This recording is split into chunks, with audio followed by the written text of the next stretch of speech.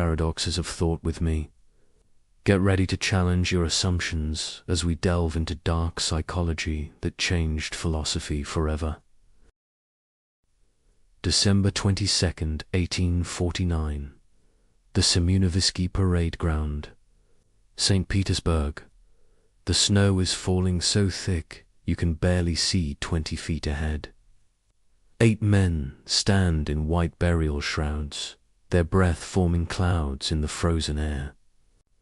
The temperature is 15 below zero, but Fyodor Dostoevsky isn't shivering from the cold. In exactly 60 seconds, he's going to be shot through the heart.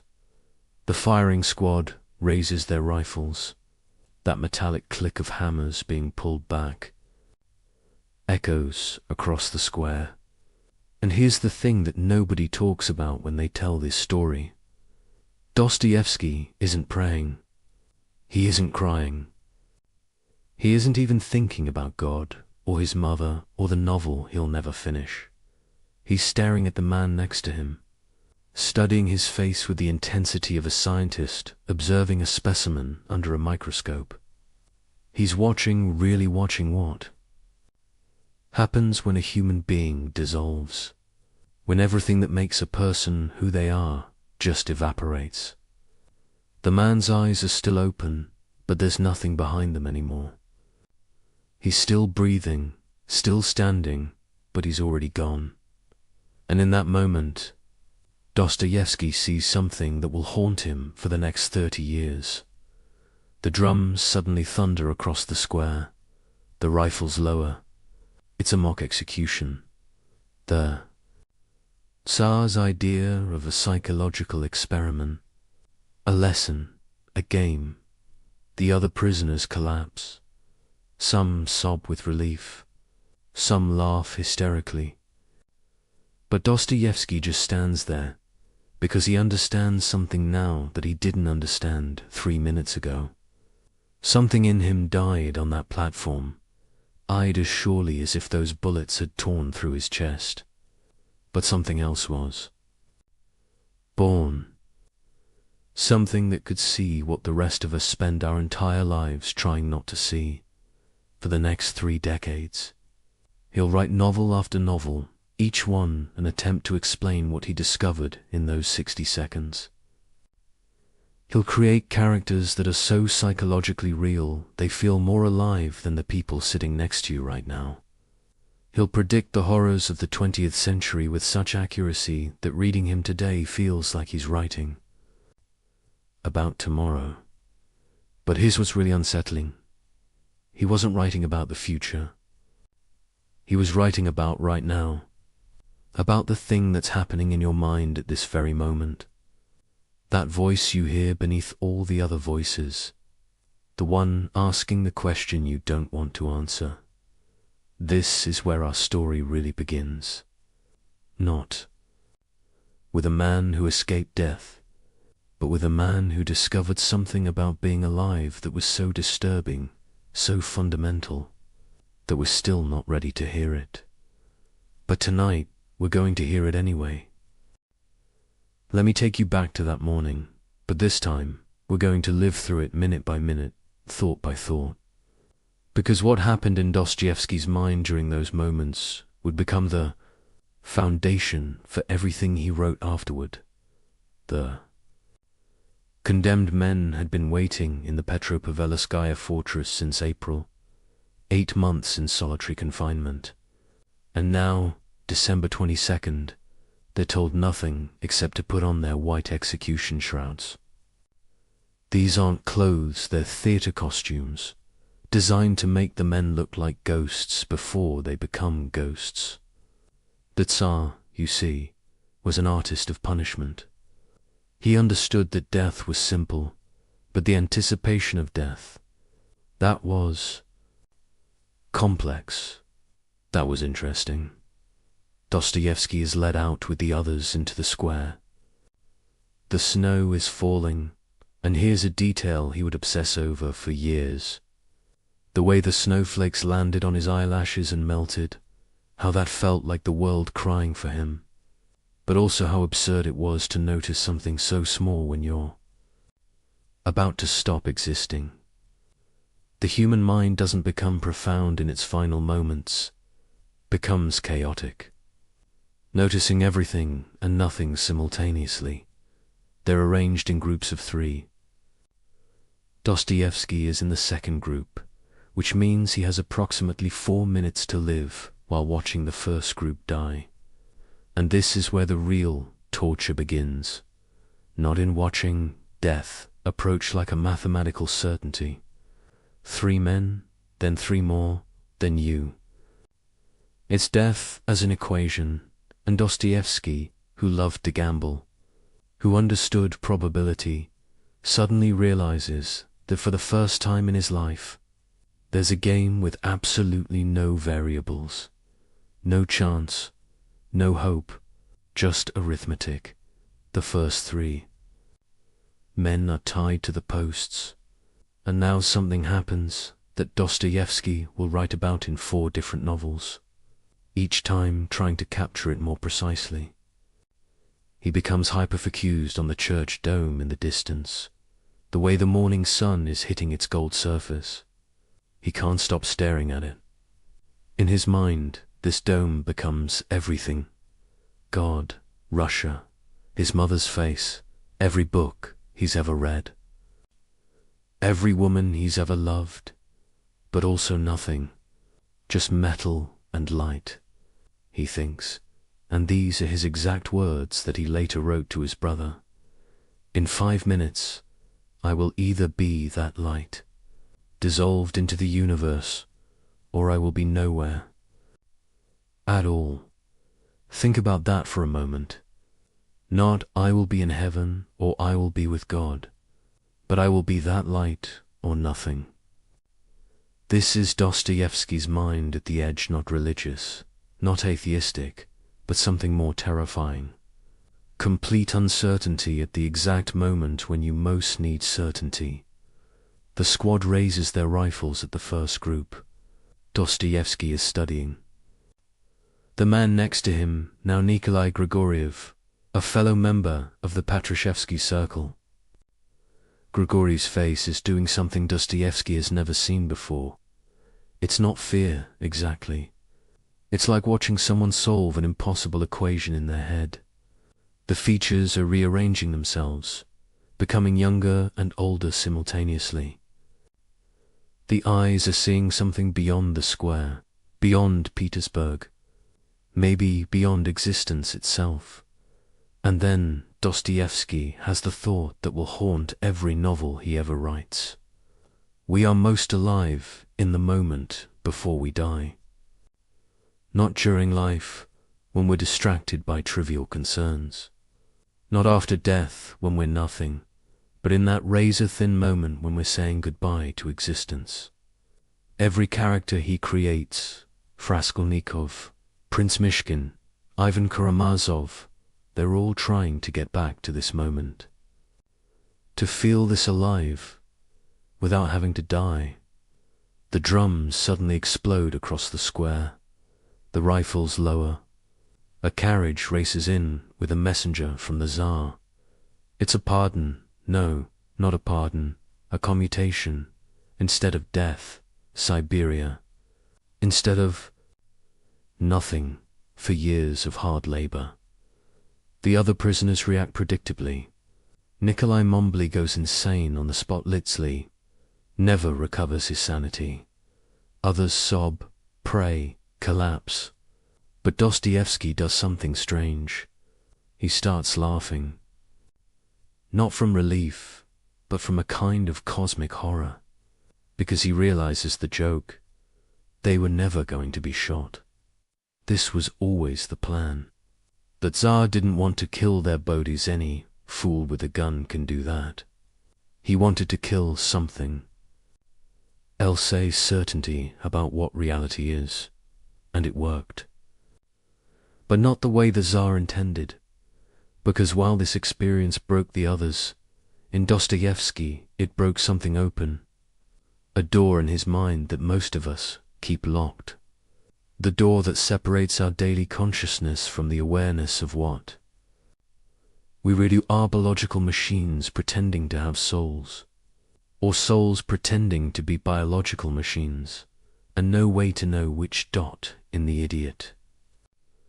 Prince Mishkin describes an execution he witnessed, but listen to the language carefully. He says the worst part isn't the pain or the fear, it's the certainty. In an hour, in 10 minutes, in half a minute, now, this very instant, your soul will leave your body, and you will be a human being no longer.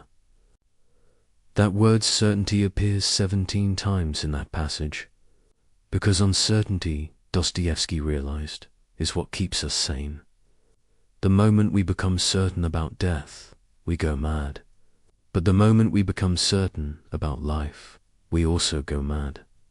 This is why he would later write that consciousness is a disease, not metaphorically, literally a disease.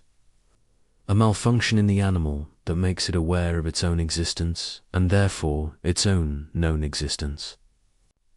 Every animal dies, but only humans know they're going to die, and that knowledge poised everything.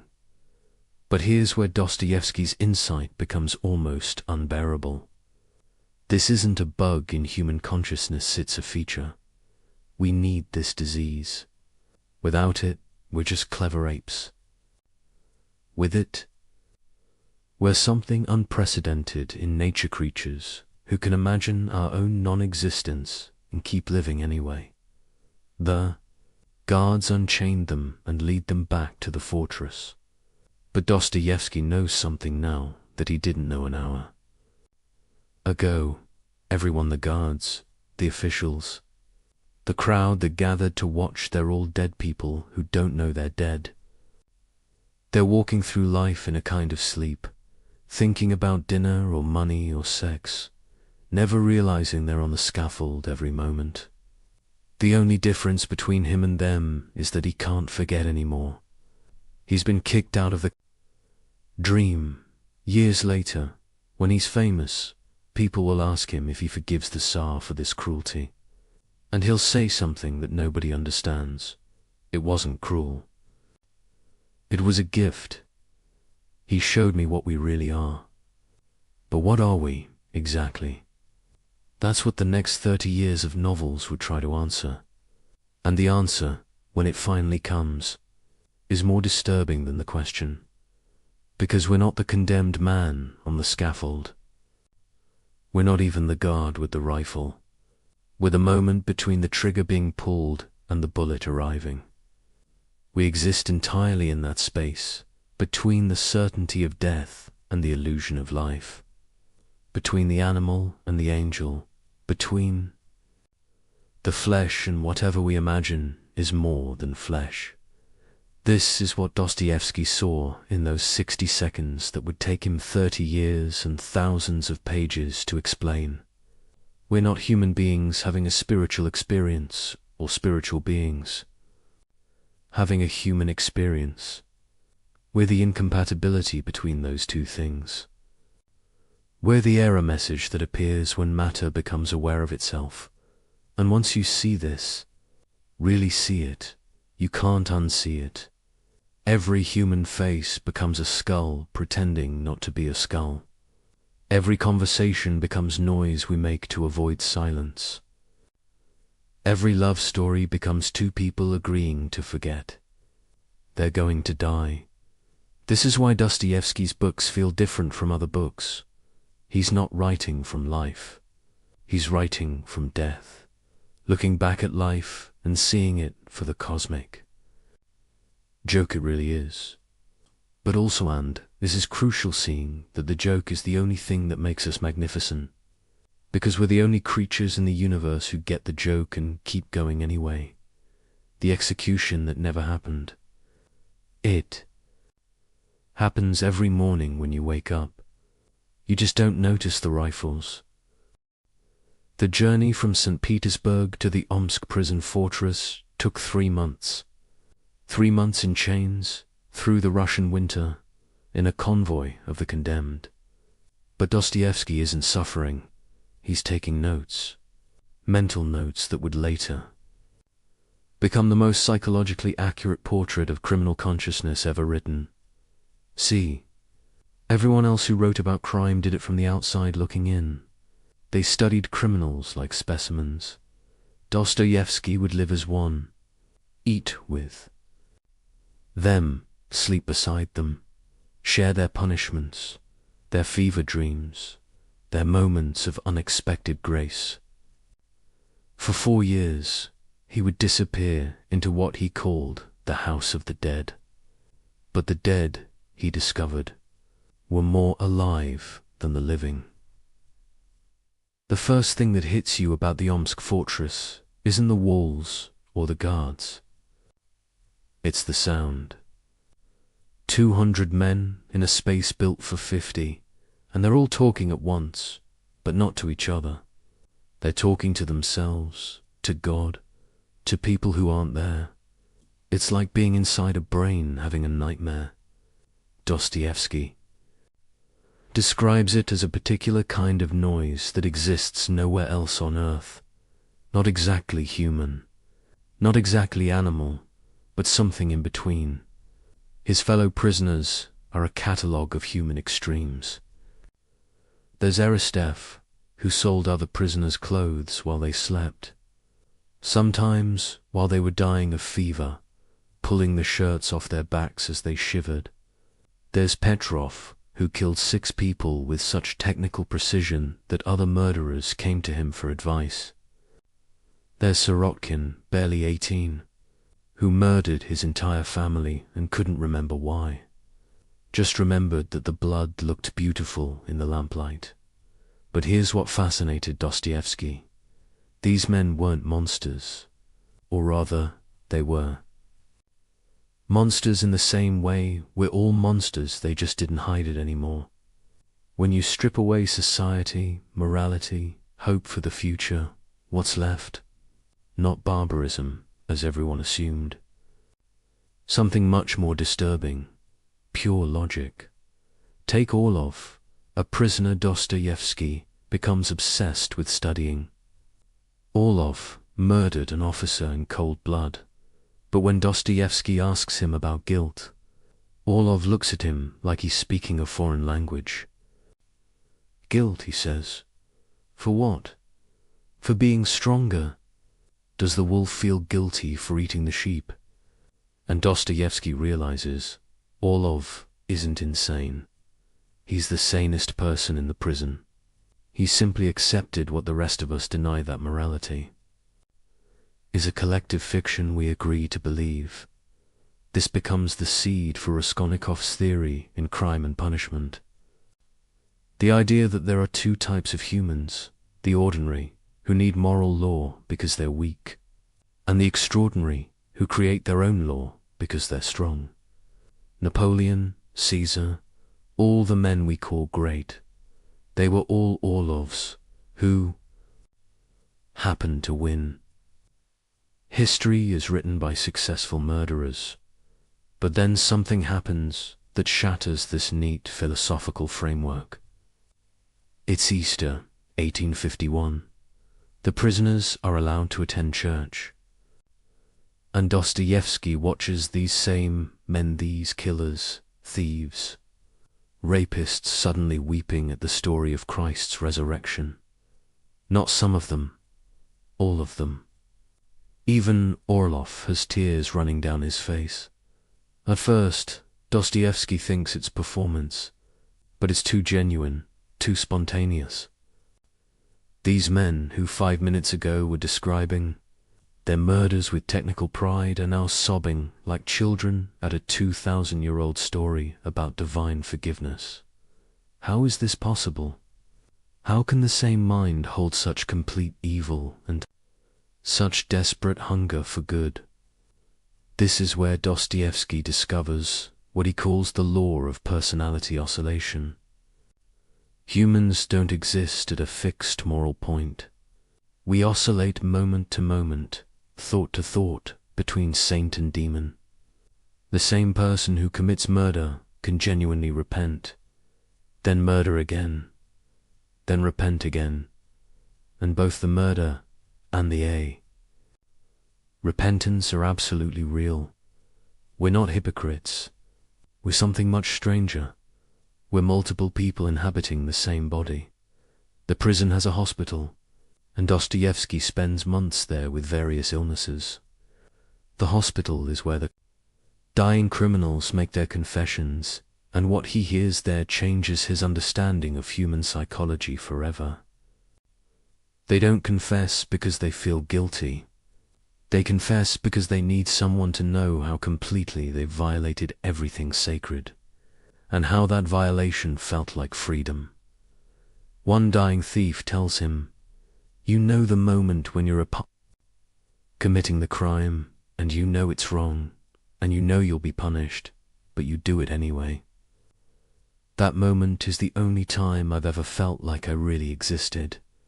The rest of my life was just waiting." This becomes the foundation for Dostoevsky's most disturbing insight. We don't commit crimes despite knowing they're wrong. We commit them because they're wrong. The wrongness is the point. It's how we prove to ourselves that we're not automatons, not slaves to programming, not just biological machines following chemical imperatives. Sin is our declaration of independence from nature and God simultaneously. But the prison taught him something else, something that would become central to the brothers Karamazov.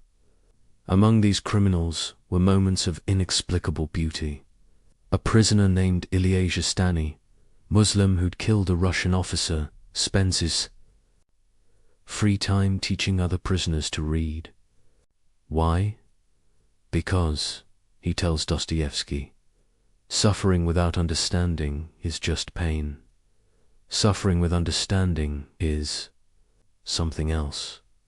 What is that something else? Dostoevsky watches a group of prisoners risk brutal punishment to share their bread rations with a sick inmate. He sees a hardened killer spend 3 days nursing a dying bird back to health. He witnesses men who've abandoned all hope still creating art on the walls with charcoal, still composing songs, still telling stories. This is where the idea of voluntary suffering crystallizes. These men didn't just endure suffering, they sought it out. Some committed crimes specifically to be sent to prison. Not because they were insane, but because extreme suffering was the only thing that made them feel real in a world that increasingly felt like an illusion. Dostoevsky starts to understand. Modern life, with its comfort and predictability, is actually a kind of prison. We're all inmates, but our walls are invisible social conventions, moral rules, the tyranny of other people's opinions. The criminals in Omsk at least know they're in prison. We're in denial about our own imprisonment. There's a scene he witnesses that haunts him forever. A young prisoner, maybe 20, is about to receive a brutal flogging. The night before, he's completely calm. Dostoevsky asks him how he can be so peaceful. The young man says, "Tomorrow, for 10 minutes, I'll be completely honest. No pretending. No lies, no performance, just pure pain." Do you know how rare that is? To be completely honest for even 10 minutes. This becomes the underground man's philosophy. I am a sick man. I am a wicked man. But the sickness isn't what we think. It's the disease of consciousness itself, the curse of being aware that we're aware. The prisoners in Omsk have found a cure for this disease crime punishment, suffering anything that breaks through the numbness of normal existence. As his sentence ends, Dostoevsky realizes he's learned something in prison that no university could teach. He's seen the basement of human consciousness, the foundation everything else is built on. And that foundation isn't reason or morality or love. It's something much more primitive and much more sophisticated. the need to feel that we exist, even if that feeling comes through pain. The other prisoners are released and disappear back into their lives. But Dostoevsky can't leave, not really. He carries the prison with him. Every character he creates will be, in some sense, a prisoner. Every novel will be an escape attempt, and every reader will become, without realizing it, an inmate in Dostoevsky's psychological laboratory, because here's what those 4 years taught him: we're all in prison. The only difference is that some of us know it and some don't. And the ones who know it, the criminals, the underground men, the addicts, the madmen, they're not the sick ones. They're the diagnoses, the house of the dead. It's not a prison. In Siberia, it's the world we wake up to every morning, pretending we're alive while secretly knowing we're just rehearsing for our own funerals. The criminals Dostoevsky lived with for 4 years weren't different from us. They were us with the mask off. Picture this scene. It's 1867 in the German spa town of Wiesbaden. A man sits at a roulette table at 4 in the morning, his hands shaking not from fear, but from something closer to religious ecstasy. He's just lost everything again. His wife's wedding ring is in the pawn shop. The advance from his publisher, meant to last 3 months, survived exactly 3 days. This man wrote Crime and Punishment, one of the most psychologically complex novels ever created. He understands human nature better than almost anyone alive. And yet here he is, destroyed by a spinning wheel and a rolling ball. But wait before you judge him. Before you dismiss this as simple addiction, let me tell you what Dostoevsky discovered at that roulette table. He wasn't losing his money. He was conducting an experiment. The same experiment we all conduct every day, just without the honesty to admit it. See? Everyone who knew Dostoevsky tried to cure him of his gambling. His wife Anna, God bless her, she tried everything. She controlled his money, she reasoned with him, she cried, she threatened to leave. His friends staged interventions. His publishers refused to give him advances, but they all misunderstood what was happening. They thought he was trying to win money. He wasn't. He was trying to prove something much more important, that he existed. Let me explain through his own words. In a letter to Anna from Baden, after losing literally everything, including the money for his hotel room, he writes something extraordinary. You might think I'm in despair. I'm not. I'm more alive right now than I've been in months. Every nerve is firing. Every thought is crystal clear. I can feel my blood moving through my veins. This is what resurrection feels like. Now, any addiction counselor reading that would say it's the dopamine talking, the gambler's high. But Dostoevsky is describing something deeper. At the roulette table, all the comfortable lies we tell ourselves evaporate. You can't pretend you're a good person when you're gambling your families. Food, money. You can't maintain the fiction that you're rational when you're betting on red after it's come up. Black 17 times in a row. You're stripped down to what you really are. A collection of impulses and desires with no coherent center. And here's the terrifying part: Dostoevsky found this state liberating. Finally, for once, he didn't have to pretend to be Fyodor Dostoevsky, the great writer, the Orthodox Christian, the husband, the father. He could just be a body in space, making insane decisions for no reason. You know that voice in your head that constantly judges everything you do. At the roulette table, it finally shuts up. This becomes the core of his novel, The Gambler. But the character Alexei isn't really addicted to gambling. He's addicted to the moment right before the ball drops into a slot. That suspended second, where anything is possible, where he might win everything or lose everything, where he exists in pure potential. The actual result, win or lose, is always disappointing because it collapses possibility into actuality. Think about your own life for a moment. When do you feel most alive? It's not during the comfortable, predictable moments. It's during the risks, the uncertainties, the moments when everything could go wrong. That first kiss, that job interview, that moment when you say what you really think despite the consequences. We're all gambling all the time, we just use different tables.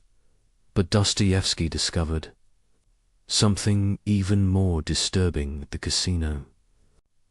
He watched other gamblers, studied them with the same intensity he'd studied criminals in prison, and he noticed a pattern that nobody else had identified. The winners were miserable, not just unhappy, existentially disturbed, because winning meant the game was over. It meant returning to regular life. It meant becoming themselves again. There was one woman he observed for weeks, a Russian countess who'd won a fortune. She kept playing, but joylessly, mechanically. She told him, "I'm trying to lose it all so I can feel something again." This becomes Granny in The Gambler, who destroys her entire fortune, not from stupidity, but from a kind of wisdom. She understands that having money is a prison, but losing money is freedom. Now here's where Dostoevsky's insight becomes almost unbearable. He realizes that his gambling addiction is the same impulse that makes him write. Both are attempts to escape the prison of the self. When he's writing, he becomes Raskolnikov, Prince Mishkin, Ivan Karamazov. When he's gambling, he becomes nobody pure. Consciousness without identity. Both states are ecstatic. Both are unsustainable. Both are more real than normal life. Consider this letter to his friend Strakov. They say, "I'm destroying myself at the tables." But where is this self they speak of? Show it to me. Is it my body that changes every 7 years? Is it my thoughts? They contradict each other hourly. Is it my soul? I don't even know if I have one.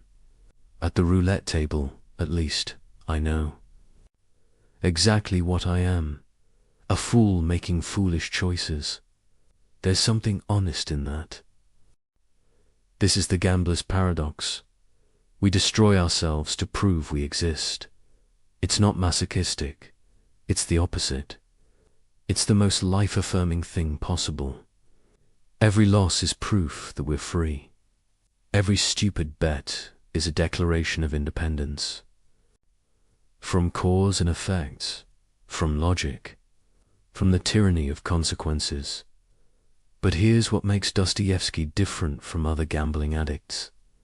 He's conscious of what he's doing while he's doing it. He watches himself lose everything and takes notes. He's simultaneously the experimenter and the experiment. This is why his description of gambling psychology remains unmatched. He's not remembering it afterward. He's documenting it in real time. One night in Wiesbaden, he wins 10,000 francs enough to pay all debts, secure his family's future for years.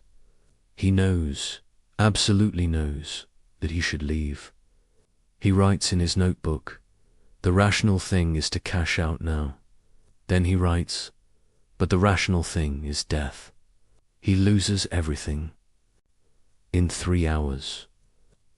But here's what's remarkable. He's elated. He writes to Anna, "I have proved once again that I am not a machine. A machine would have kept the money." This connects to something deeper in all his work. Remember the underground man's formula.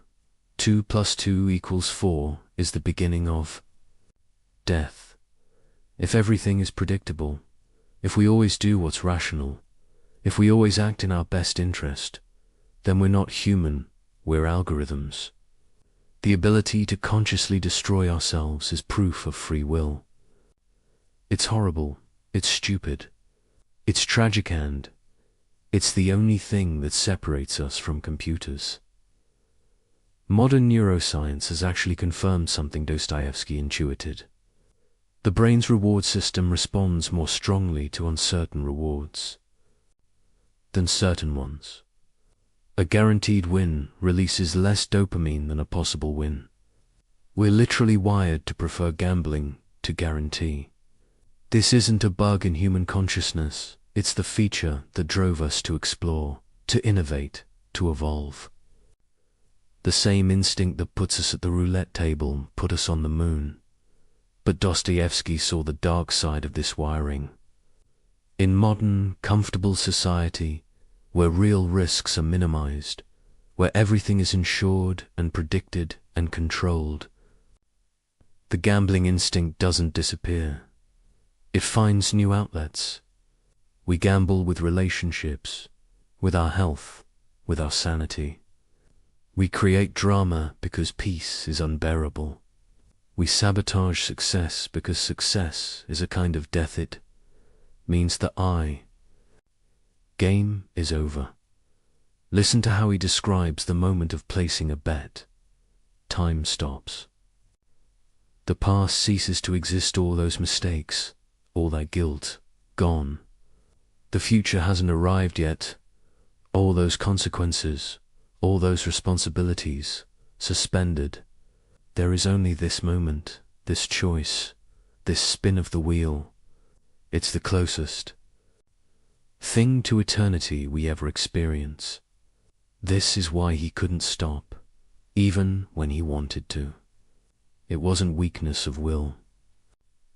It was strength of will directed towards something other than self-preservation. He was choosing transcendence over survival.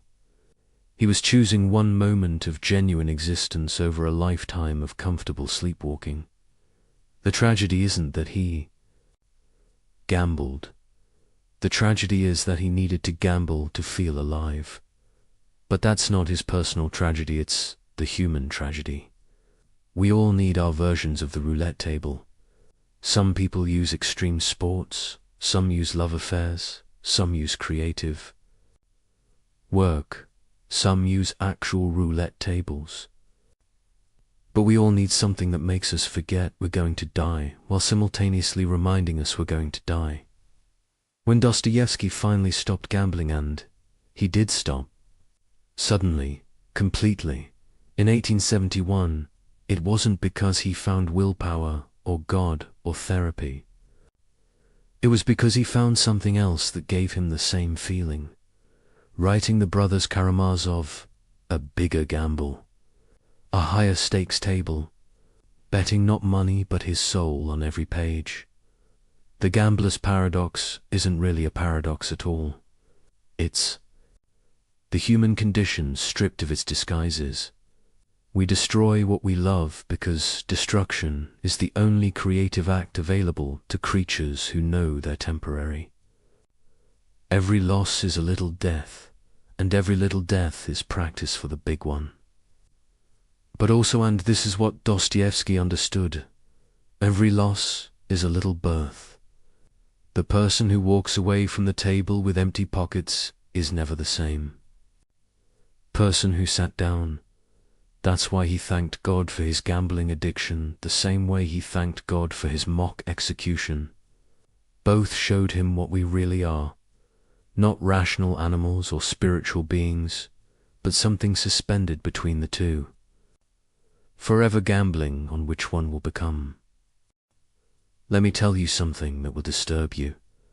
In 1966, a 25-year-old engineering student named Charles Whitman climbed to the top of a clock tower at the University of Texas and opened fire, killing 14 people. In his suicide note, he wrote, I do not quite understand what it is that compels me to type this letter. Perhaps it is to leave some vague reason for the actions I have recently performed. Those words could have been written by Raskolnikov. The same hyper-rational tone analyzing its own irrationality, the same distance from his own actions, the same bewilderment at his own choices. In 2011, Anders Breivik massacred 77 people in Norway.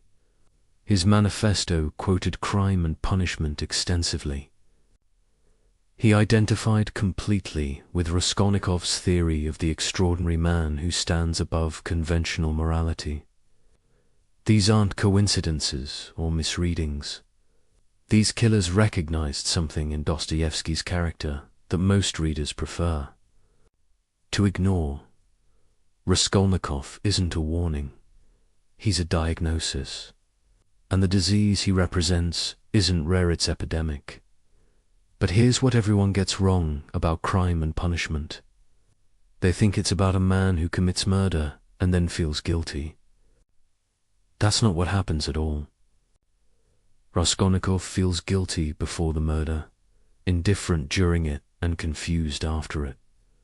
The guilt isn't about what he did, it's about what he is. And what he is, Dostoevsky suggests, is what we all are when we're honest with ourselves.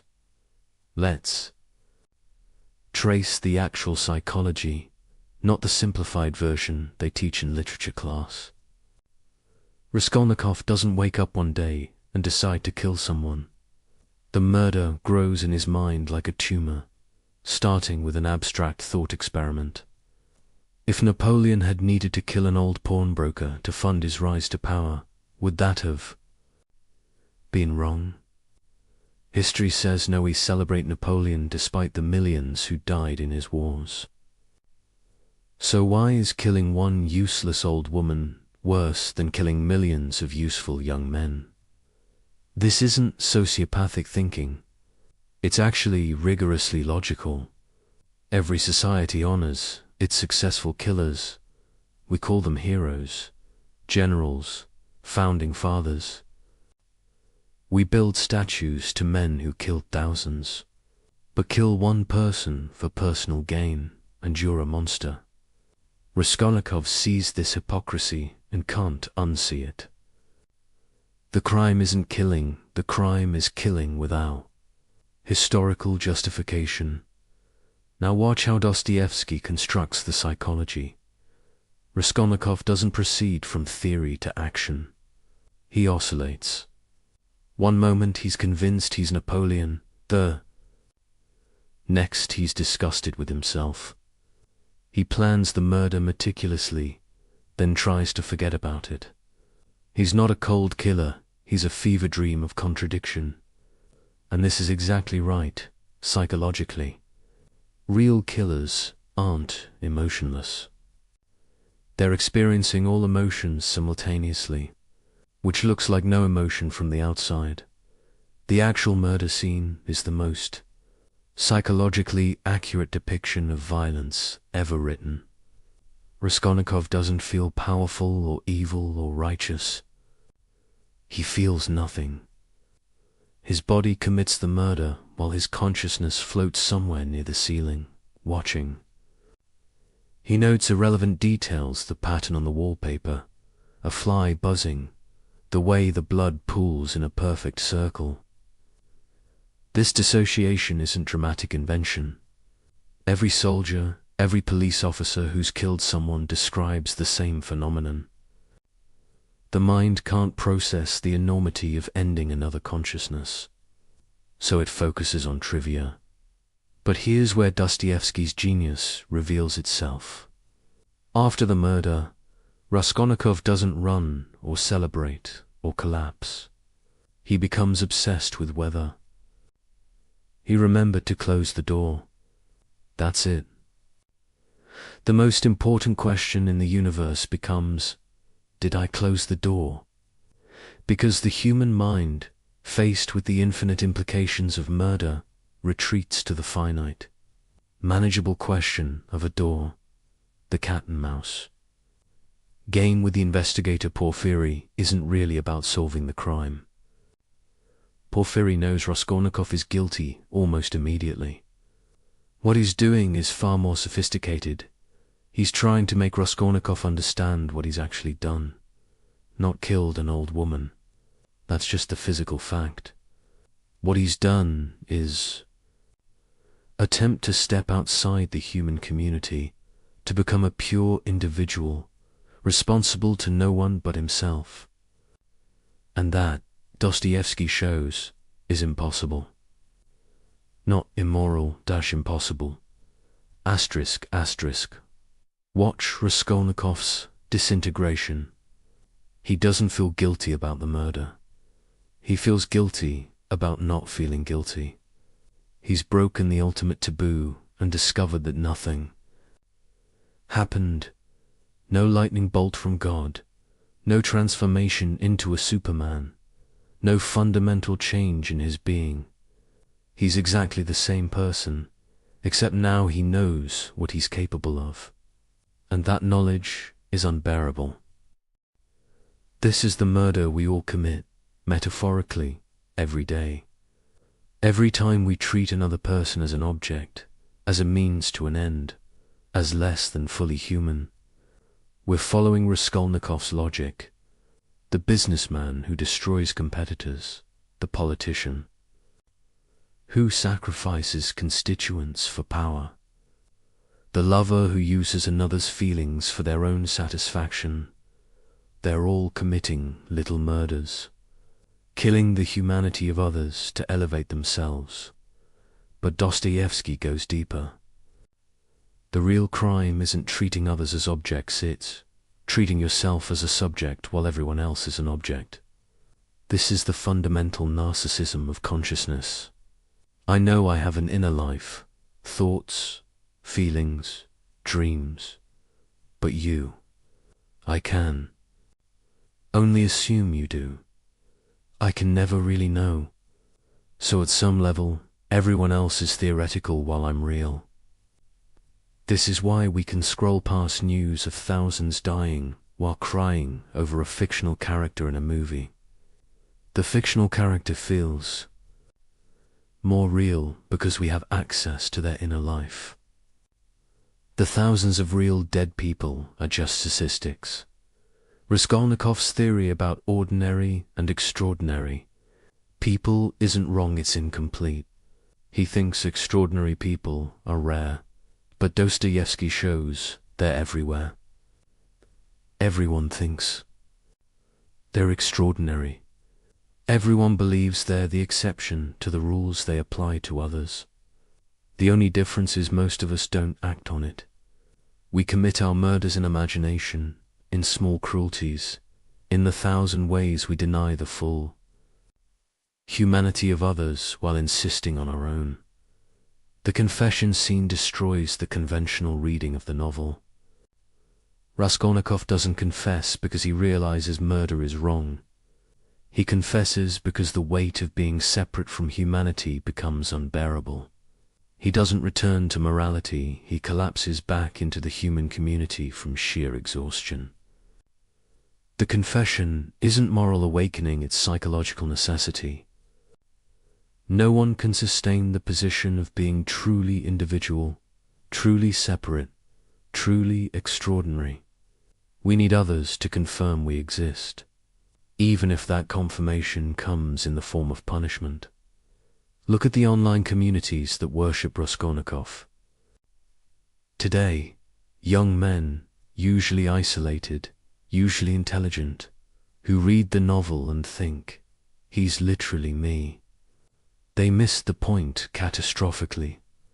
Raskolnikov isn't a hero or an anti-hero.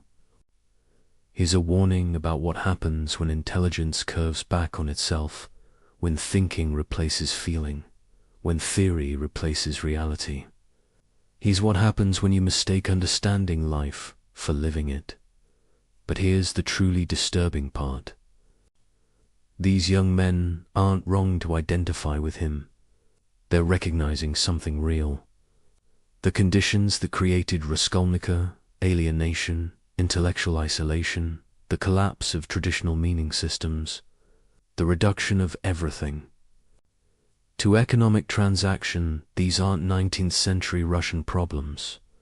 They're the default state of modern existence.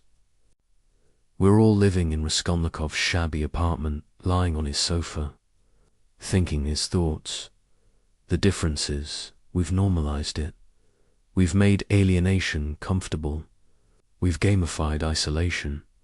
We've made thinking ourselves special into a consumer product. Every social media profile is a little announcement of extraordinary status. Every post is a small murder of others' reality in favor of our own. We're all Raskolnikov, but with better apartments and more sophisticated rationalizations. Dostoevsky predicted this with terrifying accuracy. In his notes for the novel, he wrote, "The disease of isolation will spread until it becomes the norm. Then murder, physical or spiritual, will become as common as breathing. Look around. Mass shootings by isolated young men who've convinced themselves they're extraordinary. Suicide rates that climb even as material comfort increases.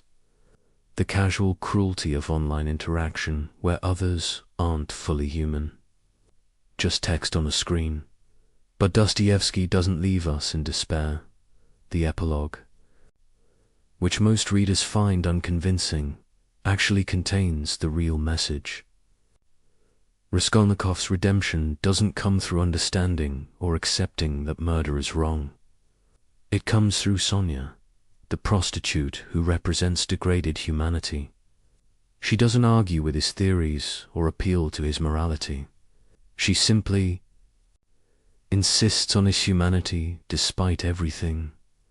She treats him as human when he can't treat himself as human. This is the antidote to the murder we all commit.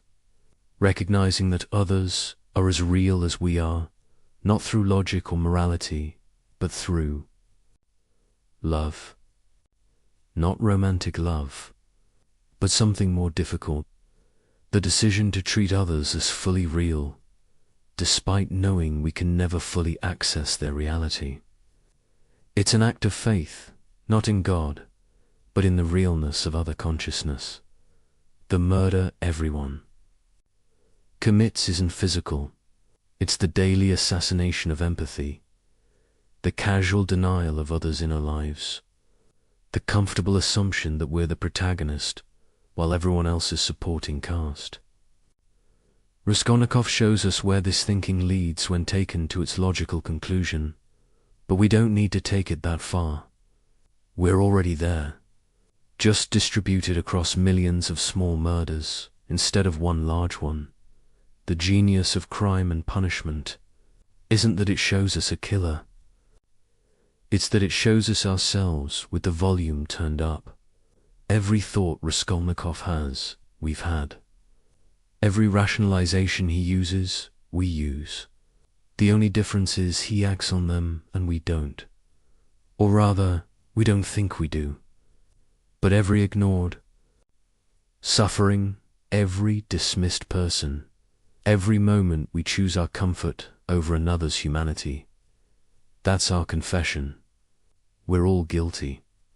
The question is whether we'll admit it before or after the murder. I want you to try something right now. Think about the last major decision you made. Not what you decided, but the voices that argued inside your head before you decided. There was probably a logical voice listing pros and cons, an emotional voice pulling you toward what felt right, maybe a cautious voice warning about consequences, and underneath all of them, a darker voice suggesting things you'd never admit out loud. Now here's what Dostoevsky understood that nobody before him had articulated. Those aren't different perspectives from one unified self. Those are different selves. And the thing you call I is just the temporary winner of their eternal war. The Brothers Karamazov isn't really a novel about four brothers. It's a map of the human psyche, and the brothers aren't characters. They're the forces that exist inside every human mind. When readers say they identify with Ivan or Alyosha, they're missing the point spectacularly. You don't identify with one brother. You are all four brothers, simultaneously, right now, as you're reading this. And the tension between them isn't something to be resolved. It is what you are. Let's start with Ivan, because he's the voice modern people hear most clearly. Ivan isn't just an intellectual, he's the part of every human consciousness that demands the world make sense.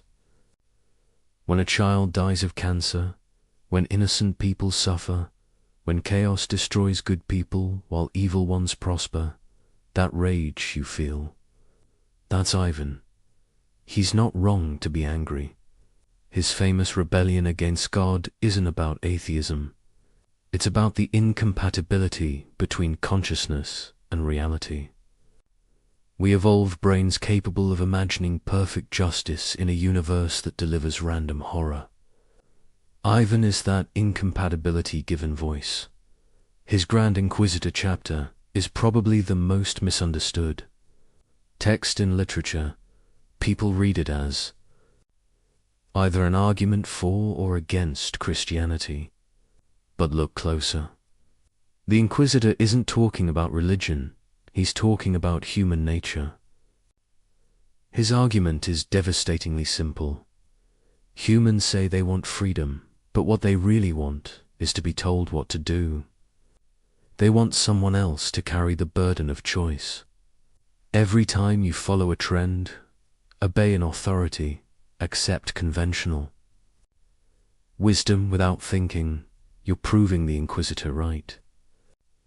We crucified Christ for offering freedom and would do it again, because freedom is terrifying. But here's what's brilliant about Dostoevsky's construction. Ivan creates the Grand Inquisitor. It's his story, his projection. The Inquisitor is Ivan's shadow, the part of him that wants to surrender the very intelligence he's so proud of. Every intellectual secretly dreams of not having to think anymore. Every skeptic secretly envies believers. Every Ivan contains his own Inquisitor, wanting to burn the very freedom he claims to champion. Now Dmitri, he seems simple at first. The sensualist, the man of passion, the body opposed to Ivan's mind. But Dostoevsky is showing us something profound through Dmitri. He represents not just physical desire, but the body's rebellion against the tyranny of thought. You know that moment when you do exactly what you told yourself not to do. Eat the food you're avoiding, text the person you should forget, buy the thing you can't afford. That's Dmitri asserting his sovereignty. He's not weak, he's refusing to be enslaved by Ivan's logic. Dmitri's relationship with his father and Grushenka isn't really about sex or money. It's about the war between what we think we should want and what we actually want. Every addiction, every compulsion, every moment of I don't know why I did that comes from Dmitri. But also every moment of spontaneous joy, every act of irrational generosity, every time we choose life over logic. When Dmitri says, beauty is a terrible and awful thing, he's recognizing that what draws us most powerfully often destroys us, and we choose it anyway.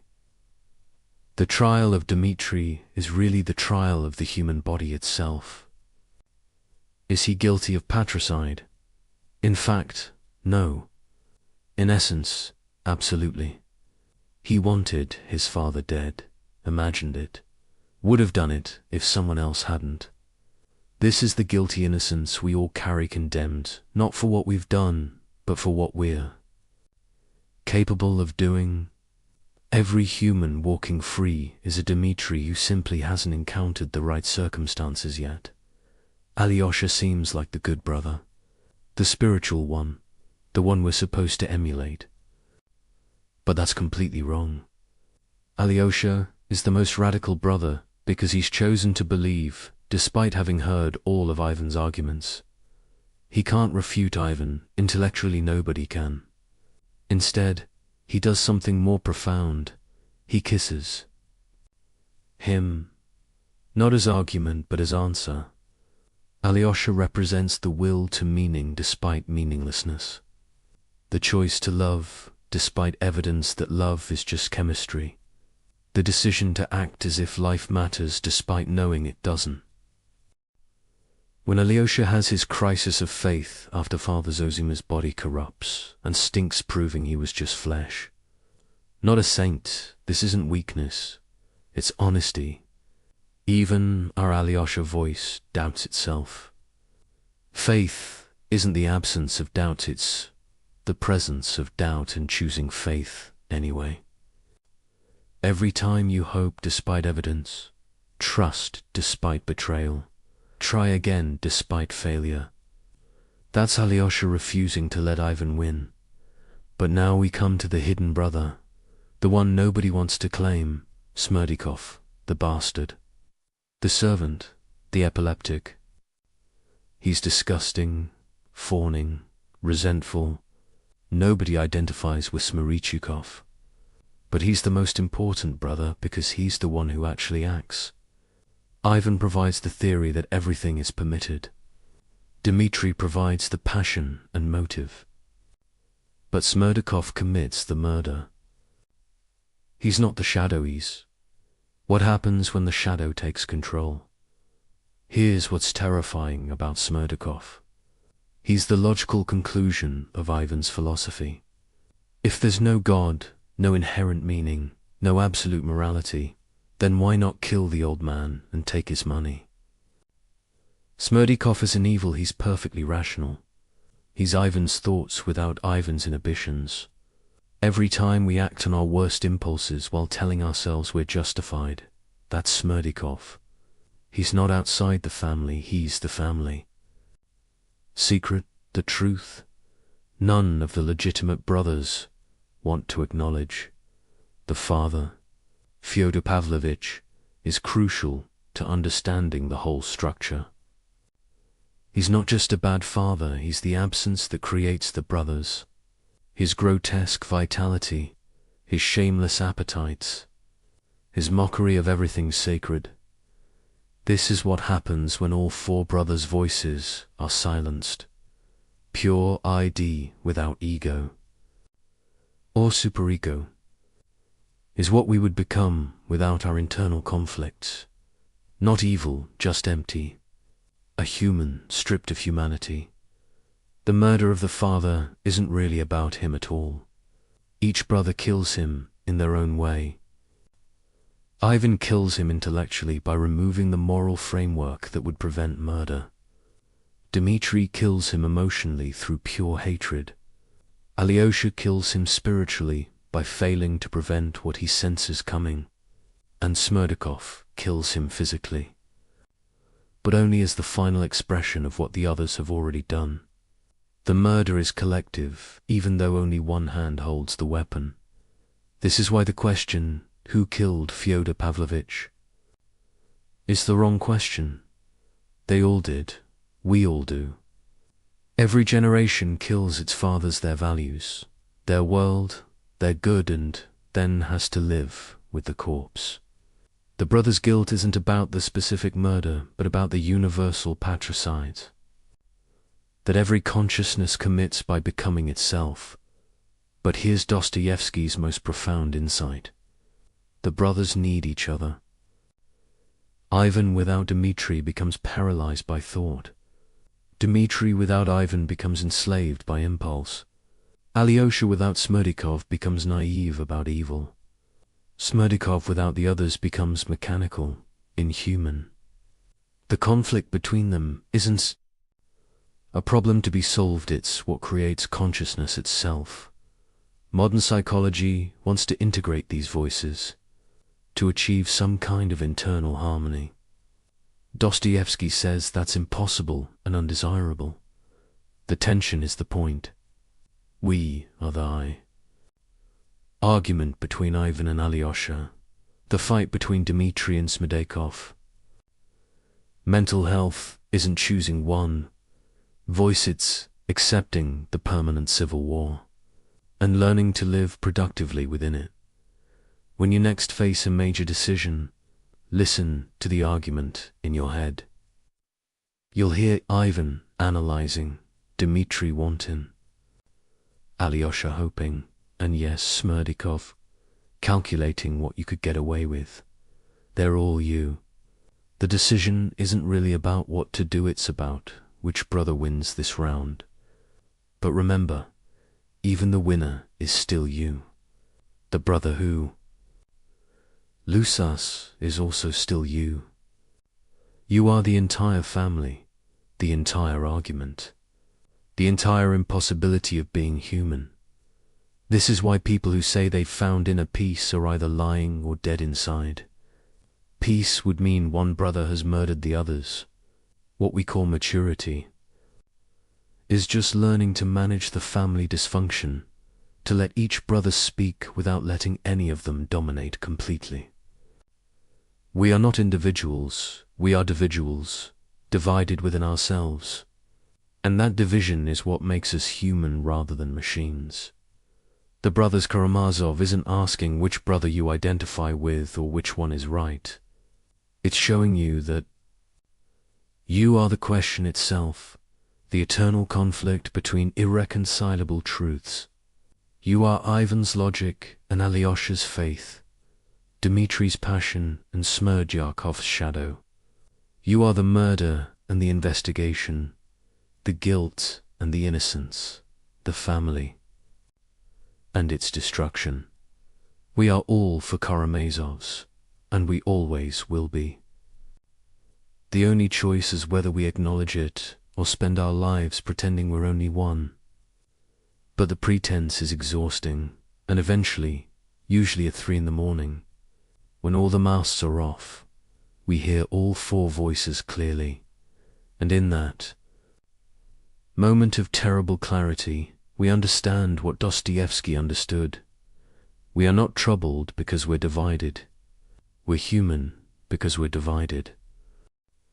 In 1878, Dostoevsky stood before a crowd in St. Petersburg and said something that made people think he'd gone mad.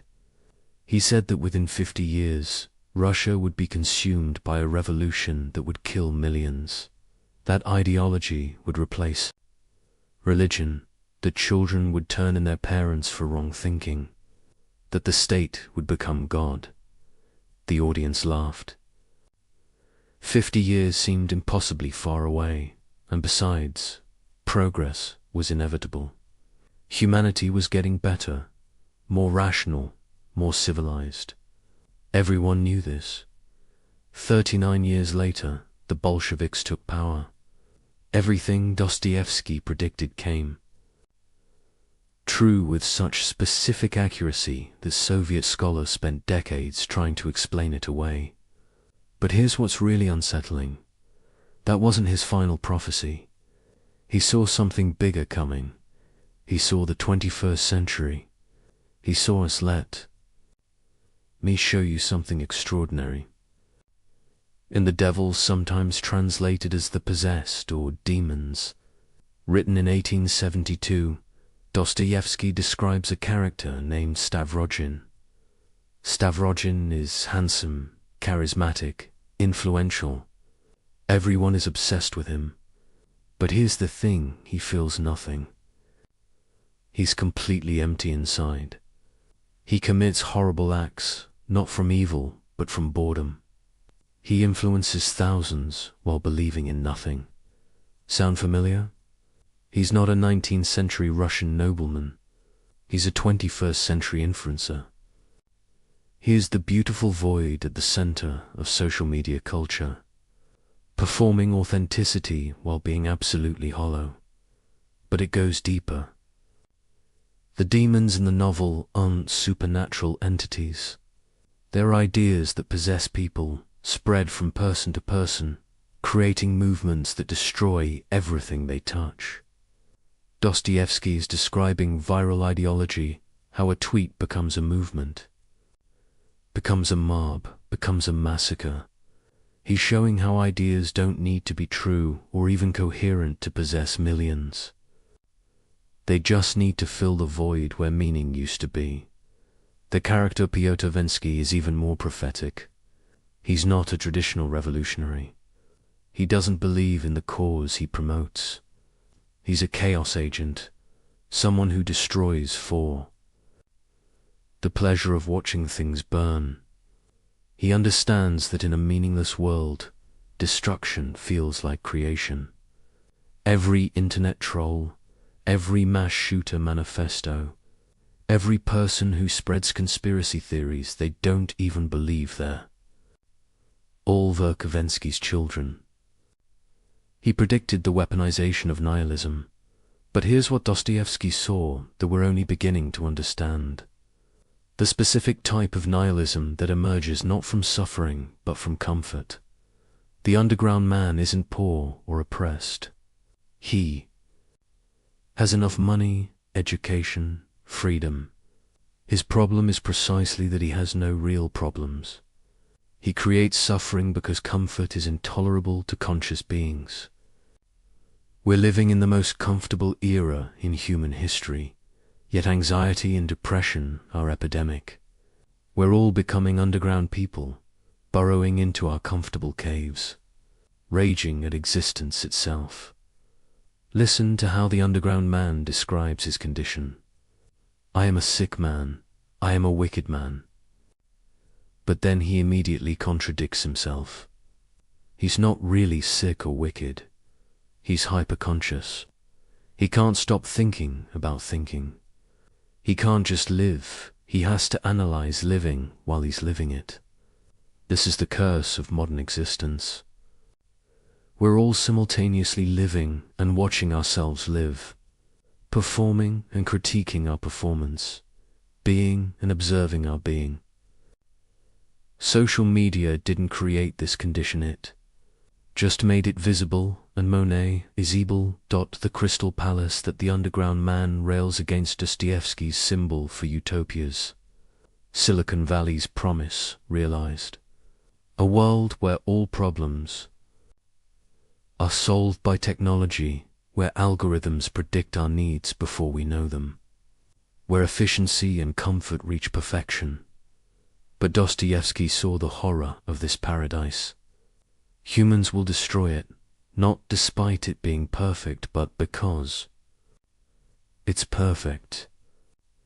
We'll choose suffering over comfort, chaos over order, meaning over happiness, simply to prove we're not machines. Look at what's happening right now. We have access to all human knowledge in our pockets, yet we choose to believe obvious lies. We can connect with anyone on earth, yet we're lonelier than ever. We've eliminated most physical dangers, yet we're paralyzed by anxiety about theoretical threats. We've created the crystal palace, and we're smashing it from the inside, just like Dostoevsky predicted we would. But the most terrifying prophecy is in his notes about the coming ant heap, a society where everyone's needs are met. Everything is organized rationally, all problems are solved, but nobody knows why they're alive. He writes, they will have everything except the one thing necessary reason to exist. And in their desperation, they will create artificial problems, imaginary enemies, fictional catastrophes, anything to feel that life has stakes, that choices matter, that existence has weight. Isn't this exactly what we're doing? We've largely solved the problems of survival, so we've created new problems. We're outraged about things that would have seemed absurd to previous generations. We've turned politics into entertainment, identity into brand, trauma into currency. We're so desperate for meaning that we'll accept any narrative, however absurd. That makes us feel like protagonists in a story rather than extras in a simulation. Dostoevsky's solution isn't what anyone wants to hear. He doesn't say we should return to tradition or embrace progress or find balance. He says something much more difficult. Accept suffering as intrinsic to consciousness. Stop trying to eliminate it. Stop seeing it as a problem to solve. The attempt to create heaven on earth inevitably creates hell, because heaven would be a her place where nothing matters, and humans can't tolerate a world where nothing matters. This is why every utopian project becomes dystopian. The Soviet Union tried to create the perfect society and created the Gulag. Silicon Valley tried to connect humanity and created the attention economy.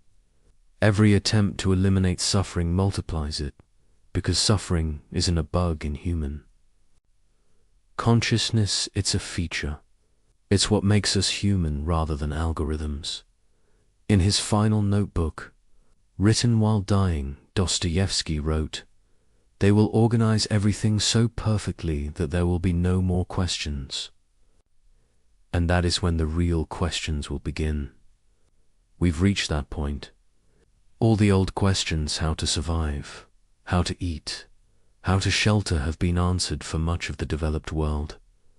And now the real questions that were always there, underneath, have emerged. Why exist? What's the point? Who am I when I could be anything? These aren't questions that can be answered by technology or politics or even philosophy. They're questions that can only be lived, suffered through, endured. And the suffering isn't meaningless, it's the meaning. The struggle with the question is the answer. The disease of consciousness isn't something to be cured, but something to be experienced fully, consciously, without anesthesia. His deathbed words were, "Do not let the candle go out." People assume he meant faith or hope, but reading his work, it's clear he meant something else.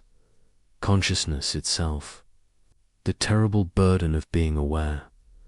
In our age, the temptation isn't death, but unconsciousness, addiction to drugs, screens, ideologies, anything that turns off the painful awareness of being aware.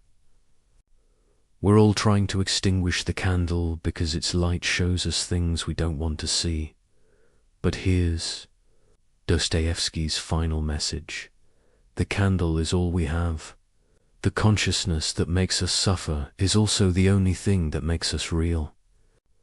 We can drug it, distract it, deny it, but we can't eliminate it without eliminating ourselves. The pain of being human isn't a problem to be solved, but the price of existing as something more than meat or machine. He saw us coming. He saw our comfortable despair, our connected isolation, our informed ignorance. He saw that we would create paradise and then destroy it, not from wickedness, but from the simple inability to tolerate perfection. He saw that we would have everything and feel nothing, know everything and understand nothing, be able to do everything and choose nothing. But he also saw something else. He saw that we would survive this, not by overcoming our nature, but by accepting it. We are the impossible creatures, suspended between animal and angel, matter and spirit, determinism and freedom. We are the glitch in the universe, the things that shouldn't exist but do. And our suffering isn't evidence that something's wrong. It's evidence that we're awake. The prophecy isn't that things will get better or worse. It's that things will become exactly what they are: intolerable and necessary, meaningless and significant, impossible and actual. We're living in Dostoevsky's prophecy right now. The only question is whether we'll live it consciously or spend our lives trying to sleep through it. But even our sleep will be troubled, because the candle can't really be extinguished. It can only be covered and the shadows that creates are worse than the light. We've come full circle now, but like all true circles, we're not arriving at the same place we started. Let's return to that December morning in 1849, to the Semyonovsky parade ground, to the snow and the rifles and the white burial shrouds.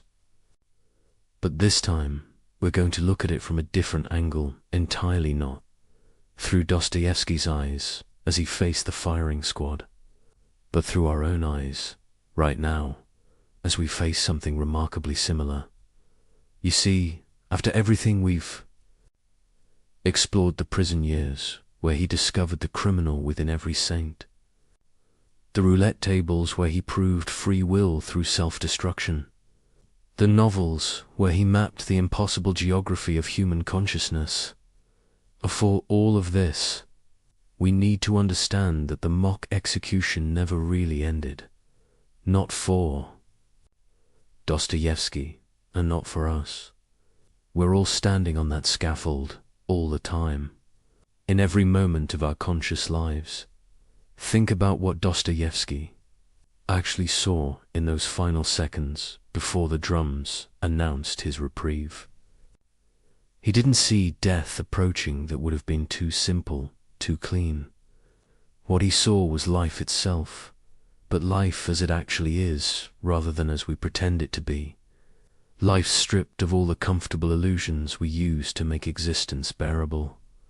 And what is life without illusions? It's standing on a scaffold with a rifle pointed at your heart, knowing you have 60 seconds left, except the 60 seconds never end and the rifle never fires, but also never lowers. This is what consciousness actually is, not thought, not awareness, but the permanent state of being about to cease existing while simultaneously being unable to stop existing. Every human being who has ever lived has stood on this scaffold. Most of them, mercifully, didn't know it. They lived in what Dostoevsky called the dream, the blessed unconsciousness of daily routine. Small pleasures, manageable problems, the 1,000 distractions we use to avoid looking directly at what we are. But Dostoevsky couldn't return to the dream. The mock execution had awakened something in him that couldn't be put back to sleep. Every character he created afterward was, in essence, someone who had been kicked out of the dream and was trying to understand what had happened. To them, Raskolnikov murders to prove he's awake. The underground man rants from his hole because he can't bear the weight of consciousness. The Karamazov brothers tear-rich, other apart because they each represent different ways of being unbearably aware. And here's what makes Dostoevsky's work feel so contemporary, so immediate, even though he's been dead for over a century. We're all being kicked out of the dream now. The comfortable unconsciousness that previous generations could maintain has become impossible. We know too much. We see too much. Every time you pick up your phone, you're confronted with the full horror and beauty of human existence, wars and weddings, tragedies and memes, the sublime and the ridiculous, all flattened into the same screen, all demanding the same response. Keep scrolling. We're living in a state of permanent mock execution, where the rifles are always raised but never fire, where we're always about to die but never do, where every moment could be our last but probably isn't. And just like Dostoevsky on that scaffold, we're noting absurd details, the number of likes on a post about genocide, the advertisement that plays before a video of someone's last moments, the way we can order dinner while reading about famine. This isn't callousness, it's the kind of hypersensitivity that comes from seeing too much reality at once. But here's what Dostoevsky understood that we're still struggling to grasp.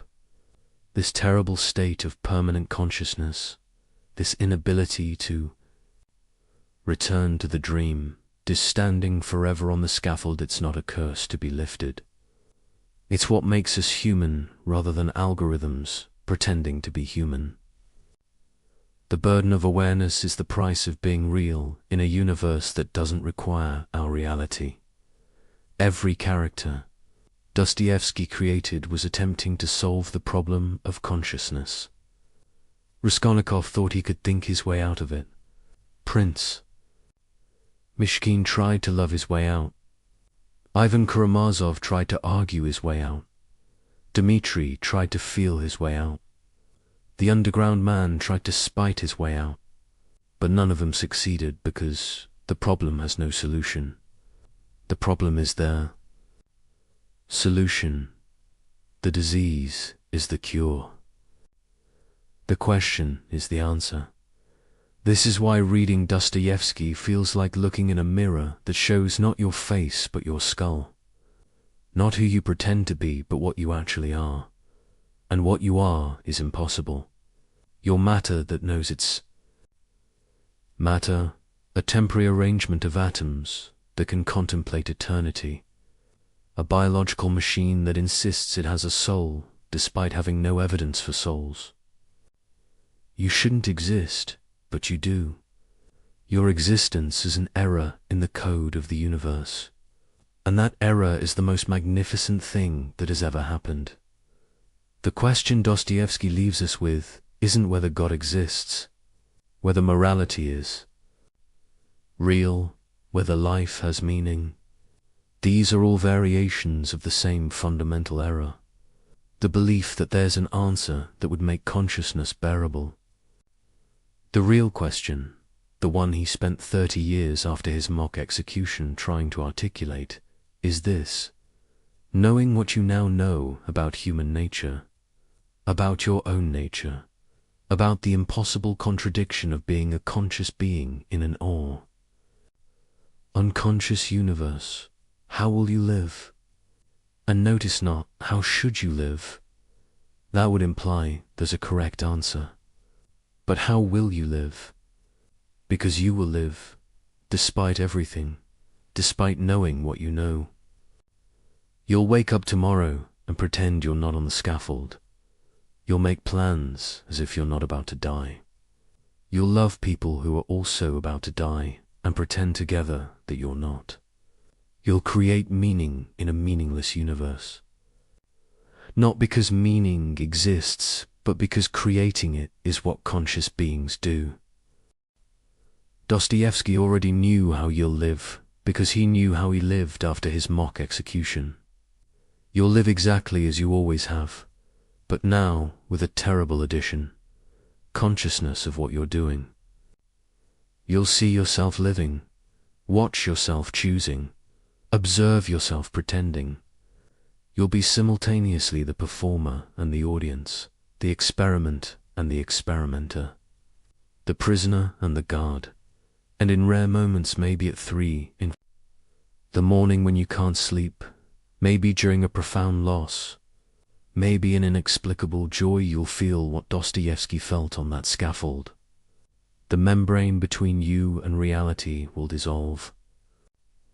You'll see existence without filters, without narratives, without the comfort of meaning, and it will be unbearable, and it will be the most real moment of your life.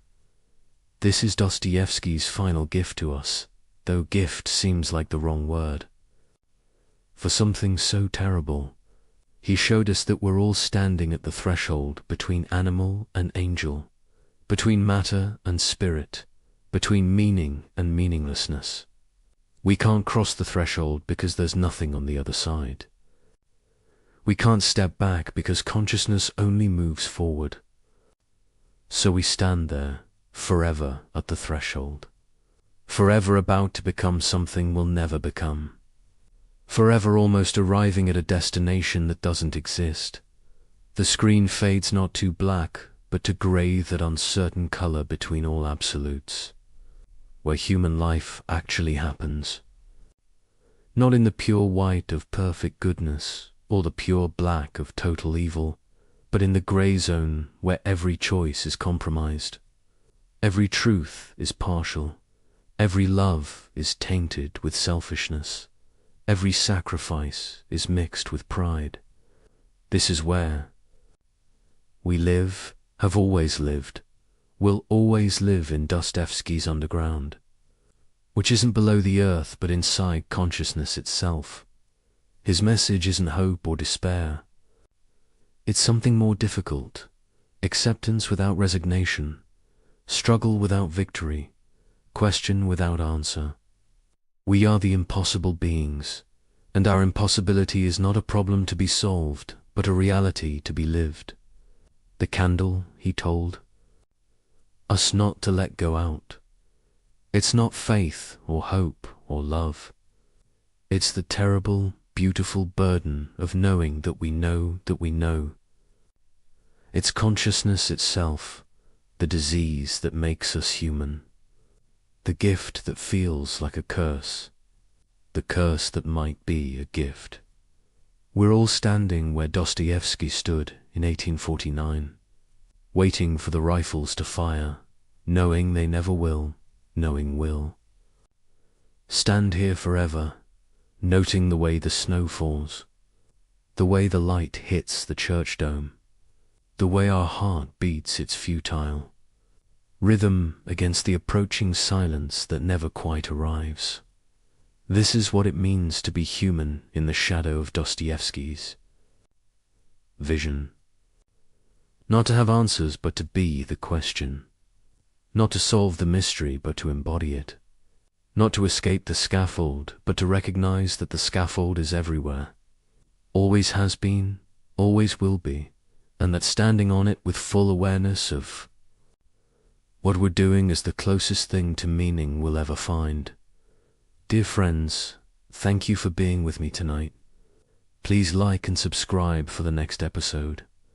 Until next time, good night. The world opens in silence. A street after rain. A child's shoe left on the steps. A candle flickers beside a hospital bed. Everywhere, the same question whispers through the noise of living. If there is a good and powerful God, why does the world suffer? This question is older than philosophy itself. It hides in every prayer, in every cry for meaning. It waits behind our smiles, watching as we pretend not to hear it. People have given it many names. Philosophers call it the problem of evil. Poets call it heartbreak. But it is one thing, the shock, that goodness and pain share the same sky. Long before us, a man named Gottfried Wilhelm Leibniz faced that question. He lived in a Europe torn by war and disease. He saw kings rise, cities burn, and faith fracture into doubt. Yet through all of it, he believed something extraordinary. He said, "This world, with all its sorrow, is still the best of all possible worlds." At first it sounds absurd. How could a world filled with hunger, betrayal, and grief be the best? How could a wise God choose this, when so many gentler worlds seem possible? But Leibniz was not blind. He saw pain clearly. He just refused to believe it was meaningless. He imagined God not as a careless ruler, but as a divine architect. Every law of nature, every heartbeat, every lost bar of a structure too vast for any single mind to see. He believed reason itself was holy. That creation, even in its chaos, followed a pattern deeper than tragedy. Still, the heart resists. The mind protests. If this is the best world, what does the worst look like? Look at war. Look at children lost before they grow. Look at the innocent crushed by the greed of the strong. Surely, no amount of hidden harmony can justify that. And yet, Leibniz asked us to look again, not to deny evil, but to ask what kind of world could even make goodness possible. He said the question itself hides the clue. If we can name evil, it means we know good. If we know good, it means reality contains standards that do not come from chaos. So the question, painful as it is, already points toward order. Leibniz believed creation had limits, not limits on God's power, but limits of logic itself. Even God cannot make a circle with corners. Even God cannot make freedom exist without the risk of misuse. He compared creation to a composer writing under rules. The composer cannot play every note at once. Harmony requires contrast. So does life. Some goods exist only if certain dangers are real. Courage needs fear. Forgiveness needs wrongdoing. Growth needs loss. Take away the risk, and those goods disappear. Perhaps. Leibniz said, the best world is not the one without pain, but the one where pain makes goodness possible. He called his explanation theodicy, the defense of divine goodness in the face of evil. He never said this world was perfect. He said it was complete, a world balanced between freedom and law, reason and love. The ideas spread, and so did misunderstanding. Many heard only the optimism, not the reasoning. They thought Leibniz believed everything was fine as it was, but he never said that. He believed progress mattered, compassion mattered, justice mattered, because they are the ways goodness unfolds inside imperfection. To him, creation was like a vast tapestry seen from behind. From our side, we see only knots and dark threads. From the front, seen by God, every twist joins a greater picture. When we suffer, we live on the backside of that tapestry. We see chaos. We forget the pattern could be real. There is a quiet strength in his view. He does not ask us to enjoy pain. He asks us to trust that pain is not the final word, that the story of existence includes chapters we have not yet read. Many have mocked that faith. Voltaire would later turn it into satire. He wrote Candide, a tale where every tragedy is excused by foolish optimism. People laughed at Leibniz's idea for centuries after that. But laughter does not erase a question. What if Leibniz was not naive? What if he was trying to protect meaning itself from despair? He believed the universe follows the principle of sufficient reason, that nothing happens without a reason, even when the reason is beyond us. Not everything is good in itself, but every event connects to a greater good that reason would reveal if we could see far enough. Imagine a vast equation. Every term, every variable, balances in a harmony we cannot solve. We see fragments. We see our small corner of the sum. The full pattern belongs to a mind greater than ours. To live with that awareness is not blind faith. It is humility before mystery. It is the courage to say, I do not understand, but I believe there is understanding. Still, the question returns. Why must goodness depend on such a painful process? Why could God not choose a world where we learn without loss? Leibniz's answer was quiet. Maybe such a world is impossible not because God lacks power, but because some truths can exist only through contrast. Light can be defined only when darkness is possible. Freedom means choice. Choice means the chance to wound.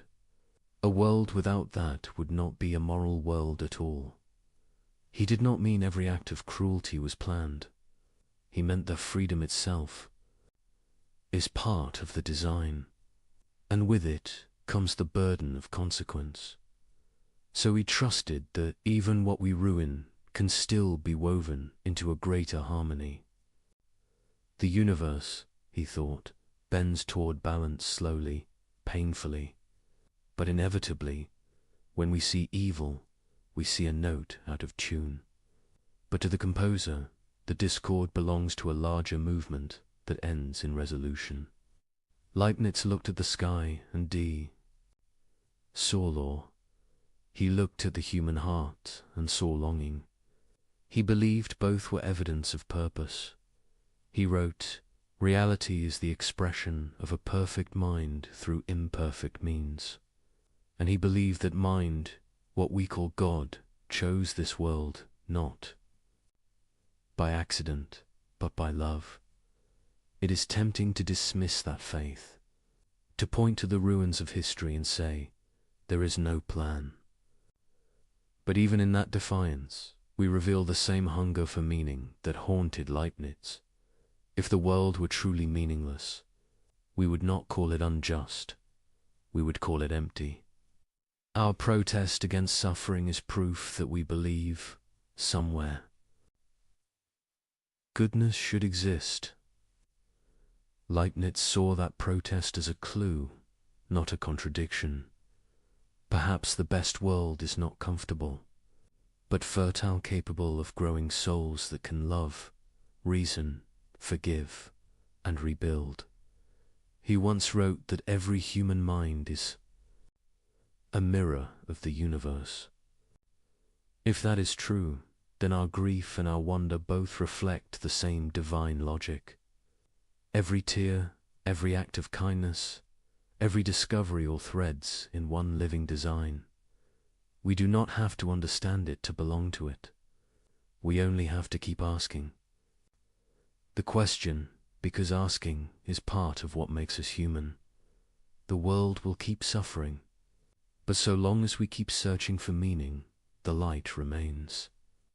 And maybe that is what it means when we say, this is the best possible world. Not that it is painless, but that within it goodness refuses to die. Even in darkness, it learns to shine. He was born where borders shifted like weather. Gottfried Wilhelm Leibniz grew up in a Europe that could not rest. Religious battles, scarred cities, plague thinned the brave and the afraid alike. Kings argued with scholars, scholars argued with nature. Every map looked temporary. He walked into that world with a book under each arm. His father died when he was young. A library became his shelter. Shelves did not shout. They offered questions in orderly rows. He learned Latin before most. Boys learned work. He took comfort in patterns. Patterns promised that chaos could be read. He studied law. He studied theology. He studied mathematics because numbers did not take sides. He studied history because people always did. He wrote quickly, yet he listened longer. He believed that truth formed a single river, even when our minds drank from different streams. Europe shook. States hardened their borders. Churches hardened their words. Leibniz did something unusual. He tried to build bridges. He traveled as a diplomat. He served princes and electors, but he spoke to them as a patient teacher speaks to an eager child. He asked Protestants and Catholics to consider peace. He wrote letters to scientists across the continent. He believed correspondence could tame distance. He believed gentleness could tame pride. He searched for a universal language of thought. He called it a character of reason, not symbols for show, but signs that carried logic inside them. If we could compute truth, he said, we would argue less and understand more. Let us calculate, he dreamed, and let humility follow the result. He found the same hunger in mathematics. He created a new way to capture change. He wrote with small signs that could hold vast motion, dx, dy, integral. He believed the world, moved by tiny steps that reason could follow. To him, calculus was not just technique. It was a window into the grammar of nature. Others saw a tool. He saw a music of infinites. Across the channel, Isaac Newton worked toward the same heights. History later argued over who arrived first. Debates stormed like weather once again. Leibniz did not love the storm. He loved the discovery. He loved that two distant minds could touch the same truth. He trusted that truth was generous like that. He served as a librarian in Hanover. Do not let the word fool you. The post gave him a kingdom of paper. He ordered knowledge like a gardener orders a wild field. He wrote histories for his patrons. He built mechanical calculators with gears that mimicked thought. He imagined mines, canals, and academies. He drafted plans for academies in Berlin and St. Petersburg. Everywhere he went, he asked the same question: how can order grow from conflict? Nights were for metaphysics. He stared into silence until ideas found shape. He asked why there is something rather than nothing. He answered with a calm that feels like prayer, because a perfect mind prefers being to emptiness and chooses the richest possible version of it. Not rich in gold, rich in kinds of goodness. Rich in minds that can love and learn. He held to a principle that anchored him. Nothing happens without a reason why it is so and not otherwise. The principle did not make life easy. It made life intelligible. If the world exists, there is a reason. If God is wise, the reason is worthy. If the reason is worthy, the whole must exceed the pain of its parts. He lived among jeers and treaties and quarrels. He saw how pride fractures the best plans. He watched rulers chase short victories and lose long goods. So he looked deeper than power. He searched for first truths. He believed logic and love were not rivals. He believed they were two names for the same light. He imagined reality as layered order. Nature followed lawful paths. Souls followed inward laws of perception and desire. Societies followed laws of justice, often broken, never erased. He thought harmony could span these levels without confusion.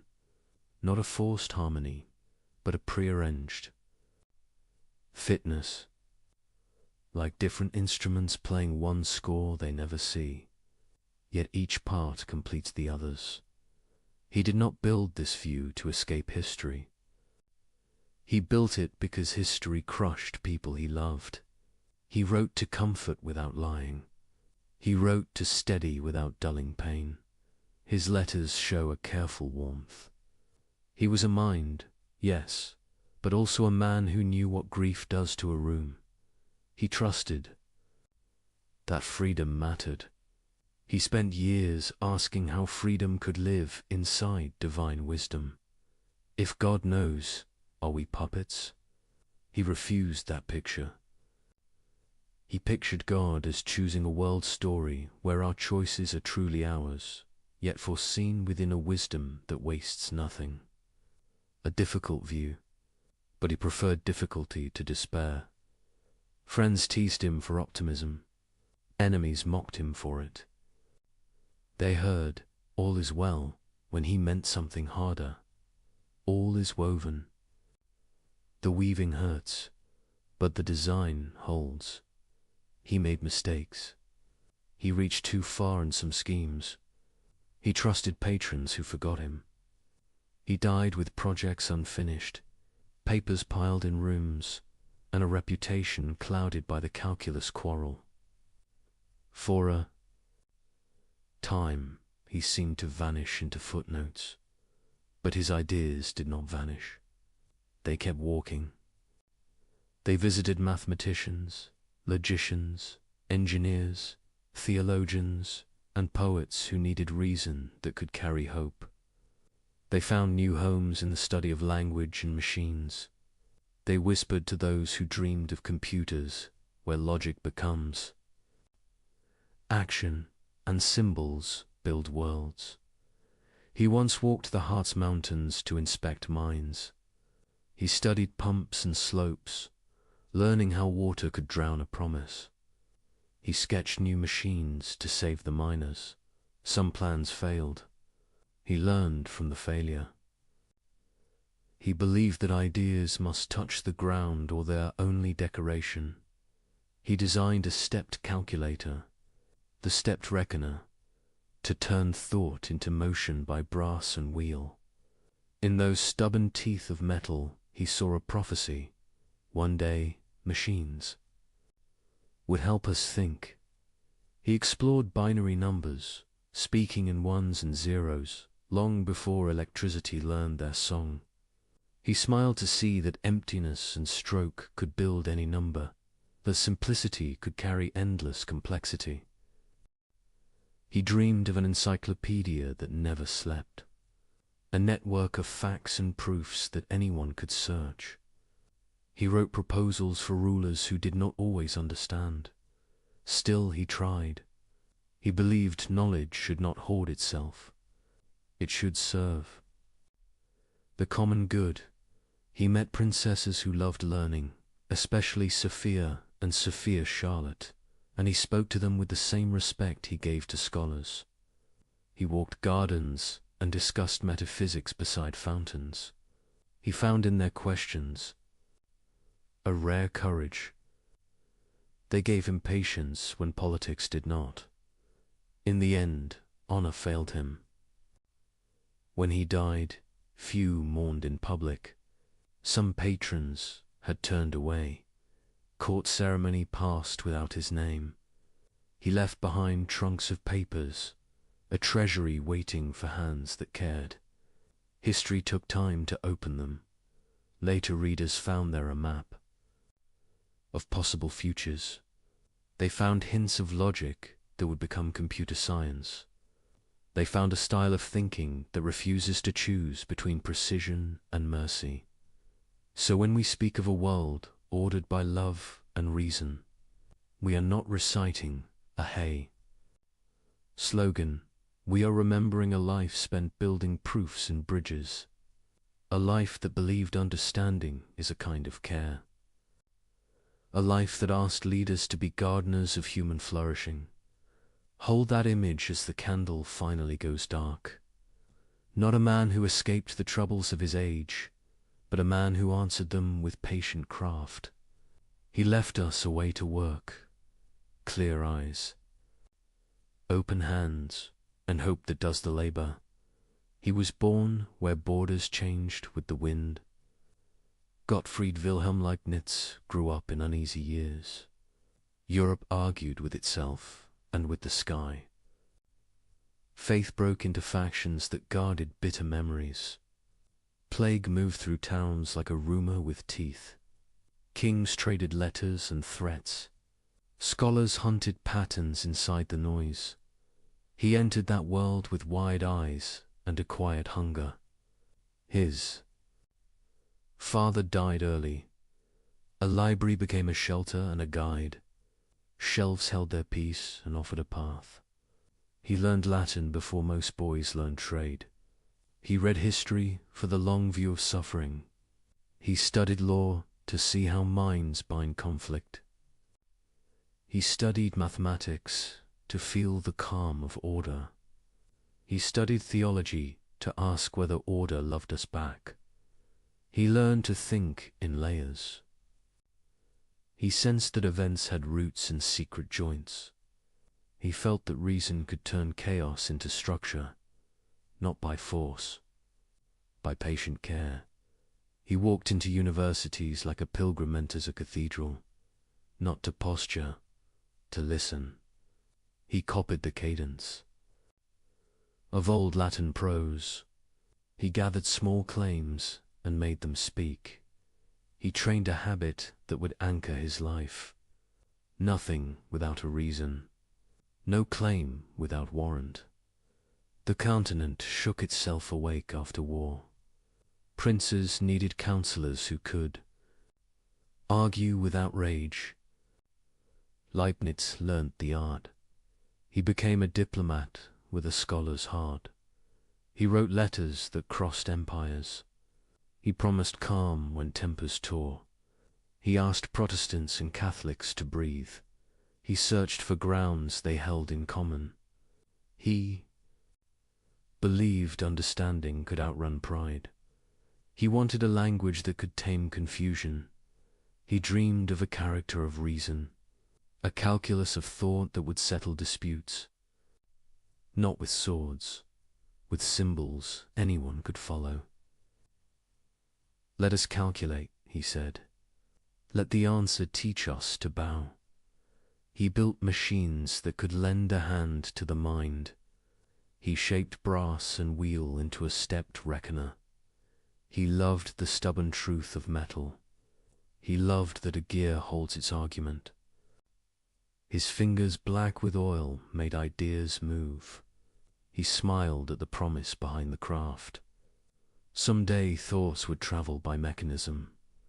He found music in change itself rates. Slopes, sums that grow by tiny steps. He wrote a new way to speak those. Motions, he named small differences with neat signs. dx, dy. He curved space into sense with the long stroke of integral. He felt he had touched the grammar of nature, not just a trick for engineers, a key to the world's inner rhythm. Across the channel, Newton climbed the same mountain. History still argues about who reached the ridge first. Leibniz disliked that quarrel. Truth did not need a crown. Two minds could touch the same light from different paths. The light would not mind called life, pulled him into Hanover. The word librarian hides the scale of the task. He took custody of a kingdom of paper. He tamed chaos with catalogues and summaries. He drafted histories that made patrons feel ancient and secure. He designed waterways and mines. He drew plans for academies that would train a gentler power. Berlin listened. So did St. Petersburg. Sometimes rulers kept their promises. Often they did not. He met Sophia and Sophia Schala. They loved ideas and asked hard questions with a steady gaze. He answered with patience and warmth. He did not flatter. He invited them into the work. Gardens became classrooms. Walks became seminars on being and justice. He found courage in their curiosity. His letters crossed mountains. He corresponded with scientists and ministers and monks. He asked for reports on tides and minerals and words. He sent designs for pumps and tax codes and libraries. He tried to bind Europe with paper bridges. He thought courtesies could rescue truth from vanity. Night made room for first principles. He faced the oldest question with steady breath. Why is there something rather than nothing? Because a perfect mind prefers being to emptiness, he wrote, and chooses a world rich in possibilities of good, not a world of soft comforts, a world fertile in meaning. He held to a rule that became his compass. For every fact, a reason why it is so. If the world exists, it exists for a reason. If God is wise, the reason is worthy. If the reason is worthy, the whole must exceed the pain of its parts. He did not claim to see the whole. He claimed the whole was there. He felt the pull of freedom. He knew we'd choose and also belonged to patterns. He would not trade freedom for neat equations. He imagined God choosing a story in which our choices are real, foreknown but not forced, seen but not scripted, a hard thought, yet kinder than a world of puppets. He spoke often of harmony, not a soft word, a strict art. Different lines can meet without collision. Different goods can coexist without theft. He imagined creation as lines of melody written to fit, no instrument. Here's the whole score, yet the music holds. He drew comfort from the lawfulness of nature. He saw law as a gift, not a prison. Law gives promise. Promise gives science its courage. What happens here and now can teach us there and then. Repeatable order is grace for finite minds. His mind moved toward synthesis. He hated false fights where both sides were partly right. He believed dispute. Hide a third view that honors what is best in both. So he looked for bridges between atom and soul, between number and mercy, between church and church, between chord and conscience. He also failed. He chased grand projects beyond the patience of patrons. He sent proposals to wide for narrow budgets. He trusted promises from men who counted only today. He watched doors close without ceremony. He kept writing anyway. He thought time nurses good seeds. He suffered neglect at the end. His name dimmed in halls, he once advised. He died without honors fit for his labor. Trunks of papers waited like sealed gardens. Readers came late and found the gates.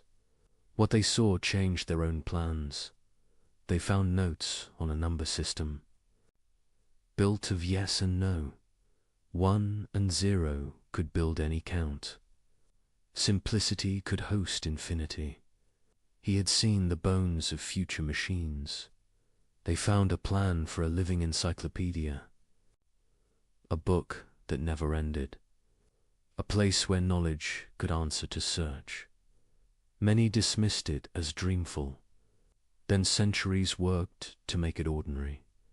They found a spirit behind the papers, a man who believed thought is a form of care. He wrote as if clarity could bless. He wanted rulers to govern like gardeners. He wanted scholars to heal. He wanted citizens to reason without scorn. He knew that optimism is easy when you are blind. He was not blind. He saw cities die and children buried. He still believed the universe kept faith with order. He still believed the mind could be trained to hope with discipline. He did not confuse order with quiet. He knew reform makes noise. He praised argument when it sought the common good. He rejected cruelty dressed as zeal. He asked opponents to imagine they might be wrong. He asked allies to imagine they might be harsh. He loved thought experiments. That humbled pride. What if our vantage is too small, he asked. What if the part we hate becomes a cause for good elsewhere? What if the whole uses our losses to grow new strengths we cannot yet name? Not to excuse evil, to resist despair. He prized gentleness. He wrote to a friend that patience extends the reach of truth. Harshness shortens it. He told himself to prefer precise mercy over loud wit. He did not always succeed. He tried again. He believed in progress, but not in arrogance. He did not think history guaranteed wisdom. He thought wisdom must be chosen, must be practiced, must be taught by example and law. He wanted a Europe less drunk on triumph. He wanted victory measured in fewer widows. He wanted schools that trained heart as well as hands. He wanted power to kneel before reason and charity. He took long walks after rain, streets where lamps made small circles of trust. He listened to the city and heard a low request. Make us livable, not merely strong. Make us decent, not merely clever. He would have smiled at a modern lab. He would have wept at a modern war. He would have urged us to write more letters and fewer insults, to fix what we can fix, to measure twice, to honor dissent that argues in good faith, to leave a clean desk and a kind note. His legacy is not only in theorems or machines. It is a way to hold mind and heart together, honor reasons, honor people, keep the world legible without sanding off its rough mercy. He believed God calculates without cruelty. He believed creation sings in ratios and relations. He believed the best goods are relational and learned. He believed freedom is costly and sacred. He never stopped seeking a reconciled vision, a view in which faith, science, and politics exchange gifts, a view that calls rulers to wisdom and citizens to patience, a view that lets grief speak and still claims meaning. He teaches a style rather than a slogan. Move carefully, argue cleanly, repair what pride has broken, plan for the long future, hope without lying, think without sneer, love without panic. If you look for a single thread in his life, find this one. Order is not the enemy of mercy. Order is mercy extended across time. The task is to see it and join it. He left rooms full of paper and a world still learning his language. We owe him debts we pay by using them well. Every time a symbol does the work of a shout, we remember him. Every time a design makes life kinder, we remember him. Every time patience saves a marriage or a border, we remember him. He walked among engines and archives as if both were altars. He offered his days like a craftsman offers a tool to a neighbor. Use this, build with this, fix with this. Do not boast, do not despair. He believed reason could be devotion. He believed love could be precise. He believed the mind, trained by care, could help a broken age find balance. He believed, at last, that nothing is wasted in a wise universe. Even the pages we lose teach the hands that turn the rest. Even the dark hours become part of morning. A world full of pain still begged to make sense. Leibniz believed sense could be found, not imposed, but reasoned. He saw thought itself as sacred. If the mind is made by God, then to think clearly is a kind of prayer.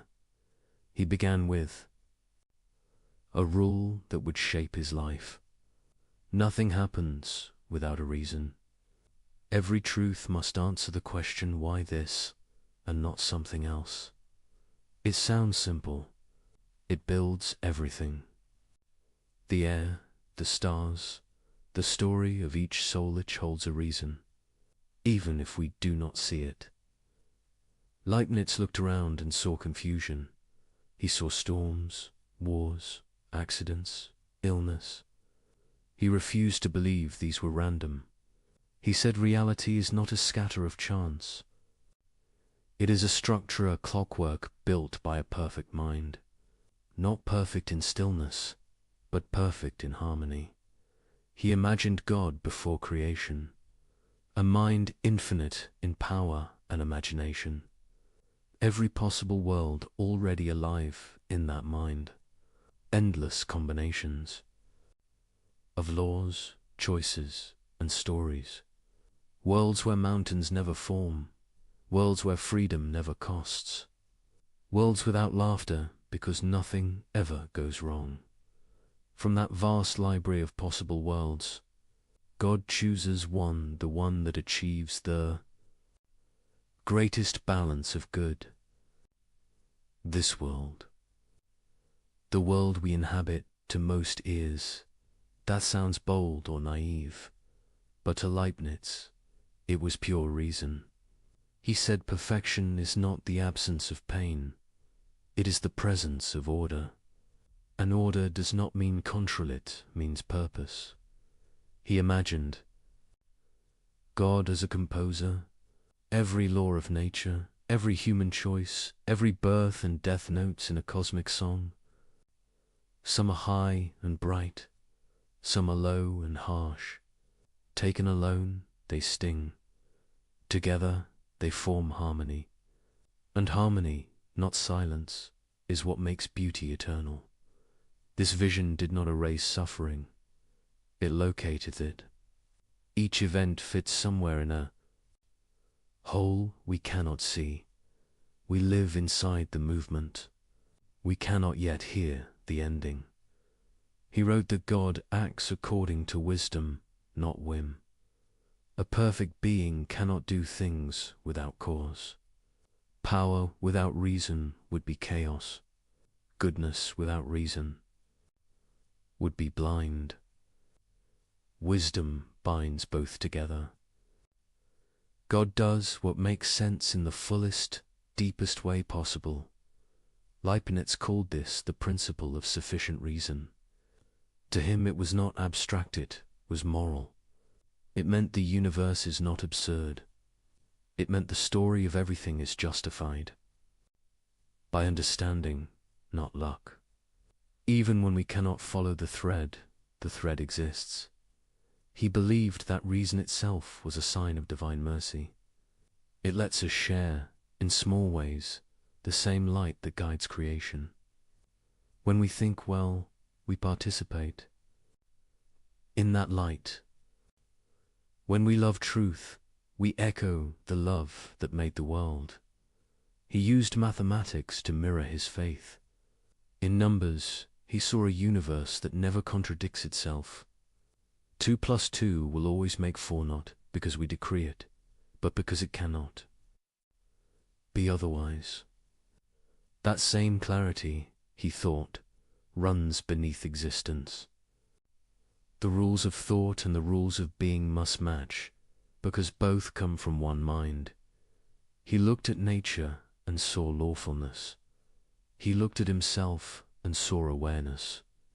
He looked at both and saw a bridge. The bridge was reason, the same logic. That shapes a falling apple, shapes the movement of thought. For him, this was not coincidence, it was confirmation. Creation is intelligible because it was made by intelligence. He trusted that if God chose this world, there must be a reason why this one is best. Not best for each moment, but best in the full design. If there is evil, it is allowed only because it serves a higher good that could not exist without it. Like shadow helping light to be seen, like discord teaching the ear to crave resolution, like heartbreak opening space for compassion. He did not speak from comfort. He lived through years of disease, famine, and fear. He saw death without glory. He saw the price of ignorance and greed, yet his faith in divine logic did not break. He thought understanding was a duty, not a decoration. He warned against lazy optimism. To say everything is fine is false. To say everything can find its place in meaning is faith. The first looks away, the second looks through. His confidence in logic drew both praise and anger. To the devout, it made God sound too human, too rational. To the skeptics, it made faith sound too clever, too tidy. Leibniz stood between them, refusing to abandon either side. He said faith without reason is superstition, and reason without faith is arrogance. He wrote that the universe is full of necessary connections. The sun rises not because God commands it each morning, but because his command is written into nature itself. Law is love expressed in permanence. A steady God makes a steady world. That steadiness is grace for creatures who must learn slowly. In his vision, miracles are not breaks in law. They are rare moments where the deeper law reveals itself more clearly. Everything remains part of one system, whole and alive. He believed this logic leads to trust. If reality is built on reason, despair becomes premature. We may hurt, but we are not abandoned. We may not know why, but there is a why. He compared creation to geometry. Every figure must obey its axioms. The triangle cannot have 4 sides. The circle cannot be square. Likewise, creation must obey logic's shape. Even omnipotence cannot do nonsense. God cannot make freedom that is not free or goodness that requires no choice. So he made a world where freedom and law coexist in us, beautiful, alive. For Leibniz, this made sense of moral life. Our duty is not to escape the system, but to work within it wisely. We are parts that can act with grace toward the whole. When we do good, we harmonize with divine intention. When we choose evil, we introduce dissonance. But even that dissonance can be resolved in time. He trusted that time itself is part of the plan. Events unfold in sequence for beings like us who must learn by motion. God sees all at once. We see in line. We live in chapters. God holds the book. This idea gave him calm. He saw suffering as real, but not final. He saw evil as tragic, but not victorious.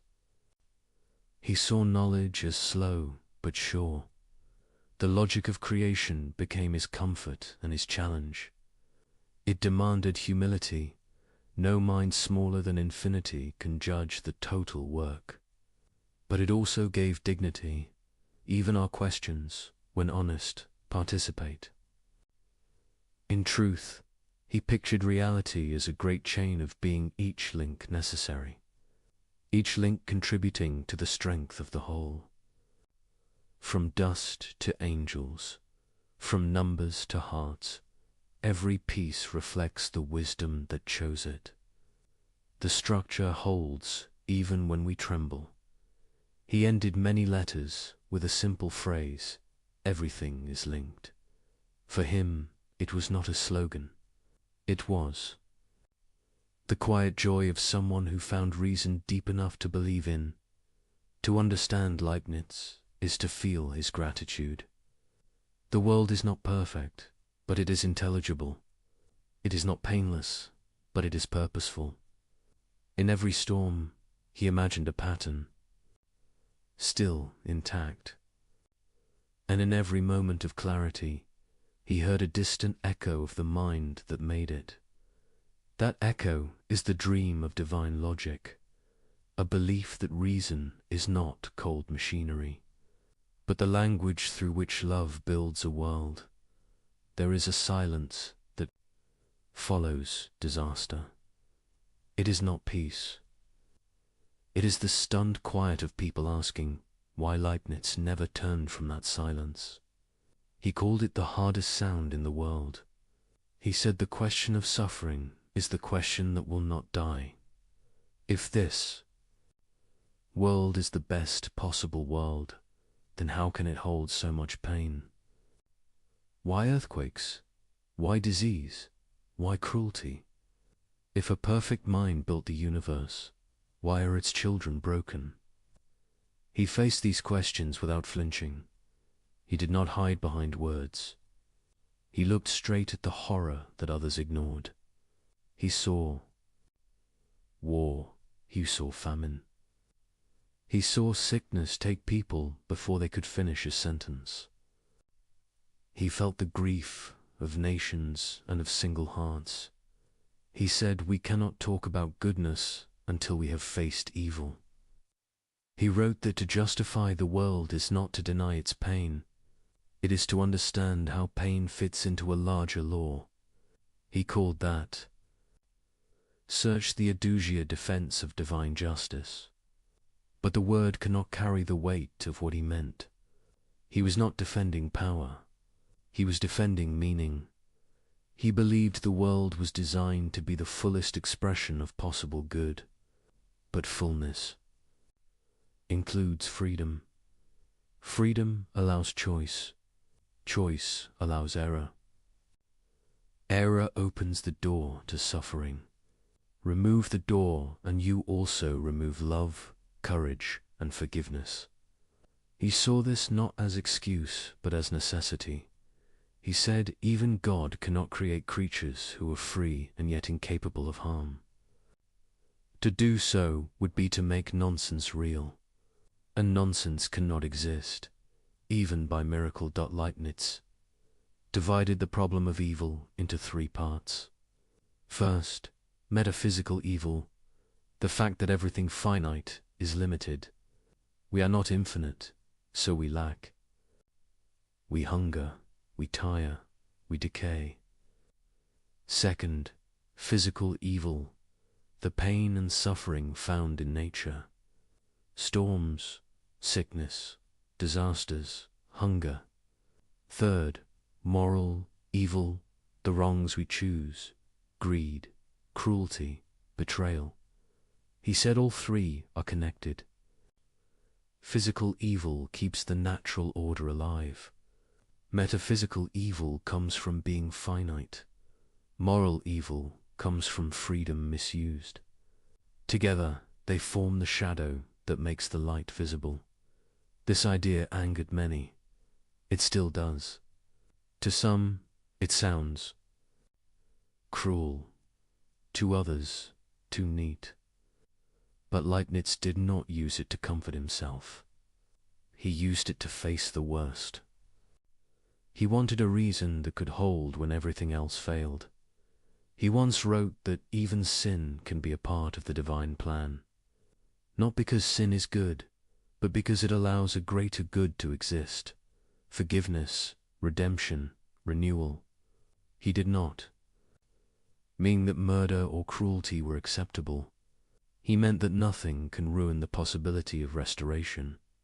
Even ruin can be rewritten. He said that in the long reach of time, justice is never absent, only delayed.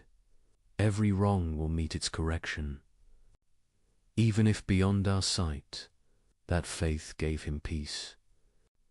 Not the easy peace of ignorance, but the stubborn peace of someone who refuses to call despair final. He compared life to a painting. Stand too close and you see only dark strokes. Step back and the shadows reveal shape and depth. Without shadow, there is no image. Without contrast, no harmony. In the same way, he believed pain gives depth to joy, loss gives weight to love, and limitation gives meaning to freedom. Still, he did not expect everyone to agree. He admitted that reason cannot erase grief. When tragedy strikes, logic feels like paper in the rain. He wrote that understanding must walk with compassion. To tell a mother her loss is part of a plan is to speak without wisdom. He urged gentleness. In philosophy, truth, he said, is strong enough to wait until tears are done. The Lisbon earthquake would come years after his death, but it would test every word he wrote. Tens of thousands crushed in seconds. Churches falling on worshippers. Children buried where they prayed. Later thinkers asked the same question again. If this is the best possible world, what does that mean? Leibniz's answer was not denial, but depth. He said the best world is the one that allows the greatest total harmony over all time. Not every moment must be pleasant for the whole to be perfect. Even music contains dissonance. Even storms feed the soil. Even death can renew life. The pattern includes what we would never choose, yet somehow need. He wrote that goodness is not fragile. It bends without breaking. It gathers what is lost and turns it toward purpose. That faith, he said, makes moral life possible. If evil were absolute, nothing we do would matter. If good is deeper than evil, then every act of kindness pushes creation closer to balance. He saw redemption not as magic, but as arithmetic. Every wrong can be balanced by a right. Every cruelty can be answered by courage. Every wound can become wisdom. The process is long, but sure. To him, the presence of evil did not disprove God. It proved freedom. It proved growth. It proved the universe is alive and still being written. He said a perfect world without evil might be possible in imagination, but not in reality. It would be a world without struggle, without virtue, without change. It would be static, a picture, not a life. He preferred a living world with risk and redemption to a lifeless paradise. He spoke often of divine mercy as patient logic. God, he said, allows what he hates to achieve what he loves. A harsh mercy, but a mercy still.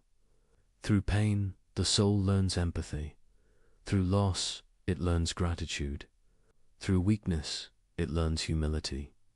Through time, it learns to trust the whole it cannot see.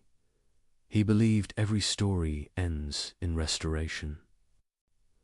Not because humans succeed, but because goodness, being eternal, cannot fail.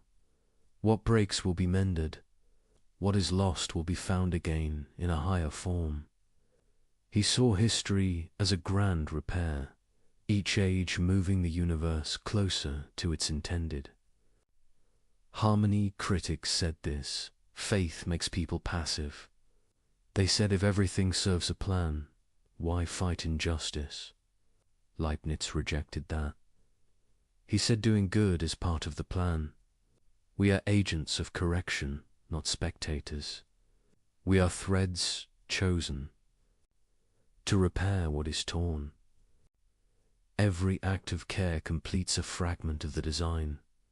He did not ask people to smile through pain. He asked them to work through it, to trust that effort has meaning, even if unseen, to act as though their courage joins something vast and holy.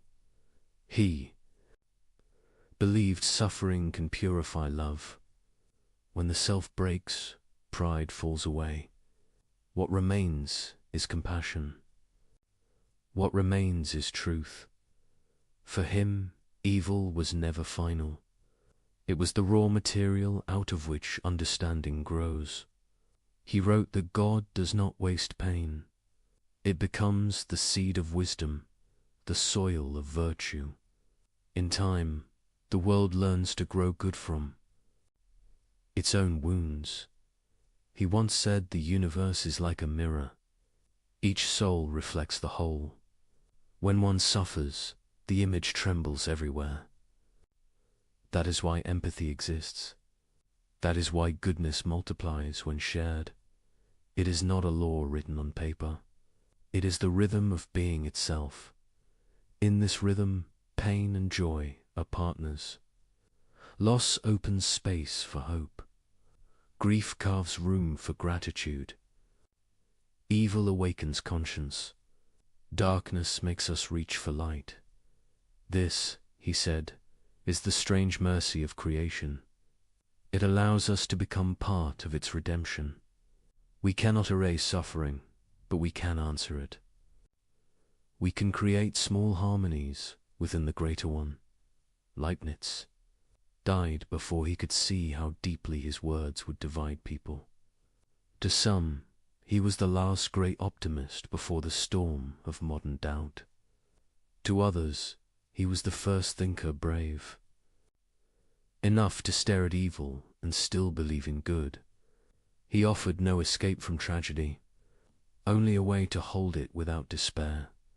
He taught that a wise heart can look at pain and still say, "There is meaning here, even if I cannot see it. There is purpose here, even if it waits beyond my reach." He trusted that one day the universe will reveal itself whole, and that every tear will have its place in that revelation. Until then, we live in the shadow. We struggle, question, grieve, and keep going. And in that persistence, in that refusal to surrender meaning, we already begin to prove him right. The age loved wit more than patience. Salons filled with bright talk and bright candles. People wanted answers that sparkled.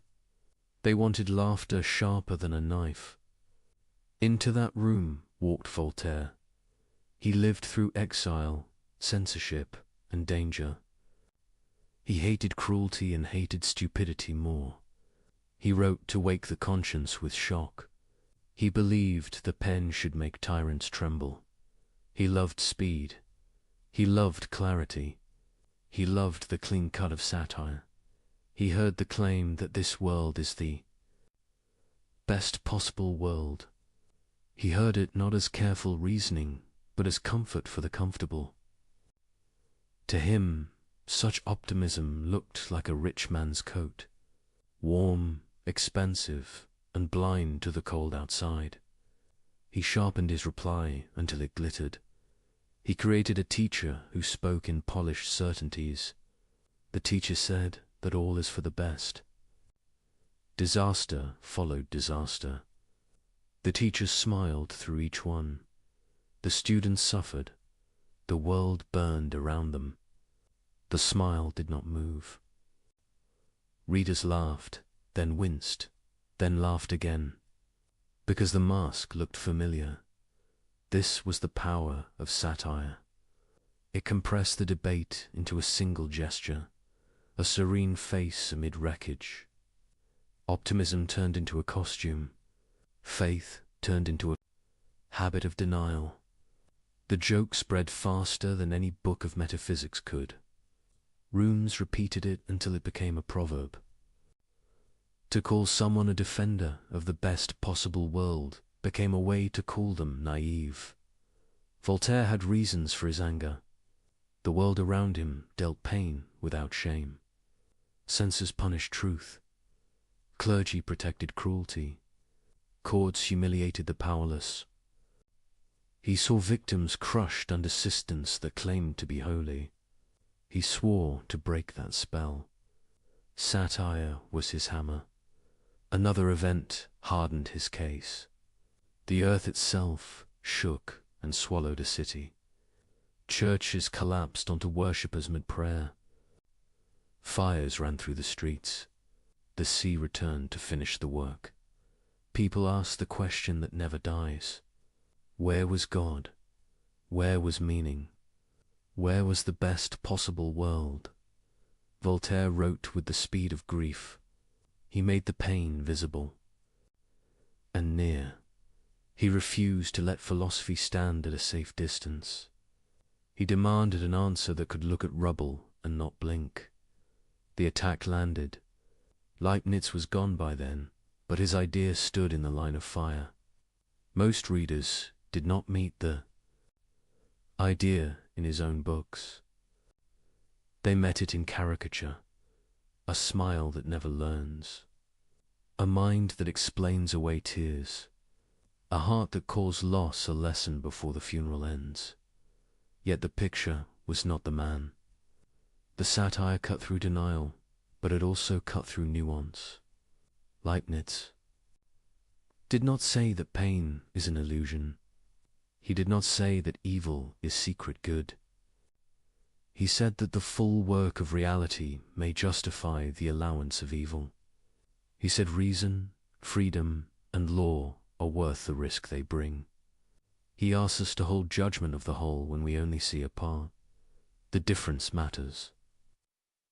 A foolish optimist says everything is fine. A wise optimist says everything can find its place in meaning. The first silences grief. The second makes room for it and still believes. Why did the caricature win? Because stories beat systems. A one-page scene of suffering will outrun 1,000 pages of argument. Because memory loves images. A quiet teacher smiling at catastrophe stays with us. Logic needs careful rooms. Comedy breaks down doors. There is another reason. The age began to trust the senses more than the schools. Empiricism gathered force. People believed what they could measure and touch. Satire, like a sharp instrument, felt honest. Metaphysics felt distant. Pain felt present. Yet, even Voltaire knew the danger of easy sneer. He fought for justice with stubborn courage. He did not want despair. He wanted reform. He wanted a society that stopped making cruelty sound sacred. For that, he made optimism look ridiculous. What can we learn from the quarrel?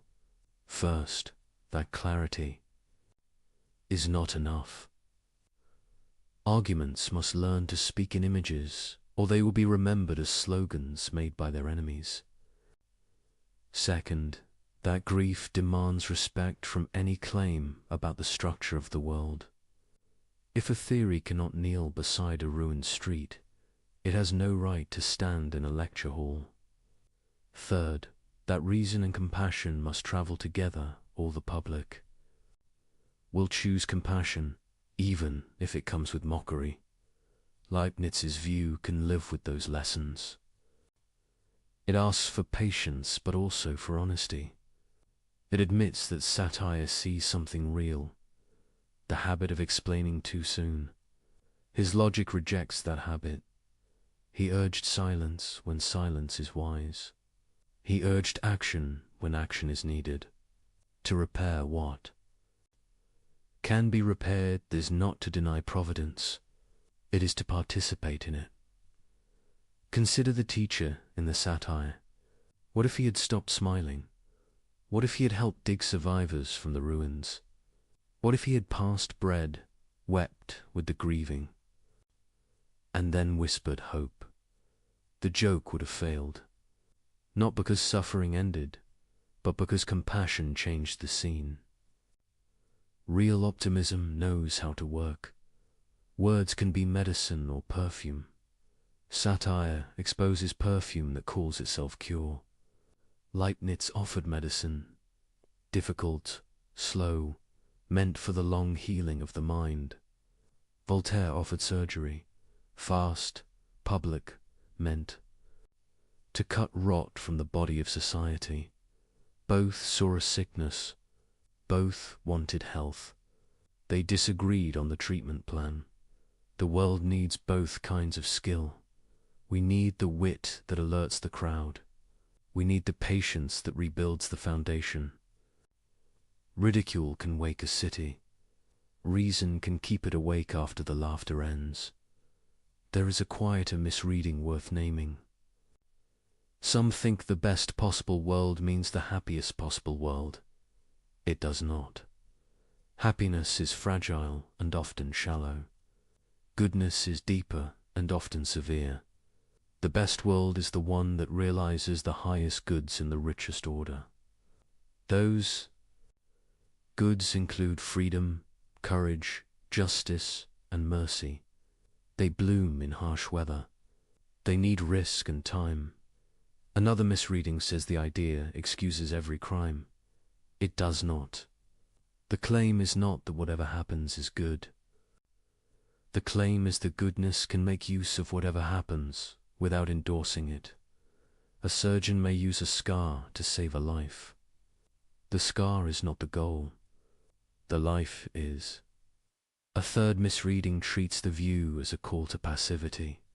If the world is best, why change anything? Because the world includes us as agents. Because the best world is the one in which free creatures wrestle with evil and learn to love. If we fail to act, we withhold part of the world's design. The plan trusts our courage. Satire will always return. It should. Complacency needs a critic. But after the laugh, the work remains. We still need to think clearly and live kindly. We still need to build cities that protect the weak. We still need to teach children that hope is not denial. It is discipline. Voltaire asked for justice now. Leibniz asked for trust across time. These are not enemies. They are different horizons of the same moral life. One fights the day's cruelty. The other defends the reason for fighting at all. There is a scene that binds them. A town after thee. Storm. Neighbors search the wreckage. One lifts a beam. One holds a child's hand. One speaks words that steady, shaking breaths. The critic and the metaphysician are both there. One says, we must never allow this neglect again. The other says, do not give your heart to despair. Goodness still has roads to walk. The town needs both. The future needs both.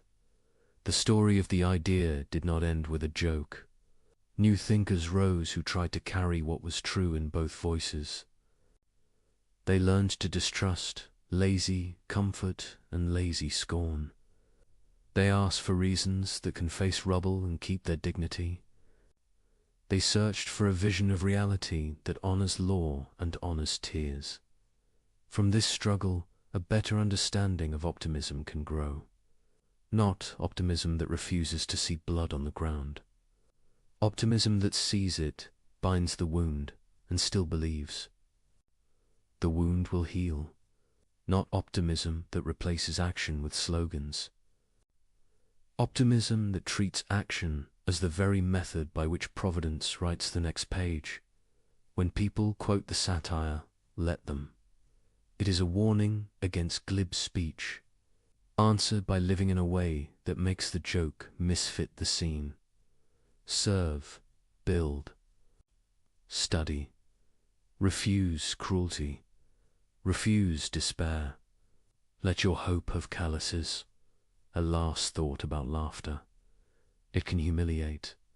It can also cleanse. Used well, it clears the stage of pretense so truth can speak.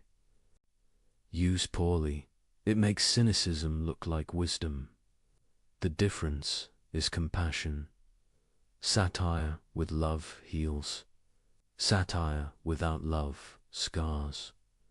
If the world is the best possible world, it is not because pain is good. It is because good can be grown from pain. By minds and hearts that cooperate with reason and grace. The task before us is simple and severe. See clearly. Help quickly. Hope stubbornly. Voltaire forced that task back into view. Leibniz refused to surrender the ground of meaning.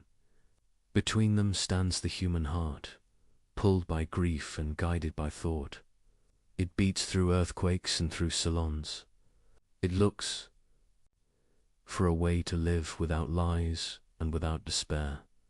Hold that heart steady. Teach it to think. Teach it to love. Then the old debate becomes something else. Not a contest of clever lines, but a common work. A world where wit and wisdom serve the same mercy. There was an earlier critic whose shadow shaped the stage. Pierre Bell argued that reason alone could not justify the ways of God. He collected hard cases the way a lawyer collects evidence. He showed how every neat answer slips on human sorrow.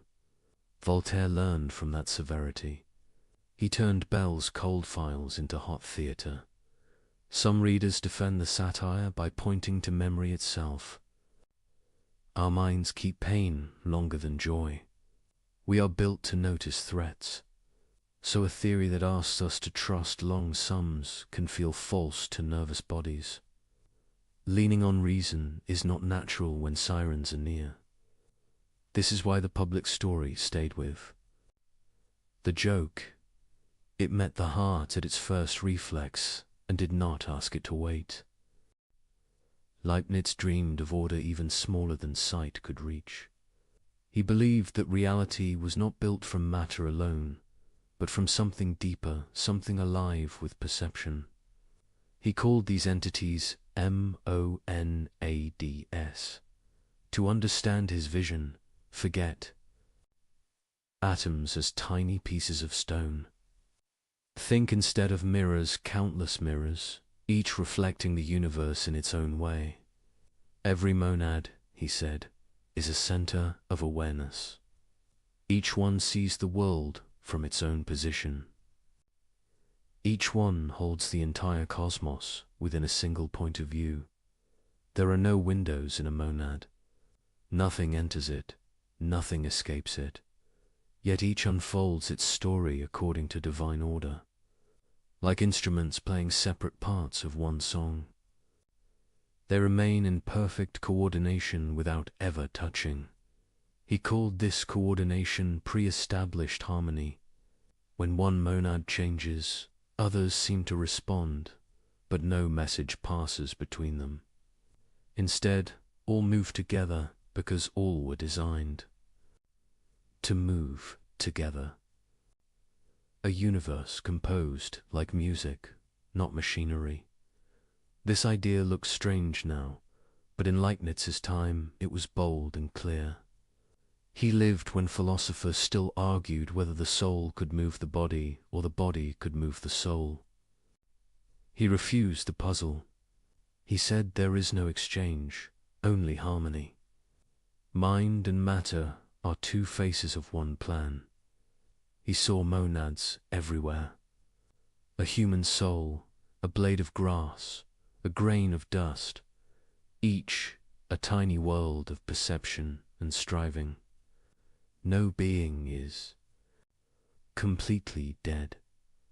Each has some spark of awareness, some inner pulse of relation to the whole. He ranked them by clarity.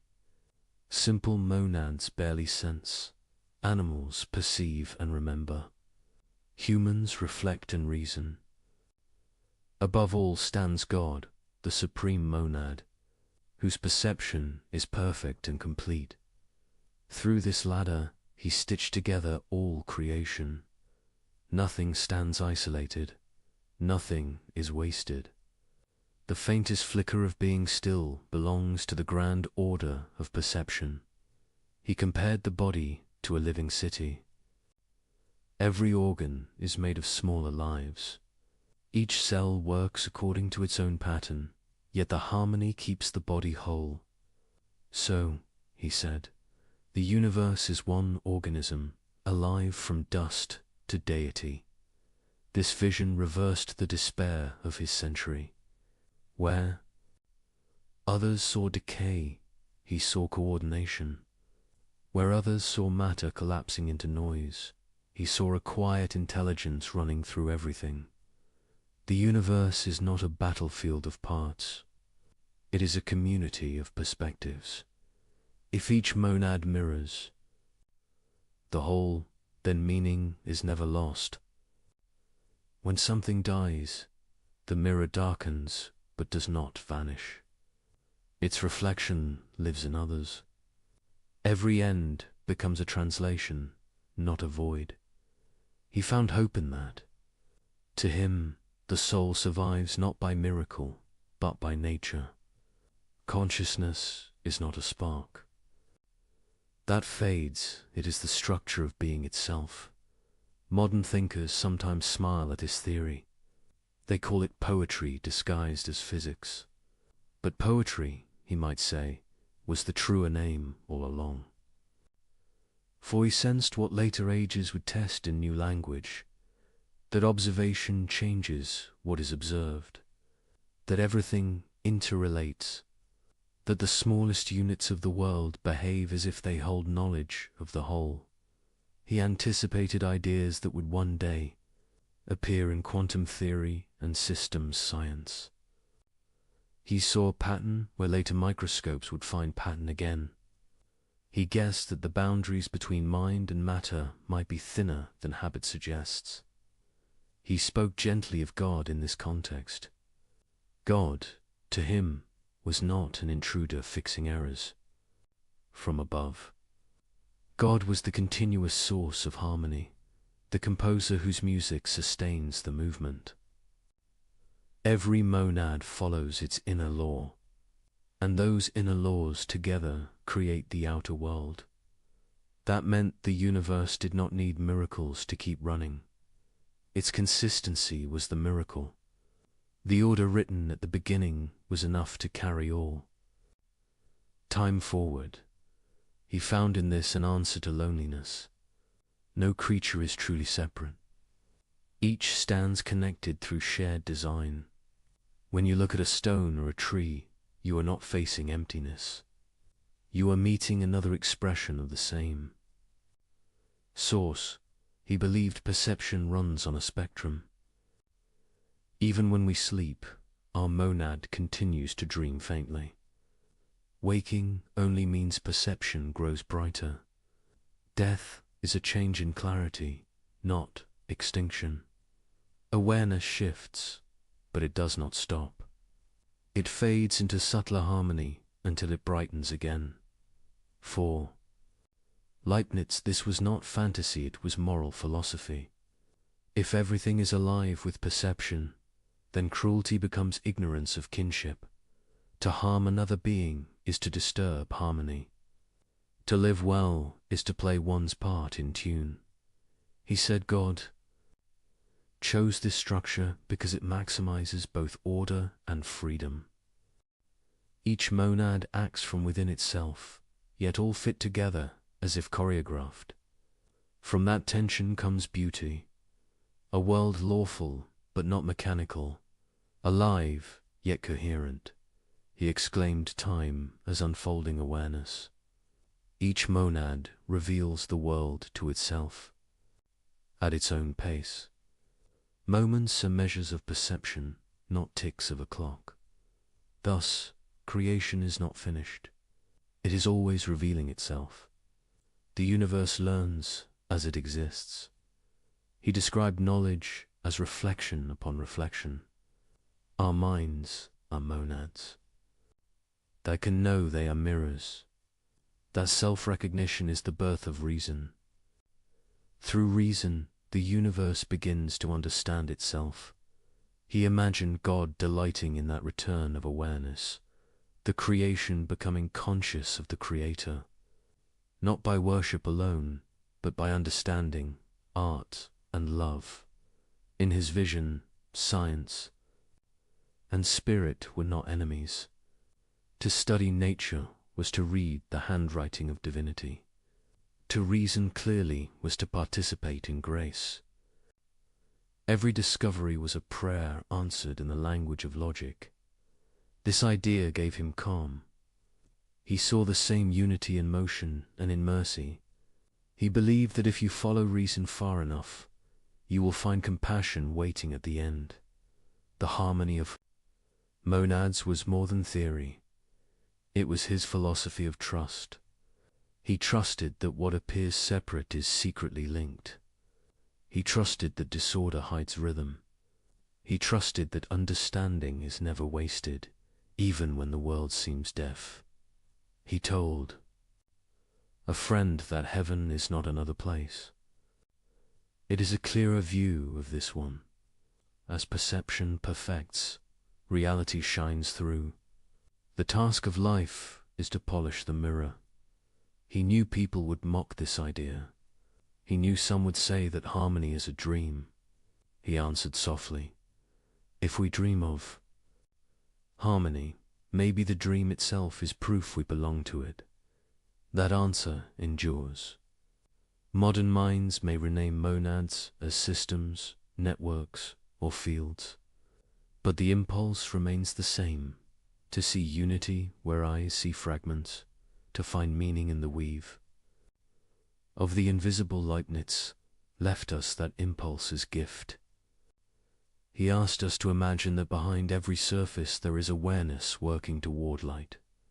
He asked us to live as if every act of reason and kindness helps the world remember its own design. He once wrote, "The universe is the living expression of a single spirit, each part singing the whole in its own tone. It is a sentence both humble and enormous. It reminds us that the smallest kindness participates in the largest order.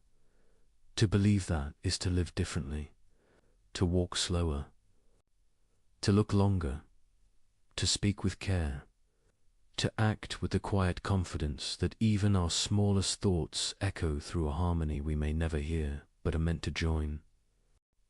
Numbers taught him how the world keeps its promise. They did not flatter or shout. They held their line. 2 and 2 made for whether a city rose or fell. Ratios stayed loyal through plague and peace. He trusted that loyalty. He saw in it the temper of creation. He loved the way mathematics lets thought become exact. A symbol stands where a whole paragraph once stood. A sign compresses a movement of mind. You can carry truth across a page in a single stroke. It felt like a mercy given. 2 limited creatures. Clarity delivered in a small shape. Order made portable. He believed God delights in such clarity, not as cold perfection, but as wise generosity. A steady world is a kind world. It lets the patient learn. It lets the humble predict. It lets the broken repair what can be mended. Law becomes a ladder for fragile hands. He listened to nature and heard count and curve. An apple falls in a known way. A planet bends space with quiet insistence. A wave writes its grammar on the shore. Snow builds 6-fold stars from water and cold. Spirals hide in shells and storms. Growth follows a humble ratio. He felt the pull. To write these patterns in clean language, calculus became his chosen music. Small changes add up to large motion. The world moves by steps, almost invisible. The integral gathers them without hurry. The derivative tells how fast a thought is. Changing. He found peace in that conversation between parts and whole. He believed this discipline was not just a tool. It was a window into the style of creation. The universe is generous with increments. It prefers smooth paths when it can. It allows sharp turns when it must. It composes continuity from countless small decisions. It writes history in careful. Somsey saw beauty and truth as kin. A proof that fits like a key feels beautiful. A theorem that surprises and then seems inevitable feels holy. You step back and think, it could not be otherwise. He believed God thinks in that feeling. The world is the expression of such thoughts. Elegance is not vanity. It is a signature. He loved principles that condense many facts into one sentence. Conservation tells you what never changes while everything moves. Symmetry tells you what remains the same when you turn the scene. Proportion tells you how parts keep packed with each other. These were more than tricks to him. They were hints about the mind behind the world. Unity without dullness. Variety without chaos. He shaped an ethic from those hints. Choose the argument that explains the most with the least strain. Prefer a model that wastes nothing. Accept complication only when reality demands it. He called this respect for reason a kind of devotion. To think carefully is to honor the giver of order. To speak precisely is to love your neighbor, he trusted. That divine choice follows similar lines. From all the worlds God could create, the chosen one is not the simplest by count. but the richest by relation. It wastes nothing. It carries the largest goods with the leanest laws. It folds freedom into law without tearing either. He once hinted that God calculates, not as an accountant counting coins, but as a composer balancing voices. You can feel the restraint inside abundance. You can feel the thrift inside glory. That double feeling marks wisdom.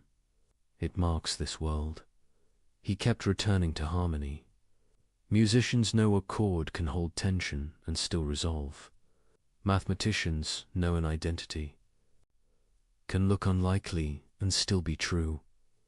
Farmers know seasons can be harsh and still keep faith. He believed creation holds all three kinds of trust. Time resolves what thought cannot yet reconcile. Reason reveals what feeling could not yet accept. Patience ripens what action could not yet secure. He loved the identity that bears his name. If two things share every feature, there are not two. There is one. The world is not padded with copies. It disdains waste. Even sameness hides a difference in place or relation. Difference is how meaning breathes. He thought continuity is mercy. Change that jumps without bridge breaks finite minds. Creation walks instead of vanishing and reappearing. That walk gives learning a chance. It gives regret a chance. It gives forgiveness a road to travel. He treasured the link between symmetry and conservation. If a law looks the same tomorrow as today, something will be conserved through time. If a law looks the same here as there, something will be conserved through space. These insights came later in full dress, but he felt their outline. A steady God writes steady invariance. Steadiness feeds trust. He found a serene heroism in measurement. To measure is to refuse despair. It says the world can be known enough to serve. A bridge can stand. A well can reach water. A fever can be counted and cooled. Math becomes charity in action. He warned against arrogance dressed as certainty. Mathematics is exact, but our models are not the world. They are lanterns, not the sun. We test them and we revise. We honor truth by letting it correct us. Humility is the cost of accuracy. Accuracy is the gift of humility. He looked at least effort with interest. Many systems seem to choose paths that minimize waste. Light takes a route that saves time. Rivers widen until resistance balances flow. A pendulum answers to a hidden economy. He saw a moral picture in this physics. Goodness does not puff itself up. It finds the clean line through trouble. He thought mercy works the same way. It cuts extravagant anger. It saves time by forgiving. It spends where help is needed, and saves where pride would waste. He liked virtues that felt like conservation laws for the soul. Constancy, temperance, courage that spends only what duty demands. He linked mathematics and music. Both live by ratio. Both turn repetition into meaning. Both teach the ear to hear structure inside motion. He imagined creation as a score too grand to hold at once. We learn our line and trust the rest. Faith becomes a musician's discipline. He loved binary because it showed how little you need to say much. 1 and 0 can build every number. Presence and absence can speak any count. It made him smile that simplicity births abundance. He thought the universe likes that joke. Small rules, wide worlds. Simple laws, rich lives. He drew ethics from that smile. Be simple where you can. Make room for others to grow. Build systems that help the weak think clearly and act safely. Hide complexity inside good design. Expose clarity at the surface. Let tools carry burdens so people can carry love. He believed education should teach this craft. Not only facts, but form. Show students how a proof breathes. Show citizens how a budget tells the truth or lies. Show rulers how a map hides what it cannot hold. Give a generation the habit of asking for reasons. Give them the joy of finding them. He imagined law, shaped by proportion. Punishment should fit not only the crime, but the goal of repair. Policy should balance parts and whole without crushing either. Economy should honor the poor first, because systems are judged by their edges. These were not abstractions to him. They were the math of mercy applied to the city. He knew numbers can be abused. They can help a lie look clean. He asked for conscience at the center of calculation. Let the heart check the ledger. Let the uncounted be counted before we boast. A metric without meaning is a blade without a handle. It cuts the one who swings. It trusted that truth protects itself in time. A false model fails when the bridge falls. A true one stays standing in wind. Reality is a stern judge and a gentle teacher. It punishes pride with collapse. It rewards patience with endurance. He asked why a perfect mind would choose this particular mix of laws. Because these laws allow the widest garden of goods. They give room for mind to blossom. They give room for love to learn. They give room for freedom to mean something real. Other laws might have made us safe and small. These make us risky and great. He saw prayer and proof as cousins. Both aim at what is most real. Both ask for light and accept correction. Both require silence between steps. Both end in gratitude when the answer comes. He loved that kinship. It reconciled study and devotion. He did not think mathematics could save a soul, but he thought it could train one. It could teach patience, honesty, and courage. It could teach how to lose an error without losing face. It could teach how to stand for a result without becoming hard. It could teach how to admire a better idea when it arrives. He liked the word fit. A good theorem fits like a well-made joint. A good life fits the shape of the good it seeks. A good society fits its people like a careful garment. Fit is not tightness. It is ease without slack. It is purpose without strain. He saw identity as relation, not possession. A self grows by entering worthy patterns. Friendship is a shared ratio. Marriage is a harmony in changing time.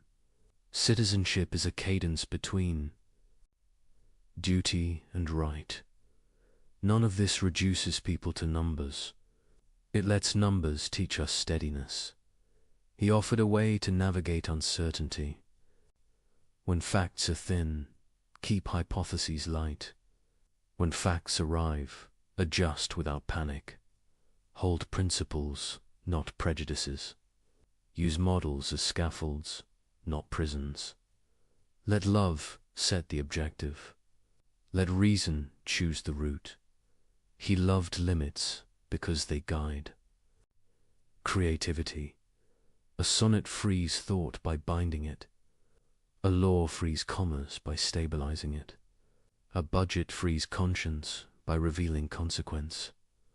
He saw creation as a sonnet of laws written by joy. Inside that sonnet, freedom writes its own story. The rhyme is real, so is the choice. He believed the deepest goods are relational and learned. Justice learned in courts and homes. Mercy learnt in loss and return. Wisdom learnt in mistakes that were not final. Numbers could help such goods flourish by restraining folly. They could not replace them. They could serve them.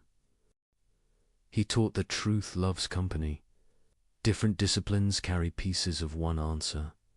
Invite them to the same table. Let physics and ethics speak. Let poetry and policy argue without contempt. The best solutions will feel musical, not mechanical. They will hum with coherence. He ended many reflections with a calm trust. The world will not break its own rules, and the rules, being wise, will not break the world. We may break ourselves against them, or we may learn to move with them. That learning is the work of a life. That movement is the dignity of a mind. If you want to feel his faith, try a small experiment. Prove a simple identity by two methods. See them meet like friends at a bridge. The meeting brings a quiet joy. That joy is what he felt when he looked at existence. Different paths, same truth. Different laws, same mercy.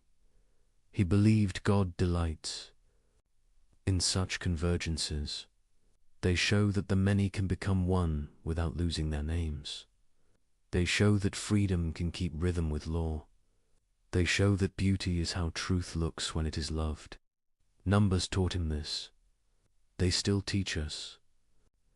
They do not erase grief. They give it a place inside meaning.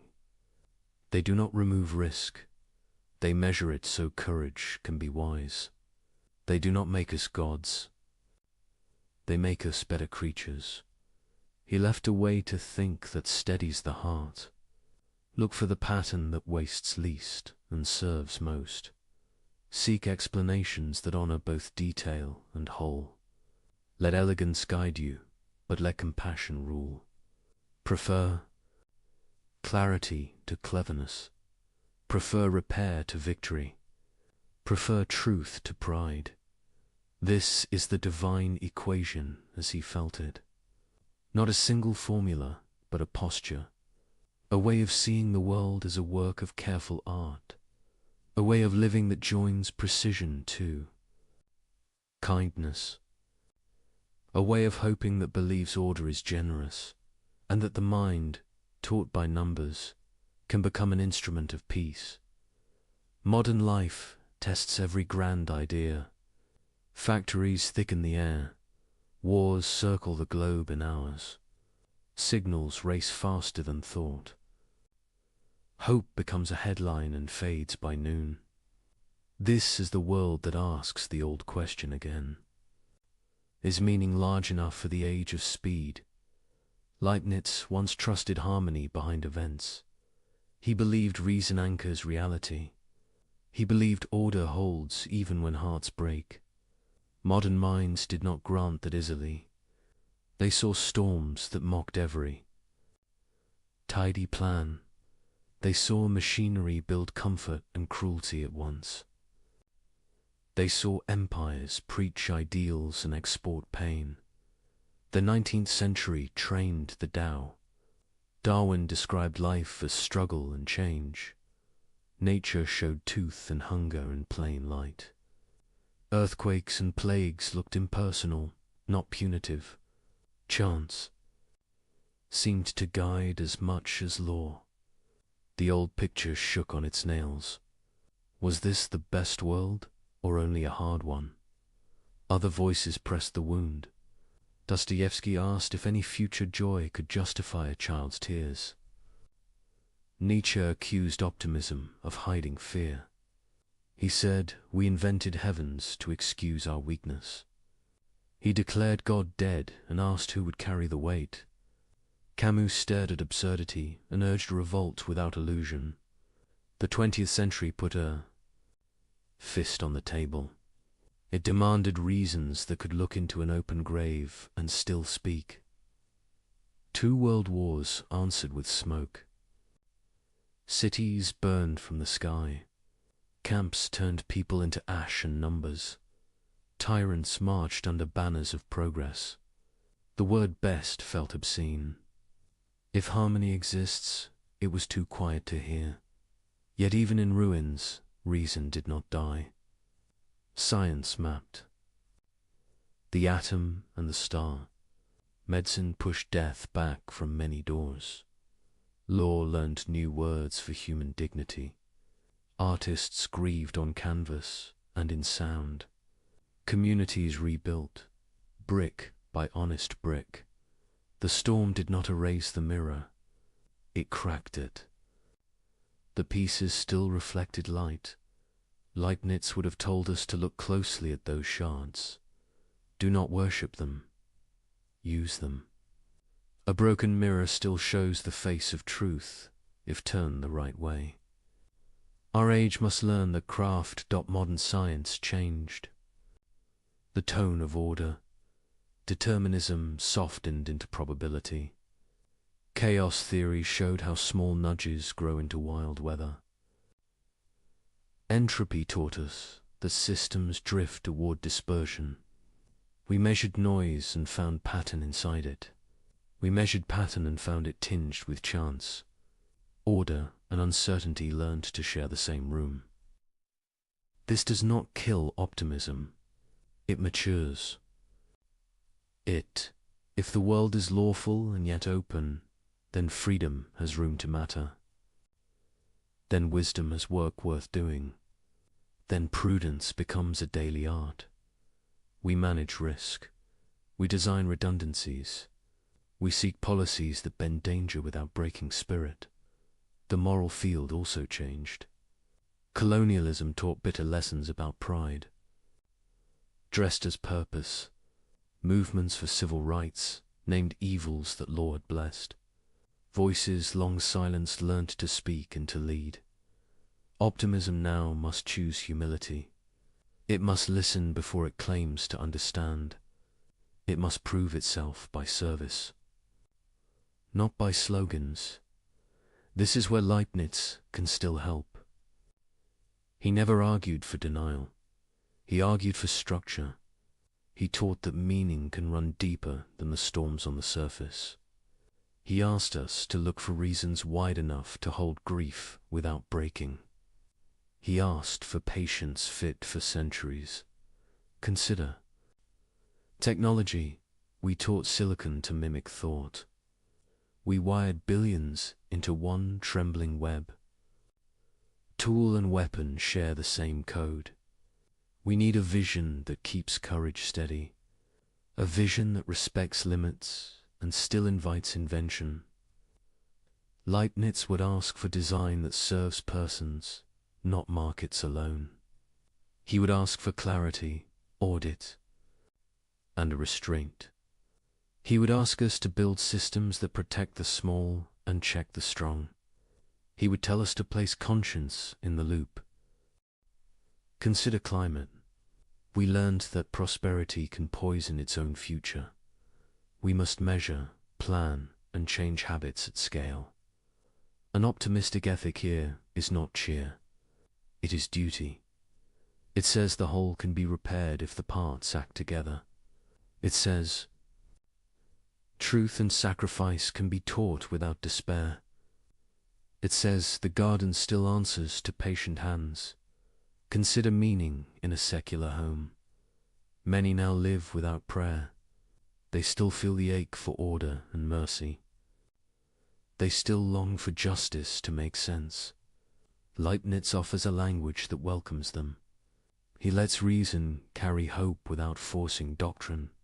He invites faith to speak softly in the cadence of explanations that work.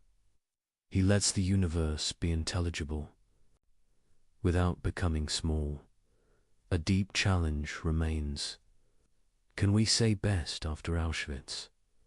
Can any harmony answer that dark choir? The only honest way forward is through labor, care for survivors, guard against repetition, teach the habits that Prevent cruelty when fear reases. Any philosophy that does not serve this work has no place here. Leibniz would agree. He would ask optimism to earn its name by protection of the vulnerable. The old debate about evil now includes scale. One person can harm millions with machines and lies. Freedom therefore needs form. We must bind power with law and law with transparency. We must design defaults that protect even when leaders fail. This is structure as mercy. It is exactly the kind of wisdom he praised. The modern mind also wrestles with self. We are flooded with images and opinions. We confuse performance with character. We confuse speed with meaning. Leibniz would counsel slowness of thought. Begin with first principles. Ask what a human person is for. Ask how goods fit rather than compete. Ask what can be measured and what must be loved without measure. He would praise small communities that practice truth, schools that teach reasoning with kindness, courts that value restoration over spectacle, churches and civic groups that protect conscience and neighbor alike. He would prefer many modest repairs to one noisy triumph. He would say that harmony grows by local fidelity.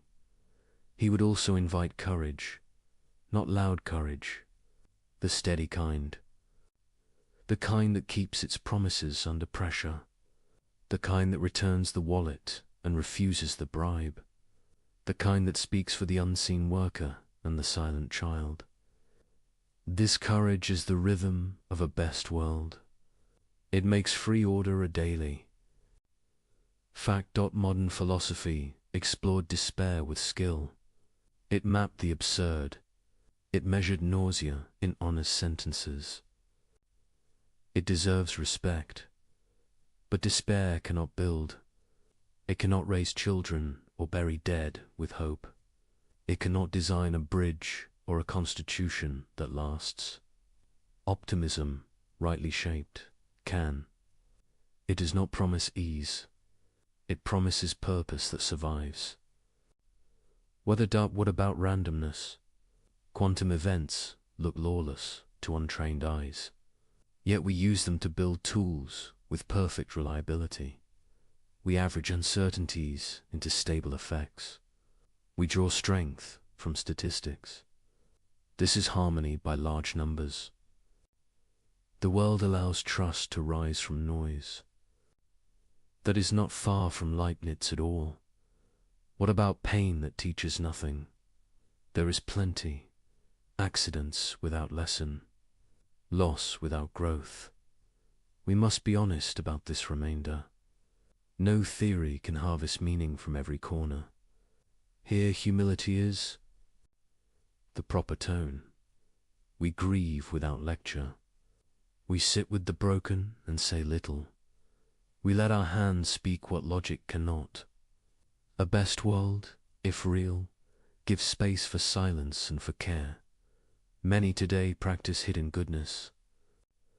Nurses in long corridors, teachers in tired rooms, programmers writing code that prevents harm, parents holding the line for a child's dignity. These are harmonies in plain clothes. They do not erase evil. They limit it. They do not complete. Just as they prepare its way, a fair reading of our time finds both failure and fruit. We have become efficient at harm. We have also become better at rescue. We discovered vaccines in record time. We built networks of aid after storms. We learned to name trauma and treat it. We wrote new laws when old habits broke lives. It is not enough. It is not nothing. Leibniz would call this the work of the middle. We live between promise and completion. We carry pieces of the whole without seeing it. We serve goods whose full harvest we may never witness. That service is not wasted.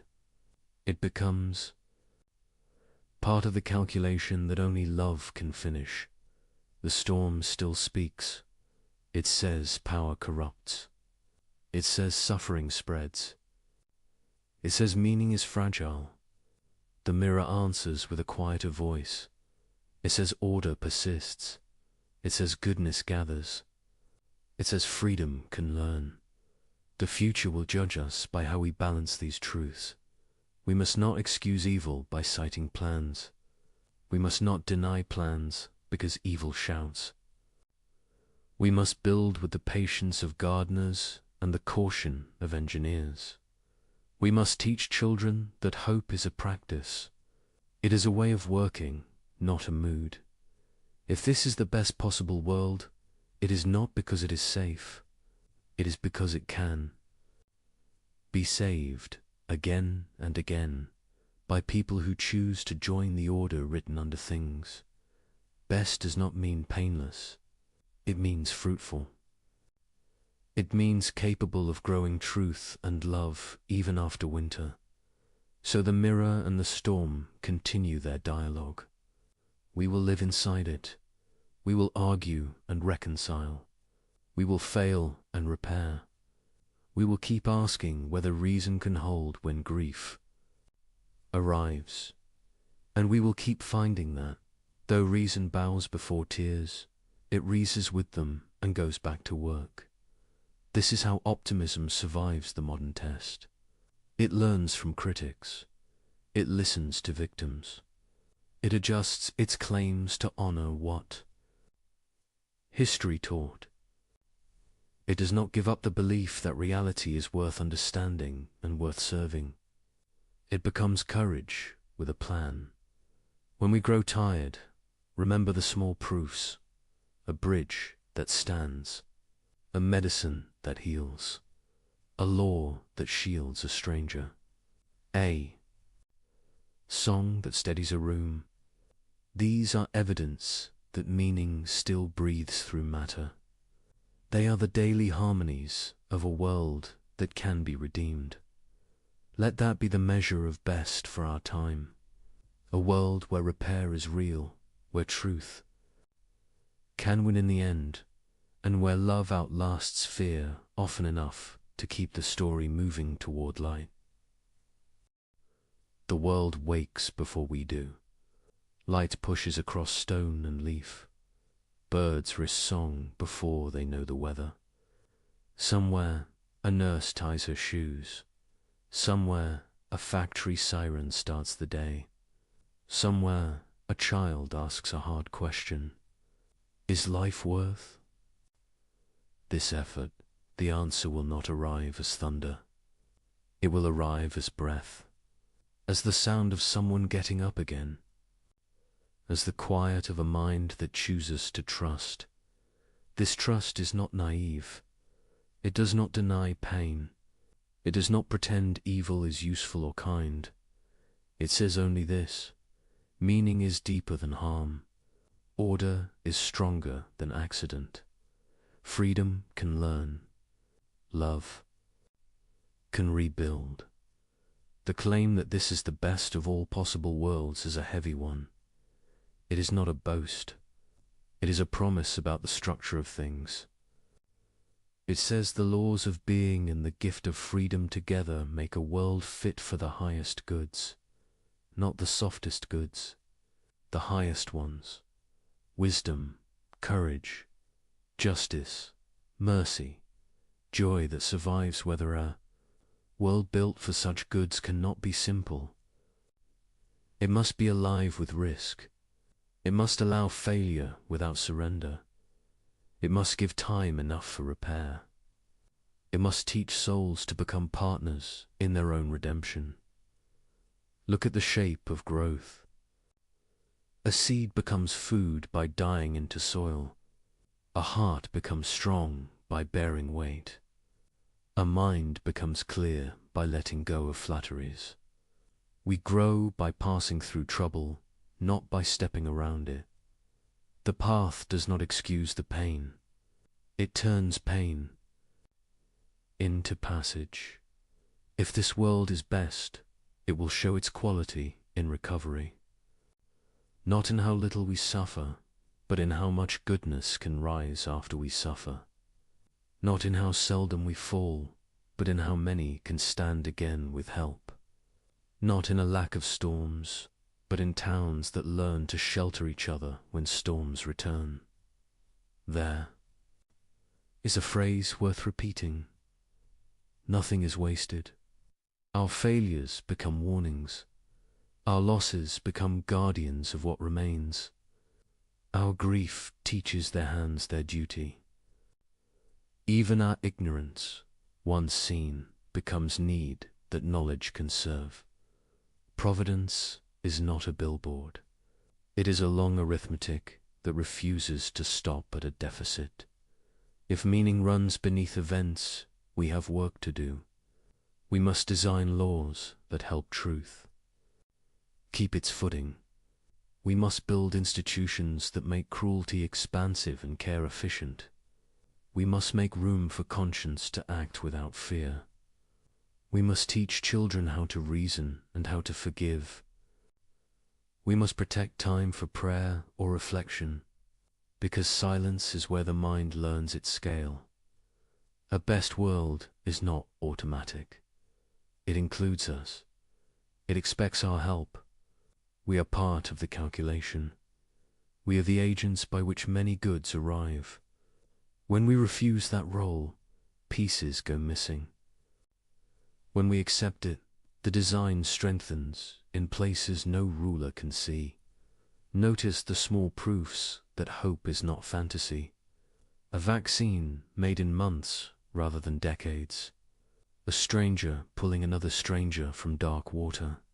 A judge who listens longer than the room expected. A city that plants trees where heat once punished the poor.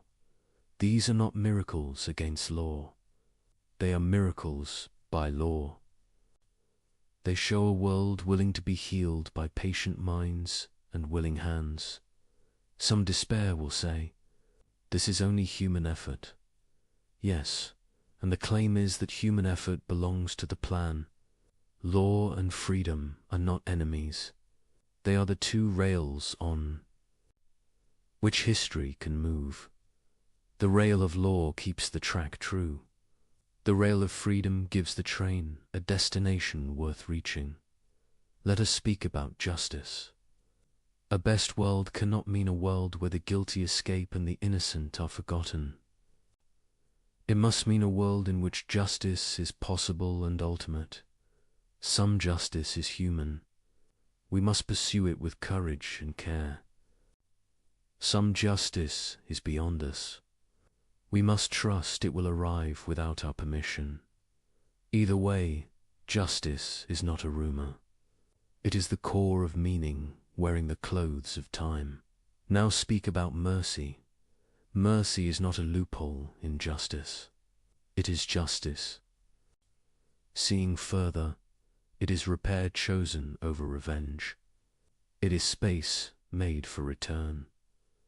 No structure is best if it cannot forgive. No person is best if they cannot be forgiven. A world sized for mercy must allow failure in return. Tears and change, limits and love. Hope becomes strong when it is trained. Training means habits. Tell the truth. Keep a promise. Protect the small. Pay what you owe. Return what is not yours. Say sorry and mean it. Learn and teach. These are not slogans. They are the daily joints of a good life. They are the simple ratios by which a person fits the world. If enough people hold these habits, the world changes. Not by spectacle, by compounding. Trust compounds. Kindness compounds. Knowledge compounds. Justice, once begun, accumulates defenders. Mercy, once practiced, multiplies its own courage. The sums take time. The result outlives us. This is the arithmetic of a best world. The fear remains. What about the evil that looks pointless? The grief that taught nothing? the accident that left only silence. Here we must be honest.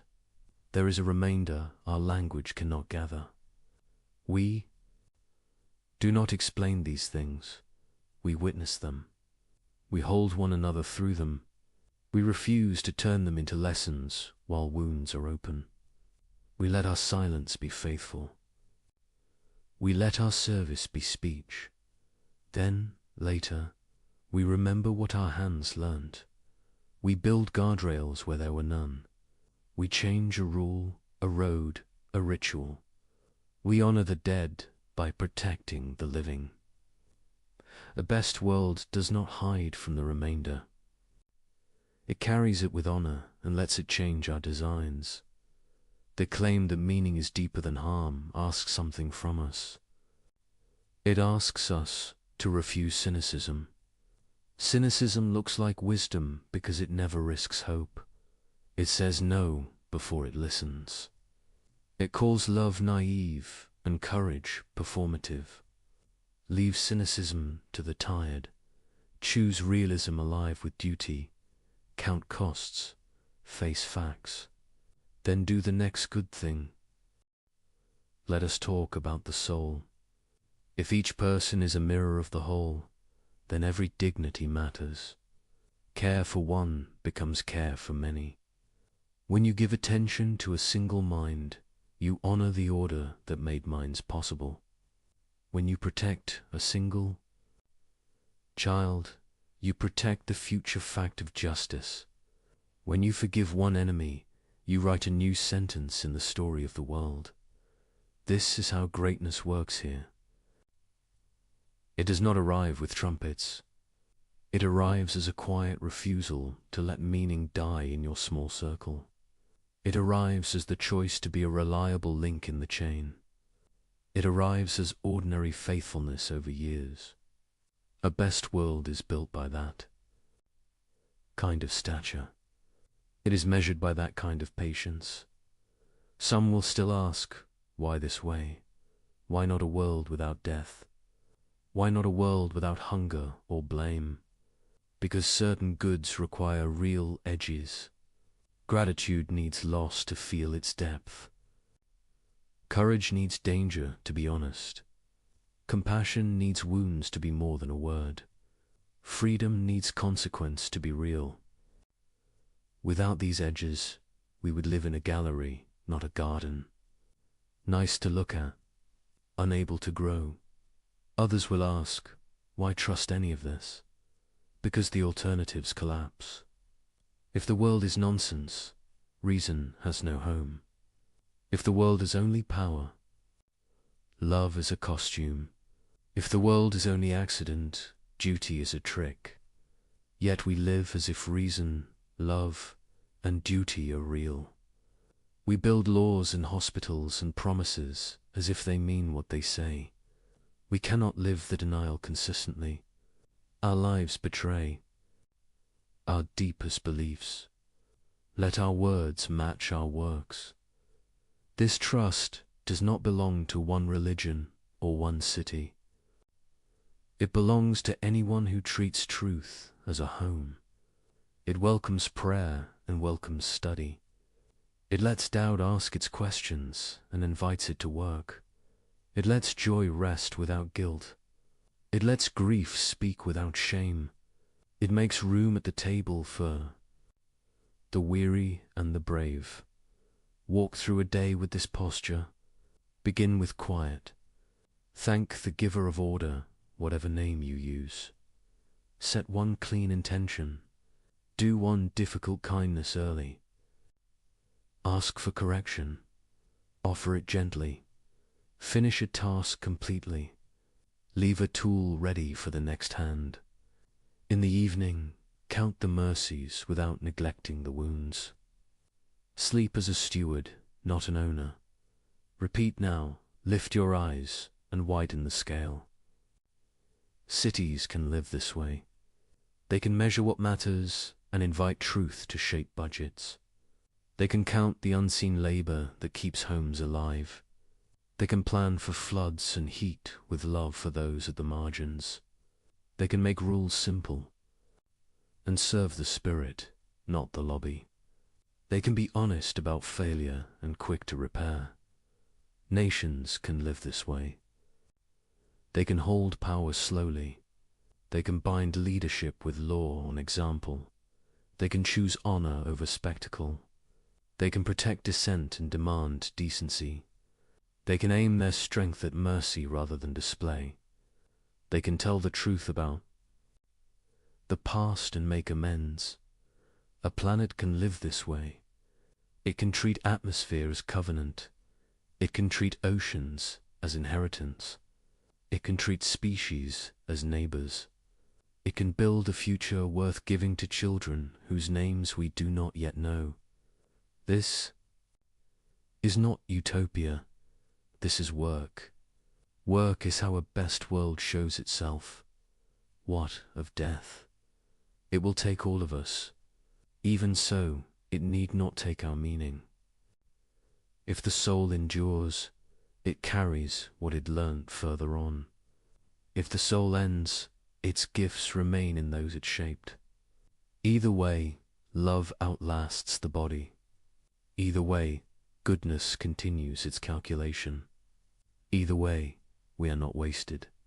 Stand for a moment. At the window, watch a late bus stop. Watch someone run to make it.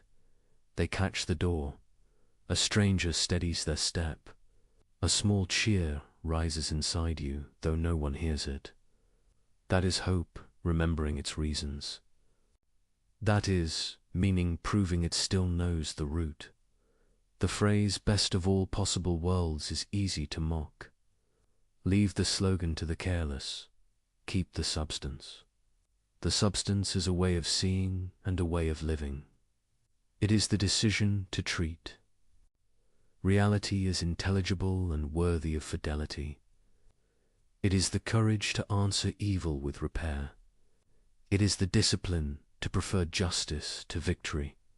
It is the mercy to forgive without lying.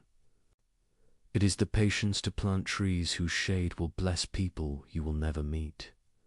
There is a promise humming under all of this. We are not alone. We belong to an order that cannot be broken, only resisted. We can join it in thought and in action. When we do, we feel the world receive our effort. Sometimes with quick fruit, often with slow change. Always with the quiet rightness of a key turning true. The final word is not argument, it is invitation. Build something that lasts. Reconcile where you can. Protect someone who will never know your name. Learn until your pride melts into gratitude. Love until your fear learns to rest. Trust that the goodness under things is not fragile. Trust that your smallest faithful act is part of a vast design. Trust that, beyond our sight, the story closes in joy. If the world is truly best, it is because goodness wanted partners. It is because freedom deserved a worthy stage. It is because love asked for a world that could answer back. Here we are. Answer well. Trust begins small. It begins with a kept promise. It begins with a door held open and a bill paid on time. It begins with honest numbers in a quiet ledger. From there, it grows. It builds the shape of a life that other people can lean on. It turns strangers into neighbors and neighbors into friends. This is how meaning becomes daily. This is how a best world shows its face. The idea sounds large. It must be lived small. The mind that designed galaxies also designed mornings. So begin there. Rise with one clean intention. Decide one task worth doing for the sake of someone. Else, give it your full attention. Finish it without show. When the day closes, test your heart for peace. Then begin again. Repair is the heart of the work. We are not asked to erase history. we are asked to mend. Mending is humble. It respects the shape of what was. It listens for how parts want to meet. It does not force. It persuades. It uses patience. Where power would only tear, repair starts with truth. Tell the truth about the wound. Name what broke and who broke it. Facts come first. Without them, peace is only a pause. Truth is not cruelty. It is care shaped like a sentence. It says, "Here is what happened. Now let us see what justice asks." Justice is not a slogan. It is a craft. Punishment alone cannot raise a community. Revenge cannot build a bridge. Justice seeks safety, repair, and return. It asks how to stop harm, how to heal victims, and how to shape change in those who caused it. It weighs the whole. It sets a course that allows tomorrow to be kinder than. Today, mercy walks beside justice. Mercy is not weakness, it is vision. It looks beyond the moment and sees what a soul can still become. It leaves a door unlocked when wisdom permits. It gives a chance that pride would not give. It is not blind. It is brave. Build habits that make repair likely. Keep records that tell the truth. Design processes that invite accountability without humiliation. Teach meetings to begin with listening. Write policies that a fair mind can respect. Keep rules short enough to remember and clear enough to apply. Make exceptions rare and transparent. Let people know what will happen before it happens. Predictability is respect in practice. Care for time. Calendars decide what matters. If love is always scheduled last, it will never begin. Choose margins. Wide enough for thought and for rest. Use them to read, to walk, to hold a child, to write a clean line of code, to cook a meal that warms more than one person. Time given to what is good returns as strength. Guard attention. You are not a furnace for other people's noise. News can inform or consume. Know the difference. Limit the flood. Choose deep sources. Check claims. Let silence wash your inner room each day. Clarity enters only when the room is clean. Practice speech that leaves dignity intact. Say less when anger swells. Ask questions that lean toward understanding. If a debate makes you clever and cruel, step back. Reread your aim. A win that hardens. Your heart is a loss. A loss that teaches you respect is a gain. Choose the gain. Make work that lasts. Build for maintenance, not for display. Name things plainly. Write comments that teach. Design for the next pair of hands. Return tools to their place. Leave a map. Someone will bless your name when you are gone. Treat money as a moral material. Every budget tells the truth about a soul. Spend on what protects and repairs. Cut what flatters and wastes. Pay the invisible labor that makes public success possible.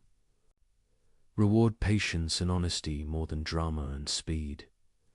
You will lose applause and gain sleep. Honor the edgiers. Systems are judged by how they treat those at their margins.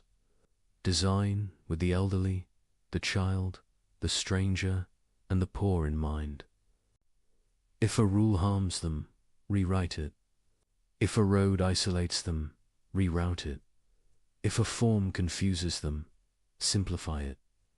If a fee excludes them, remove it. That is what best requires. Practice restitution. When you break something, repair it. When you cannot repair, replace. When you cannot replace, serve. Apology without action is only sound. Action turns sorrow into promise. Learn a craft. A craft trains patience inside the fingers. It teaches you to measure twice and cut once. It teaches you to accept the limits of the material. It trains respect for reality. When the joint does not fit, the wood is not wrong. Your cut was, try again. Craft makes virtue tactile. Study something that humbles you. Mathematics will do. So, will a language you do not yet speak? So will music played slowly and true. Humility learned in one domain follows you into others. It protects you from the lie that certainty and contempt are kin.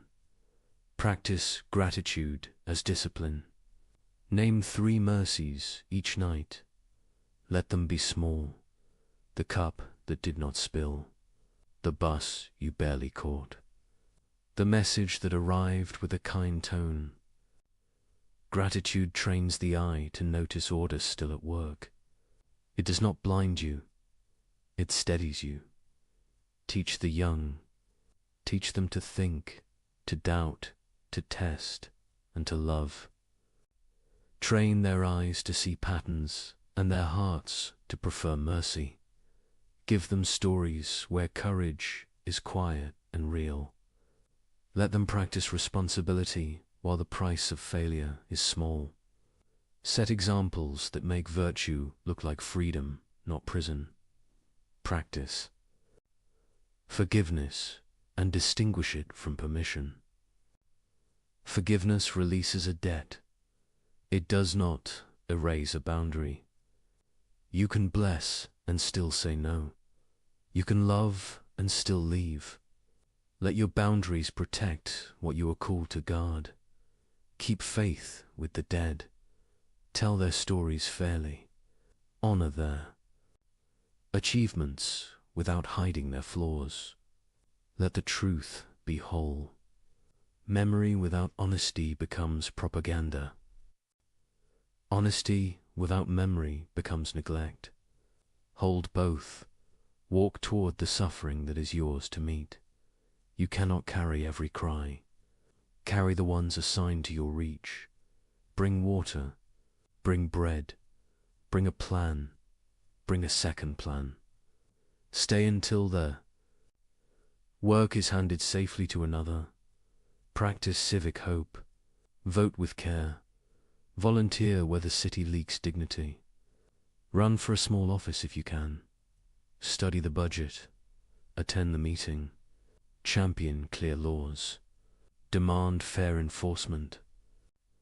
Be patient with the pace of the possible and stubborn against cruelty. Choose clean pleasures.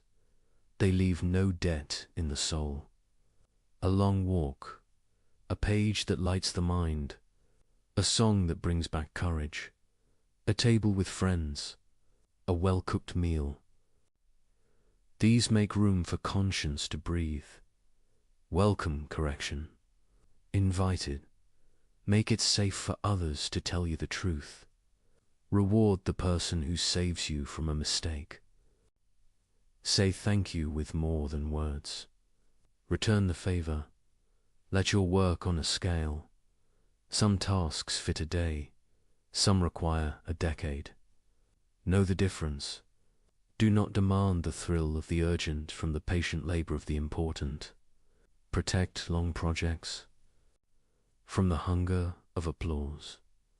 Quiet custody achieves what noise cannot. Keep promises to yourself that improve your capacity to serve. Sleep enough. Move your body.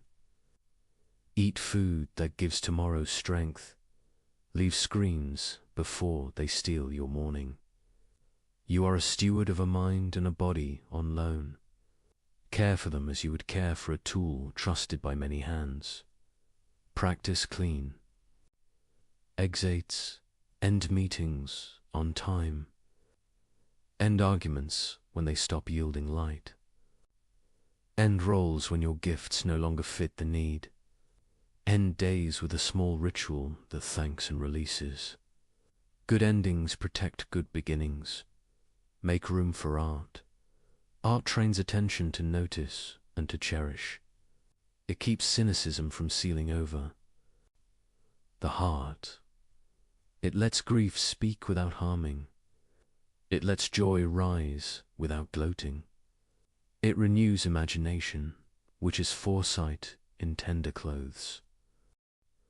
Let mysteries stand where it must. Not every why will bow to you. There are rooms you may enter only by reverence. Stand there without hurry. Say little. Call the moment holy if the word fits your mouth. Then go back to work with a clearer mind. Keep your circle honest. Choose friends who will not sell your conscience for your comfort. Choose partners who can be trusted with your silence. Choose colleagues who prize truth over tribe. If you lead, build a room where the quiet speak first. Protect dissent that seeks the good of the whole. Give away credit. Praise in detail. Name the person who did the unseen task. This is how trust multiplies. This is how teams become more than the sum of their parts. This is leadership without theatre. Steady your spirit against despair. Despair likes to sound like realism. It is not. It is a shrinking of the map. It hides resources and partners and second chances. When it speaks, ask. For evidence, when it cannot provide it, return to the work. Be ready to start over. Plans fail. Lives break. Markets turn. Begin again with what remains. Begin again with who remains. Begin again with lessons learned. A best world is a school built for many new starts. Keep an altar of remembrance in your mind. Not to worship pain, but to honor what it taught. Let the altar hold names, dates, and debts you will not forget. Visit it when pride reases. Visit it when fear reases. Let it return you to gratitude and resolve. Prepare a legacy that can be carried by ordinary hands. Write clear notes. Make guides. Record passwords for the right people. Teach someone younger how to do what you do. Make yourself replaceable. It is a gift to those who come after and a guard against your own vanity. Live as if small faithfulness is the unit of meaning, because it is. The world is not saved by crescendos alone. It is saved by steady rhythm, by the repeated act of care, by the daily choice to add one stitch where the fabric thins. If the world is truly the best possible world, it is not because it saves us from duty. It is because it trusts us with it. It hands us tools and a pattern and says, join. The pattern is large.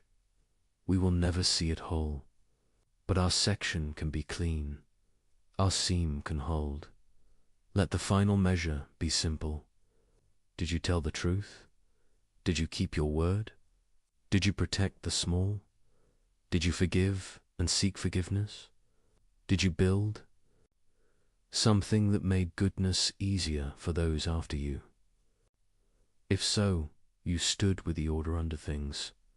You helped the world choose its better name. Go on then, work with hope, rest with gratitude, begin again. This is repair. This is how love becomes structure. This is how structure becomes mercy. This is how mercy becomes a world worth waking to. Night settles over familiar streets. Windows hold small islands of light. Somewhere a train passes steady as a pulse. Someone washes a single cup and sets it to dry. Someone turns off a lamp and waits for sleep to come. In these plain moments, the question returns without ceremony. Was any of this worth the day it cost? We answer not with thunder, but with choices. We answer by the work our hands remember. We answer by the care that outlived our mood. Meaning reveals itself in the keeping of small promises. It shows itself when no audience is near. It grows in silence and greets us like a friend. Leibniz believed a perfect mind chose this world. He said the choice honored reason and honored love. He said the choice made room for freedom to matter. He trusted that nothing real is finally wasted. He trusted that justice is slow and exact. He trusted that mercy is strong enough to rebuild. We have walked through his vision with open eyes. We have seen war and famine and grief. We have seen laughter used as a blade. We have watched satire mock what it half understood. We have watched faith speak too soon and be rightly rebuked. We have tried to keep what is true in both voices. Now the film grows quiet and returns to one life. Yours, the world will not ask. You for speeches. It will ask for attention and for steadiness. It will ask for honest words and clean work. It will ask for the courage to stay kind when anger is cheap. The best world, if real, is not a luxury. It is a discipline that begins. At the edge of your reach, help where you stand. Repair what you can touch. Protect whoever is within your power to protect. Let that be your prayer in the language of action. You do not need certainty to start. You need a reason strong enough to move your feet. Begin with the person in front of you. Begin with the task that serves without applause. Begin with the truth that refuses to be convenient. Begin again tomorrow when fatigue returns. Remember what this vision asks of the mind. Ask why this and not something else. Test your stories against the world they describe. Let correction be a gift rather than a wound. Let humility be the partner of every claim. Let gratitude be the closing line of every day. Remember what this vision asks of the heart. Hold grief without rushing its lessons. Hold joy without gripping it to death. Hold enemies as people before you hold them as positions. Hold yourself to standards that do not bend for mood. Hold to hope with a grip that respects facts. Remember what this vision asks of our common life. Write laws that fit the vulnerable. First, design systems that explain themselves to the tired. Reward patience and the courage to revise. Punish cruelty with clarity and restraint. Invite dissent that seeks the good of the whole. If this world is chosen for the greatest harmony, then harmony is not a metaphor. It is the work of arranging goods without destroying others. It is the art of balancing present need with future. Right? It is the skill of saying no to what flatters. It is the wisdom of saying yes to what strengthens. You will fail in this work. Everyone does. Failure is not the end of your sentence. Return is allowed and expected. Apologize without performance. Repair without delay. There will be pain that teaches nothing you can name. There will be loss that leaves only quiet. Do not lie about it. Sit beside it until it changes shape. Let compassion be the language you speak when words fail. Let presence be the answer you give to questions without answers. There will be days when despair sounds like a friend. It will call its self-realism and ask you to put down your tools. It will point at history and say, nothing changes for long. Answer with the evidence of your own hands. Answer with the neighbor who is fed, the child who is safe. Answer with the bridge that still stands and the promise still kept. You belong to an order deeper than chaos. You are not equal to it, but You are allied with it. Each time you choose truth over ease, you join it. Each time you forgive a debt with wisdom, you join it. Each time you think clearly in the service of love, you join it. Each time you build what future strangers will trust, you join it. Perhaps this is what it means to live inside a best world.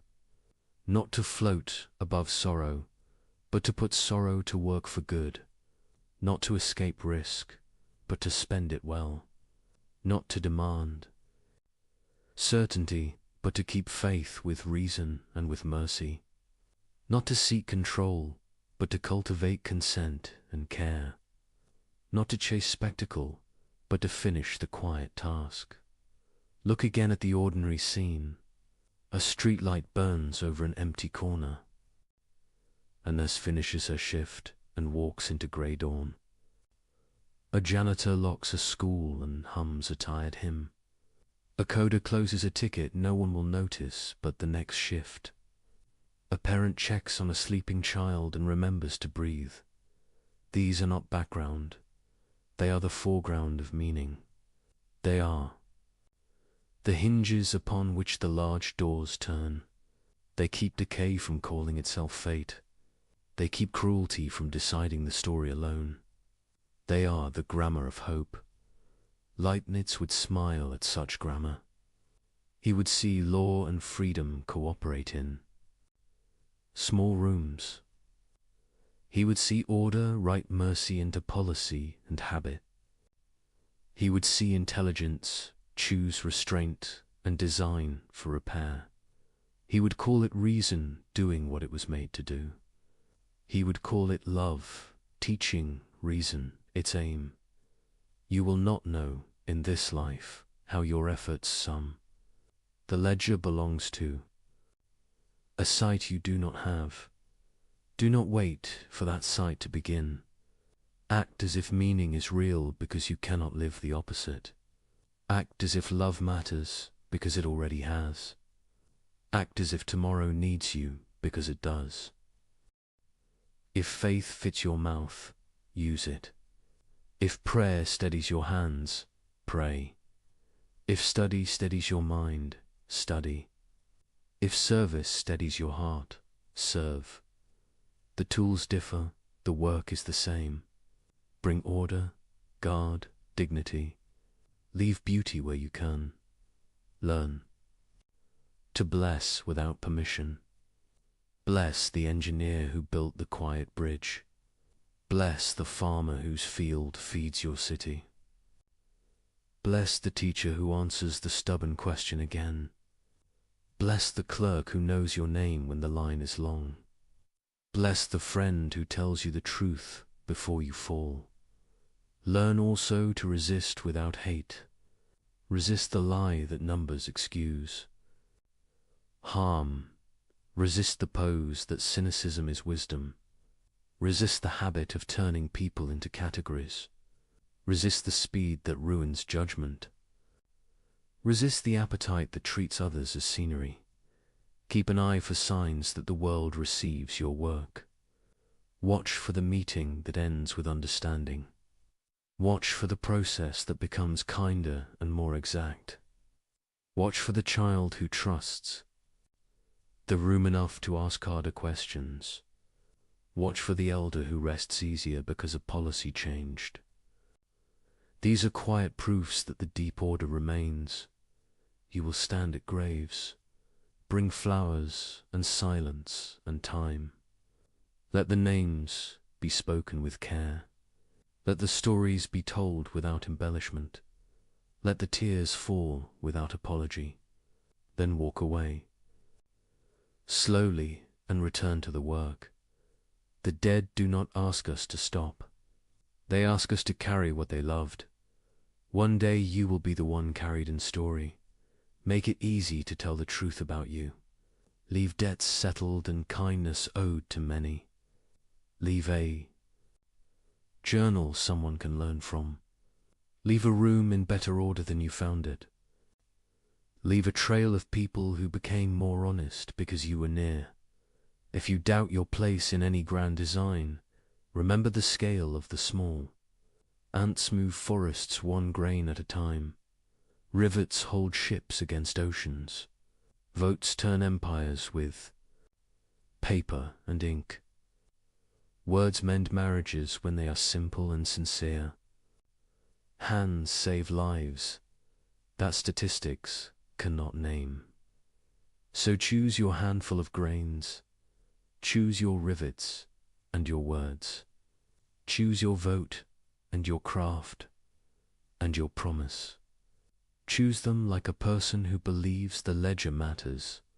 Choose them like a citizen of a world that intends the good. Choose them like a student of a mind that wastes nothing. When morning comes, rise with one sentence ready. Today I will join the order under things. Let that be your vow. Keep it as best you can. Forgive yourself when you fail and begin again. Teach it to others without pride. Receive it back from them when you are tired. This is the quiet proof that Leibniz trusted. Not a theorem written on marble, but a life that answers despair with patient structure. A home put in order for guests. A budget that tells the truth and protects the poor. A law that binds the strong and frees the weak. A habit of attention that notices the person left out. If this is the best world, it is because it invites you. It invites you to think with care and to love with discipline. It invites you to build, forgive, and try again. It invites you to hold both reason and mercy in the same hands. It invites you to be the kind of person for whom the phrase best world is not a boast, but a responsibility gladly assumed. Night deepens. The windows darken one by one. You turn out your light and keep one promise more. You will begin again. Tomorrow, you will keep faith with the living and the dead. You will serve meaning without spectacle. You will honor the order that lets love endure. Sleep now. The world keeps its watch. The harmony does not stop when you rest. It waits for you to join it again. And when you do, it will meet you where you stand, with work enough for your hands and grace enough for your heart. There's a version of you that exists in complete darkness, not because it's evil, not because it's twisted or broken or wrong, but because you've spent your entire life making sure no one, including yourself, ever sees it. Carl Jung discovered that this hidden self holds the key to everything you've been searching for. Your creativity, your power, your purpose, your peace, everything you want, is locked inside the part of yourself you've been running from. Imagine standing in front of a mirror, but only half your face is lit. The other half disappears in two. Shadow. You can see your smile, your eyes, the face you show the world. But the other side, pure darkness. Most people spend their entire lives looking only at the lit side. They perfect it, polish it, make it acceptable, beautiful, safe. They never turn to face what's hidden in the dark. But here's what Jung understood. The darkness isn't empty. It's not nothing. It's you, the rest of you, the half you forgot, the half you rejected, the half you were told wasn't allowed to exist. And that half has been waiting, patient, silent, powerful, growing, in the dark by the end of this journey. You'll understand why the parts of yourself you've rejected, the qualities you've denied, the emotions you've buried, are actually your gateway to becoming whole. Not perfect, not fixed, whole. There's a difference, and Jung spent his entire life trying to show us that difference. because he knew something that most people never discover. You're not broken. You've never been broken. You're just incomplete. And the missing pieces, they're closer than you think. But before we can understand what the shadow is, before we can talk about integration or transformation or becoming whole, we need to understand something crucial. We need to understand why you created it. In the first place, because you did create it, not consciously, not deliberately, but you created it nonetheless, and it started earlier than you think. Every child is born whole. Watch a toddler for 5 minutes and you'll see it. They cry when they're sad. They laugh when they're happy. They scream when they're angry. They dance when they feel joy. There's no filter, no performance, no mask. They express everything, feel everything, are everything. A child doesn't say, I shouldn't feel this. They just feel it, fully, completely, without shame. But then something happens. The world starts teaching them which parts of themselves are acceptable and which parts are dangerous. Stop crying. Big boys don't cry. Don't be so loud. Good. Girls are quiet. Stop being so sensitive. Why can't you be more like your sister? You're too much. You're not enough. Every single one of these messages, delivered by parents who often love their children deeply, by teachers who think they're helping, by a culture that has its own ideas about who you should be. Every single one of these messages creates a split dot of fracture in the self. The child learns, this part of me is loved, this part of me is rejected, this part is safe, this part is dangerous, this part I can show, this part I must hide. And so the hiding begins, not as a conscious decision.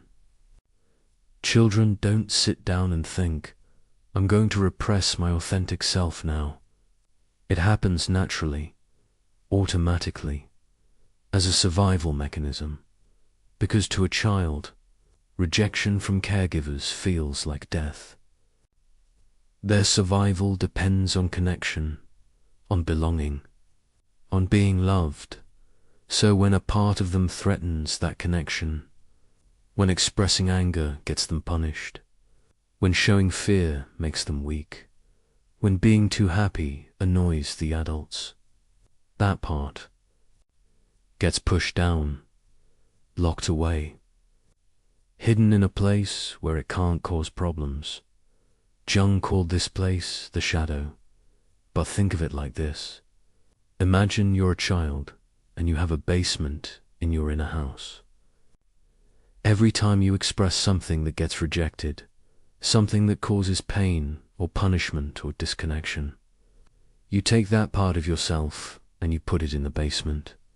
You thought you were cleaning up, becoming better, more acceptable, more lovable, but really, you were creating a prisoner. The angry child who gets punished for tantrums learns to lock anger in the basement. Years later, they become the adult who can't set boundaries, who lets people walk all over them, who swallows rage until it turns into depression. The sensitive child who gets mocked for crying learns to lock vulnerability in the basement. Years later, they become the adult who can't connect, who feels nothing, who everyone describes as cold. The creative child who gets told to stop daydreaming and focus on real work learns to lock imagination in the basement. Years later, they become the adult who feels dead inside, who traded their soul for a salary, who can't remember the last time they felt truly alive. The wild child who gets told to sit still, be quiet, stop causing trouble, locks their authentic energy in the basement. Years later, they become the adult who's always exhausted, always performing, always pretending to be someone they're not. And here's the thing that breaks your heart. Once you see it, you didn't choose any of this. You were just a child, trying to survive in a world that couldn't hold all of you. You weren't bad for hiding parts of yourself. You were smart. You were adapting. You were doing exactly what you needed to do to stay safe. But what worked then is destroying you now, because those parts didn't disappear. The anger you locked away, still there. The sadness you buried, still there. The creativity you abandoned, the wildness you tamed, the power you denied, all still there, living in the basement of your psyche. Growing in the dark, and Jung discovered something that changes everything about how we understand ourselves. He discovered that the shadow isn't just made of the bad stuff. It's not a garbage dump of our worst qualities. It's a vault, a treasure chest, a locked room full of gold. Because when you were a child, you didn't just hide your rage and your fear and your shame. You hid your gifts, too. Think about it. The child who was told they were too loud, they didn't just lock away noise, they locked away their voice, their leadership, their ability to take up space and command attention. The child who was told they were too sensitive, they didn't just lock away tears. They locked away empathy, intuition, the ability to feel deeply and connect authentically. The child who was told to stop being so creative and get serious. They didn't just lock away daydreams, they locked away genius, innovation, the capacity to see what others can't see, every quality you were shamed for, every trait you were told to hide, every part of yourself you learned was unacceptable. Those weren't flaws, they were powers, and you've been living without them for years, maybe decades. Half a person looking in the mirror, seeing only the acceptable side, wondering why life feels so empty, so exhausting, so not quite right. It's because you're trying to live a full life with half of yourself, and the other half, it's been waiting in the darkness, not patiently anymore, because the shadow doesn't just sit there. It doesn't just wait quietly in the basement while you go about your acceptable life. Jung said that we don't have a shadow. We are shadowed by what we won't acknowledge. And that shadow, it's been running your life from the darkness. Every time you meet someone and instantly dislike them for no clear reason, that's your shadow. You're seeing in them what you've denied in yourself. Every time you have an inexplicable emotional reaction that seems too big for the situation, that's your shadow. The feelings you locked away are leaking out. Every time you sabotage yourself right before success. Every time you pick the same toxic partner with a different face. Every time you make a choice that goes against everything you claim to want, that's your shadow. Operating the controls, making decisions, steering your life, and you're just rationalizing, making up stories about why you do what you do, never seeing the real puppet master pulling the strings from the basement. But here's the crucial thing. Jung understood. The shadow isn't your enemy. It's not some demon that needs to be slayed. Not some darkness that needs to be eliminated. It's you, the parts of you that you abandoned, the child you locked away, the gifts you rejected, the power you denied, and it's been trying to get your attention for years, through dreams, through symptoms, through the same painful patterns repeating over and over again. It's not punishing you, it's calling to you. Come back, come home, remember me, reclaim me, become whole. Most people never hear this call, or they hear it and they run. They distract. They numb. They build the persona even stronger, create an even more acceptable mask, hide the shadow even deeper. But you're here. You're listening, and that means something is ready to change, because Jung discovered that there comes a moment in some people's lives, a moment when the persona cracks, when the mask slips, when the basement door flies open and everything you've been hiding comes flooding out. It usually happens during crisis, loss, breakdown, the ending of something you thought defined you. And in that moment, you have a choice. You can run. Try to stuff everything back in the basement. Rebuild the mask. Go back to the half-life. Or you can turn. You can face what's been in the darkness. You can finally look at the other half of your face in the mirror. And when you do that, when you choose to see what you've been hiding, everything changes. Not because you become someone different, but because you become someone complete. You stop running from half of yourself. You stop using all your energy to maintain the mask, too. Keep the basement locked, to pretend you're only the acceptable parts.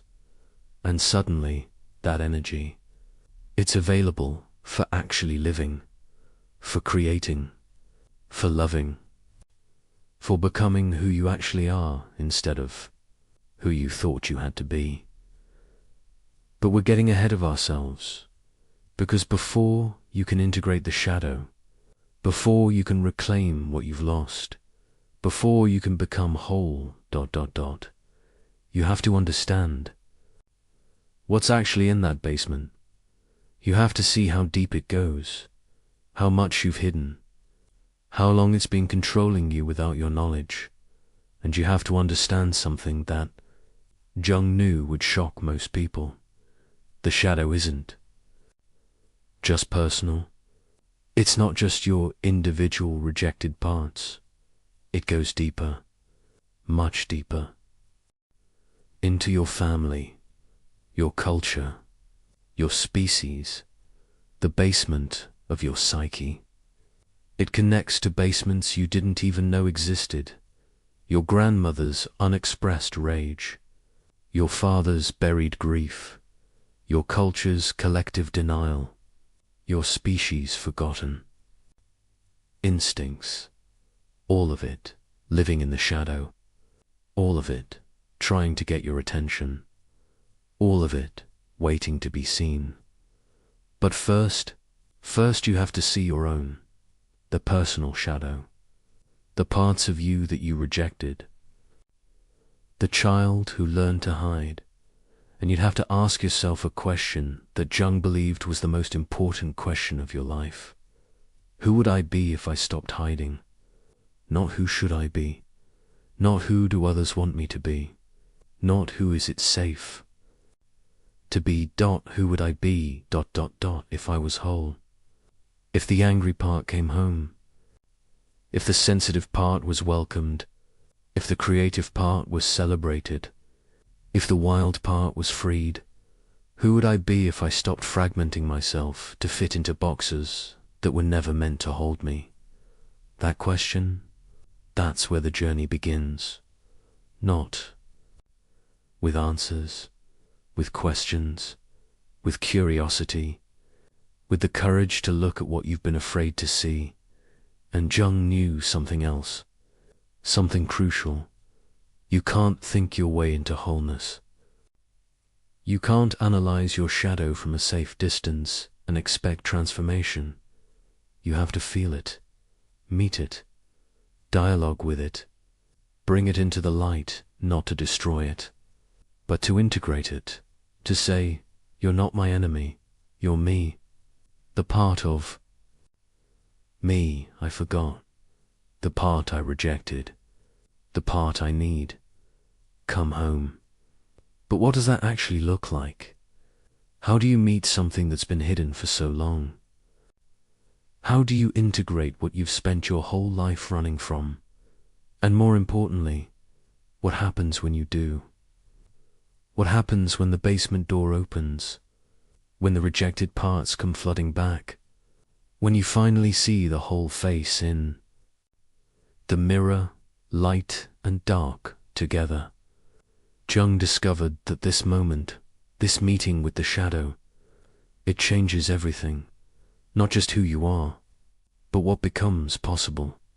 The life you can live, the relationships you can have, the work you can create, the peace you can feel, all of it locked behind one simple act. Turning to face the darkness, and discovering it was never darkness at all. It was just you, waiting in the shadows, waiting to be seen, waiting to come home. There's a story Jung loved to tell about alchemy. Ancient alchemists spent their lives trying to turn lead into gold. They worked in darkness with fire and strange substances, chasing transformation.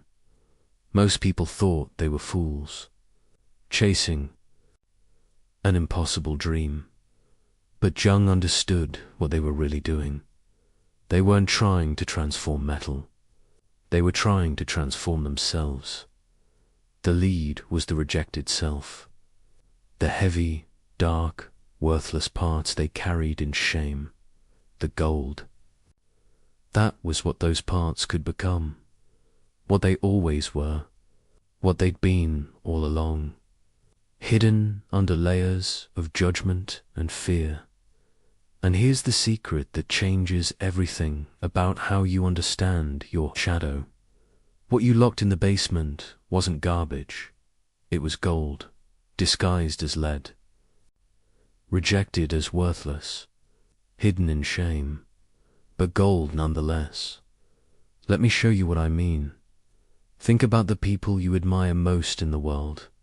Not celebrities, not distant figures, but the people in your actual life who captivate you, who seem to possess some quality that draws you in. Maybe it's someone's confidence, the way they walk into a room and everyone notices, the way they speak their truth without apology. Maybe it's someone's creativity, the way they see possibilities everywhere, the way they turn ordinary moments into art. Maybe it's someone's passion, the way they commit fully to what they love, the way they burn bright instead of playing it safe. Maybe it's someone's vulnerability, the way they're real, raw, undefended, and somehow that makes them stronger, not weaker. Whatever quality it is, write it down in your mind right now, because Jung discovered something that will blow your mind. Every quality you deeply admire in someone else ... is a quality that lives in your shadow. Read that again. If you weren't capable of that quality, you wouldn't recognize it. You wouldn't be drawn to it. You wouldn't feel that magnetic pull. You see it in them because it exists in you, but you buried it. You were told it was wrong, too much, not appropriate, not you, so you locked it away. And now you project it onto others. You see in them what you've denied in yourself. The quiet person who admires the bold speaker, they have boldness in their shadow. It was locked away when they were told to be silent, to not make waves, to shrink. The serious person who's drawn to playful, spontaneous people, they have playfulness in their shadow. It was locked away when they were told to grow up, be responsible. Stop being childish. The logical person who's fascinated by emotional, intuitive people, They have emotional depth in their shadow. It was locked away when they were told feelings were weak, irrational, dangerous. Dangerous, this is what Jung called the golden shadow, not the darkness you fear, not the rage or the shame or the pain, but the light, the power, the gifts, all the qualities you needed to survive. You had to hide, and now you're living half a life, admiring in others what you won't claim in yourself. But here's where it gets even more interesting, because the shadow doesn't just contain individual qualities. It contains entire selves, entire ways of being that you abandoned to become acceptable. Jung called these the anima and animus, the feminine in men, the masculine in women. But it goes deeper than gender. It's about the parts of your psyche you rejected to fit into the box society gave you. The man who was told real men don't cry, don't create, don't nurture, don't feel. He locked away his anima, his receptivity, his creativity, his emotional intelligence, his capacity for deep relationship. And now he's successful, powerful, respected, and completely dead inside, because he's living with half of his humanity. The acceptable half, the masculine half, the half that produces and achieves and controls, but the other half, the half that feels and connects and creates meaning, locked in the basement. He sees it in women and calls it weakness, or he idealizes it, puts women on pedestals, expects them to carry all the emotional depth he won't access in himself. Either way, he's not whole. The woman who is told real women are soft, agreeable, nice, supportive, she locked away her animus, her assertiveness, her ambition, her healthy aggression, her capacity to take up space and claim power, and now she's loved, needed, everyone calls her kind, and she's exhausted, resentful, invisible, because she's living with half of her humanity, the acceptable half, the nurturing half, the half that gives and supports and accommodates, but the other half, the half that claims and demands and refuses to shrink. Locked in the basement, she sees it in men and calls it toxic. Or she's drawn to powerful men, expects them to carry all the strength she won't access in herself. Either way, she's not whole. This is the trap, the split, the lie that our culture tells us, that you have to choose, masculine or feminine, strong or soft, logical or emotional, wild or civilized. But Jung knew the truth. You're not one or the other. You're both. You've always been both, and the half you rejected, it's not gone. It's in the basement, waiting to be reclaimed. But let's go deeper, because the golden shadow isn't just about big archetypal qualities. It's in the small things too. The everyday ways you've diminished yourself, the person who always plays. It's safe. They have risk-taking in their shadow. It was locked away when they were punished for making mistakes, for being too adventurous, for coloring outside the lines. The person who's always busy, always productive, they have rest in their shadow. It was locked away when they learned that their worth came from doing, not being. The person who gives endlessly to others, they have healthy selfishness in their shadow. It was locked away when they were told that wanting things for themselves was bad, that good people sacrifice. The person who's always rational, always controlled. They have wildness in their shadow. It was locked away when they learned that losing control meant losing love. See the pattern? Every strength taken too far becomes a prison. Every virtue becomes a cage. And on the other side of that cage, the quality that would set you free. The people pleaser needs healthy anger. The controller needs surrender. The analyzer needs to feel. The feeler needs to think. But they can't access these things because they're in the shadow, labeled as bad, dangerous, not me, and so they stay trapped, half themselves, exhausted from maintaining the acceptable version, never knowing that freedom is right there, in the basement, in the qualities they've spent their whole life rejecting. Jung saw this pattern everywhere, in his patients, in himself, in culture, and he started to understand something radical. What if mental illness wasn't just about having too much of something bad? What if it was about having too little of something good? The depressed person doesn't just need to eliminate negative thoughts. They need to reclaim the anger they buried. The healthy aggression that says no, that sets boundaries, that fights for their life. The anxious person doesn't just need to calm down.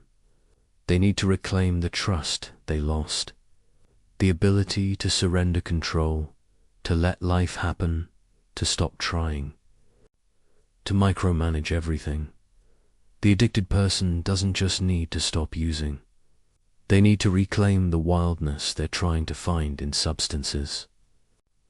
The ecstasy, the transcendence, the feeling of being fully alive. The numb person doesn't just need better coping strategies.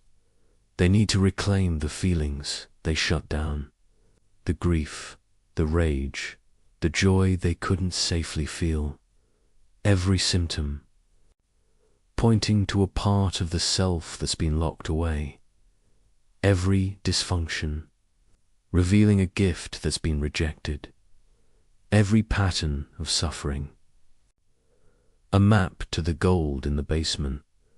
This is why Jung said that neurosis is always a substitute for legitimate suffering. You're suffering anyway, through symptoms, through patterns, through the exhaustion of being half yourself. But it substitutes suffering. Suffering that doesn't transform you. Suffering that just keeps you stuck. The legitimate suffering. That's the pain of facing what you've hidden, of reclaiming what you've rejected, of becoming whole. And most people will do anything to avoid it. They'll suffer for decades through depression, anxiety, addiction, numbness. Anything except the one thing that would actually set them free. Turning to face the shadow, opening the basement door, reclaiming the gold. But here's what makes this so hard. The qualities in your shadow don't feel like gold. They feel like lead. They feel dangerous, wrong, shameful, because that's what you were taught. That's the conditioning. That's why you locked them away in the first place. So when you start to sense them, when they start to emerge, you're whole. System screams, know the people pleaser who starts to feel anger, terrified, convinced they're becoming a bad person, the controller who starts to surrender, panicking, convinced they're losing themselves. The rational person who starts to feel deeply overwhelmed, convinced they're going crazy. The nice person who starts to claim their power, guilty, convinced they're being selfish, and so they stuff it back down. Lock the door again. Go back to the familiar prison, because at least in the prison they know who they are. They know the rules. They know how to survive. Out there, with all of themselves. That's unknown territory, and the unknown is terrifying. But Jung knew something that changes the whole game. He knew that you can't integrate the shadow by willpower, by forcing it, by trying to become someone you're not. You integrate it by recognizing it, by seeing it clearly, by understanding that what you thought was darkness, was actually light all along. You integrate it by shifting the story from "this is bad and I need to eliminate it" to "this is me and I need to reclaim it," from "I'm broken and these parts prove it" to "I'm incomplete and these parts complete me," from "this is my weakness" to "this is my power and I've been living without it." That shift, that's everything. Because once you see the gold for what it is, once you understand that what you locked away wasn't garbage but treasure, the whole journey changes. You're not going into the basement to fight demons. You're going in to rescue the parts of yourself you abandoned. You're not integrating darkness. You're reclaiming light. And that makes all the difference. Because the shadow stops being something to fear and becomes something to welcome. Not all at once, not easily, but inevitably. Think about the artist who became an accountant, locked their creativity away because they were told art wasn't practical, wasn't real work, wasn't going to pay the bills, and now they're successful, stable, safe, and something inside them is dying. They see creative people and feel what? Envy, dismissiveness, fascination, resentment, all signs of projection, all signs of shadow. What they locked away is calling to them through every artist they meet, through every museum they can't help but visit, through every moment they feel dead inside, but they can't hear it, because they're convinced creativity is for other people. Not for them. They made their choice. They're not an artist, except they are. They always were.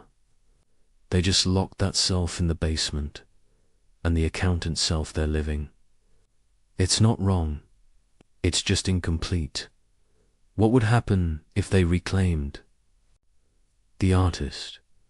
Not by quitting their job and starving, but by integrating the creative self into their life, by making space for both numbers and paint, logic and imagination, structure and flow.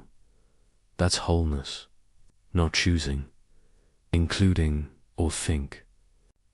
About the warrior who became passive, locked their healthy aggression away because they were told fighting was bad, standing up for yourself was mean, protecting your boundaries was selfish, and now they're kind, agreeable, everyone likes them, and everyone walks all over them.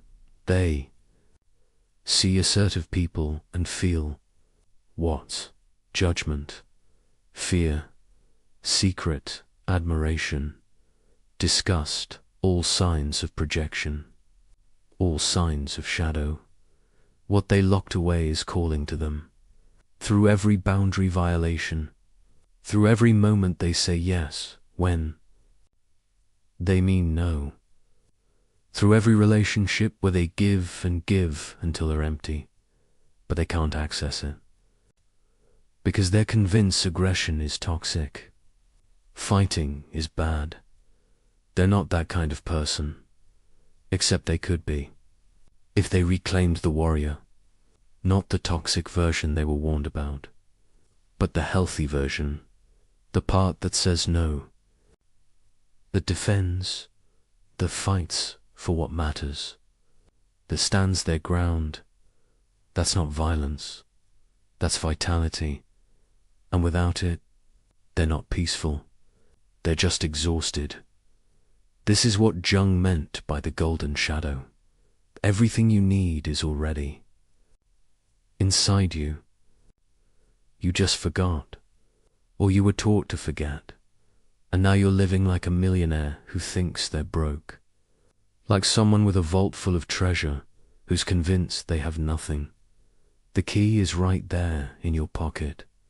It's always been there. You just have to turn it. Open the door.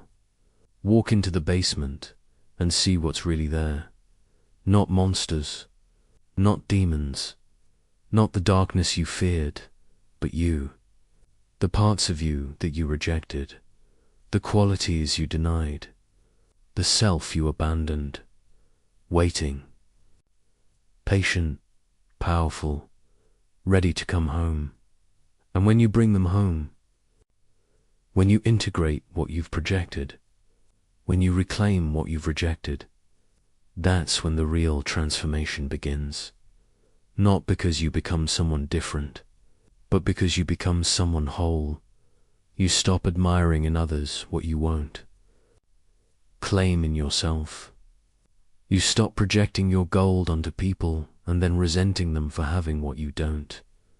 You stop fragmenting your energy between maintaining the persona and suppressing the shadow, and suddenly all that energy, it's available for creating, for living, for becoming. But we're still just scratching the surface, because the golden shadow is only part of the story.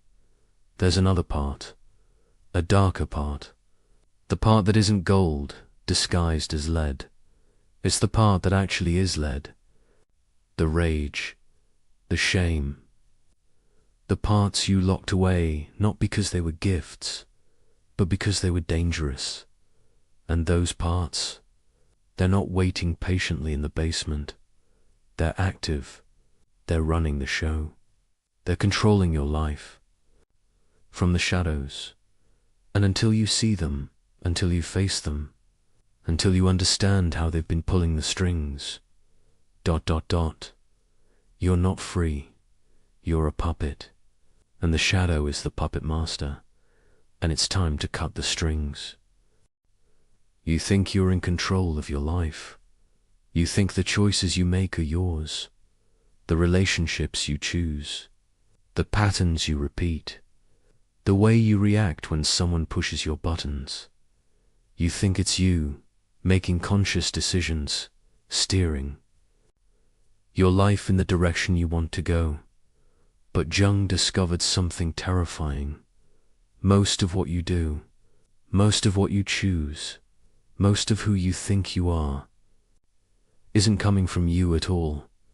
It's coming from the basement, from the parts you locked away, the emotions you buried, the wounds you never healed, the aspects of yourself you refuse to acknowledge. They didn't disappear when you hid them. They didn't fade away because you stopped looking. They grew. They organized. They learned to operate in the dark. And now, they're running the show. You're not the director of your life. You're the puppet and the shadow. The shadow is pulling the strings. Let me show you how this works. Think about the last time someone really triggered you. Someone said something, did something, and you had a reaction that was way bigger than the situation called for. Maybe someone criticized you and you spiraled for days. Maybe someone didn't text back and you felt abandoned. Maybe someone succeeded, where you failed and you felt rage disguised as judgment. In the moment, it felt justified. They were wrong. They hurt you. They deserved your reaction. But here's what Jung understood. If the reaction is bigger than the situation, it's not about the situation. It's about the shadow. Something in what happened touched something you buried. Something you won't look at. Something you've been running from. And the shadow reacted. not you. The shadow. The part of you that's still 5 years old and desperate for approval. The part that's still 13 and terrified of rejection. The part that's still 17 and convinced you're not good enough. That part doesn't live in the past. It lives in your shadow, and it's active right now, making decisions, controlling reactions, running patterns without your conscious awareness. This is what Jung meant when he said, "Until you make the unconscious conscious, it will direct your life and you will call it fate." You think it's fate that you keep choosing the same kind of partner, the one who abandons you, the one who criticizes you, the one who needs saving. It's not fate, it's the shadow. Recreating the original wound, trying to resolve it, failing, and trying again. You think it's fate that you sabotage yourself right before success, that you get sick right before the big opportunity, that you blow up the relationship right when it gets good. It's not fate, it's the shadow. The part that learned you're not worthy, that doesn't believe you deserve it, that feels safer in familiar pain than unknown joy. You think it's fate that you're stuck in patterns you can see but can't change, that you know what you should do, but you can't do it, that you understand yourself intellectually but nothing transforms. It's not fate. It's the shadow. Understanding doesn't change the shadow. You can't think your way out of what you won't feel your way through. And the shadow, it communicates through feeling, through body, through compulsion, through the things you do that make no logical sense but feel utterly necessary in the moment. Jung called these autonomous complexes, parts of your psyche that split off, developed their own agendas, their own logic, their own power. They're not you. But they're not you either.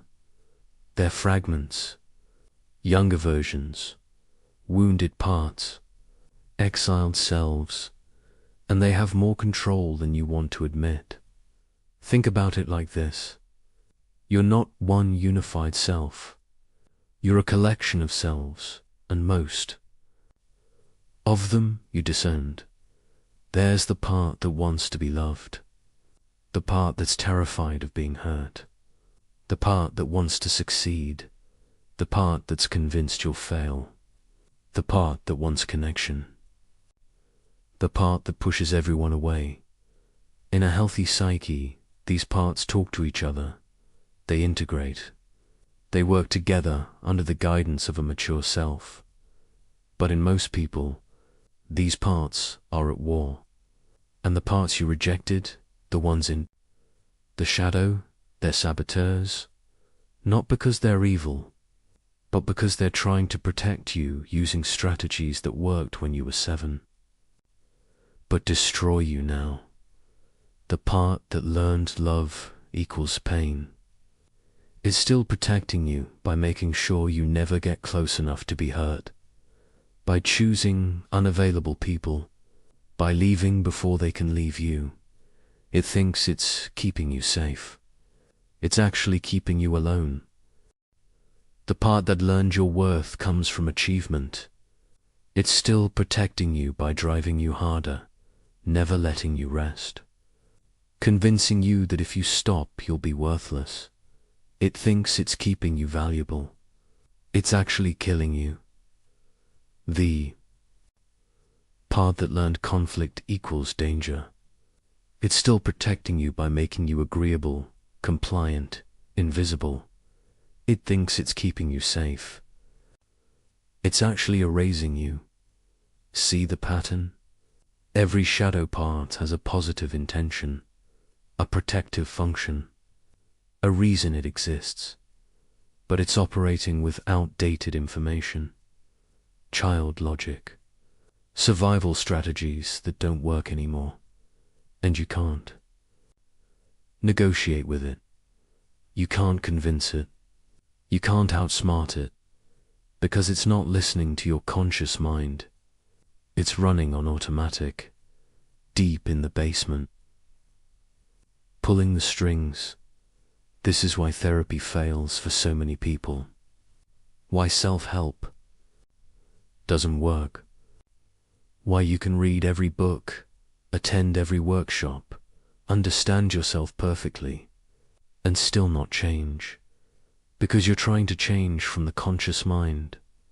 And the conscious mind isn't in charge. The shadow is, and the shadow doesn't respond to logic. It responds to recognition, to being seen, to being felt. But most people won't do that, won't go there, won't feel what they've been avoiding, so they stay stuck, and they blame themselves, call themselves weak, broken, unfixable. They're not. They're just trying to change the wrong part. You can't fix the shadow. You can only integrate it.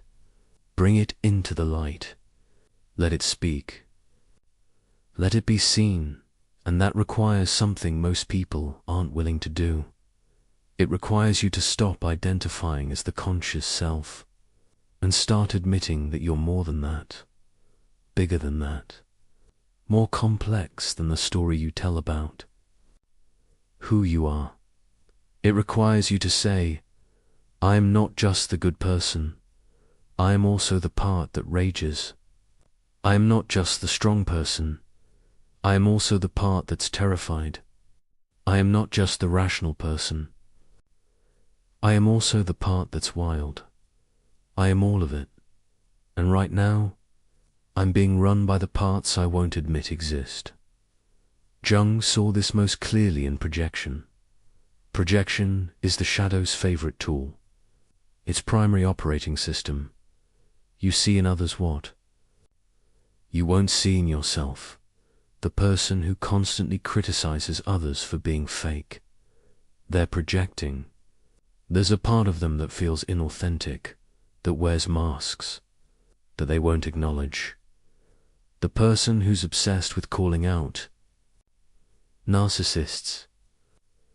They're projecting. There's a part of them that's self-centered, that wants attention, that they've deemed unacceptable. The person who judges others for being weak, too sensitive, too emotional. They're projecting.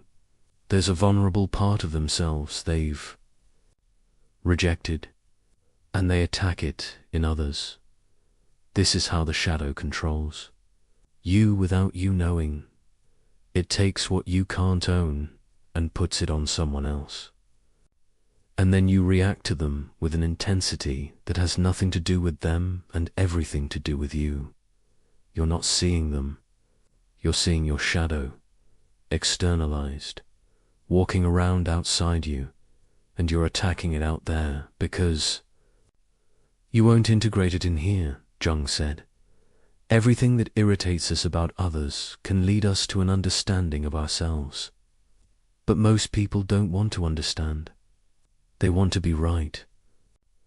They want the other person to be the problem. Because if the problem is out there, you don't have to look in here. You don't have to face what you've been running from.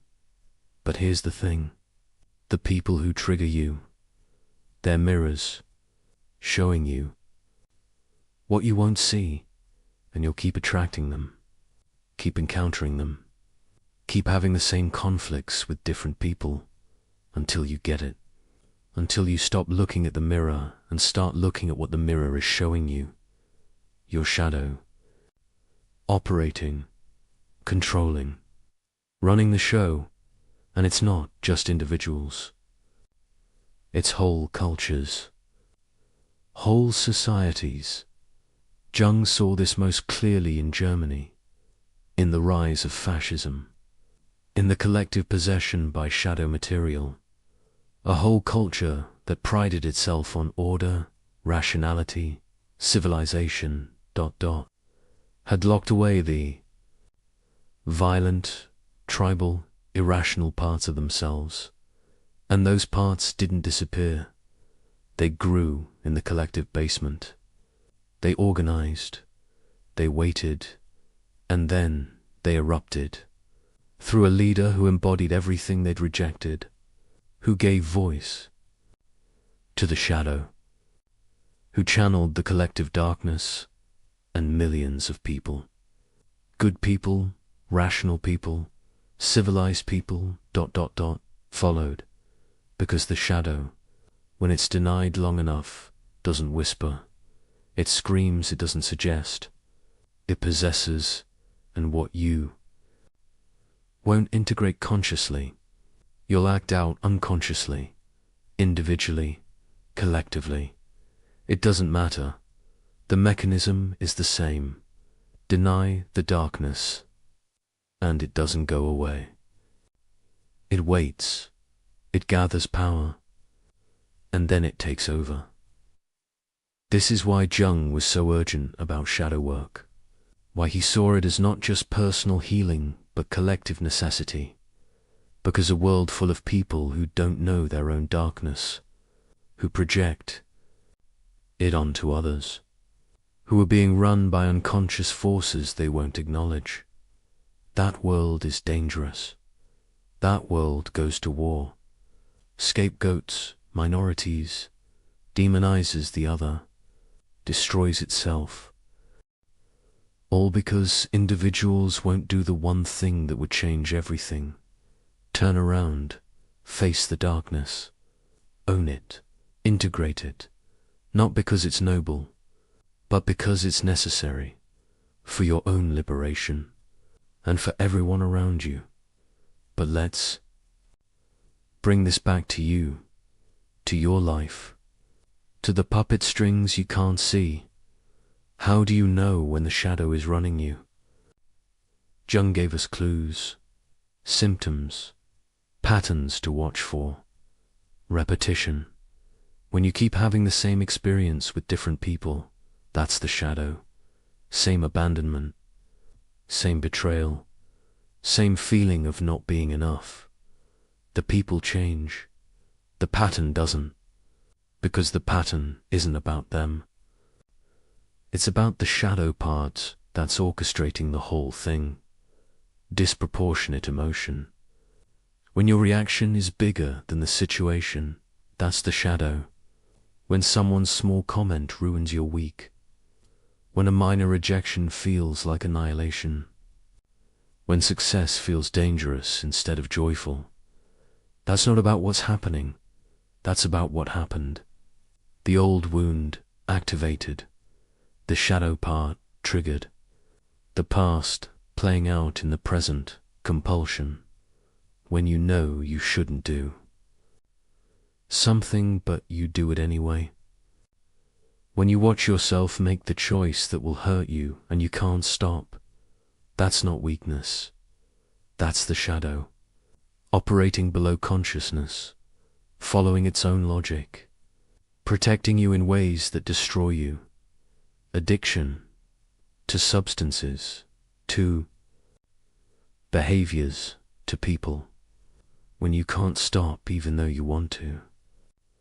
When the thing that's killing you is the thing you can't live without. That's the shadow, trying to fill the void, trying to numb the pain, trying to give you what you won't give yourself. Dreams, especially the recurring ones, the ones where you're being chased, falling, showing up unprepared, losing something precious. Those aren't random, they're messages from the shadow, trying to show you what you won't see while you're awake.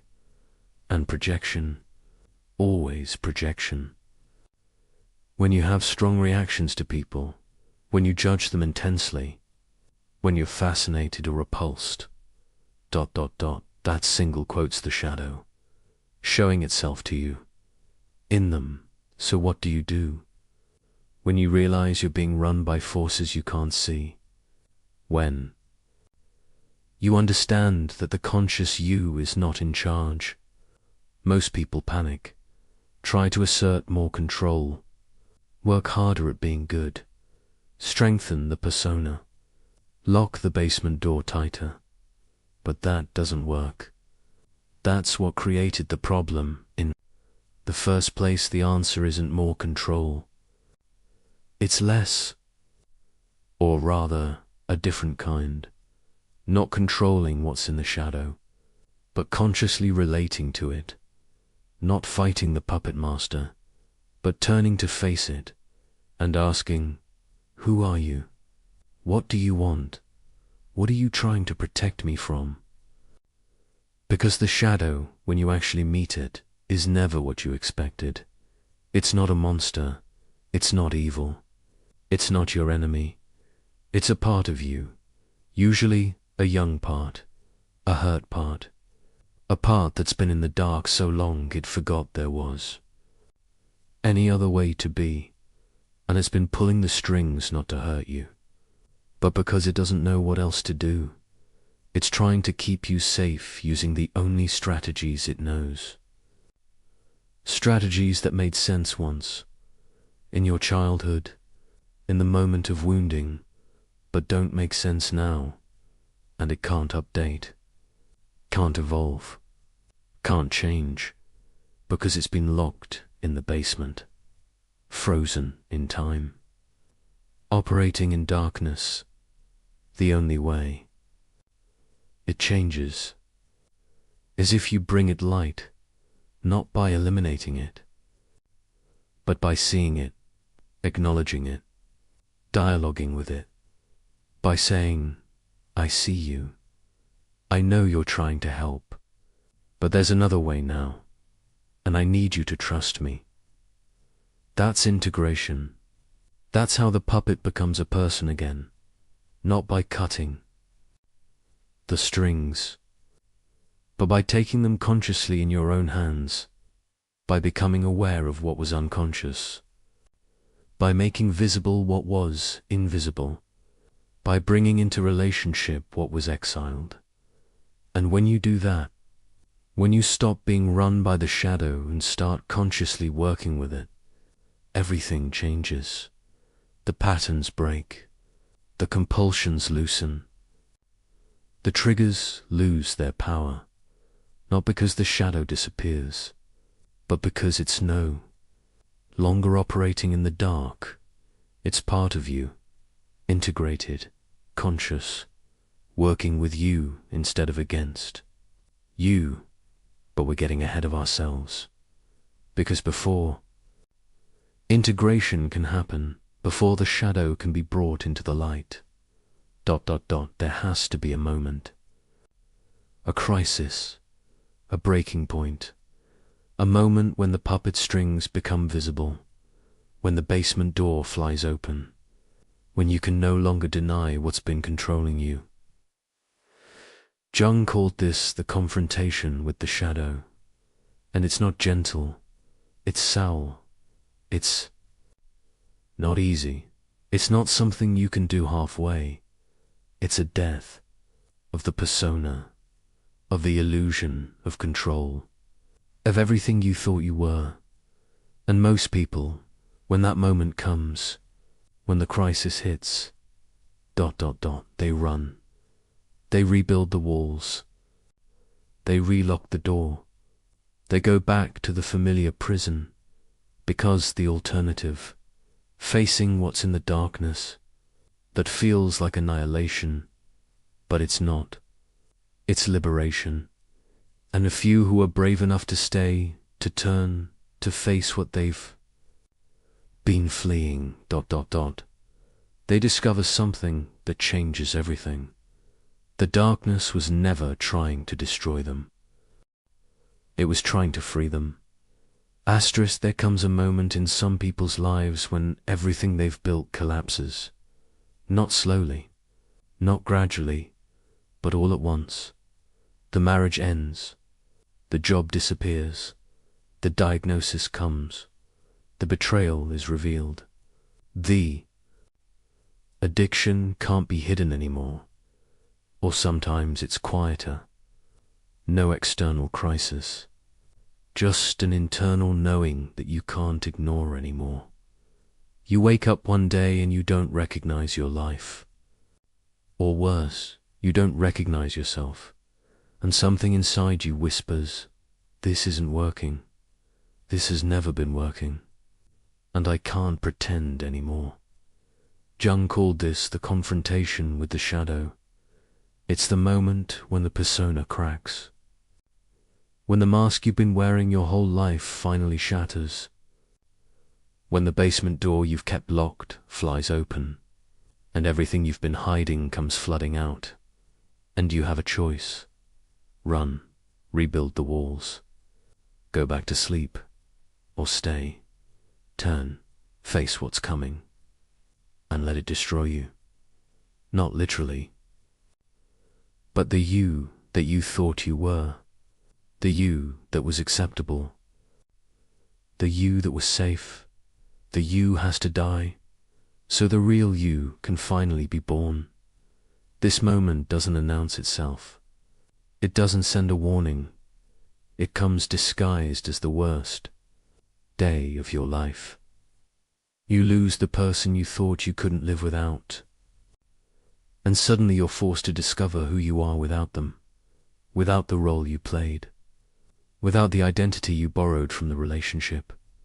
You lose the career you built your whole sense of worth around.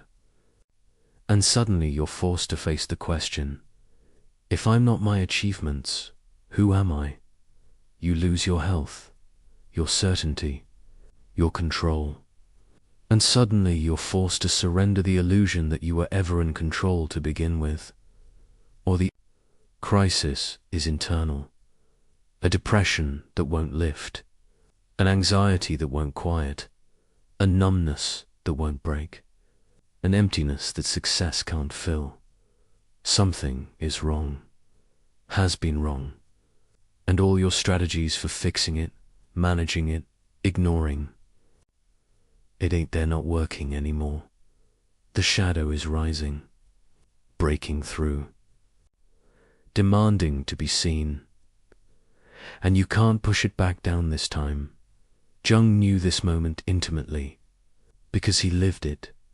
At the height of his career, respected, successful, married, stable, he had a complete psychological breakdown. Everything he thought he knew collapsed.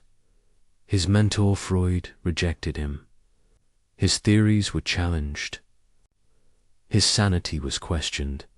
And instead of running, instead of rebuilding the persona, instead of going back to what was safe, he descended, deliberately, into his own darkness.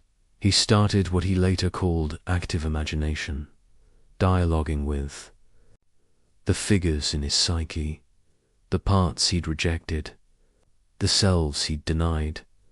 He painted, he sculpted, he wrote in what would become the Red Book, a record of his journey into the underworld, of his own mind. His colleagues thought he was having a psychotic break.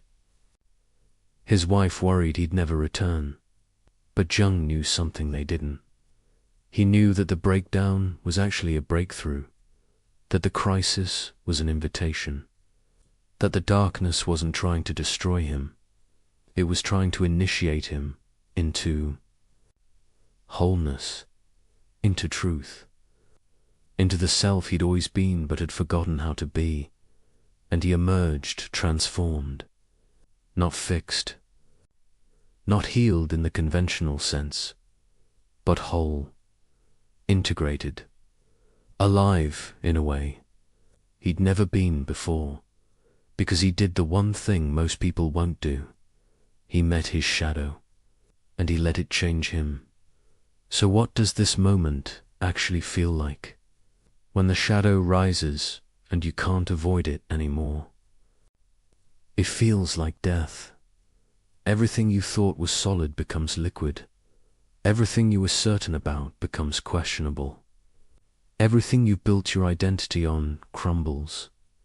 You look in the mirror and you don't recognize the person looking back. Or worse, you recognize them for the first time. And you're horrified, because you see it now. the anger you've been denying, the neediness you've been hiding, the jealousy you've been projecting, the shame you've been carrying. You see how you've hurt people while convincing yourself you were helping, how you've manipulated while telling yourself you were loving, how you've controlled while pretending you were supporting. You see the ways you've betrayed yourself, the dreams you abandoned, the truths you silenced, the parts of yourself you killed to be acceptable, and the grief. The grief is unbearable, not just for what you lost, but for what you never allowed yourself to have, for who you could have been. If you hadn't spent your whole life hiding, this is what Jung meant when he said the privilege of a lifetime is to become who you truly are. It's a privilege. But first, it's a death. The death of who you pretended to be. Most people, when they reach this moment, they turn back. The pain is too much. The uncertainty is too terrifying. The loss of identity is too destabilizing. So they rebuild. Faster this time. Stronger this time. They find a new relationship to distract from the old wound, a new achievement to prove their worth, a new belief system to make sense of the chaos. You don't fight them. You don't try to eliminate them. You do something that changes everything. You listen to them. You ask, "What are you trying to tell me? What do you need? What are you protecting me from?"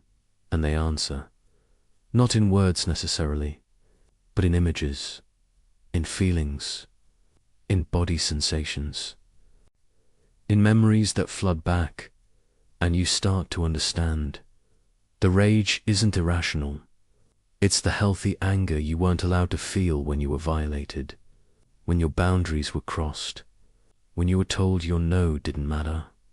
The fear isn't weakness. It's the terror you had to suppress when you weren't safe, when the adults who should have protected you didn't. When you learned that survival meant not showing fear. The neediness isn't pathetic. It's the unfulfilled longing for connection, for being seen, for mattering to someone, for being loved, not for what you do but for who you are. The shame isn't truth. It's the internalized message that you were wrong, bad, too much, not enough, unworthy of love. All of it makes sense when you finally see where it came from, when you understand it's not random, not a defect, not proof that you're broken. It's your psyche's intelligent response to what happened, to what you experienced, to what you needed but didn't get. And that changes everything. Jung developed a practice for this moment, for when you meet the shadow and it starts to speak. He called it active. They go to therapy and learn to manage their symptoms without ever touching the source. They read self-help books that teach them to think differently without ever teaching them to feel. They do everything, except the one thing that would actually transform them. They won't stay with the death. They won't let the old self die, and so they stay stuck, in more sophisticated ways, with better language, with more awareness, but stuck nonetheless, because you can't be reborn. If you won't die first, you can't integrate the shadow if you won't. Face it, you can't become whole if you keep clinging to the fragment. But the ones who stay, the ones who are brave enough, desperate enough, or broken enough to not run, ... they discover something miraculous. The shadow, when you finally meet it, is not what you expected. You thought it would be a monster, something evil, something that would consume you. But it's not. It's a child, your child.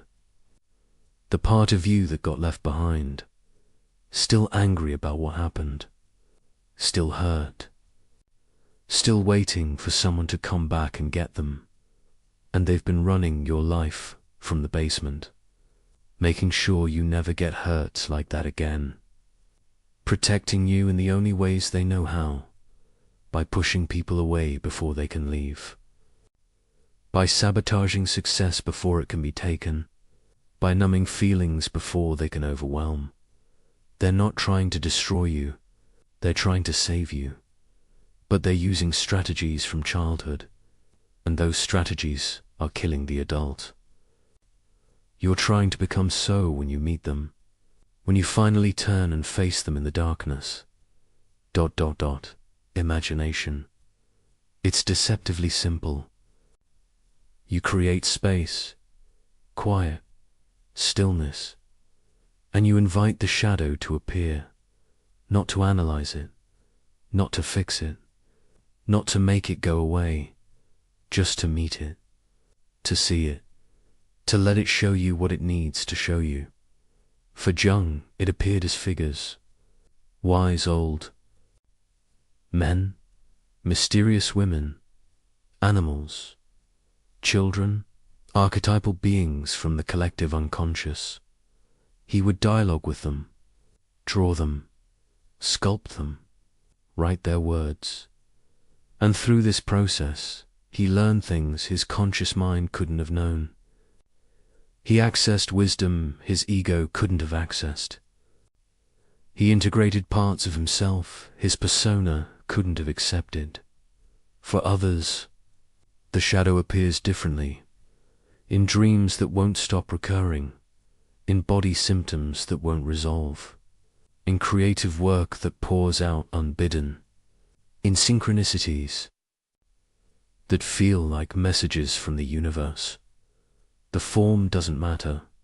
What matters is the willingness to engage, to not run, to stay with what's arising, even when it's terrifying, even when it feels like madness, even when everything in you screams to stop, because this is the initiation. This is the passage. This is the death that must happen before the rebirth can begin. And it's not a one-time event.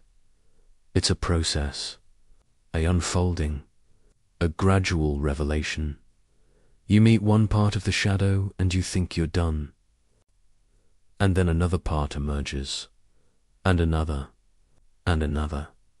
Because the shadow isn't a single thing. It's layers, dimensions, a whole underworld of exiled selves. And each one needs to be met, seen, heard, integrated, not all at once, but over time, through patience, through compassion, through the willingness to keep facing what you'd rather avoid. But here's what nobody tells you about this process. Meeting the shadow doesn't make you feel better. Not at first. It makes you feel worse, because now you see things you can't unsee. You know things you can't unknow. You feel things you can't unfeel. You see how you've hurt people, how your unconscious patterns have damaged relationships, how your shadow has been acting out while you thought you were being good. You see the years you wasted, the opportunities you missed, the life you could have lived if you'd been brave enough to be yourself. You see your parents clearly for the first time, not as heroes or villains, but as wounded people who did their best and also hurt you deeply, and you have to hold both truths at once. You see the culture you live in, the systems of oppression, the collective shadow playing out on the world stage. And you can't just consume entertainment and ignore it anymore. You see everything, and it's overwhelming. This is what Jung called the dark night of the soul, the descent into the underworld, the necessary suffering that transformation requires. And most people, when they hit this phase, they think they're doing it wrong. They think something's broken. They want to go back, but you can't go back. You can only go through, because this is the fire. This is the crucible. This is where the old self burns away, so the new self can emerge. And if you run from the fire, you stay half-cooked, half-transformed, half-alive. But if you stay in it, if you let it burn what needs to burn, if you trust the process, even when it feels like destruction, you don't just survive, you're reborn, not as someone different, as someone more yourself than you've ever been. There's a moment Jung described, a moment in the alchemical process called the nigredo, the blackening dot. Everything turns to ash, everything dissolves, everything dies, and there's nothing you can do except witness it, endure it, trust that on the other side of this death, there's life, new life, real life. Your life, not the life you were told to live. Not the life that looked good on paper. Not the life that made others comfortable. But the life that's actually yours. That only you can live. That you came here to live. And that life, it can't begin until the false life ends. So when the crisis comes, when the shadow reases, when everything falls apart, don't run. Don't rebuild. Don't go back to sleep. Stay, witness, feel, grieve, rage, break. Let the death happen. Let the old you die. Because on the other side of this, death is not nothing. On the other side is everything. Everything you've been searching for. Everything you've been longing for. Everything you forgot was possible. Wholeness, authenticity, freedom, peace, not the peace of avoiding conflict, but the peace of being integrated, of not being at war with yourself anymore, not the freedom of doing whatever you want, but the freedom of being who you are without apology, not the authenticity of performing realness, but the authenticity of flaw. The authenticity of flaw. Not performing at all, of just being. And Jung knew that this moment, this confrontation with the shadow, is the gateway. The only gateway. There's no other way through. You can't think your way to wholeness. You can't analyze your way to integration. You can't transcend what you won't descend into. You have to go down, into the darkness, into the basement, into the shadow. You have to meet what you've been fleeing, face what you've been denying, feel what you've been avoiding. And you have to do it consciously, not because the crisis forces you, but because you choose it. Because you understand that the only way out is through. The only way to light is through darkness. The only way to life is through death. So what happens after the confrontation? After you've met the shadow and it's shown you everything? You might expect relief, resolution, the sense that it's over. And now you can move on. But that's not what happens. What happens is, you're different, and you can't go back. You see yourself differently. You see the world differently. You see other people differently. The things that used to matter don't matter anymore.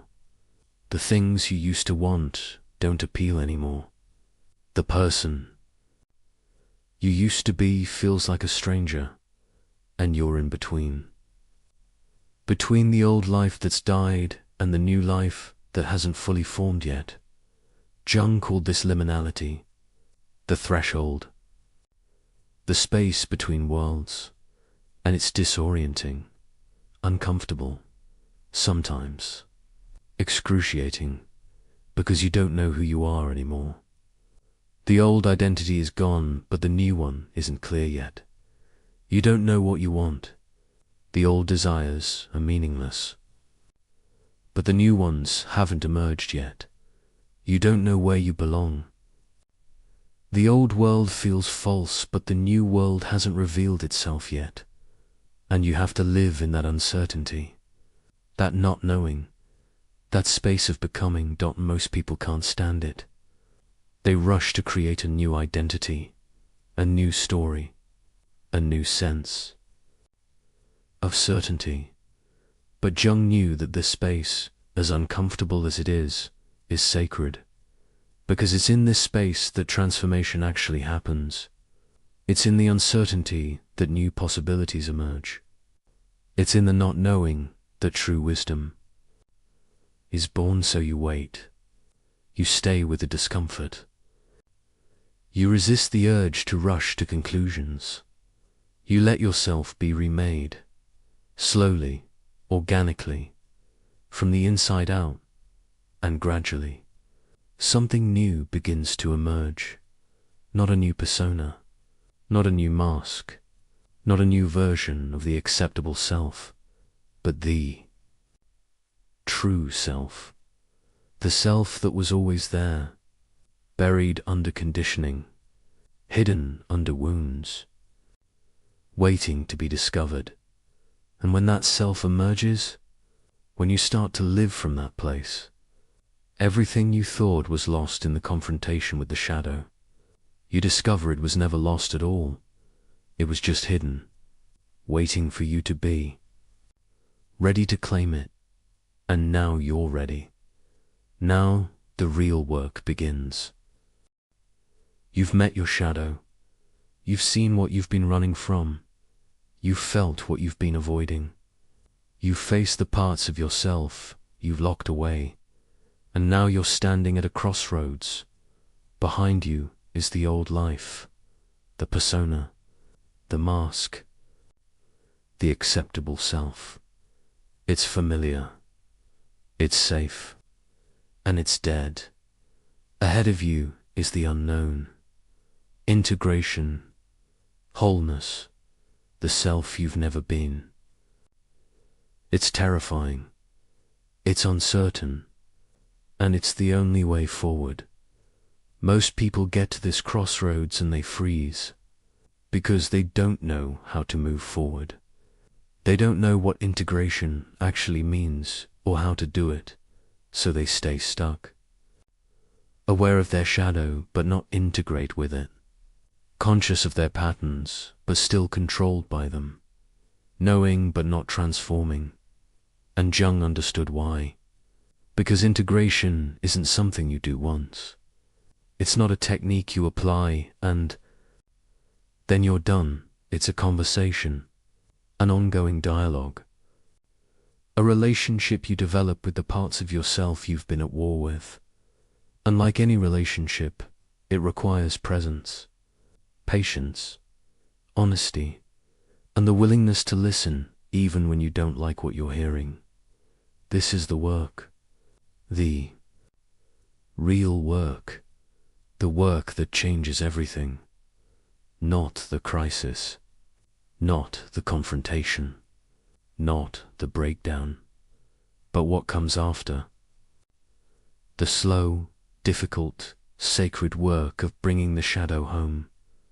Jung discovered that the psyche speaks in images, in symbols, in stories, not in concepts, not in analysis, not in intellectual understanding. Your conscious mind speaks in words. Your shadow speaks in dreams. And if you want to integrate the shadow, you have to learn its language. This is why therapy often fails. Why understanding yourself doesn't change you. Why you can analyze your patterns perfectly and still repeat them.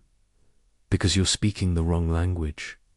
You're trying to think your way into wholeness. But the shadow doesn't think. It feels. It images, it moves. Through your body and your dreams and your creative expression. And if you want to reach it, if you want to dialogue with it, You have to meet it where it lives, not in your head, but in your depths.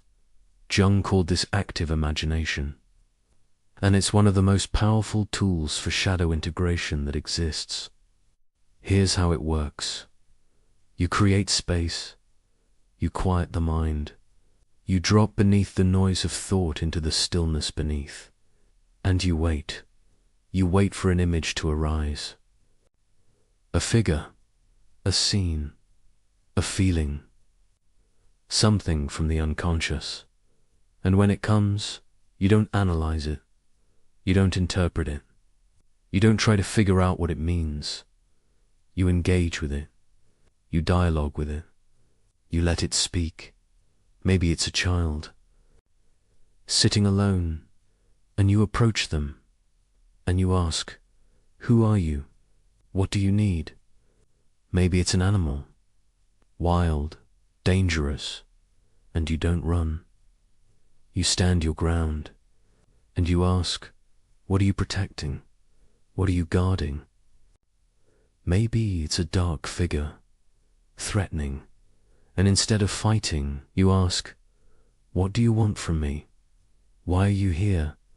And they answer, not always in words, sometimes in images, sometimes in sensations, sometimes in an overwhelming flood of emotion, and you listen, you witness, you let them show you what they need to show you. This is not imagination in the casual sense. It's not making things up. It's not fantasy. It's accessing a deeper level of psyche, a level that's wiser than your conscious mind, a level that knows things you don't know, that sees things you can't see. Jung did this for years, especially during his breakdown, and the figures he met, the conversations he had. They transformed him, not because he understood them intellectually, but because he related to them. He honored them. He let them teach him.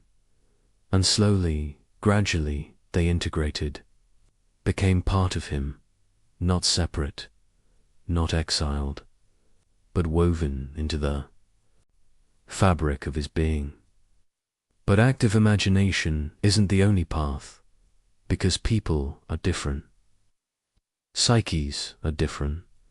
Some people meet their shadow through art, through painting what they can't say, through sculpting what they can't express, through creating images that bypass the conscious mind and speak directly from the depths. You don't have to be an artist to do this. You don't have to be good at it.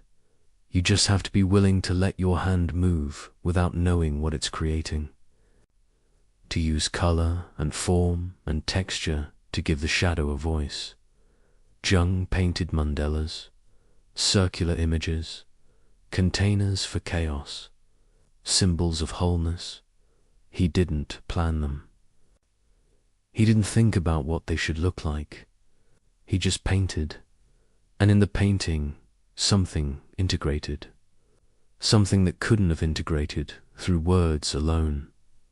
Others meet their shadow through the body, through movement, through dance, through letting the body express what the mind won't allow, because the shadow lives in the body, in the tension you carry, in the chronic pain that won't resolve, in the posture you hold, in the breath you restrict.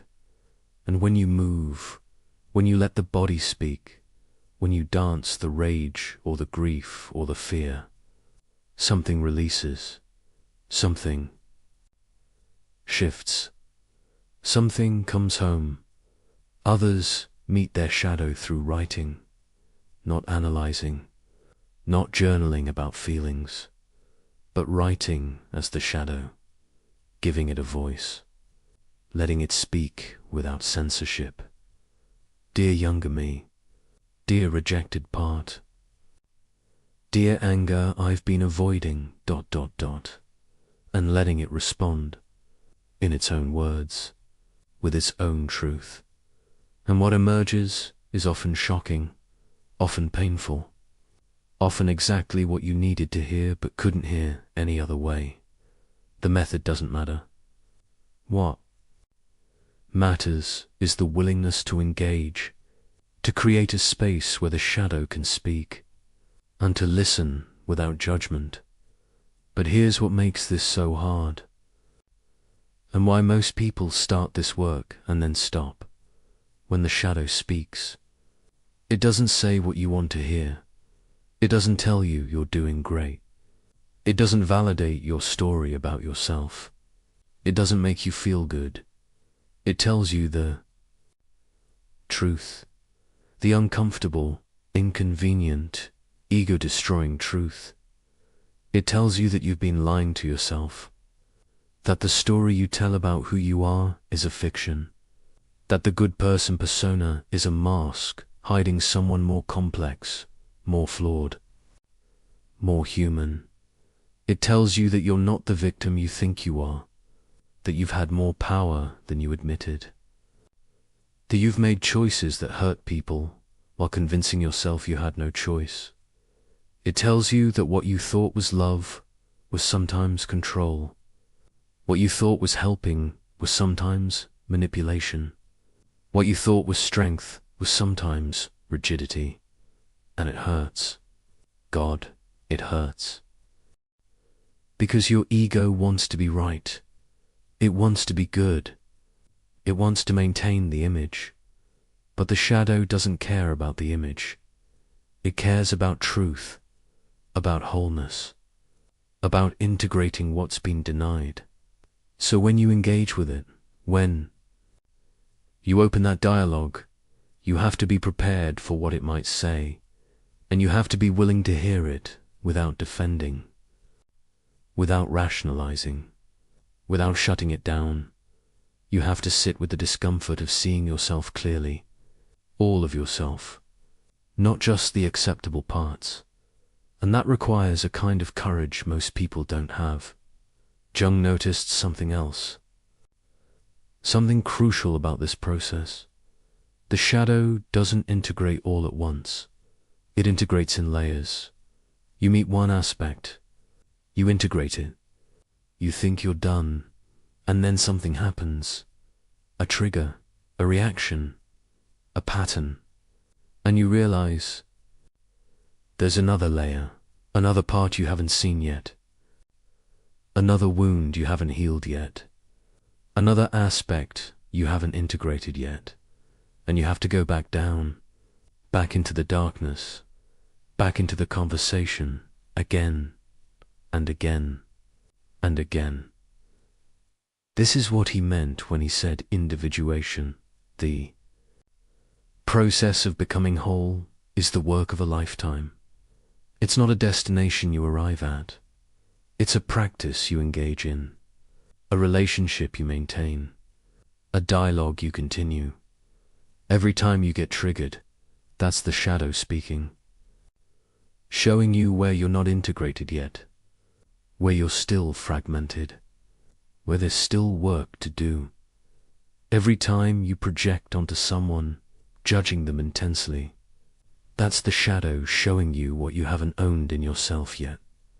Every time you feel stuck in a pattern you can't break, that's the shadow inviting you into another layer of dialogue, another round of integration. And if you see this as failure, as proof that you're not doing it right, you'll despair. But if you see it as a process, as exactly how it's supposed to work, you'll relax into it. You'll stop expecting to be done. You'll stop trying to arrive at some final healed state, and you'll start engaging with the shadow as a lifelong companion, a teacher, a guide into deeper and deeper levels of self-understanding. There's a practice Jung developed that few people talk about, but it's essential. He called it holding the tension of opposites. Here's what he meant. You are not one thing. You are many things. Often contradictory things. You are strong and vulnerable.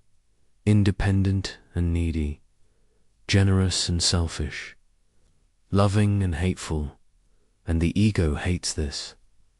It wants to be one thing, consistently, predictably, simply so it picks a side. I'm strong, not vulnerable. I'm generous, not selfish.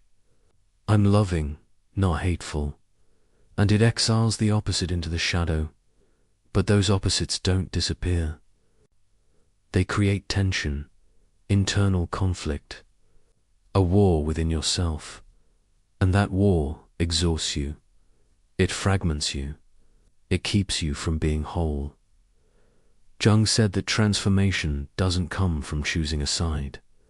It comes from holding both sides, consciously, without collapsing into either one. Yes, I am strong, and yes, I am vulnerable, and I can be both, in different moments, in different ways.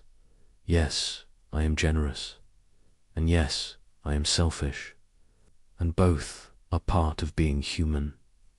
Yes, I love, and yes, I hate. And I can acknowledge both without being consumed by either. This is the tension, the paradox, the both and instead of either or. And when you can hold that tension, when you can stand in the middle without collapsing to one side or the other, ... something alchemical happens. A third thing emerges. Jung called it the transcendent function. It's not strong or vulnerable. It's integrated strength. Strength that can also be soft. It's not generous or selfish. It's healthy boundaries. Giving without depleting. Receiving without guilt. It's not love or hate. It's mature relationship. Able to hold complexity. Able to be honest even when it's hard. This is what integration actually produces. Not the elimination of one side, but the inclusion of both sides. In service of something larger, the whole self, the individuated self, the self that doesn't have to fragment to survive. But let's be practical, because this can all sound abstract, theoretical, like something that happens in Jung's study, but not in your actual life. So what does this look like day to day? When you're trying to integrate the shadow while also living your life? It looks like noticing, constantly noticing. When you have a strong reaction to someone, instead of justifying it, you pause. You ask, what in me is this touching? What part of my shadow is being activated? When you feel a compulsion, an urge to do something you know isn't good for you, instead of either giving in or white-knuckling against it, you pause. You ask, what is this part trying to give me? What need is it trying to meet? When you have a dream that disturbs you, instead of ignoring it or analyzing it intellectually, you pause. You engage with it. You ask the figures in the dream, who are you? What are you showing me? When you feel numb, disconnected, like you're going through the motions, instead of pushing through, you pause. You ask, what feeling am I avoiding? What part of me am I shutting down? This is the practice. This constant turning toward instead of turning away. This willingness to meet what's arising instead of managing it, or avoiding it, or transcending it. And it's hard, because life is busy. Distractions are endless. And your ego will give you 1,000 reasons to skip the pause. Avoid the conversation, stay on the surface. But every time you pause, every time you turn toward, every time you engage with the shadow instead of running from it, ... you integrate a little more. You become a little more whole. You live a little more from truth instead of from persona. And over time, those small moments add up. They compound, they transform you, not dramatically, not overnight, but steadily, surely, inevitably. There's something else Jung discovered about this process, something that changed how he understood the human psyche. He discovered that the shadow isn't just personal. It's not just your individual rejected parts. There's a layer beneath the personal shadow, a deeper layer. Jung called it the collective unconscious, the archetypal level, the patterns and images that all humans share.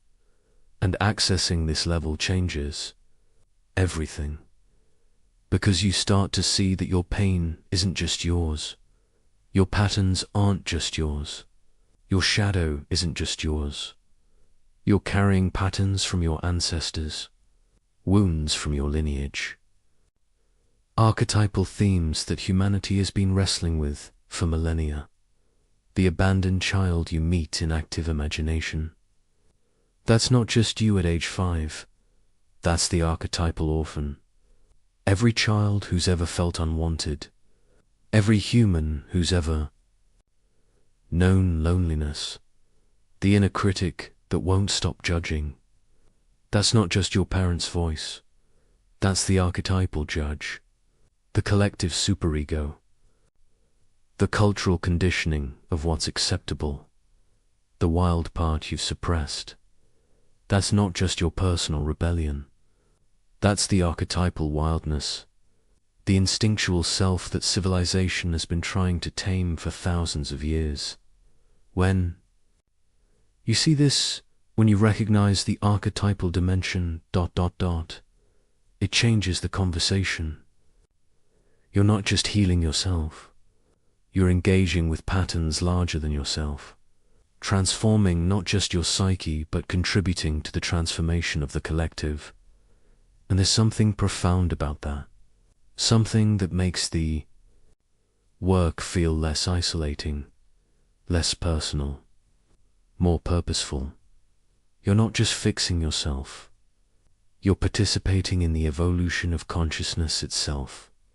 But Jung also warned about something dangerous that happens when people start shiter work. They can become identified with the shadow. Flip from identifying with the persona to identifying with the darkness. The nice person discovers their anger and becomes the angry person. The passive person discovers their power and becomes domineering. The spiritual person discovers their ego and becomes cynical. This is what Jung called enantiodromia, the swing to the opposite. And it's not integration. It's just trading one fragment for another, one mask for another, one prison for another. Real integration means you don't become the shadow. You include it. You don't stop being kind when you access your anger. You become kind with boundaries, kind with discernment, kind without doormat energy. You don't stop being thoughtful when you access your wildness. You become thoughtful with spontaneity, structured with flow, responsible with joy. You don't reject the persona when you integrate the shadow. You hold it more lightly, wear it more consciously. Use it as a tool instead of being used by it. This is the art, the balance, the ongoing practice. Not swinging between opposites, but holding the center. Not collapsing into either pole, but standing in the creative tension between them. And that's where the magic happens. That's where transformation lives. In the middle, in the paradox, in the both dash. And so where does this leave you? Right now, in this moment, with your shadow that's been rising, your patterns that keep repeating, your fragments that long to be whole. It leaves you with a choice. You can keep managing symptoms. You can keep understanding without transforming. You can keep being aware of your shadow without actually integrating it. Or you can begin the conversation, the real conversation, the difficult, ongoing, sacred conversation with the parts of yourself you've exiled, not through thinking about it, but through engaging with it. Through active imagination or art or writing or movement or whatever form allows your shadow to speak. And you can commit to the practice, not as a project with an endpoint, but as a relationship with no finish line, because your shadow isn't something to fix and be done with. It's someone to be in relationship with, for life. And when you approach it that way, when you stop trying to conquer it and start trying to understand it, everything changes. The war inside you starts to ease. The fragments start to come together. The energy you've been using to suppress parts of yourself becomes available for actually living, and you start to discover something that Jung knew was the greatest gift of this work. You start to become real, authentic, whole, not perfect, not healed in some final way, not without struggle or pain or complexity, but integrated, honest, alive, living from the truth of who you actually are instead of the story of who you think you should be. And that's everything. That's what makes this work worth it. What makes the descent into darkness necessary? What makes the conversation with the shadow sacred? Because on the other side of that conversation isn't just personal transformation. It's the life you came here to live, the self you came here to be, the wholeness you've been searching for. And it was never out there. It was always in here, in the darkness, in the shadow, in the parts you rejected, waiting for you to turn around, to come home, to finally become whole. Something shifts when you stop running from your shadow and start running toward it. It's subtle at first, so subtle you might not even notice. But one day you realize you didn't react the way you normally would. Someone criticized you, and instead of spiraling, you just noticed it, felt it, let it pass. Or you set a boundary and didn't feel guilty. Or you felt your anger and it didn't terrify you. Or you sat with your sadness instead of numbing it. Small moments, barely perceptible shifts, but they're not small at all. They're evidence of something profound. You're changing, not becoming someone different, becoming more yourself, the you that was always there, beneath the conditioning, beneath the wounds, beneath the persona you built to survive. That you is starting to emerge. And when it does, when you start living from that integrated place, everything changes, not all at once. Not in some dramatic transformation where you wake up enlightened, but gradually, steadily, in ways that compound over time until one day you look back and you don't recognize the person you used to be, because you're not fragmented anymore. You're not at war with yourself. You're not using all your energy to maintain a mask and suppress a shadow. You're whole, and wholeness changes everything. The ancient alchemists had a word for this process. They called it the magnum opus, the great work. They spoke of taking base, metal, lead, and through a series of transformations, turning it into gold. Most people thought they were talking about literal metal, about getting rich, about some magical formula for material wealth. But Jung understood what they were really describing. They were describing the transformation of the psyche, the integration of the shadow, the process of becoming whole. The lead was the rejected self, the heavy, dark, shameful parts, the shadow. The gold was what those parts became when they were integrated, when they were brought into consciousness, when they were no longer rejected but included. And the process, the heating, the dissolving, the recombining, that was the psychological work, the descent, the confrontation, the dialogue, the integration. It wasn't easy. It wasn't quick. It required fire. It required patience. It required the willingness to let the old form dissolve so a new form could emerge. But when it worked, when the process completed, what emerged was precious, incorruptible, real, not the persona, not the mask, not the acceptable self, but the true self, the whole self, the gold that was always there, hidden under layers of lead. So what actually changes when you integrate the shadow? What does wholeness look like in practice? First, you stop being so reactive. Think about how much energy you've spent reacting to things, to people who trigger you, to situations that activate old wounds, to your own emotions that you're trying to control. All that reactivity, it's the shadow, operating unconsciously, making you dance to patterns you didn't choose. But when you integrate it, when you bring it into consciousness, something remarkable happens. You still feel the feelings. You still notice the triggers. But there's space now. Between stimulus and response. Someone says something critical and you feel it.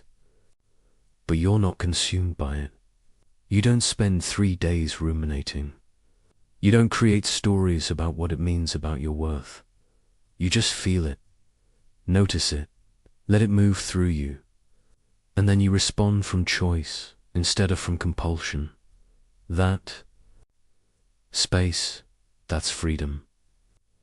That's what integration gives you.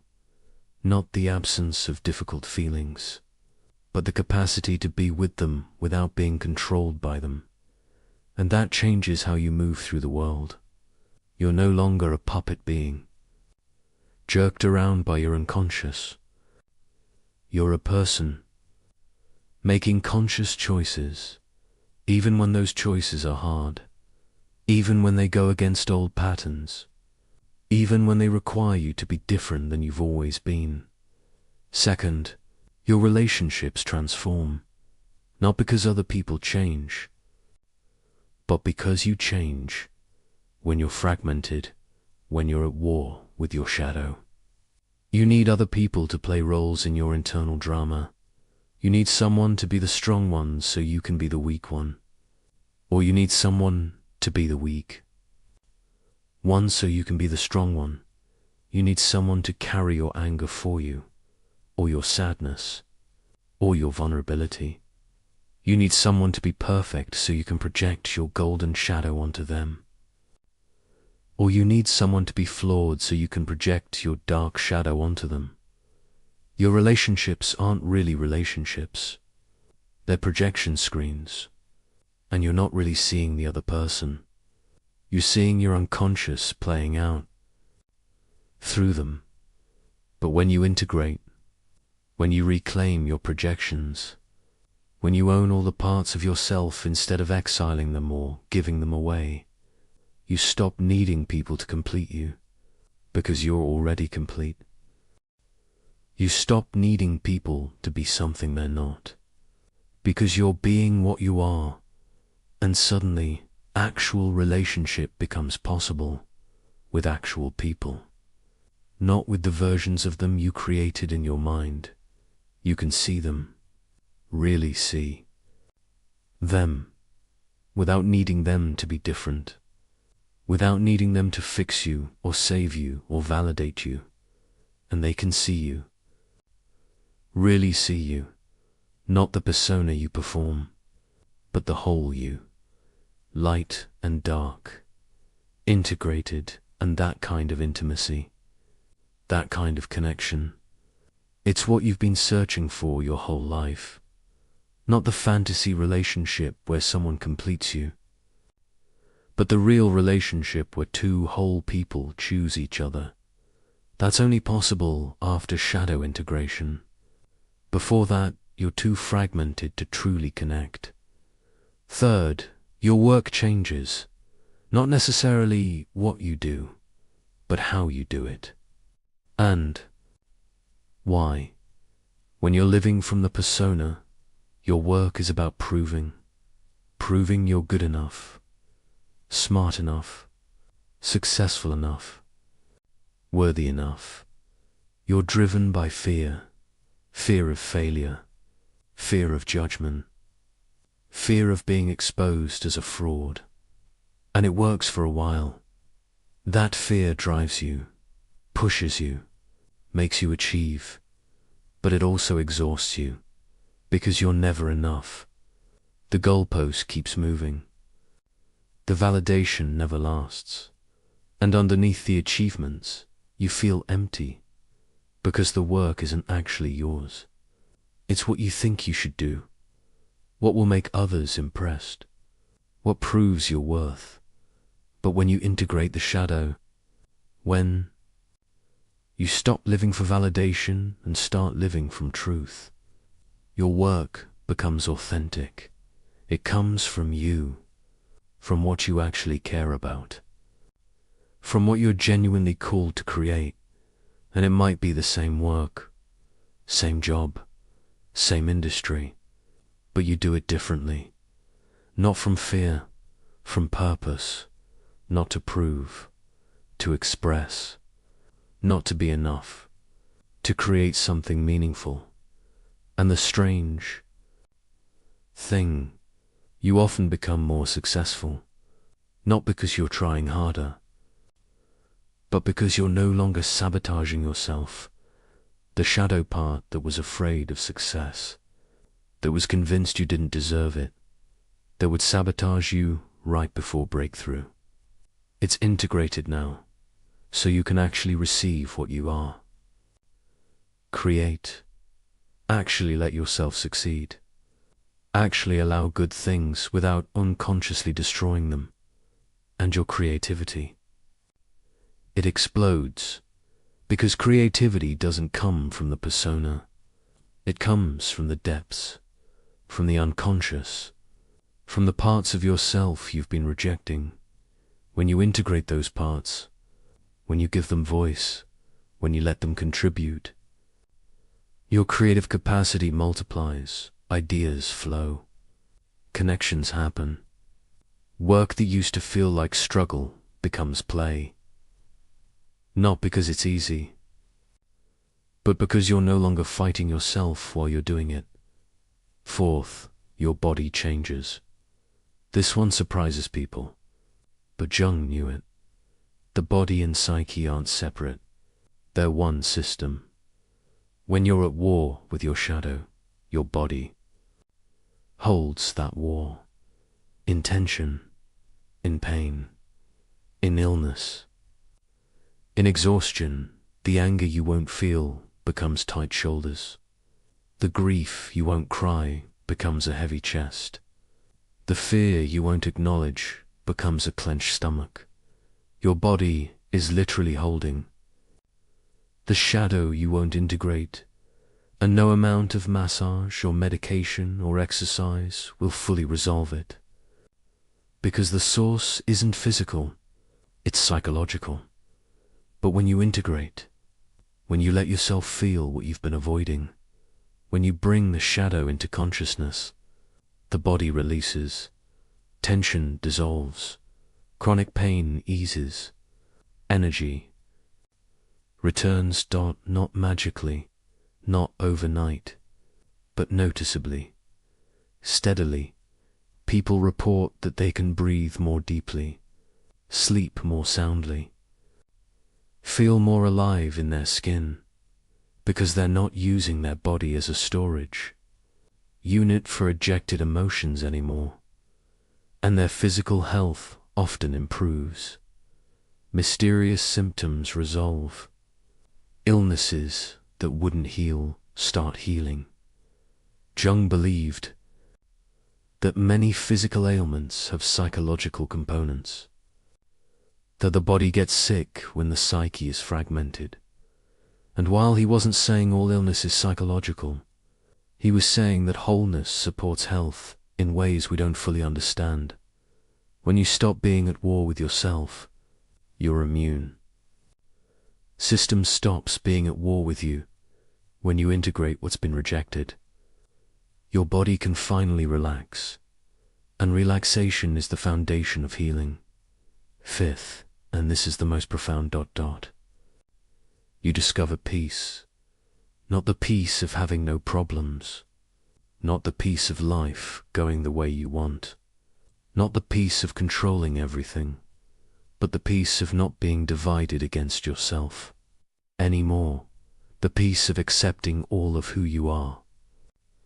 The light and the dark, the strength and the vulnerability, the wisdom and the foolishness, the peace of not having to pretend, not having to perform, not having to maintain an image. You can just be, fully, completely, without apology. And that ... That is what you've been searching for beneath all the searching.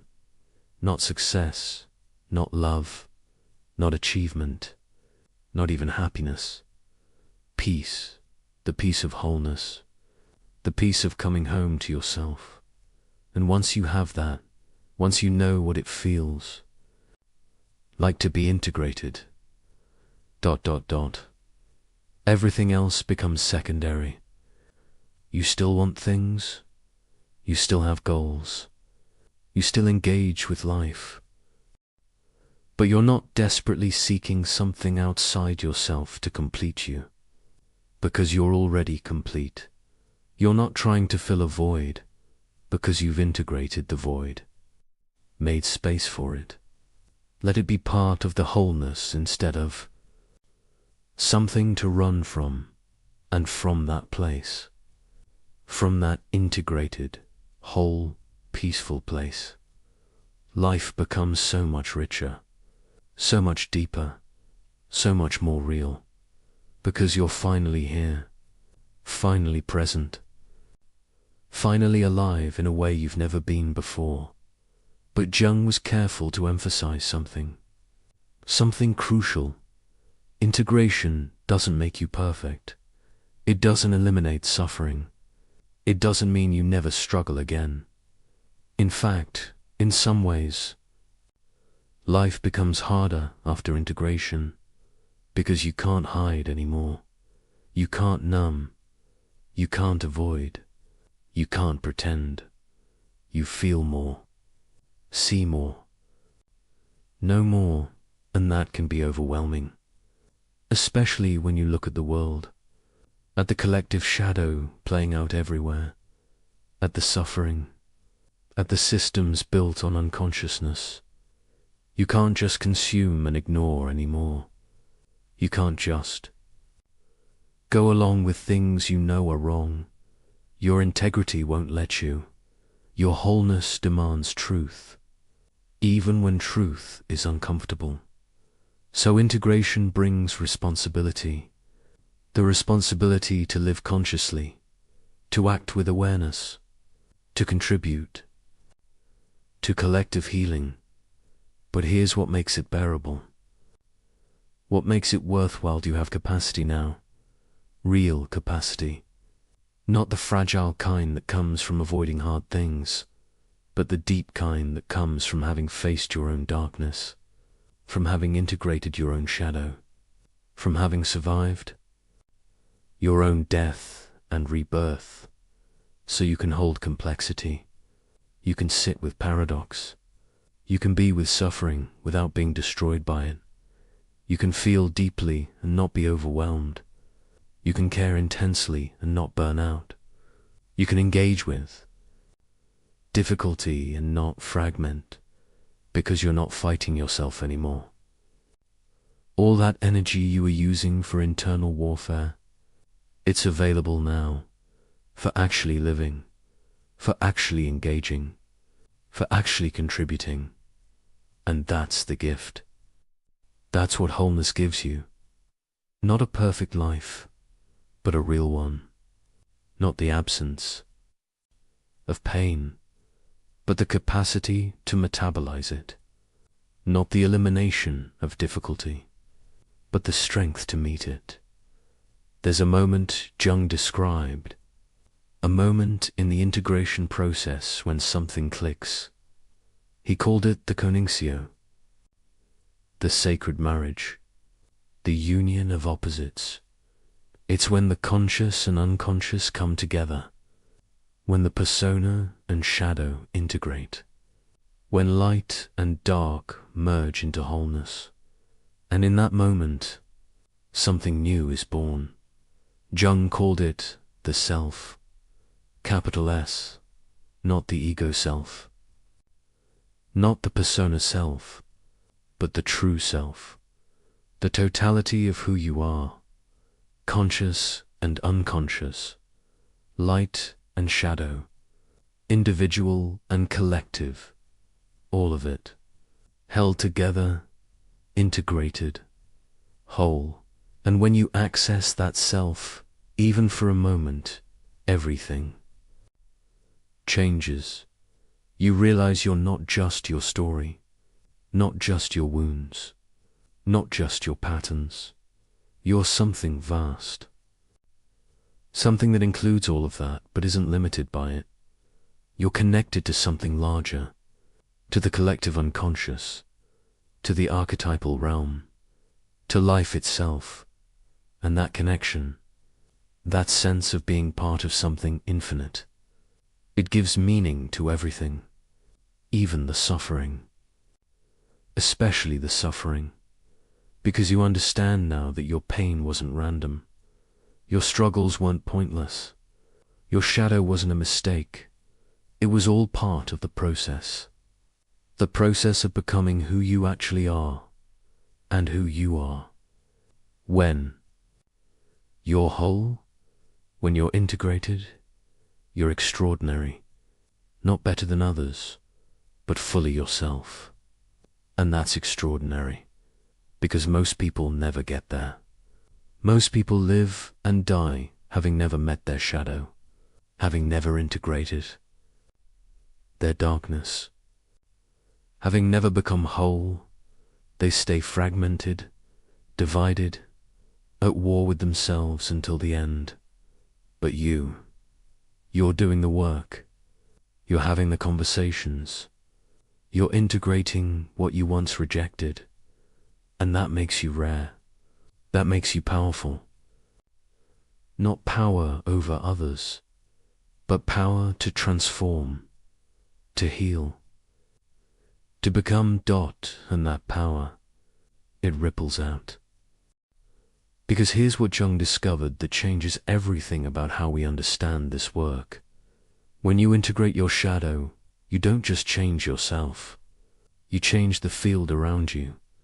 Your family feels it, even if they don't understand.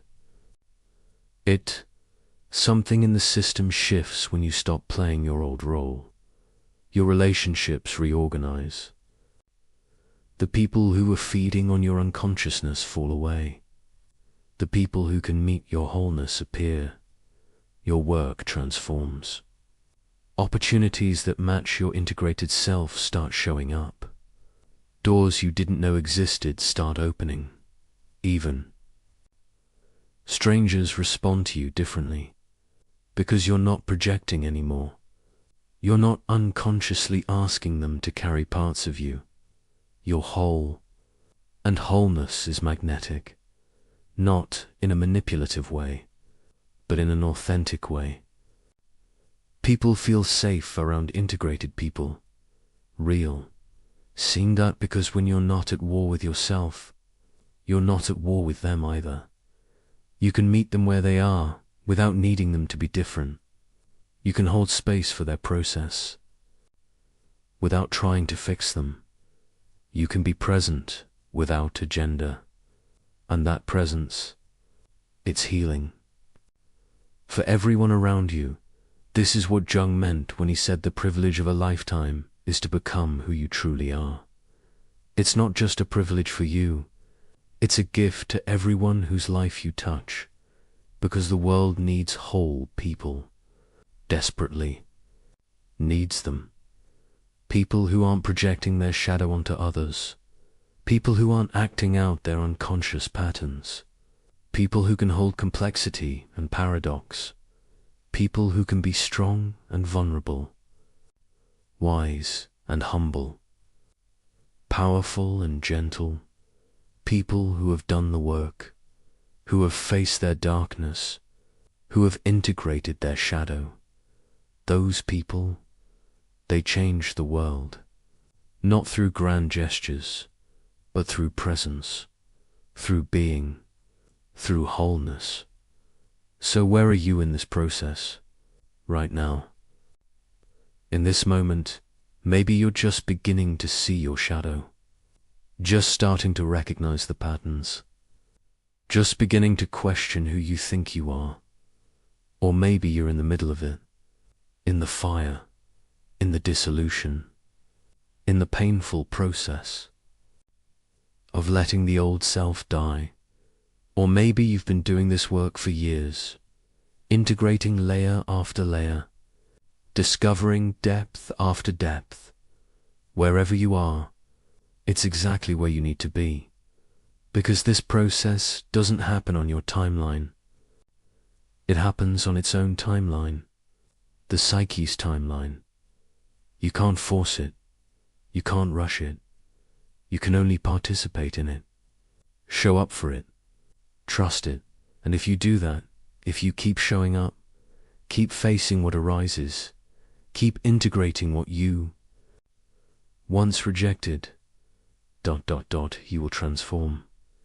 Not might, will, because that's what this process does. It transforms, it alchemizes, it turns lead into gold, not the lead of your shadow into the gold of perfection, but the lead of your fragmentation into the gold of your wholeness. And when that happens, when you become whole, when you integrate what you rejected ... you discover something that Jung spent his whole life trying to communicate. You discover that you were never broken. You were never flawed. You were never wrong. You were always whole. You just forgot. You just believed the lies. You just locked away the parts that didn't fit. But they're still there. They've always been there, waiting in the darkness, waiting to come home. And now you know how to bring them home, through dialogue, through practice, through the courage to keep facing what you'd rather avoid, through the sacred work of becoming whole. And that work, it's not a burden, it's not a chore, it's the most important thing you'll ever do, the most meaningful thing, the most sacred thing, because it's not just about you, it's about what becomes possible when you're whole, the relationships you can have, the work you can create, the presence you can offer, the healing you can contribute. All of that waits on the other side of integration, on the other side of wholeness, and you're on your way there, right now. Even if it doesn't feel like it, even if you're still in the fire, you're on your way, and that's everything. You thought the shadow was just yours, your personal wounds, your individual patterns, your specific childhood experiences that created your specific defenses. And it is all of that, but it's also more, much more, because the basement of your psyche doesn't end with your personal history. It goes deeper into your family's history, your culture's history, your species' history. There are patterns in your shadow that you didn't create, that were there before you were born, that have been passed down through generations like invisible inheritance. Your grandmother's unexpressed rage, your grandfather's ungrieved losses, your ancestors' unhealed trauma, all of it living in your psyche, all of it influencing your choices, all of it waiting to be seen.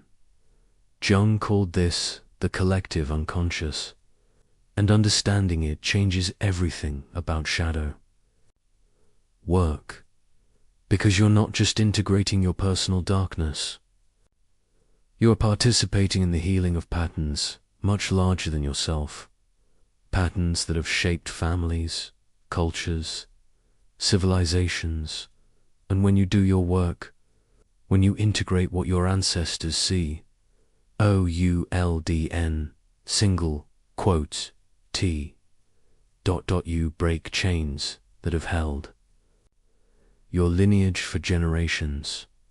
Think about your family for a moment, not the story they tell about themselves, not the image they present, but the patterns underneath, the things nobody talks about, the feelings that are forbidden, the truths that stay buried. Every family has them, secrets, shames, unspoken, rules about what's acceptable and what must never be acknowledged. And those secrets, those shames, they don't stay buried. They leak out. They get passed down, not through words, through energy, through behavior, through unconscious transmission from one generation to the next. The father who never cried teaches his son that vulnerability is dangerous, not by saying it, by never showing it, by treating emotion as weakness, and that son grows up with vulnerability in his shadow, and he passes it to his children, who pass it to theirs. 3 generations later, nobody remembers why the men in this family can't cry. They just know they can't. It's who they are. It's in their blood, except it's not in their blood. It's in their collective shadow, or the mother who learned that anger meant abandonment, who saw her mother raged at and left, who internalized, never be angry or you'll be alone. And she teaches her daughter, wordlessly, that anger is unacceptable, that good women don't get angry, that rage must be suppressed, and that daughter grows up unable to set boundaries, unable to protect herself, unable to access the healthy aggression that every human needs, and she passes it to her children, who pass it to theirs. Generations of women who can't access their power, who think it's just who they are, who don't realize they're carrying their great-great-grandmother's wound. This is how family systems work. Trauma doesn't just affect the person who experienced it. It affects everyone downstream, until someone wakes up, until someone turns around, until someone says, "This pattern stops with me." Jung saw this most clearly in his own life. His grandfather was a pastor, respected, proper, everything appropriate on the surface and underneath. Affairs, secrets, shadow material that was never integrated. Jung's father inherited that split, became a pastor too, maintained the proper image, but something was dead inside him, something he couldn't access, couldn't express, couldn't heal, and Jung felt it, felt the weight of that unintegrated material, felt the call to do what his father and grandfather couldn't do, descend into the darkness, face what they avoided, integrate what they rejected.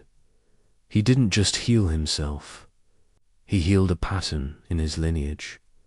He broke a cycle that had been running for generations. And when he did that, when he integrated what they couldn't, He didn't just free himself, he freed everyone downstream. His children, his grandchildren, everyone who came after, because integrated patterns don't get passed down. Only unintegrated ones do. This is the sacred responsibility of shadow work. You're not just doing it for yourself, you're doing it for everyone who came before you and couldn't. And everyone who comes after you and won't have to. But it's not just family patterns. It's cultural patterns to dot. Every culture has a collective shadow. Things the culture rejects, values it denies, truths it won't acknowledge. And just like personal shadow, the cultural shadow doesn't disappear because it's denied. It gets projected. It gets acted out. It erupts. Jung saw this in Germany, a culture that prided itself on order, rationality, civilization. And what did they reject? What went into the collective shadow? Chaos, irrationality, wildness, tribal instinct, the primal drives that civilization tried to transcend. And for a while, it worked. They built impressive systems, advanced science, created culture, but the shadow was growing, gathering power in the collective unconscious. And then it erupted, through fascism, through a leader who embodied everything they'd rejected, who channeled the collective darkness, and millions of people, good people, rational people, civilized people, followed him. Because when the collective shadow possesses a culture, individual consciousness doesn't matter. People act out patterns they don't understand. They do things they would have said were impossible. They scapegoat minorities. They dehumanize the other. They commit atrocities while convincing themselves they're doing good. All because the collective shadow wasn't integrated. It was denied. And denial doesn't eliminate darkness. It empowers it. Jung watched this happen, and he understood that it could happen anywhere, to any culture, any group. Whenever people deny their collective shadow, whenever they project it onto others, whenever they refuse to look at their own darkness, they become dangerous. Not intentionally, but inevitably. Look at any culture and you'll see it. The patterns. They reject collectively. American culture rejects vulnerability, worships strength, independence, self-reliance, and what's in the shadow? Neediness, dependence, the human reality that we need each other. So Americans struggle with intimacy, with asking for help, with admitting they're not okay, and they project their shadow onto anyone who seems weak. Judge them, dismiss them, tell them to pull themselves up by their bootstraps, all while carrying massive amounts of unacknowledged pain, loneliness, disconnection, because the shadow doesn't go away, just because you refuse to look at it or take. Cultures that worship rationality, logic, the mind over the body, thought over feeling, what's in their shadow? Emotion, intuition, the body's wisdom, the non-rational ways of knowing. So they create systems that ignore feeling, that treat the body as a machine, that dismiss anything that can't be measured or proven. And they wonder why people are anxious, depressed, disconnected from themselves. Because you can't reject half of human experience without creating massive shadow material. Or cultures that emphasize the collective over the individual, that value harmony over authenticity, conformity over expression. What's in their shadow? Individual desire, personal truth, the need to be seen as unique. So people in those cultures struggle with identity, with knowing who they are separate from the group, with expressing what they truly want, and the shadow emerges in subtle rebellion, in depression, in the parts of themselves they can only access in private. Every culture creates its own shadow based on what it values, and then suffers from what it rejects. And the only solution, the same as personal shadow work, turn and face it. Acknowledge what's been denied.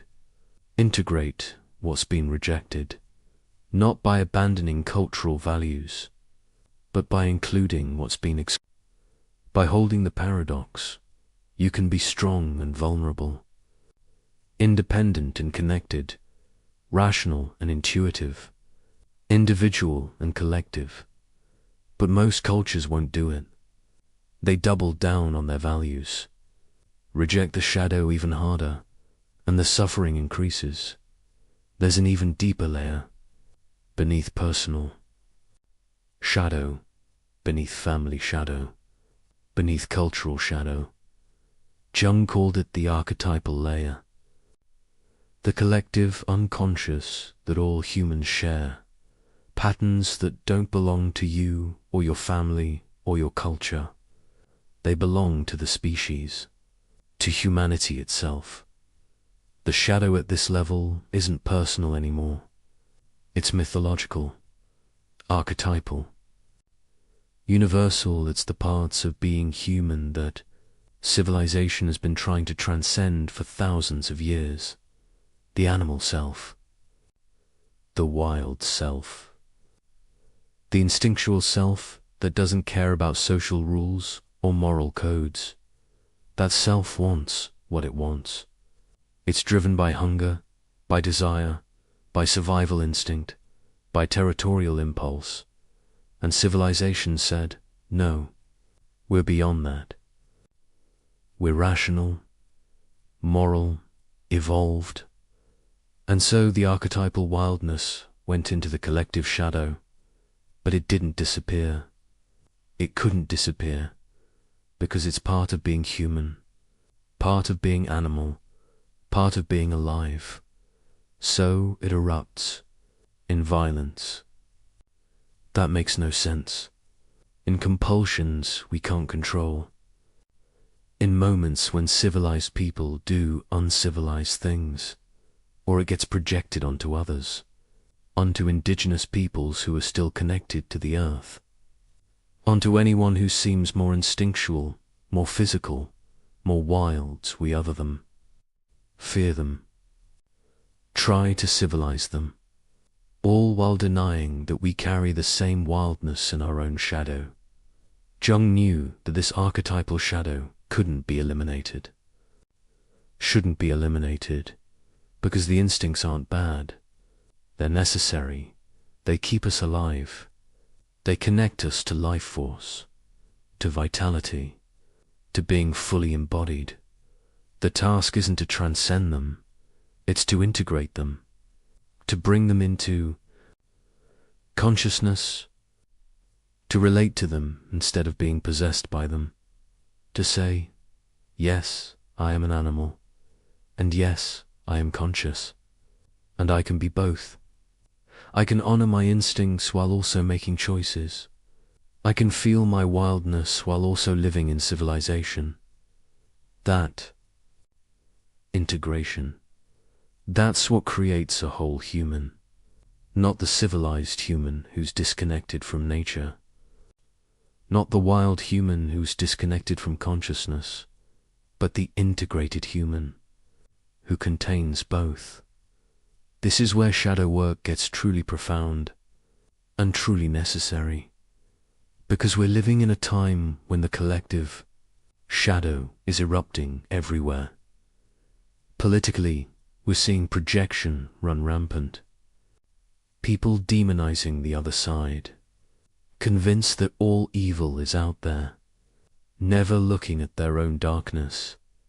Environmentally, we're destroying the earth, treating nature as something separate from us, rejecting our animal selves so completely that we're killing the ecosystem we depend on.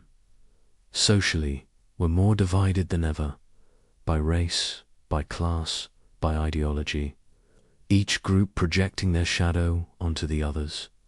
Each group convinced they're right and the others are wrong. And the solution?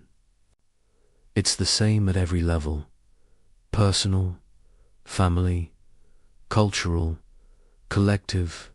Stop projecting, turn inward, face your own darkness, integrate your own shadow, because every person who does their own work contributes to the healing of the collective. Every person who stops projecting their rage onto others and integrates it themselves reduces the collective rage. Every person who faces their own shame instead of shaming others reduces the collective shame. Every person who owns their darkness instead of seeing it only in others ... reduces the collective darkness. This is what Jung meant when he said that the psychological work of the individual is the most important work there is, not because individuals are more important than the collective, but because the collective is made of individuals. And when enough individuals do the work, when enough people integrate their shadow ... the collective shadow loses power, the projections decrease, the unconscious acting out reduces, and healing becomes possible. Not just personal healing, collective healing. But here's what makes this so hard, and why most people won't do it. Owning your participation in collective shadow means giving up the comfort of being right. It means admitting that you're not just a victim of systems, you're also participating in them. It means seeing that the racism you condemn in others, there's a version of it in your shadow. The sexism, the greed, the violence, not exactly the same, not to the same degree, but the seeds are there, because you're human, and these patterns are human patterns, archetypal patterns, and the only difference between you and the people you judge is that they're acting it out and you're suppressing it. But suppression doesn't make you better. It just makes you unconscious. Real moral development doesn't come from rejecting your darkness. It comes from integrating it, from acknowledging it, from being conscious of it so you can make different choices. The person who admits they have capacity for violence and chooses peace anyway, that's moral strength. The person who acknowledges their prejudice and works to transform it, that's real anti-racism. The person who owns their greed and consciously chooses generosity, that's genuine change. But the person who projects it all onto others and claims they're different, that's just unconsciousness wearing a mask of virtue. And Jung saw this. He saw that the most dangerous people aren't the ones who admit their darkness. They're the ones who deny it, who are convinced they're good, who can't see their own shadow, because those people, they do terrible things while telling themselves they're doing good. They hurt people while convinced they're helping. They perpetuate systems while convinced they're fighting them, all because they won't look at their own darkness. So what do you do with this?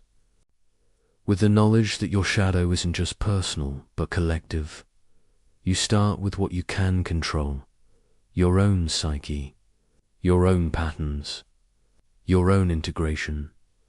You notice when you're projecting collective shadow onto others, when you're convinced that all the evil is out there, when you're sure you're on the right side, and you pause. You turn inward. You ask, What am I not seeing in myself? What am I rejecting in myself that I'm attacking in them? And you do your work, your personal shadow work, your family shadow work, your cultural shadow work, not because it will fix everything, but because it's your part. And when you do your part, when you integrate what you can integrate, when you stop contributing to the collective unconsciousness, you become part of the solution. Instead of part of the problem, you stop adding to the collective shadow and start contributing to collective healing. And that matters more than you might think, because the collective is not some abstract thing. It's made of individuals, of choices, of consciousness or unconsciousness, and every choice you make, every pattern you integrate, every projection you withdraw, it shifts the field, just a little, just enough.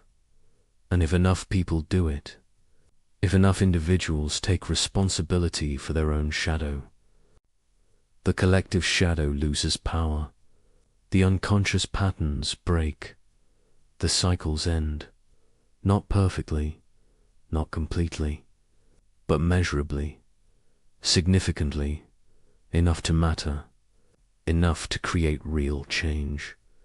This is why Jung devoted his life to this work, not just for individuals, for humanity, because he knew that the fate of the world depends on the psychological development of individuals, on whether we can face our darkness, integrate our shadow, become conscious, or whether we'll keep projecting, keep acting out, keep repeating the same destructive patterns while expecting different results. And here's the thing that gives hope: you're doing it right now, by being here, by listening, by being willing to look at your shadow instead of just projecting it. You're participating in the healing of the collective. You're breaking patterns. You're integrating what others won't. And that makes you part of something larger, something sacred, something essential. You're not just healing yourself.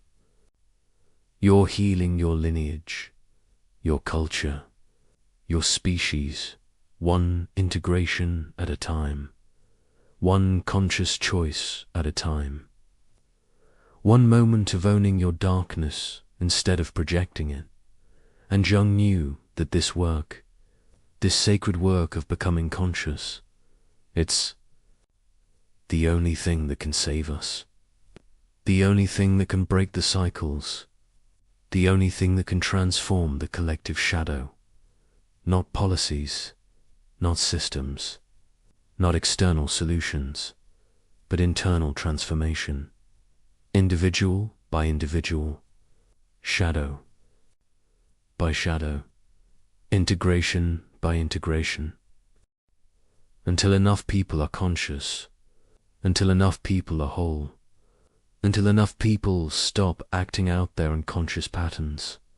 And then collective transformation becomes possible, not because we've eliminated the shadow, but because we've integrated. Not because we're perfect, but because we're conscious. Not because we've transcended our humanity, but because we've fully embraced it, light and dark, individual and collective, personal and archetypal, all of it integrated, whole. And that's the future Jung was working toward. The future that's possible if we do the work.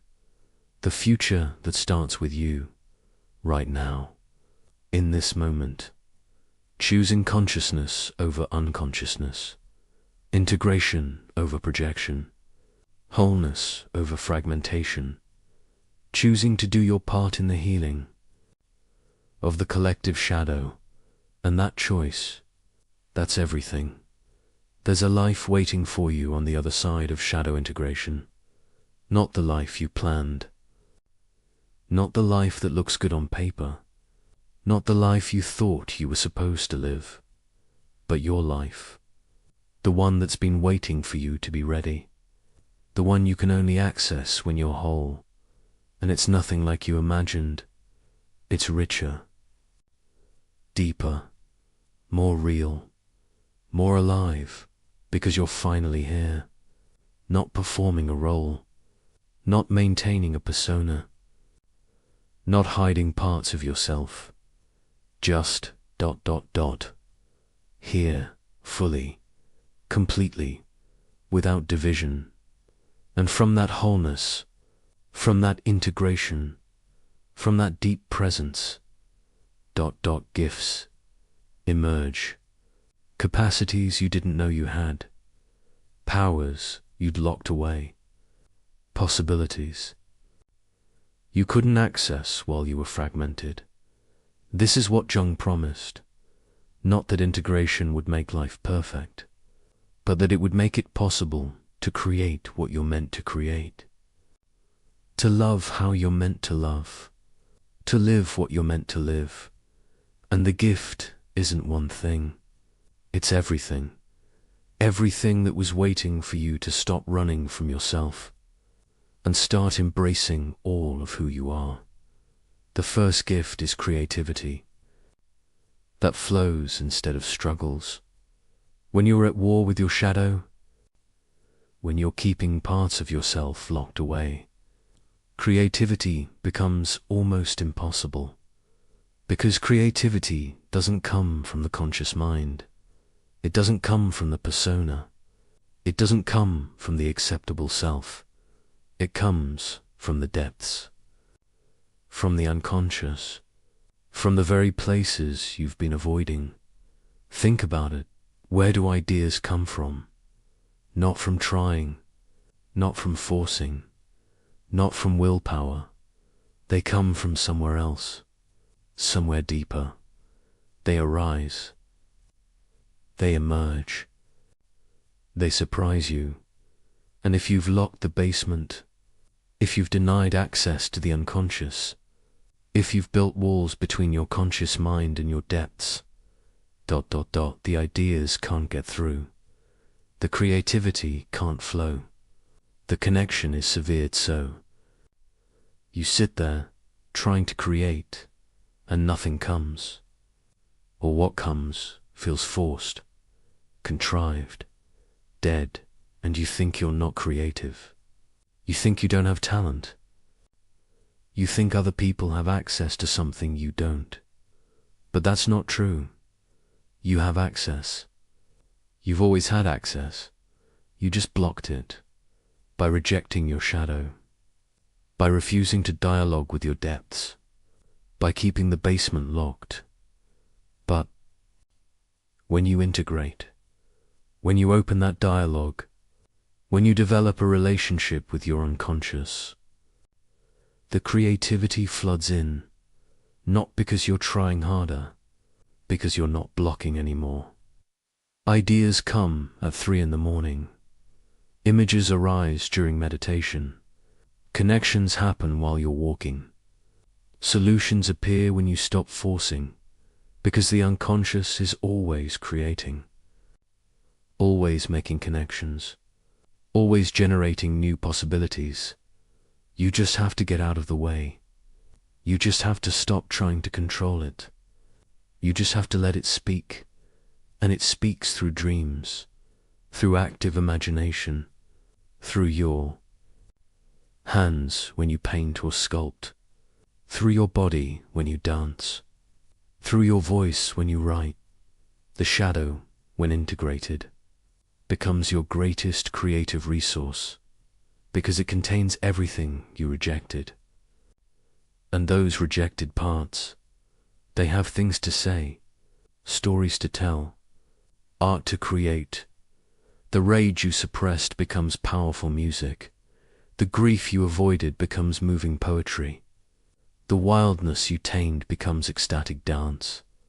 All of it transformed. not eliminated, not transcended, but channeled, expressed, given form, and the work that emerges. It's authentic, it's alive, it resonates, because it's not coming from your ego trying to prove something. It's coming from your depths trying to express something. And people feel, if they recognize truth when they encounter it, they're moved by art that comes from integrated shadow, because it speaks to their shadow. It touches their depths. It reminds them of what they've forgotten. The second gift is intuition that guides instead of confuses. When you're fragmented, when you're disconnected from your depths, you lose access to your inner knowing. You second-guess everything. You overthink. You analyze. You try to figure out the right answer with your conscious mind. And it's exhausting, because the conscious mind doesn't know. It can't know. It doesn't have access to all the information, but your unconscious does. It's processing everything, reading signals you don't consciously notice, sensing patterns you can't articulate. Jung called this the transcendent function, the capacity to access wisdom beyond the ego's knowing, and it emerges through integration, through developing a relationship with your unconscious, through learning to listen to the depths. Some people call it gut feeling, some call it inner knowing, some call it the still small voice. But whatever you call it, it's real, it's reliable, and it's only accessible when you're integrated, because if you're at war with your unconscious, if you're rejecting your shadow, if you're refusing to listen to anything that doesn't make rational sense, you can't hear it. The signal is there, but you're not receiving it. But when you integrate, when you develop that dialogue, when you trust the depths, the intuition becomes clear, strong, undeniable. You know which job to take, even though on paper the other one makes more sense.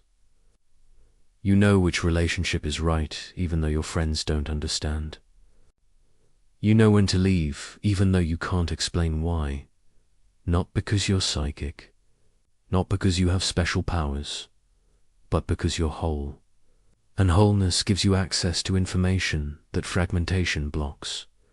You can feel into situations, sense the energy, read what's not being said, trust what your body knows, even when your mind doesn't understand. And that intuition, it guides you away from what looks good but feels wrong, toward what feels right, even when it looks risky.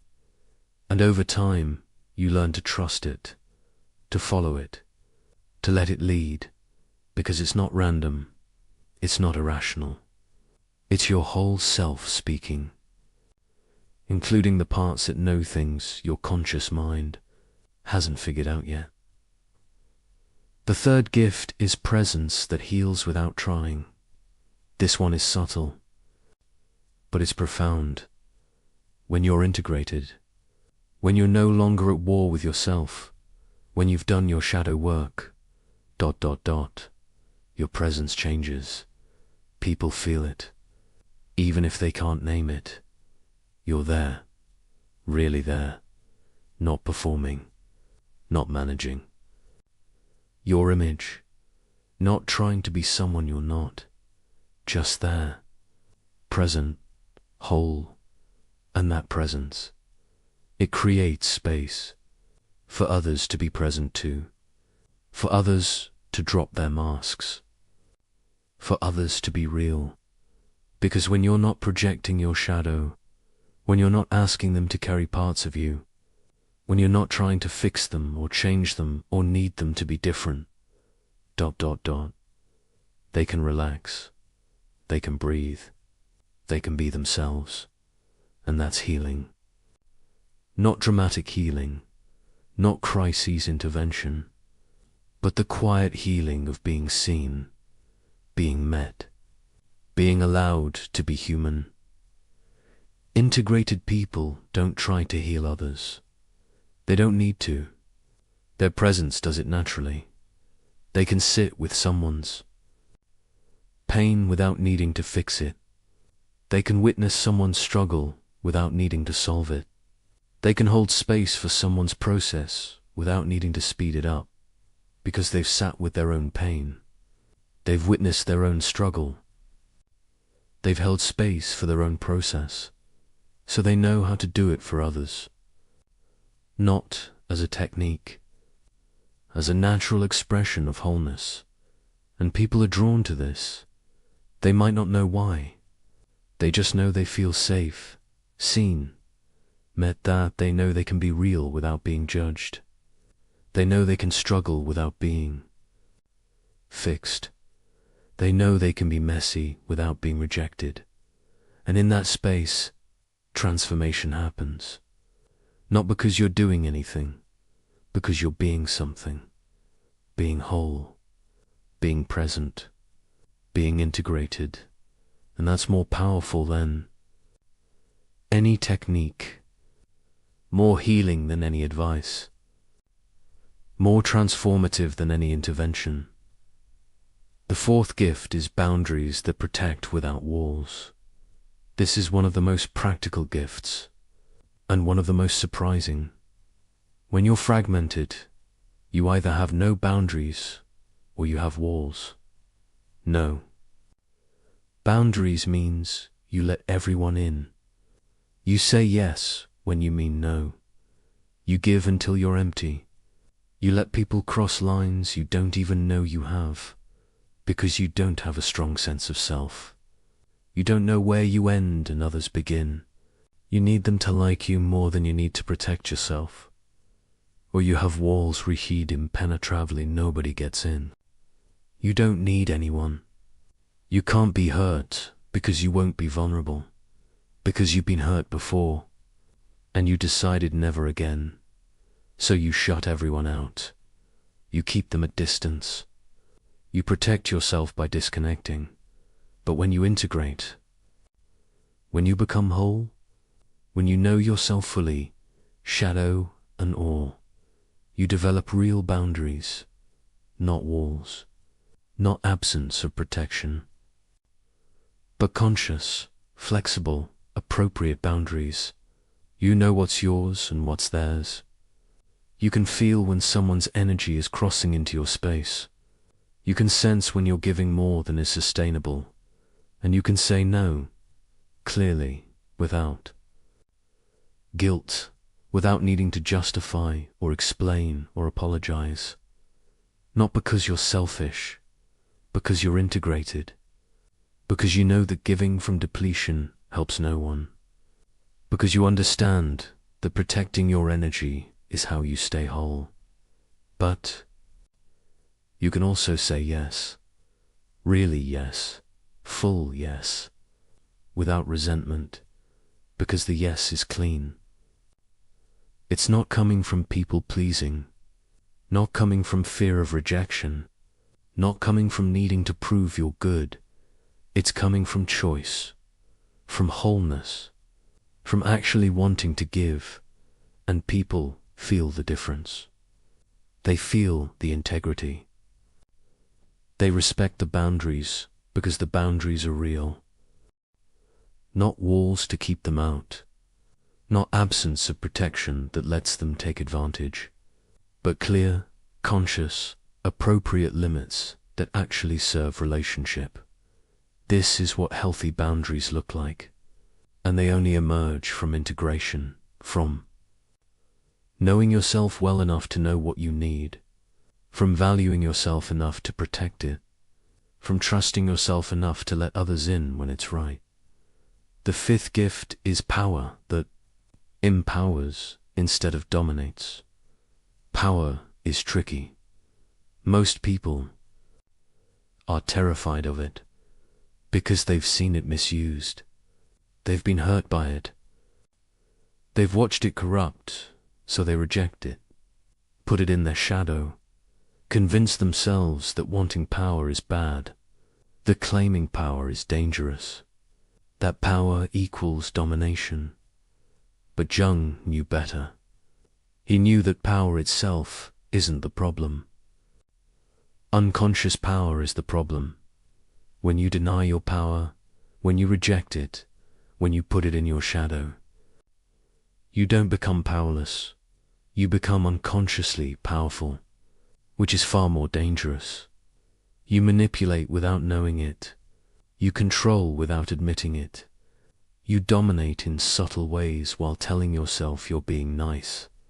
The passive comment, the guilt trip, the martyr routine, the helplessness that forces others to take care of you.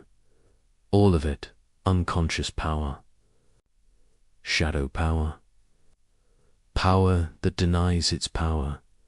But when you integrate your power, when you acknowledge it, own it, take responsibility for it, it transforms from domination to empowerment. From power over to power, dash with dot. You can stand in your strength without needing to diminish others. You can take up space without needing to shrink others. You can lead without needing to control.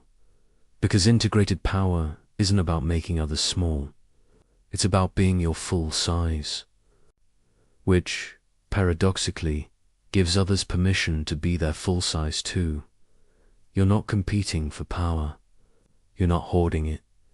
You're not afraid of it. You have it. You use it. You share it. And that's magnetic. That's leadership. That's the kind of power that actually changes things. Not the power of position, not the power of dominance, but the power of integration, of wholeness, of being fully yourself. And when you step into that power, when you own it without apology, when you use it in service of something larger than ego, impossible things become possible. Doors open. Opportunities appear. People follow not because you're controlling them, but because you're inspiring them. Because integrated power is inspiring. It shows people what's possible. It reminds them of their own power. It calls them into their own wholeness. The sixth gift is purpose that calls instead of demands. When you're fragmented, purpose feels like pressure. Like something you have to figure out. Like a test you have to pass. What's my purpose? What am I here to do? What's my contribution?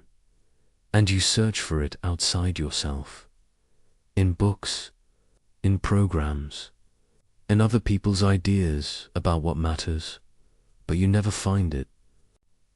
Because you're looking in the wrong place. Your purpose isn't out there.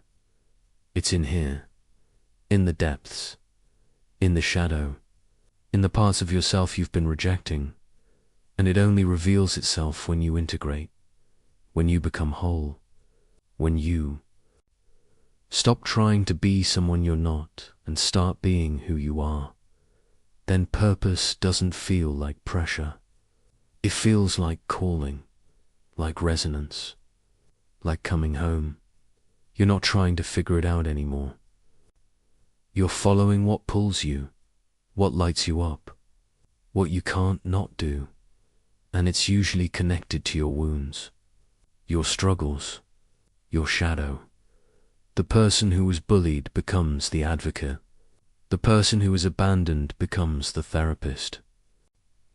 The person who was shamed becomes the artist, who gives voice to shame, not because they're trying to fix their wounds by helping others, but because their wounds, when integrated, become their medicine, their gift, their contribution. Jung said, "The wound is the gift." And he was right. But only when you integrate it, only when you transform it, only when you stop running from it and start learning from it. Then it becomes purpose, not something you have to figure out. something you can't avoid. It pulls you, calls you, won't let you rest until you answer.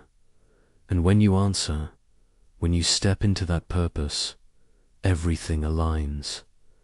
Not because life becomes easy, but because you're finally doing what you're here to do, what only you can do, what you came here to offer, and that makes everything worth it. The shadow work, the pain, the death and rebirth, because you're not just living anymore, you're contributing, you're serving, you're part of something larger, and that's the ultimate gift of integration.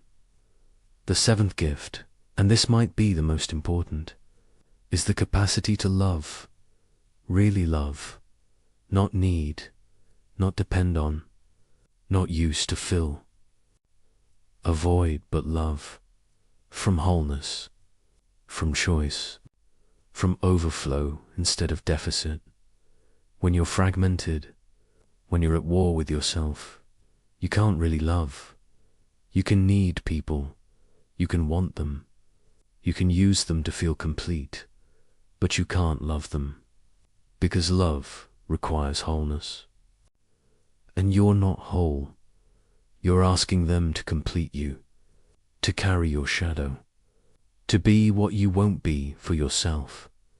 And that's not love. That's projection. That's need. That's using another person as a mirror for your unintegrated parts. But when you integrate, when you become whole, when you're not missing pieces anymore, you can love, really love, without agenda, without need, without trying to get something. You can love someone for who they are, not for who you need them to be. You can appreciate them without trying to change them. You can be with them without trying to merge with them. You can love their light and their darkness, their strengths and their struggles, their wholeness and their fragmentation, because you've learnt to love all of that in yourself. And that love, it's transformative for you, for them, for everyone it touches, because it's real, it's clean, it's free. Not the conditional love that says, I'll love you if you meet my needs, but the unconditional love that says, I love you because you exist. Not the needy love that demands reciprocity, but the generous love that gives freely. Not the fearful love that clings, but the trusting love that releases. This is what becomes possible after shadow integration. This is the gift on the other side. Not a perfect life, but a real one. Not the absence of struggle, but the capacity to meet it. Not the elimination of darkness, but the integration of it. And from that integration, everything else flows. Creativity, intuition, presence, boundaries, power, purpose, love, all of it waiting on the other side of the shadow, waiting for you to be whole, waiting for you to stop running and start integrating, to stop rejecting and start including, to stop fragmenting and start becoming. And when you get there, when you access these gifts, you realize something profound. They weren't gifts given to you, they were always yours. You just locked them in the basement along with everything else. You rejected, and shadow work didn't create them. It liberated them, released them, let them finally come home. You thought integration meant being done. You thought there would be a moment when the work was complete, when the shadow was integrated, when you could finally relax and be whole. And in a way, that moment does come. The moment when you're no longer fragmented, when you're no longer at war with yourself. But wholeness isn't a destination. It's not a state you arrive at and then maintain without effort. It's a practice, a daily practice, a lifelong practice, because the shadow isn't something you integrate once and forget about. It's someone you live with for the rest of your life. And that's not a problem. That's the point. Jung spent decades doing shadow work. Even at the end of his life, he was still discovering new rooms in the house of his psyche, still meeting new aspects, still integrating new layers. And he didn't see this as failure. He saw it as the natural unfolding of becoming human. You don't finish becoming yourself. You continue becoming, layer by layer, year by year, until your last breath, and the shadow is your companion on that journey. Your teacher. Your guide into deeper and deeper levels of truth. Not your enemy. Your ally. If you know how to relate to it, here's what living with your shadow actually looks like. It looks like noticing every day, multiple times a day. Noticing when you're triggered, when you're reactive, when you're projecting, when you're acting from an old pattern instead of present awareness. And instead of beating yourself up about it, instead of thinking you should be past this by now, you get curious.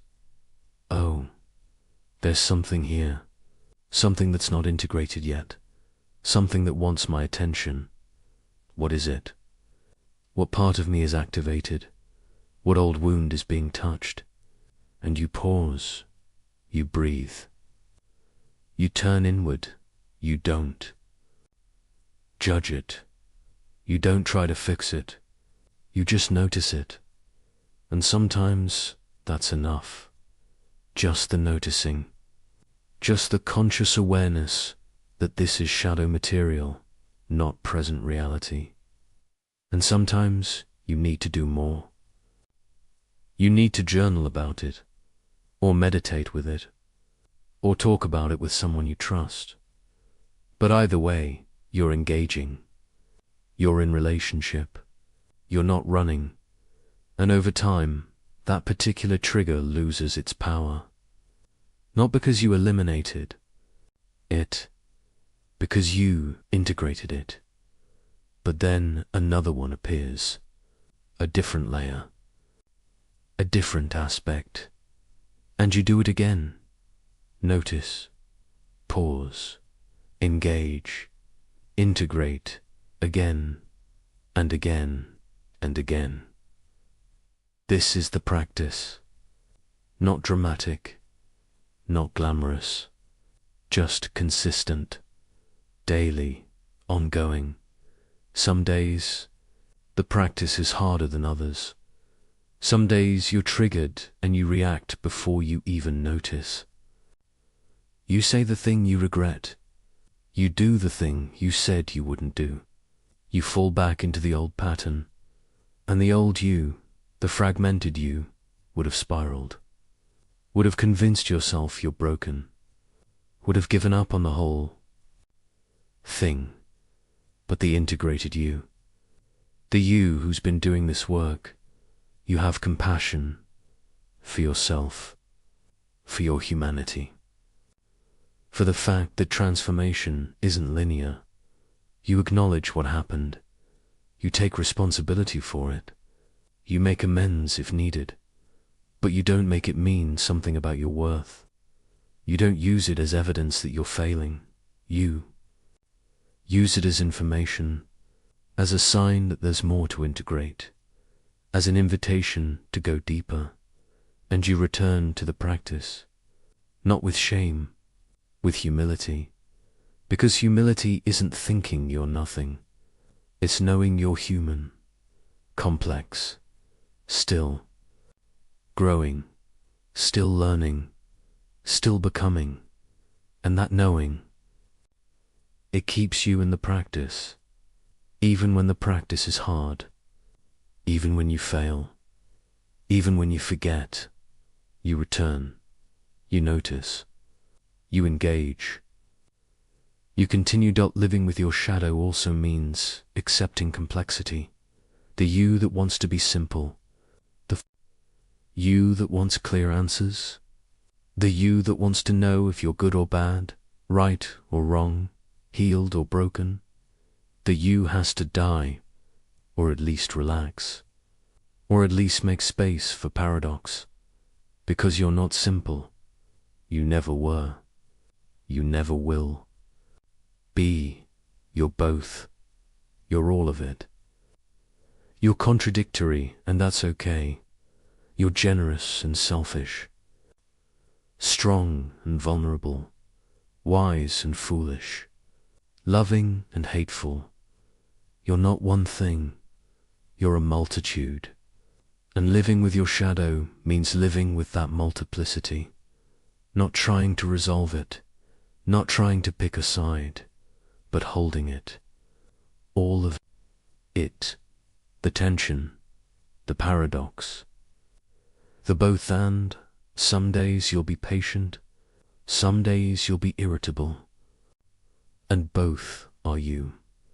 Some days you'll be open and trusting, some days you'll be guarded and suspicious, and both are you. Some days you'll feel connected to your purpose, some days you'll question everything, and both are you. And instead of making one version right and the other wrong, instead of accepting one and rejecting the other, ... you hold them both. You let them coexist.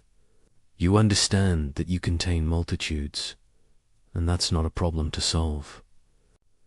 That's the richness of being human. The integrated person doesn't eliminate complexity. They embrace it. They develop capacity to hold it. They learn to dance with it. And that capacity, it grows over time, with practice, with patience, with self-compassion. You get better at holding paradox, at sitting with not knowing, at being comfortable with your own contradictions. And that makes you more human, not less, more whole, not more fragmented, because wholeness includes everything, the contradictions, the paradoxes, the parts that don't make sense together, all of it, held in the container of your awareness, your acceptance, your integration. Living with your shadow also means developing rituals, not religious rituals necessarily, though they can be, but practices that keep you connected to your depths. Jung had his morning routine. He'd wake up early, sit in silence, paint mandalas, write in his journal, dialogue with his unconscious, every day, for decades. It wasn't optional. It was how he maintained the relationship with his shadow, because the shadow doesn't speak on demand. It speaks when you create space for it, when you show up consistently, when you demonstrate that you're listening.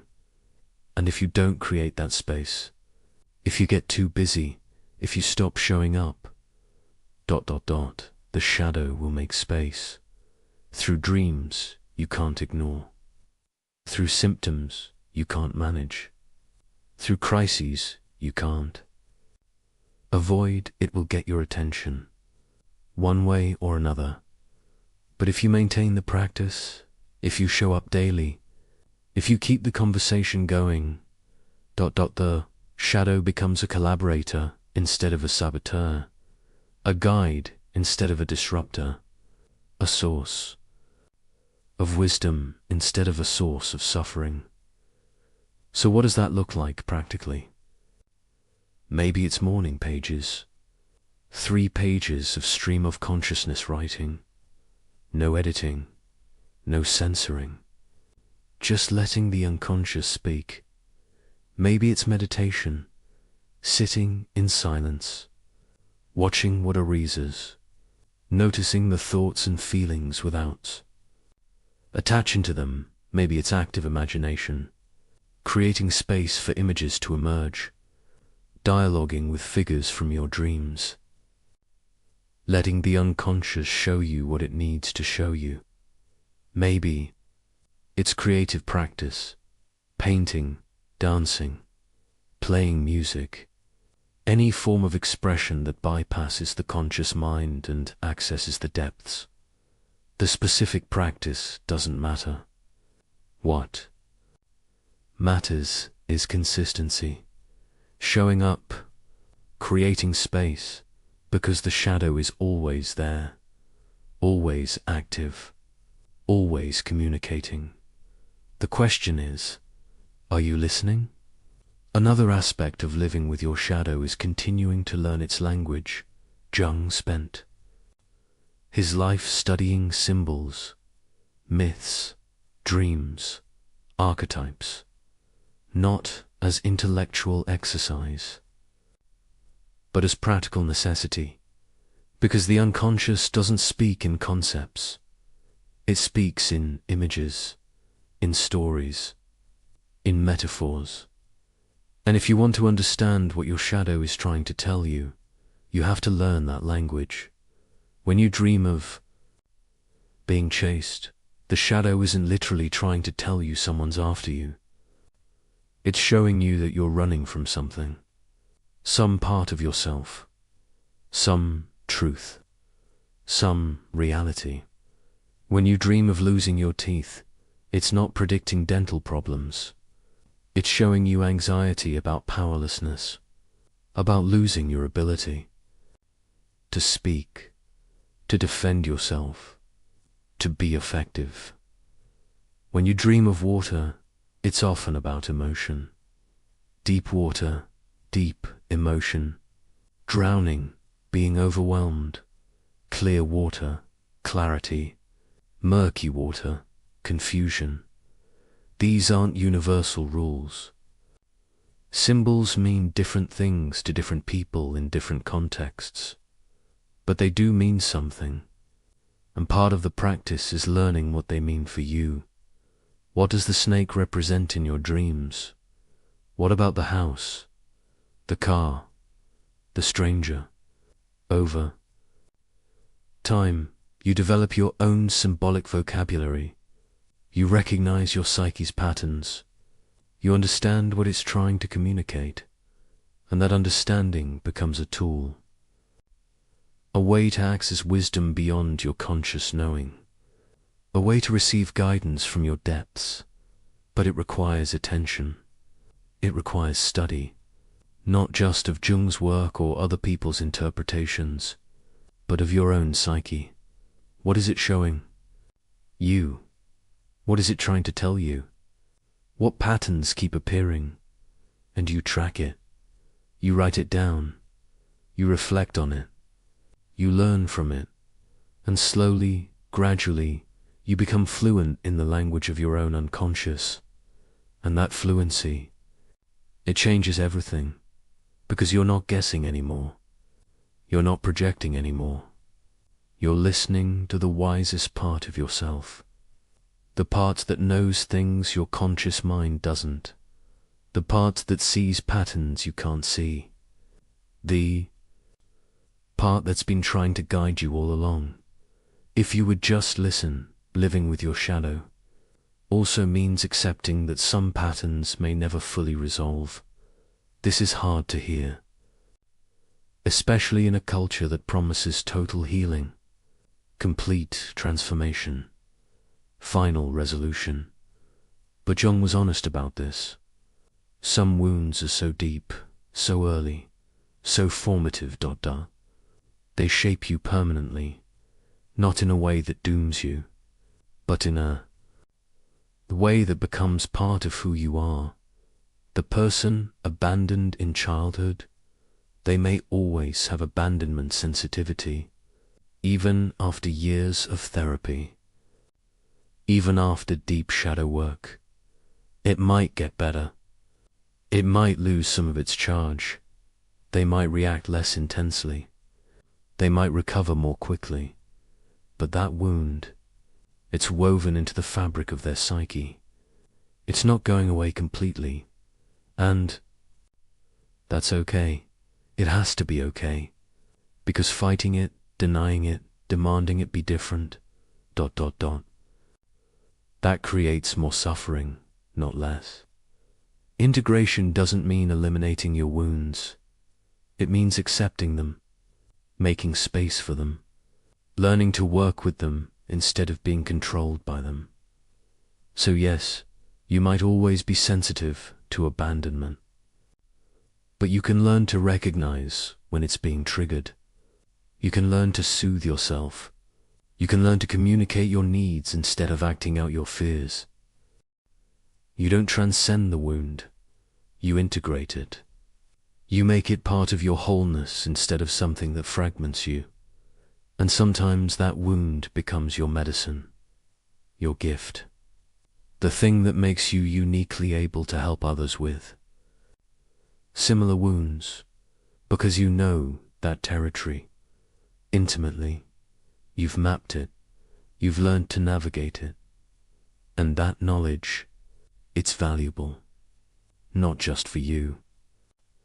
For everyone you encounter who's struggling with the same thing, there's also the question of regression. You'll have periods where you feel integrated, whole, like you've done the work and you're living from that place, and then something happens. A crisis, a loss, a major life transition, and you regress. You fall back into old patterns.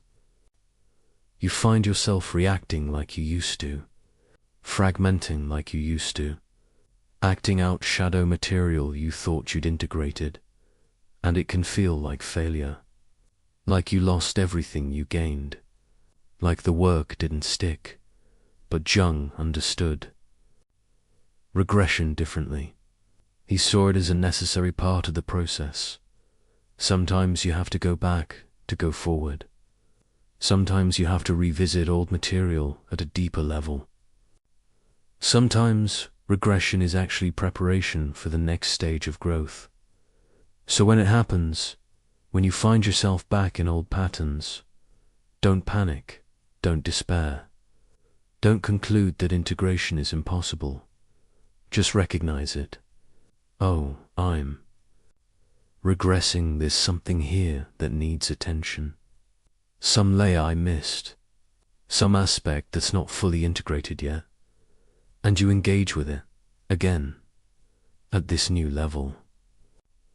With the awareness you have now, with the tools you've developed, with the compassion you've cultivated, and you integrate it again, more deeply this time, more thoroughly, more consciously, and then you move forward, not to where you were before, but to somewhere new, somewhere you couldn't have gotten to without the regression.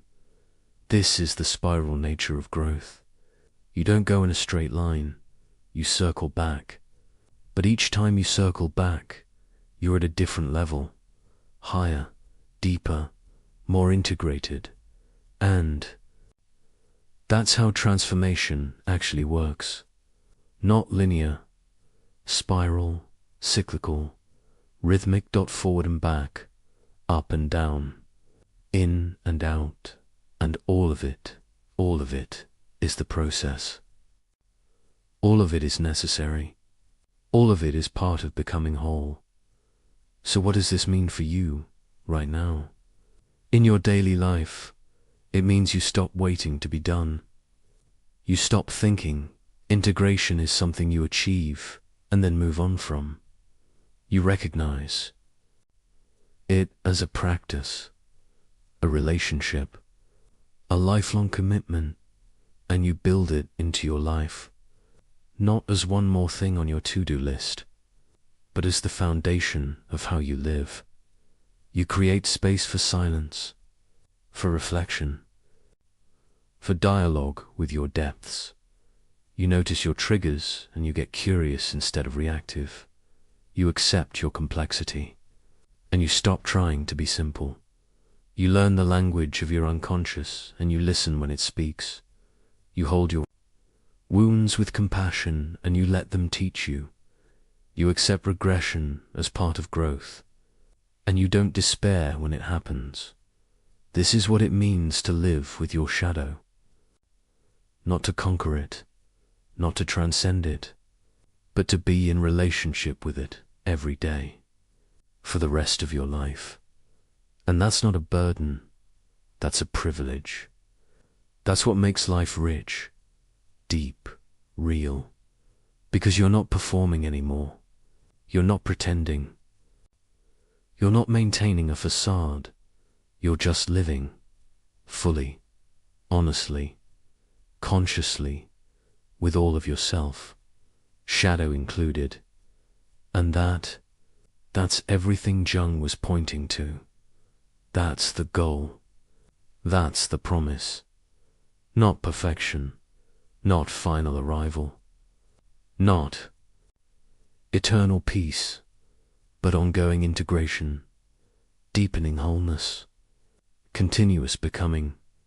And in that process, in that practice, in that lifelong commitment to knowing yourself fully, you discover what it means to be truly alive, not despite your shadow, because of it, with it, through it, all the way home. You might think your shadow work is personal, private, just about you. You're doing it to heal your wounds, to break your patterns, to become whole. And it is all of that. But it's also more, so much more, because you don't exist in isolation. You're part of a family, part of a culture, part of humanity, and every pattern you integrate, every projection you withdraw, every piece of shadow you bring into consciousness, it affects the whole, the entire system, everyone connected to you. Jung understood this. He understood that the psychological work of the individual is not separate from the healing of the collective. They're the same work, happening at different scales. When you heal, the field around you heals. When you integrate, the collective integration becomes more possible. When you become whole, you contribute to collective wholeness, not because you're special, because you're connected. We all are, deeply, invisibly, inextricably. And right now, the world desperately needs people who will do this work. People who will face their darkness instead of projecting it. People who will integrate their shadow instead of acting it out. People who will become conscious instead of staying asleep, because the alternative is what we're living through. Division, projection, unconsciousness, on a massive scale, and it's killing us. Look at the world right now. Really look at it. The political polarization, the tribal warfare, the inability to see the humanity in people who think differently. That's collective shadow, projected, acting out, possessing millions of people at once. Each side convinced the other side is evil. Each side seeing in the other what they won't see in themselves. Each side so identified with being right that they can't see their own darkness. It's not one side or the other. It's both. It's all of us, projecting our collective shadow onto the other, creating enemies, building walls, and underneath we're all human, all carrying the same archetypal patterns, all struggling with the same fundamental questions.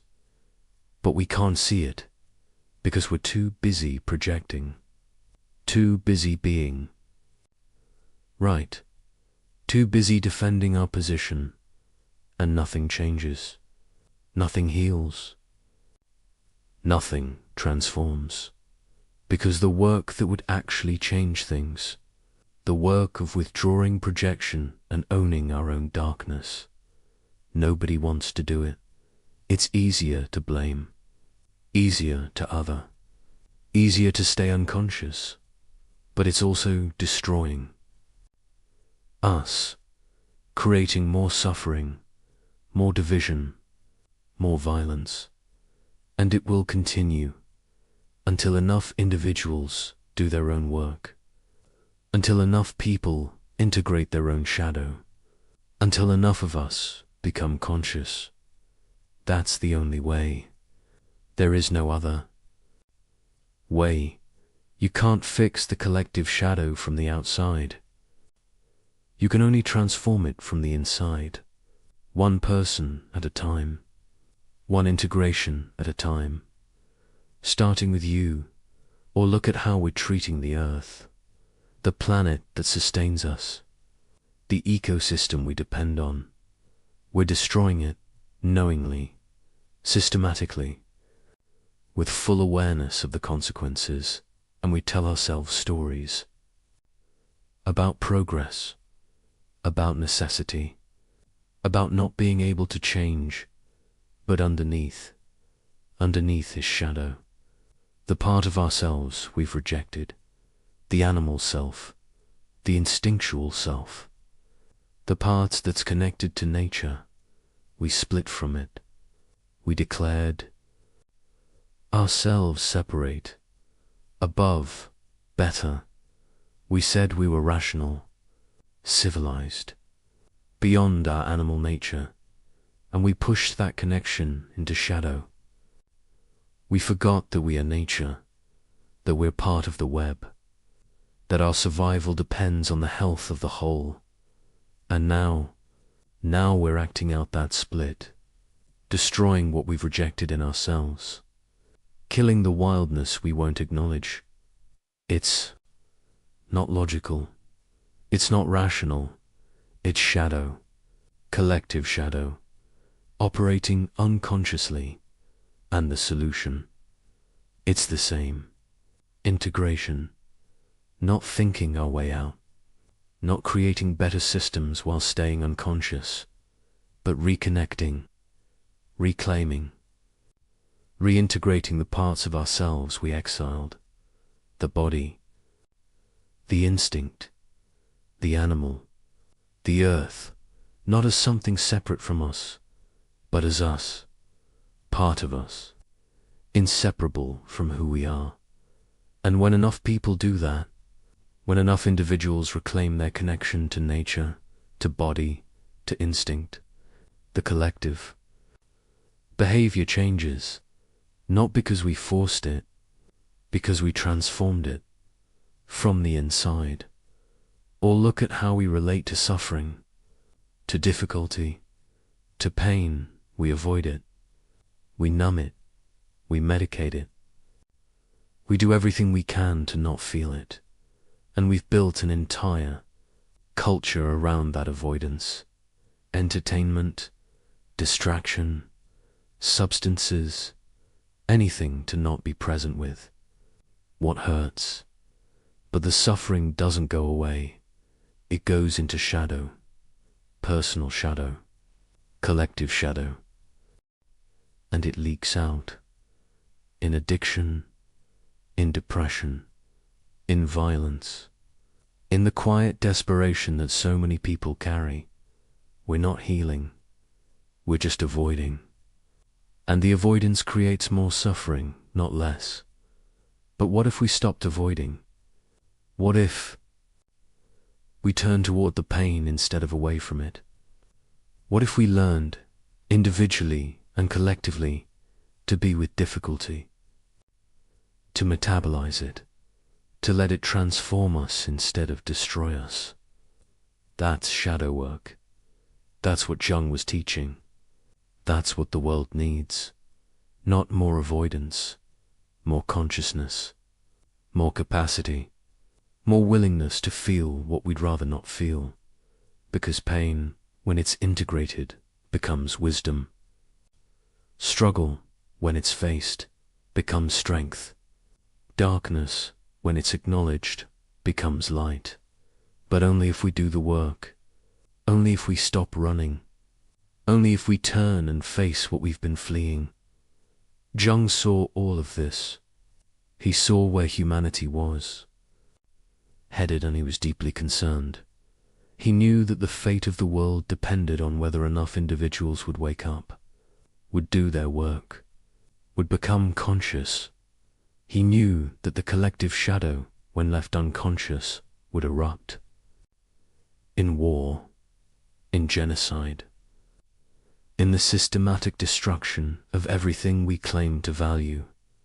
He'd seen it happen in Germany. He knew it could happen anywhere. He knew it was happening. Always, everywhere, people refused to look at their own darkness, and he devoted his life to trying to wake people up, to show them the urgency, to give them the tools, not because he thought he could save the world, but because he knew that each person who woke up mattered. Each person who did the work contributed. Each person who integrated their shadow made collective integration more possible. And he was right. He is right. The world doesn't need more heroes. It doesn't need saviors. It doesn't need people who think they're going to fix everything. It needs people who are willing to do their own work, to face their own darkness, to integrate their own shadow, because that work, that simple, difficult, sacred work, that's what changes everything.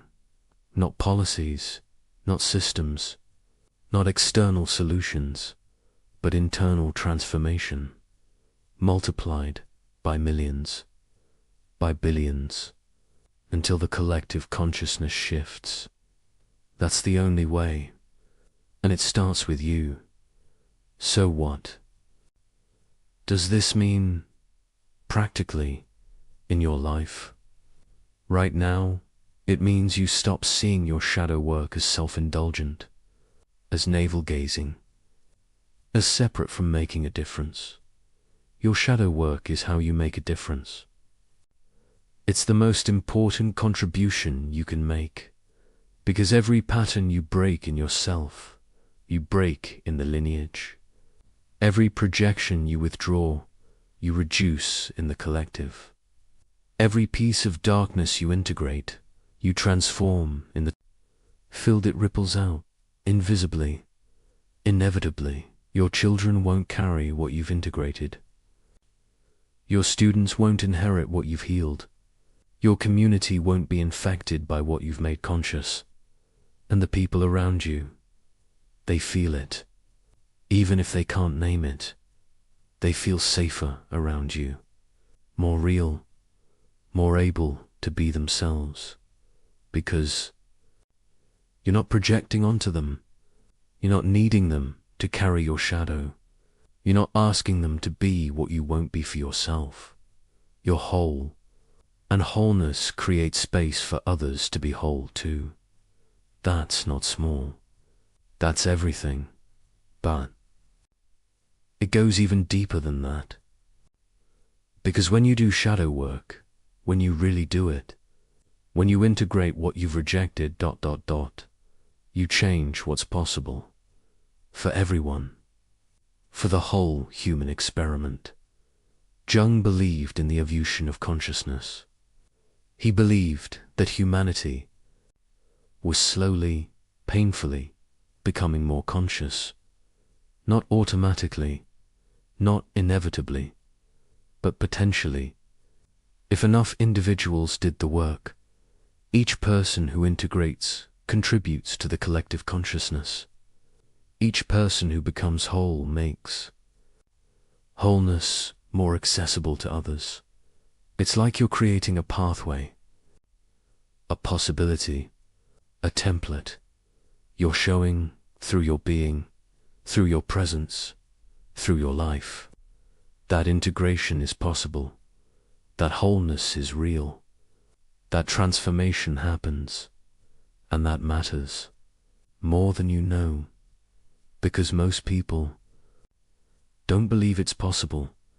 They think they're stuck. They think their patterns are permanent. They think change is for other people, not for them. But when they encounter someone who's done the work, someone who's integrated, someone who's whole, something shifts in them, in what they believe is possible. They think, if they can do it, maybe I can too. If transformation is real for them, maybe it's real for me. And that belief, that shift in what's possible, that's what allows them to begin their own work. You're not just transforming yourself.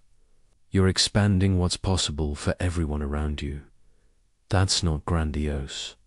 That's how collective consciousness evolves. Through individuals who go first, who do the work, who'll become living proof that transformation is real. And there's one more thing, one final piece that makes this work so urgent, so necessary, so sacred. The children, the next generation, the ones who are watching us, learning from us, absorbing our patterns. They don't learn from what we say. They learn from what we are, from what we do, from what we embody. And if we're unconscious, if we're projecting, if we're acting out our shadow, they learn that, they inherit that, they repeat that. Generation after generation, the same patterns, the same wounds, the same unconsciousness. But if we do the work, if we integrate, if we become conscious, they learn that instead, they inherit wholeness instead of fragmentation. They start from a different place, a more integrated place, and they have a chance, a real chance, to go further than we did, to integrate deeper, to become more whole. That's how evolution happens, not in one lifetime, but across lifetimes, across generations, each generation healing a little more, integrating a little more, becoming a little more conscious, until one day, maybe many generations from now, humanity might actually be whole, conscious, integrated, but only if we do our part, only if we do the work, only if we stop passing down unconsciousness and start passing down integration. That's what's at stake. That's why this matters. That's why your shadow work is not just personal. It's generational. It's evolutionary. It's sacred. So here you are, at the end of this journey, having learned about the shadow, about integration, about what's possible, and you have a choice. The same choice everyone has. The same choice Jung faced. The same choice every conscious person faces. You can go back to sleep. You can pretend you didn't hear this. You can decide it's too hard, too much, too uncomfortable. You can go back to the persona, the mask, the acceptable self. You can keep the basement locked. You can keep running from your shadow. Nobody will blame you. Most people do. Most people live and die having never faced their darkness, having never integrated their shadow, having never become whole. It's the easier path, the more comfortable path, the path of least resistance, but it's also the path of unconsciousness, of fragmentation, of being asleep, or ... You can choose differently. You can choose consciousness. You can choose integration. You can choose wholeness. You can turn and face what you've been fleeing. You can dialogue with what you've been rejecting. You can integrate what you've been denying. You can do the work, the hard, sacred, transformative work of becoming whole. Not because it's easy. It's not easy. Not because it's comfortable. It's not comfortable, but because it's real, because it's true, because it's what you came here to do, and because the world needs it, desperately needs it. It's dying for lack of it. The world doesn't need more people pretending to be perfect. It needs people brave enough to be whole, broken open, put back together with their cracks filled with gold, integrated, conscious, real, people who have faced their darkness and brought it into the light, people who have integrated their shadow and become whole, people like you, if you choose it, if you commit to it, if you do the work. Jung said, the privilege of a lifetime is to become who you truly are. Not who you think you should be, not who others want you to be, not the persona you've been performing, but who you truly are, shadow and all, darkness and light, integrated, whole, real. That's the invitation. That's the call. That's what this entire journey has been pointing toward. Not information, transformation, not understanding, embodiment, not knowing about the shadow, integrating it. And now the real work begins.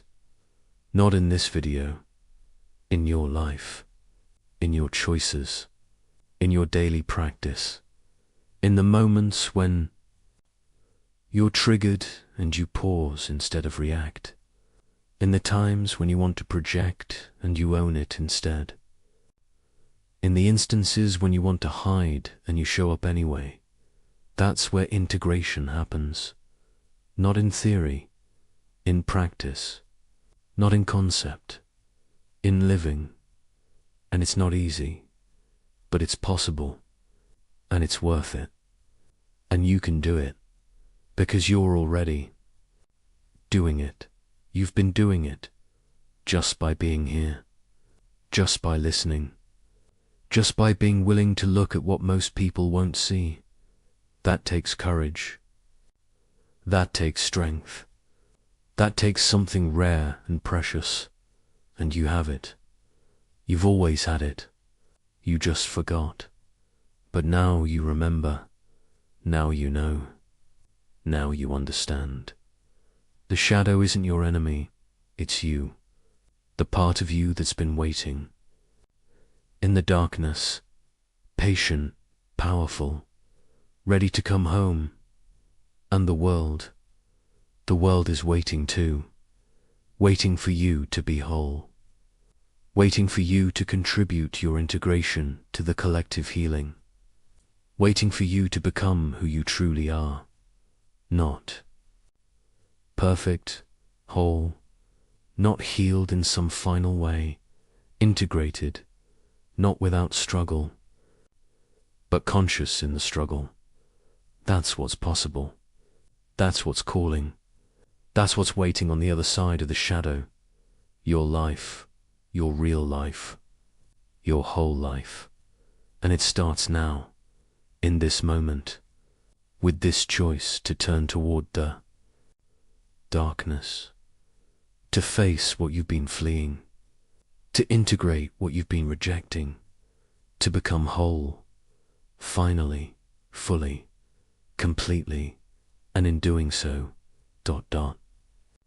to change everything, for yourself, for your lineage, for the collective, for the world. That's the gift. That's the promise. That's what Jung discovered and spent his life trying to share. And now it's yours. If you want it, if you choose it, if you do the work. The shadow is waiting. Your wholeness is waiting. Your life is waiting. All you have to do is turn around and walk into the darkness and discover it was never darkness at all. It was just you all along, waiting in the shadows, waiting to come home. Remember the mirror from the beginning, the one where only half your face was lit. You've been standing in front of that mirror your whole life, looking at the acceptable half, the side you show the world, the side you thought was all of you, and the other half, pure darkness, invisible, forgotten. But now, something has changed. Not the mirror. You turned. You faced what was in the darkness. You met what you'd been running from, and you discovered something that changes everything. The darkness wasn't empty. It wasn't nothing. It wasn't the absence of you. It was you, the rest of you, the half you forgot, the half you rejected, the half that's been waiting in the shadows your whole life, waiting for this moment, when you'd finally be ready. To see yourself fully, to accept yourself completely, to become whole, the one Jungian concept that transforms how you see yourself. It's not really about the shadow, it's about this. You were never broken. You were always whole. You just forgot how to see in the dark. You believed the lie that wholeness meant having only light, only good, only acceptable parts. But Jung knew better. He knew that wholeness means including everything, the light and the dark, the acceptable and the rejected, the persona and the shadow. All of it, held together, integrated, whole, and the journey you've been on. From that first moment of recognizing your shadow to this moment now, that wasn't about fixing yourself. It was about remembering yourself, reclaiming what you exiled, retrieving what you lost, bringing home what you abandoned, piece by piece, layer by layer, until you're no longer half a person looking in a mirror. You're whole, standing in the light, with your darkness beside you, integrated, conscious, real. And now that you know, the real question isn't whether the shadow exists. It's what you'll do with this knowledge. Will you go back to sleep? Pretend you didn't see? Return to the comfortable illusion that you're only the lit half? Or will you stay awake? Keep looking. Continue the conversation with the parts of yourself you've just begun to meet. Because the shadow is patient. It's been patient your whole life. It can wait longer if needed. But your life won't wait. Your wholeness won't wait. The world that needs you to be integrated. It can't wait forever. Every day you stay fragmented is a day you're not fully alive. Every moment you reject parts of yourself is a moment you're living half a life. And you deserve more than that. You deserve wholeness. You deserve to know yourself fully. You deserve to live from integration instead of from division. Not because it's easy, but because it's true, because it's real, because it's your birthright. Jung spent his entire life mapping this territory, showing us the way, proving that transformation is possible, not through his theories, through his life, through his willingness to descend into his own darkness, through his courage to meet what he found there and what he discovered, what he spent decades trying to communicate, is that the darkness isn't the problem. Unconsciousness is the problem. When you're unconscious of your shadow, it controls you. When you're aware of it, you can work with it. When you integrate it, it becomes your greatest resource. Your creativity, your intuition, your power, your purpose, your capacity to love, all of it locked in the shadow, all of it waiting to be reclaimed.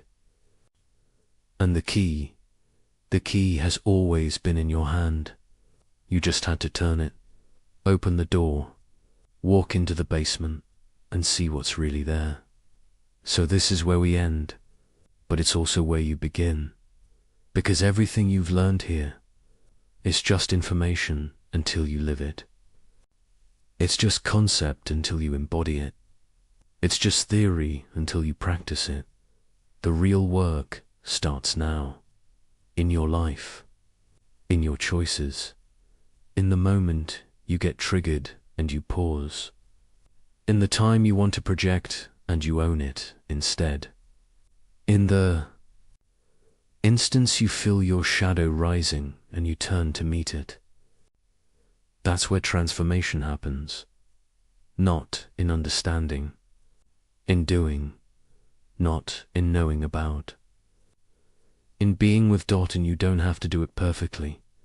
You don't have to get it right. You just have to show up again and again and again, noticing, engaging, integrating, becoming Dot, more yourself with each iteration, more whole with each integration, more alive with each piece you bring home, until one day you stand in front of that mirror and you see it, really see it, not half a face, not light and dark separated, but both, together, integrated, whole, and you recognize yourself, finally, fully, completely, not as you thought you should be, but as you actually are, human, flawed, contradictory, complex, beautiful, real, shadow and light,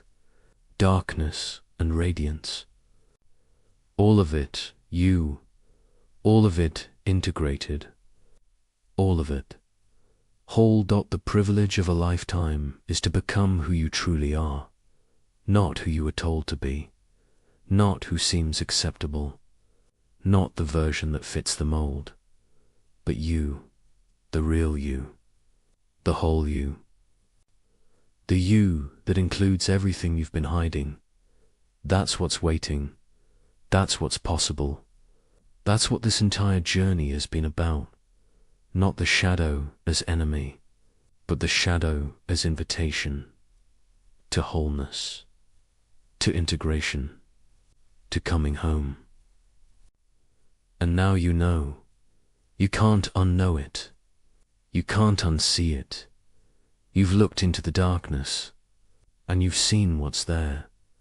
Not a monster, not evil, not something to destroy, but yourself. Waiting, patient, powerful, ready to come home. And the question is simple. The question is everything. Will you let it? Imagine this, Baghdad, the year 1091, the most powerful city on earth, a place where knowledge flows like water, where libraries tower higher than palaces, where scholars debate in marble halls that echo with the voices of genius, and at the center of it all, sitting on the intellectual throne of the Islamic world, are the philosophers. Not just any philosophers. These are men who believe they've cracked the code, men who think they've unlocked the secrets of existence itself, men who claim to know God's mind through pure reason alone. Their names, you might not recognize them today, but in the 11th century, they were superstars. Al-Farabi, the second, teacher, they called him. Second only to Aristotle himself, Ibn Sina, known in the West as Avicenna, a man who wrote over 400 books, a genius who mastered medicine, mathematics, astronomy, and philosophy before he turned 21. These weren't just smart men, they were legends, rock stars of the mind. And they had built something extraordinary, an empire of thought. For nearly 400 years, their system had stood unshaken, a grand intellectual cathedral built on Greek foundations. Plato and Aristotle filtered through, Islamic civilization refined into something even more powerful. They promised something irresistible, certainty, Not the messy, complicated certainty of faith, not the uncertain certainty of religious experience. No, they offered mathematical certainty, logical certainty, the kind of knowing that couldn't be questioned, the kind of truth that stood independent of culture, of time, of even God himself. Think about that for a moment. These philosophers claimed they could prove the nature of reality through reason alone. They could demonstrate how the universe worked. They could explain the divine. They could map the soul, all without revelation, all without prophets, all without scripture, just pure, cold, beautiful logic. And people believed them. The educated, elite of the Islamic world hung on their every word. Their books were copied and studied in every major city. Their ideas shaped how people understood everything: medicine, law, theology, politics. The philosophers had become the ultimate authority. But here's what made them truly dangerous. It wasn't just what they said, it was how certain they were when they said it. They didn't present their ideas as theories, as possibilities, as best guesses about the nature of things. They presented them as facts, necessary truths that couldn't possibly be otherwise. Take their view of God, for example. The philosophers had it all figured out. God was the necessary being, the unmoved mover, the first cause from which everything else flowed in a perfect, eternal chain of existence. Beautiful, right? Elegant, sophisticated, intellectually satisfying. But here's the problem.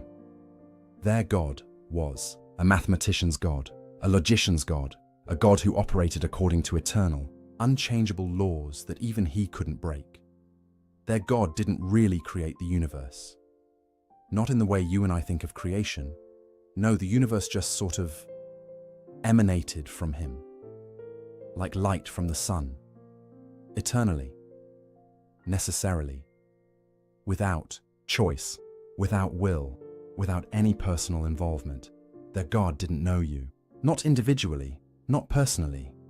He knew universals, categories, the general principles of things, but your specific pain, your particular joy, your individual struggles, those were beneath divine knowledge, too small, too contingent, too unimportant. And miracles, prophets, divine intervention in human affairs, the philosophers smiled at such primitive notions. Everything happened according to natural law, unbreakable causal chains that stretched from eternity past to eternity future. There was no room for the supernatural, no space for the miraculous, no possibility of God reaching down into his creation to change things. The universe was a perfect machine, and the philosophers had figured out how it worked. Now you might be thinking, so what? Why does this matter? Here's why. Because at the time, this wasn't just philosophy. This was the foundation of everything. If the philosophers were right, then huge chunks of Islamic belief made no sense. Prayer. Why pray to a God who can't hear your specific words? Prophecy. Why would God send messengers if he already set everything in motion eternally? The afterlife? How could there be bodily resurrection in a universe governed by unbreakable natural laws? Free will. How could humans make real choices in a cosmos where every event necessarily follows from the one before? The philosophers had built a system so tight, so logically coherent, so seemingly unassailable, that it threatened to swallow religion whole. And they knew it. They didn't see this as a problem. They saw it as progress. Religion, they whispered, in their private circles was for the masses, the uneducated, the simple-minded who needed stories and rituals to keep them in line. But for the intellectual elite, for the truly enlightened, philosophy was the real path to truth. Everything else was just useful fiction. Imagine living in that world. Imagine being a young scholar, training in the great institutions of Baghdad, learning from the best minds of your generation, and slowly realizing that the philosophy you're learning, the system everyone praises, the intellectual tradition everyone reveres, quietly undermines everything you believe in. That was the world of the 11th century. Philosophy sat on its throne, unchallenged, unquestioned, seemingly unquestionable. Its authority was absolute. Its confidence was total. Its certainty was complete. The philosophers had won, or so they thought. Because somewhere in that world, a man was beginning to ask dangerous questions. Questions that would shake the throne of knowledge to its foundations. Questions that would expose cracks in the seemingly perfect edifice. Questions that would launch the most devastating intellectual assault the philosophical tradition had ever faced. His name was Abu Hamid Muhammad ibn Muhammad Al-Ghazali, and he was about to start a war, not with swords, not with armies, with something far more dangerous. With doubt, the philosophers had built their empire on the promise of certainty, on the claim that reason alone could deliver absolute truth. But what if that certainty was an illusion? What if the foundations weren't as solid as they appeared? What if the throne of knowledge was built on sand? Al-Ghazali was about to find out, and when he did, nothing would ever be the same. The stage is set. The players are in position. The greatest intellectual drama of the medieval world is about to begin. A drama of ideas, yes, but also of crisis, of personal anguish, of a brilliant mind turning against itself, because this wasn't going to be a detached, academic exercise. This was going to be personal. Al-Ghazali wasn't just going to critique the philosophers from the outside, he was going to demolish them from within. He knew their arguments better than they did. He had mastered their logic. He had climbed to the very peak of their system, and from that height, he could see what no one else could see. The fatal flaws, the hidden contradictions, the unexamined assumptions, the cracks in the throne. But seeing them would cost him everything: his career, his reputation, his peace of mind. Because once you start questioning certainty itself, there's no safe place to stand. Once you begin doubting the foundations, the entire structure becomes unstable, including the ground beneath your own feet. Philosophers promised a path to unshakable truth. Al-Ghazali was about to discover that the only thing certain in this world is uncertainty itself, and that realization would nearly destroy him. But first, he had to climb their ladder, master their system, become one of them. Only then could he bring it all crashing down. The throne of knowledge stood tall and proud in 1091. By the time Al-Ghazali was done, it would never stand quite so tall again. This is his story. This is the story of the man who broke philosophy, and it begins with a simple, terrifying question. A question he couldn't shake. A question that kept him awake at night. A question that would haunt him for years. How do I know that I know? Such a small question. Such devastating consequences. There's a moment that comes to every brilliant mind. A moment when everything changes. When the fortress of certainty you've built around yourself suddenly feels less like protection and more like a prison. For Al-Ghazali, that moment came at the height of his power. The year was 1095. He was 37 years old, and he was untouchable. The most celebrated professor at the Nizamiya College in Baghdad. The most prestigious academic institution in the world. Students traveled for months just to sit in his lectures. Scholars quoted his books from memory. Rulers sought his advice. He had mastered every field of knowledge available: jurisprudence, theology, logic, philosophy. He could debate any scholar on any topic and win. He had everything a medieval intellectual could dream of: fame, respect, security, authority. But something was wrong, terribly wrong. It started small, a whisper at the edge of his mind. A question that appeared during a lecture, uninvited. A doubt that crept in while he was writing, unexpected. At first, he brushed it away. He was Al-Ghazali, the proof of Islam, the renewer of faith. Doubt was for lesser minds, for students still learning, for people who hadn't yet mastered the art of reasoning. Not for him, but the whisper wouldn't leave. It grew louder, more insistent, more impossible to ignore, and the question it kept asking was devastatingly simple. How do you know? Not how do you know this particular fact or that specific argument, but how do you know anything at all? How do you know that your senses are telling you the truth? How do you know that your reasoning is valid? How do you know that what you call knowledge isn't just elaborate self-deception? These weren't new questions, of course.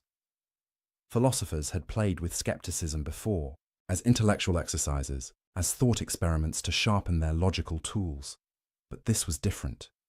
This wasn't a game. For Al-Ghazali, these questions became visceral, urgent, inescapable. He would stand before his students, delivering brilliant lectures on Islamic law, and in the back of his mind, a voice would whisper, "But how do you know any of this is true?" He would write treatises defending orthodox theology against philosophical attacks, and the voice would ask, "But what makes your theology any more certain than their philosophy?" He would cite authorities, hadith, Quranic verses, logical proofs, and the voice would push back. "But how do you know your interpretation is correct? How do you know your logic isn't flawed? How do you know anything?" This is what intellectual crisis actually feels like, not like a dramatic moment of revelation, not like suddenly seeing the truth, more like drowning in slow motion, like watching the ground beneath you turn to quicksand, like feeling the walls of your mind close in. Al-Ghazali later described it as a sickness, a disease of the soul that spread through every part of his being. He couldn't eat. He couldn't sleep. He couldn't teach without feeling like a fraud. Because, here's what he realized. All his life, he had been in the business of certainty. As a jurist, he issued legal rulings. This is permissible. That is forbidden. These are definitive judgments backed by divine law. As a theologian, he defended religious truth. God is like this. Reality works like that. These are facts about existence itself. As a professor, he transmitted knowledge. Learn this, master that, build your understanding on these foundations. His entire career was built on the assumption that certain knowledge was possible, that you could know things for sure, that truth was accessible, that the human mind could grasp reality. But now that assumption was crumbling, and it all started with sense perception, Al-Ghazali began asking himself, why do I trust my senses? Sure, they usually seem reliable. I see a table, I touch it, it's solid, it's there. But I also dream, and in dreams, I'm absolutely convinced that what I'm experiencing is real. I see dream tables, I touch dream walls, I have dream conversations, and in the dream, it all feels completely certain. It's only when I wake up that I realize none of that was real. So here's the terrifying question. How do I know I'm not dreaming right now? How do I know that everything I call waking life isn't just another dream, a longer dream, a more consistent dream, but still a dream? You might say, but when you wake up, you can distinguish dream from reality. Can you though? Or do you just have another experience, another set of sensations that you've learned to call waking up? Maybe there's another level of consciousness beyond this one, a higher waking state. And when you reach it, you'll look back on everything you called real life the way you now look back on dreams, as illusions, as phantoms, as experiences that felt certain but weren't. Al-Ghazali sat with this possibility, and it shook him. But it got worse. Because even if you accept your senses as basically reliable, there's still reason. Logic. Rational thought, the tool philosophers swore by. The instrument that supposedly gave absolute certainty. Al-Ghazali had spent decades mastering logic. He knew every rule, every form of valid inference, every technique of reasoning. He was a master logician, and now he was asking, but why should I trust logic? Think about it.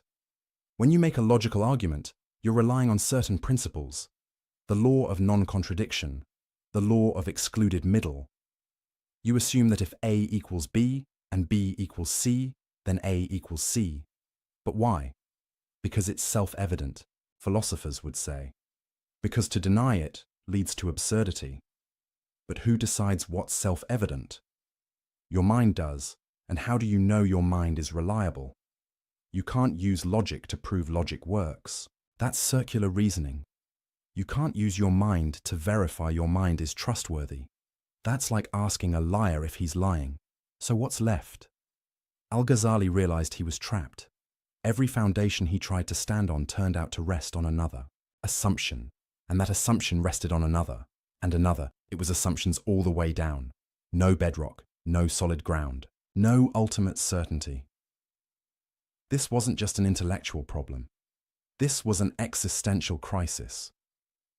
Because Al-Ghazali had built his entire life on the belief that knowledge was possible, that truth was real, that you could be certain about important things. And now that belief was collapsing.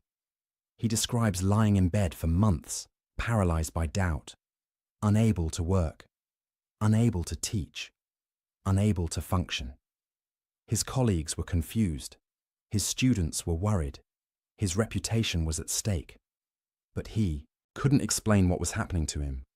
How do you tell people, I'm not sure anything I've ever taught you is actually true? How do you say, I've lost faith in the very possibility of knowledge? You can't. So he suffered in silence. But here's where it gets really interesting. In the midst of this crisis, Al-Ghazali made a crucial observation.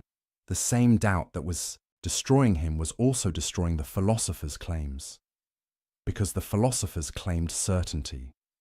Absolute, unshakable certainty about the nature of reality.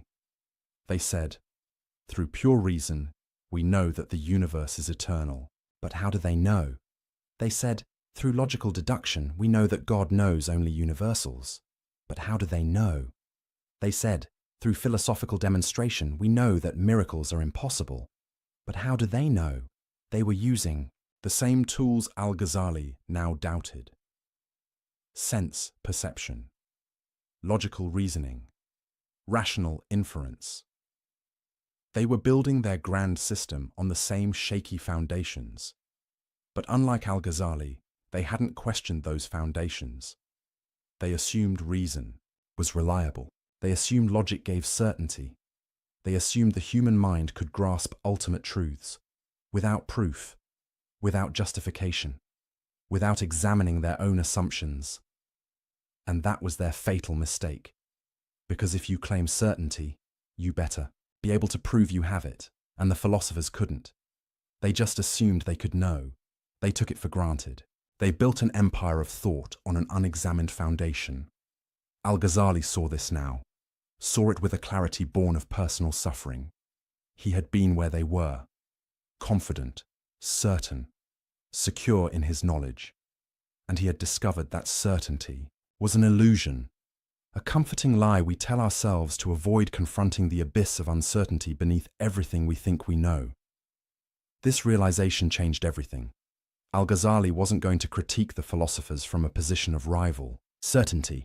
He wasn't going to say, your system is wrong and mine is right. He was going to do something far more devastating. He was going to show that their certainty was unjustified, that their claims to knowledge were baseless, that their entire edifice of thought rested on assumptions they couldn't defend. He was going to use doubt as a weapon, not to destroy knowledge entirely, not to embrace complete skepticism, but to demolish the philosophers' arrogance, their certainty, their claim to have figured it all out, because he had learned something in his crisis, something the philosophers in their confidence had missed. Uncertainty isn't weakness, it's honesty. Doubt isn't the enemy of truth. It's the beginning of wisdom, and the willingness to question everything, even your own mind, is the only real path to understanding. The philosophers had never done that. They had never truly doubted, never really questioned their foundations, never honestly asked, how do I know that I know? They had been too busy building their systems to examine the ground beneath them. Al-Ghazali had looked down, and he had seen the abyss. And from that abyss, he was going to launch his attack, not as a rival philosopher offering a competing system of certainty, but as someone who had been to the edge and back, someone who knew what the philosophers didn't. That certainty itself is the problem, that the claim to absolute knowledge is the original sin of philosophy, that you can't build a tower to heaven when you're standing on quicksand. He began to write. Slowly, at first, testing his thoughts, working through his arguments. The title came to him clearly. Tahafut al-Falasifa, the incoherence of the philosophers. Not the errors of the philosophers. Not against the philosophers. The incoherence, the internal contradictions, the logical breakdowns, the places where their system fell apart under its own weight. He wasn't going to refute them with a rival system. He was going to show that their system refuted itself. This was going to be surgical, precise, devastating. He would take their own tools, their own logic, their own methods of reasoning, and turn them against the philosophers themselves. He would show that on their own terms, using their own standards, their conclusions didn't follow, that their certainty was unjustified, that their claims were incoherent, that the throne of knowledge they sat on was a house of cards. And when he was done, philosophy would never be the same. But this wasn't going to be easy, because to dismantle the philosophers, he first had to master them completely. He had to understand their system better than they did, see its weaknesses from the inside. He had to become one of them before he could destroy them, and that journey would take him to the darkest corners of thought, to questions that had no comfortable answers, to ideas that threatened everything he believed. He was about to catalogue 20 problems with philosophical thought, 20 cracks in the edifice, 20 reasons why certainty was impossible, 20 ways the philosophers had deceived themselves and everyone else. But we're going to focus on the big three. The three problems so devastating, so fundamental, so destructive to the philosophical worldview that Al-Ghazali declared them heresy, not just errors, not just mistakes, full-blown disbelief. Because these three ideas didn't just challenge philosophy, they challenged the very possibility of meaning, of purpose, of human dignity. They made the universe cold, mechanical, empty. And Al-Ghazali was going to show why they were wrong. The first problem, the eternity of the world. The second, God's knowledge of particulars. The third, the denial of bodily resurrection. Each one a battlefield, each one a crisis, each one a question that cuts to the heart of what it means to be human. And Al-Ghazali was ready for war. The whisper of doubt had become a battle cry. The personal crisis had become a philosophical weapon. The man who had lost, his certainty was about to take certainty away from everyone else. And in doing so, he would change the course of intellectual history. The throne of knowledge was about to be shaken, and Al-Ghazali was the one holding the hammer. Imagine you're an architect. You've been hired to inspect a magnificent building, a cathedral that stood for 400 years. Everyone says it's perfect, unshakable, a masterpiece of engineering. Your job, find the flaws, not cosmetic issues, not minor cracks in the paint, structural problems, fatal weaknesses, the kind of flaws that mean the whole thing could come down. That's what Al-Ghazali was about to do to philosophy, but he wasn't going to be random about it. He wasn't going to just throw criticisms at the wall and see what stuck. He was methodical, strategic, surgical. He identified exactly 20 problems with the philosopher's system, 20 points where their logic broke down, where their certainty crumbled, where the edifice showed cracks. Why 20? Because that's how many it took to cover every major claim the philosophers made. About God, about the universe, about the soul, about causation, about knowledge itself. Each problem was a targeted strike at a specific pillar of their thought, and together, they brought the whole structure into question. Now, we could go through all 20, one by one, methodically. But that would take hours, and honestly, some of them are technical, philosophical inside baseball that only specialists care about. What we're going to do instead is focus on the approach, the method Al-Ghazali used, the strategy behind his attack, because understanding his method is more important than memorizing his arguments. It's what made his critique so devastating, so enduring, so impossible to dismiss. Here's what he didn't do. He didn't write a book saying, "The philosophers are wrong because the Quran says so." That would have been easy, safe, expected, but it also would have been useless because the philosophers didn't care what the Quran said. Not really. Oh, they paid lip service to it. They claimed their philosophy was compatible with revelation. But when push came to shove, when philosophy and scripture conflicted, philosophy won. Every time, they would reinterpret scripture to fit their conclusions, allegorize away any contradictions, explain away any tensions.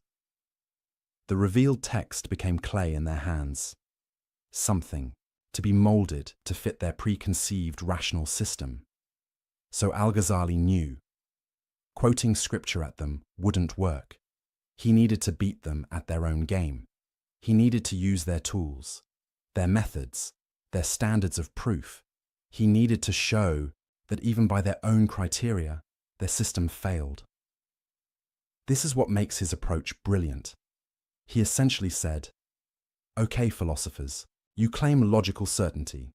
You say your conclusions necessarily follow from rational premises. Let's test that. Let's take your arguments apart, step by step, premise by premise, inference by inference, and let's see if they actually hold up." Spoiler alert, they didn't. Al-Ghazali discovered something the philosophers had hidden even from themselves. Their arguments weren't as airtight as they claimed. Their logic had gaps. Their premises had holes. Their conclusions didn't necessarily follow. They had built an empire of thought on assumptions they never questioned, on inferences they never justified, on leaps of logic they never examined. And Al-Ghazali was about to expose every single one. Let me give you a sense of how this worked. Take one of the philosophers' favorite claims. They could prove God's existence through pure reason. Sounds good, right? Here's their argument, simplified. Everything that exists is either necessary or contingent. Either it must exist, or it could possibly not exist. The universe is full of contingent things, things that might not have existed. You, me, this planet, this galaxy, contingent things need a cause, something that brought them into existence. But you can't have an infinite chain of contingent causes. That's logically impossible. So there must be a necessary being at the start of the chain, something that exists by its own nature, something uncaused, and that necessary being is God. Boom. Logical proof of God's existence. The philosophers were proud of this argument. They thought it was bulletproof. Al-Ghazali looked at it and said, "Really? Let's examine this more closely. First problem. Why can't you have an infinite chain of causes?" The philosophers said, "Because that's absurd. You need a first cause." But why? Where's the logical proof that an infinite regress is impossible? They assumed it. They declared it. They found it intuitively obvious. But they never proved it. That's assumption number one. Second problem. Even if you need a first cause, why must it be God? Why not just an impersonal necessary being, a principle, a force, a quantum field? The philosophers jumped from "there must be something necessary" to "that something is God with all the attributes we claim." But that's a huge leap, and they never justified it. That's assumption number two. Third problem. This whole argument assumes causation, works the way they think it does. But what if causation itself is questionable? What if cause and effect aren't as straightforward as they seem? We'll come back to this later, but for now, just note, the entire argument rests on an assumption about causation. That's assumption number three. See what Al-Ghazali was doing? He wasn't saying, "Your conclusion is wrong." He was saying, "Your proof doesn't work. You claim logical certainty, but you're actually making multiple unproven assumptions. You're not proving anything. You're just asserting things and calling it proof. This is devastating, because the philosopher's whole appeal was certainty, rational demonstration, logical necessity. If their proofs don't actually prove anything, if they're just sophisticated-sounding assertions, then their entire project collapses. They're not doing something fundamentally different from theologians or mystics or prophets. They're just dressing up their assumptions in logical clothing and pretending it's knowledge. Al-Ghazali did this 20 times. 20 major philosophical claims. 20 supposedly airtight arguments. And in each case, he showed the proof doesn't hold. The logic has gaps. The certainty is illusory. But here's where it gets really interesting. Al-Ghazali wasn't trying to prove the philosophers wrong about everything. That's not the point. The point was to show their certainty was unjustified. Maybe the universe is eternal. Maybe it's not. But you can't prove it through pure reason. Maybe God knows only universals. Maybe he knows particulars. But you can't demonstrate it logically. Maybe bodily resurrection is impossible. Maybe it's not. But you can't rule it out with philosophy. Al-Ghazali was attacking their epistemological arrogance, their claim to have certain knowledge about things that by their nature transcend human reason. He was saying, you don't know as much as you think you know. And more importantly, you can't know it the way you claim to know it. The tools you're using, sense perception, logical inference, rational demonstration, they're not capable of giving you certainty about ultimate questions. You've overestimated what reason can do. This is a profound insight, because Al-Ghazali wasn't anti-reason. He wasn't saying logic is useless. He was saying, reason has limits. Logic has boundaries. There are questions the human mind simply can't answer with certainty, and the philosopher's mistake was thinking they could transcend those limits. They thought they could stand outside the universe and see it objectively, like God would see it. They thought they could grasp eternal truths with temporal minds, infinite realities with finite understanding. They thought they could know the unknowable, and Al-Ghazali was calling them out, not from religious prejudice, not from anti-intellectual bias, but from a deeper understanding of what knowledge actually is and what it isn't. Now here's what made this approach so powerful. Al-Ghazali wasn't just being negative. He wasn't just tearing things down.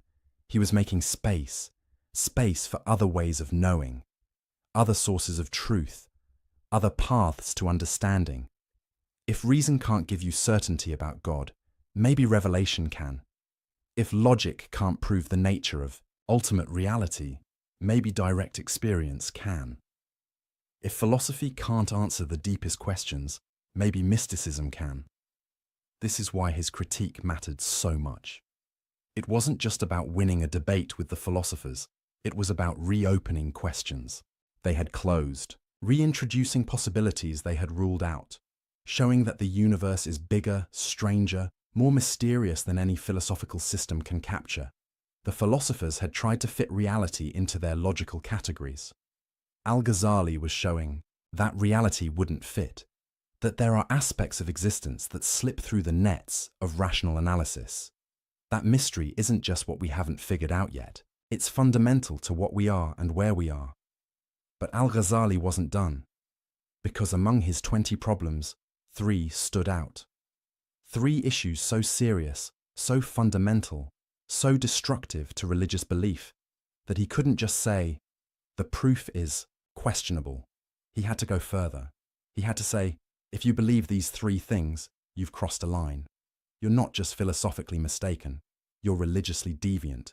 You've abandoned beliefs so central to Islamic faith that you can't claim to be Muslim while holding them. This was serious.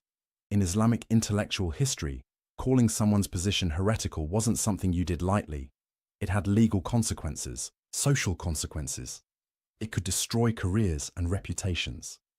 But Al-Ghazali felt he had no choice, because these 3 philosophical positions didn't just contradict scripture. They made religion meaningless. They made worship pointless. They made revelation unnecessary. If the philosophers were right about these 3 things, Then Islam, as practiced by millions of believers, was built on a lie. Prayer became talking to yourself. Prophecy became delusion. The afterlife became fantasy. Al-Ghazali couldn't allow that to stand, so he drew a line in the sand. 20 problems with philosophy. Yes, the philosophers were wrong about many things, but 3 problems were in a different category. 3 positions were not just philosophical errors, they were religious disasters. The first, the eternity of the world. The philosophers claimed the universe has always existed. It didn't have a beginning. It won't have an end. It eternally emanates from God, the way light eternally emanates from the sun.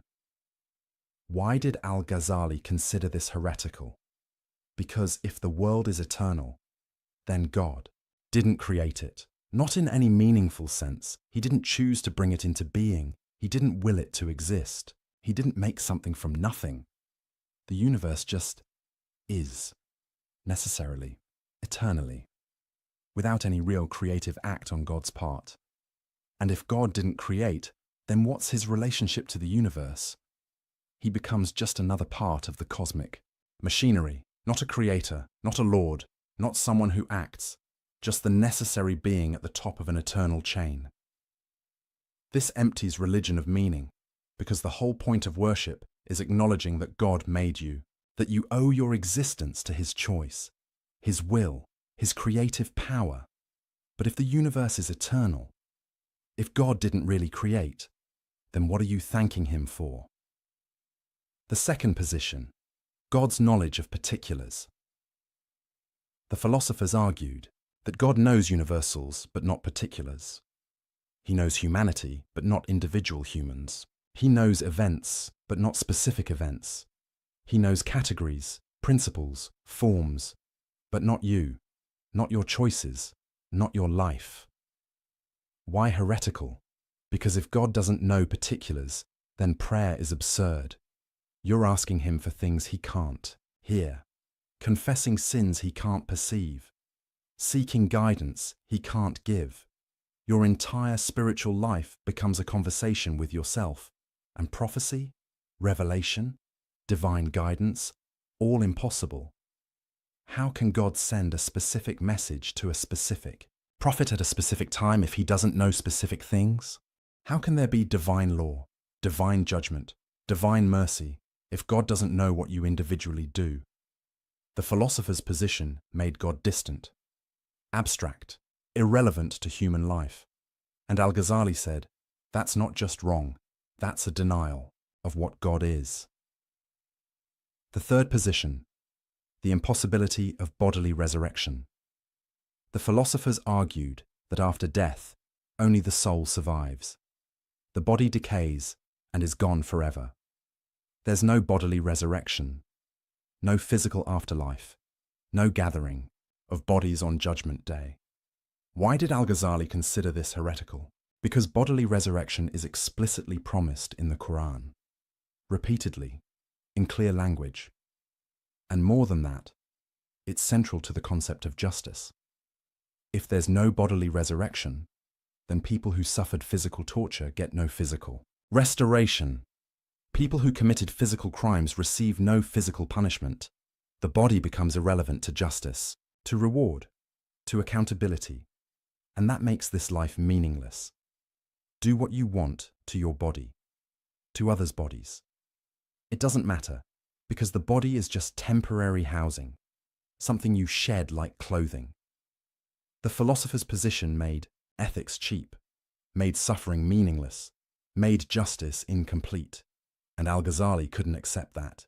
These 3 positions, these 3 problems, they weren't just intellectual errors the philosophers made. They were fundamental challenges to the coherence of religious belief itself, and Al-Ghazali was going to dismantle them, one by one, step by step, systematically using their own tools against them, showing that their certainty was illusory. Their proofs were flawed, their conclusions didn't follow, but he was going to do more than that. He was going to show why these positions were emotionally, spiritually, existentially unlivable. Because this wasn't just an academic exercise. This was about meaning, about purpose, about whether the universe cares about you, about whether your choices matter, whether your prayers are heard, whether justice is real. The philosophers, in their quest for logical purity, had created a cold universe, a universe where God is distant, where humans are insignificant, where nothing ultimately matters.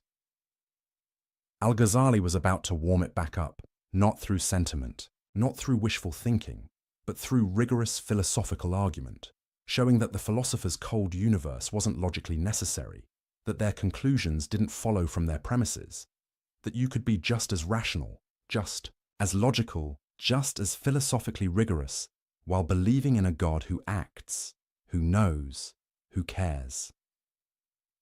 The 20 problems were the artillery barrage, softening up the philosophical defenses, showing weaknesses everywhere. But the 3 heretical positions, those were the main assault, the focused attack on the heart of the philosopher's system, and Al-Ghazali was ready. He had the arguments, he had the method, he had the motivation. He knew what was at stake, not just winning a debate, not just defending orthodoxy, but preserving the possibility of meaning in a universe that philosophy was threatening to make meaningless. The throne of knowledge was trembling, the cracks were showing, and Al-Ghazali was about to strike at the foundations. 3 devastating blows, 3 knockout punches, 3 final arguments, starting with the most fundamental question of all. Did the universe have a beginning, or has it always existed? The philosophers said, always existed, obviously. Necessarily, Al-Ghazali said, prove it, and when they couldn't, he was going to show them why their position wasn't just unproven, it was incoherent. The battle was joined, and nothing would be the same after. Let me ask you a question. How long have you been alive? 20 years? 40? 60? However long it is, you can count it. It's a finite number. Now imagine someone asks you, how long has the universe existed? And you answer, forever. What does that even mean? This is where Al-Ghazali's first major battle with the philosophers began.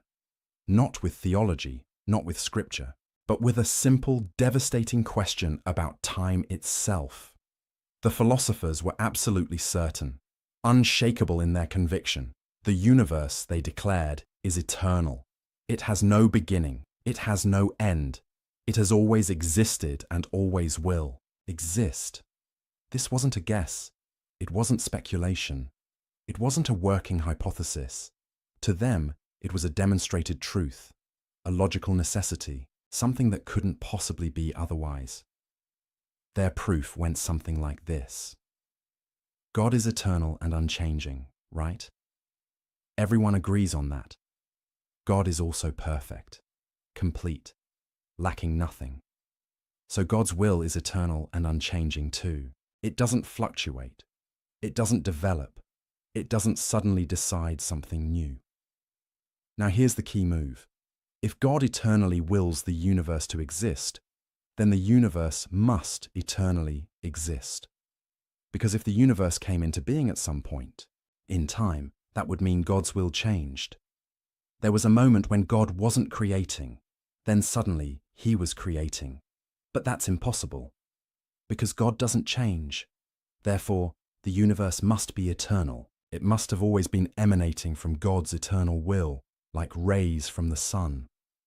The sun doesn't decide to shine. It shines eternally.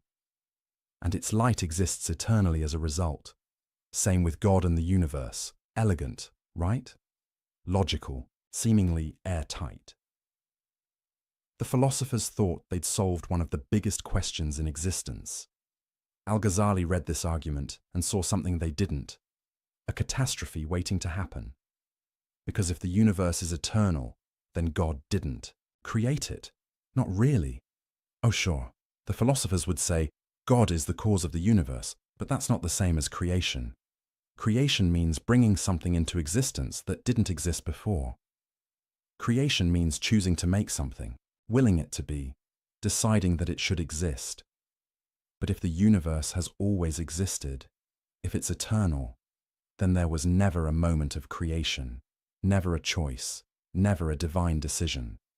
The universe just is, has always been, will always be, and God's relationship to it becomes mechanical, automatic, impersonal, like the relationship between the sun and its light.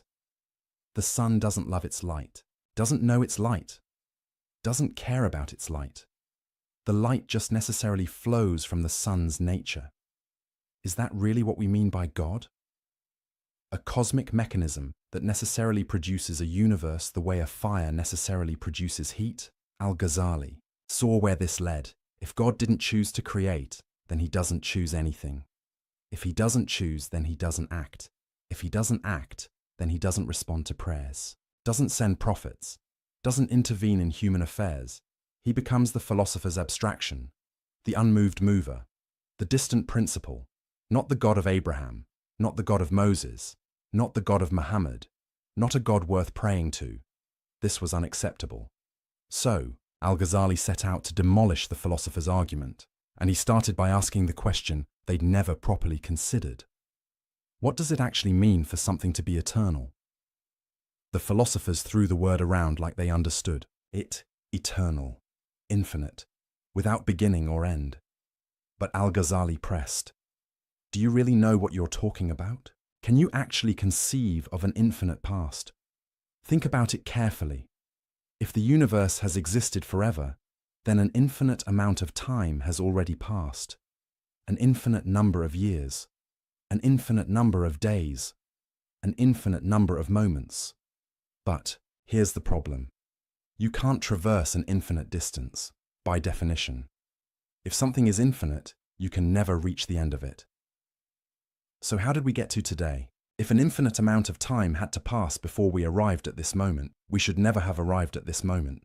Because you can't finish traveling through infinity, it's like saying, I started counting from negative infinity and I just reached zero. That's nonsense. You could never start from negative infinity. There's no starting point, and even if you could, you'd never finish counting up to zero, because infinity has no end. Same with time. If the past is infinite, then we could never have reached the present. But we did reach the present. We're in it right now. Therefore, the past can't be infinite. The universe must have had a beginning.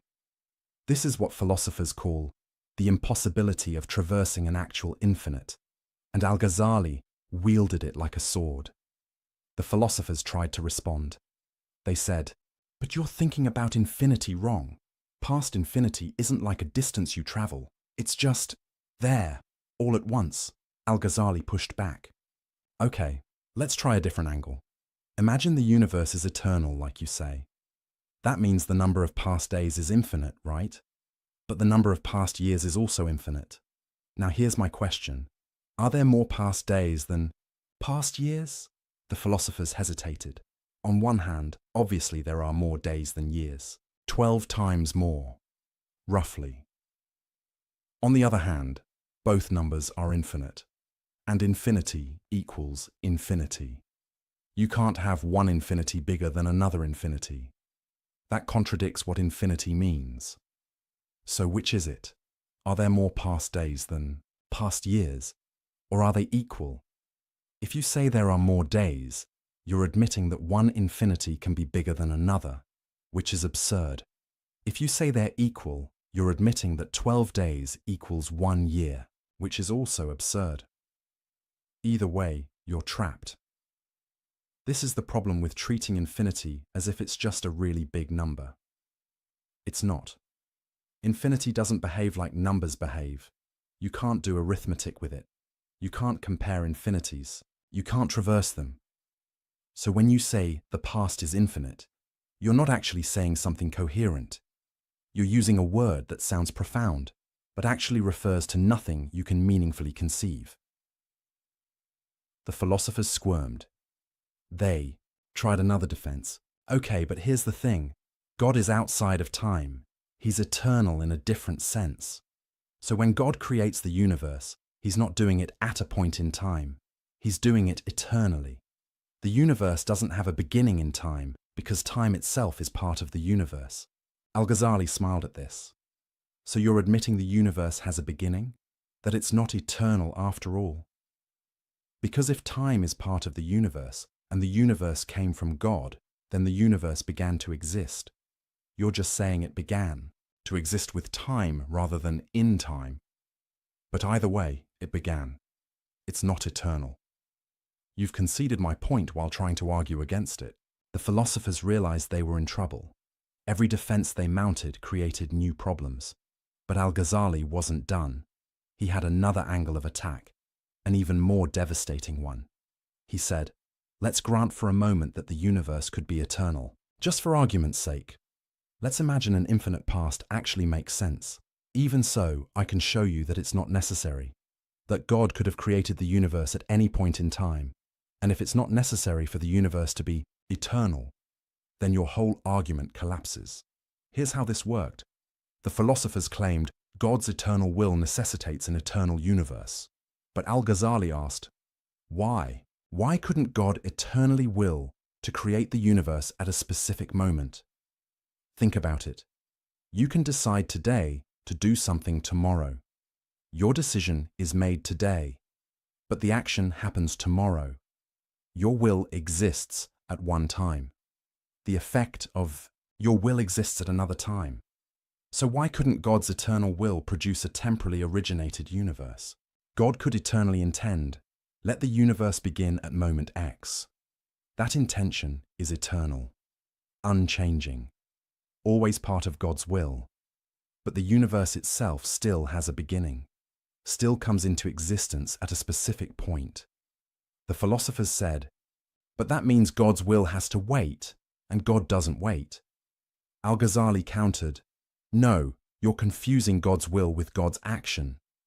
God can will something eternally and actualize it temporally. Your problem is you've collapsed will and action into the same thing, but they're not the same, even for God. This was brilliant, because Al-Ghazali was using the philosophers' own distinction against them. They loved talking about God's essence versus God's attributes, God's knowledge versus God's action. Fine, apply that here. God's will can be eternal, but God's creative act can be temporal. No contradiction, no problem. No necessary eternal universe. The philosophers were backed into a corner, but they had one last card to play.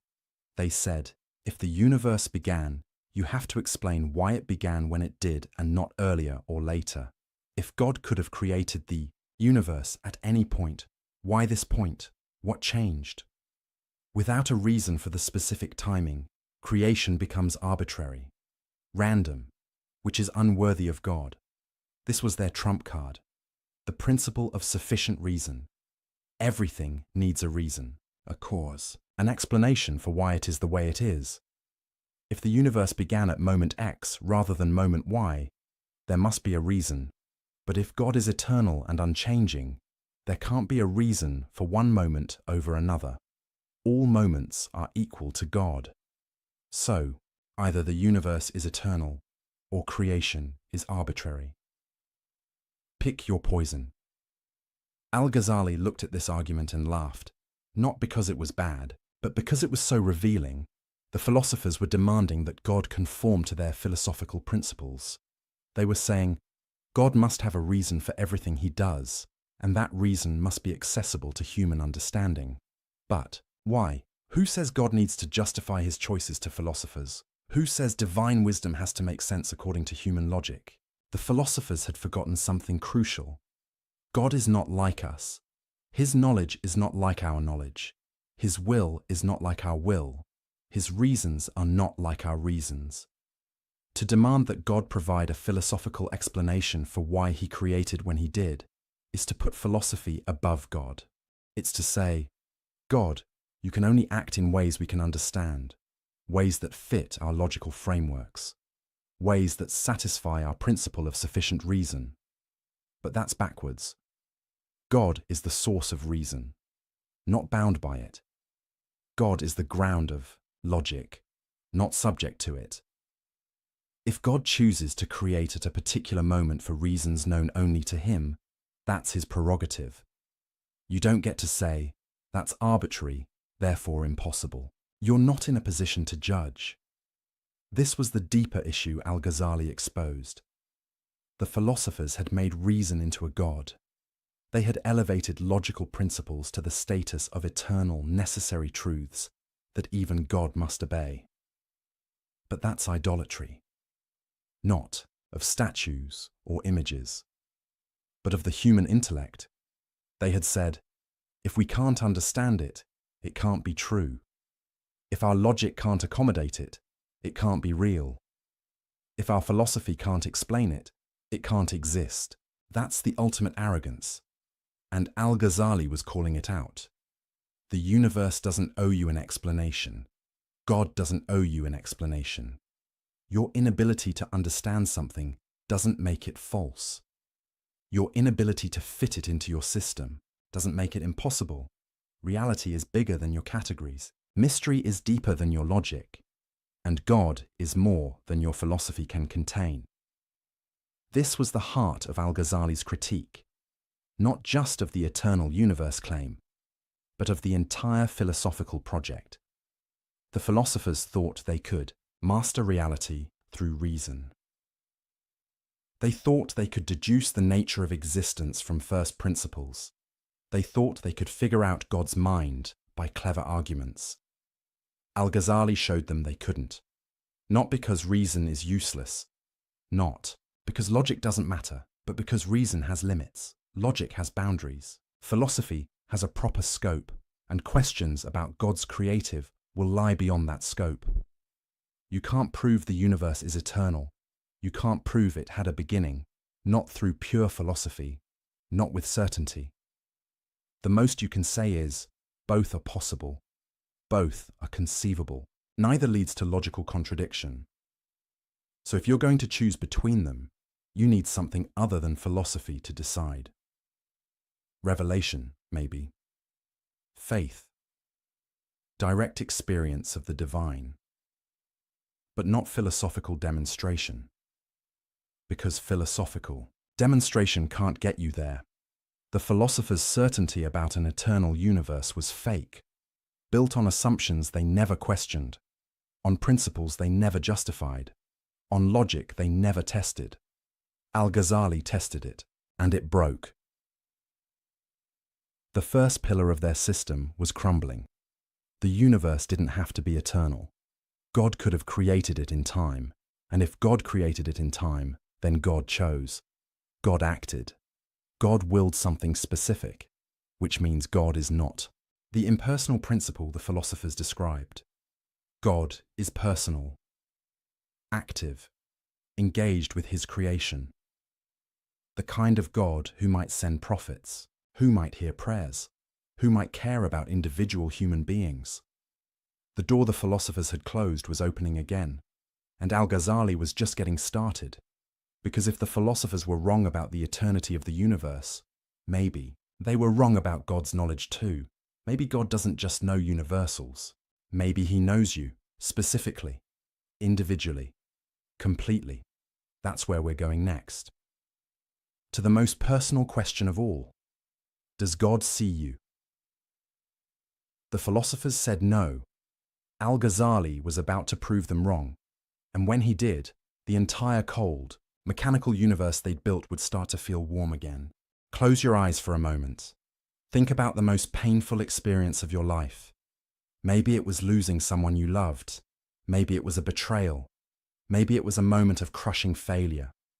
Whatever it was, you felt it. You lived through it. It was real. Now imagine someone telling you, God doesn't know about that. Not because he doesn't care, not because he's ignoring you, but because he literally cannot know individual, specific events. He knows about suffering in general, but not your suffering. He knows about loss as a concept, but not your loss. He knows the universal category of human pain, but not the particular agony you felt on that specific day. How would that make you feel? This is what the philosophers were claiming. And it's the second major battleground where Al-Ghazali decided, this isn't just wrong. This is heresy. Let me explain how the philosophers got here. It started, like so many bad ideas, from something. That sounds reasonable. They said, God is perfect, right?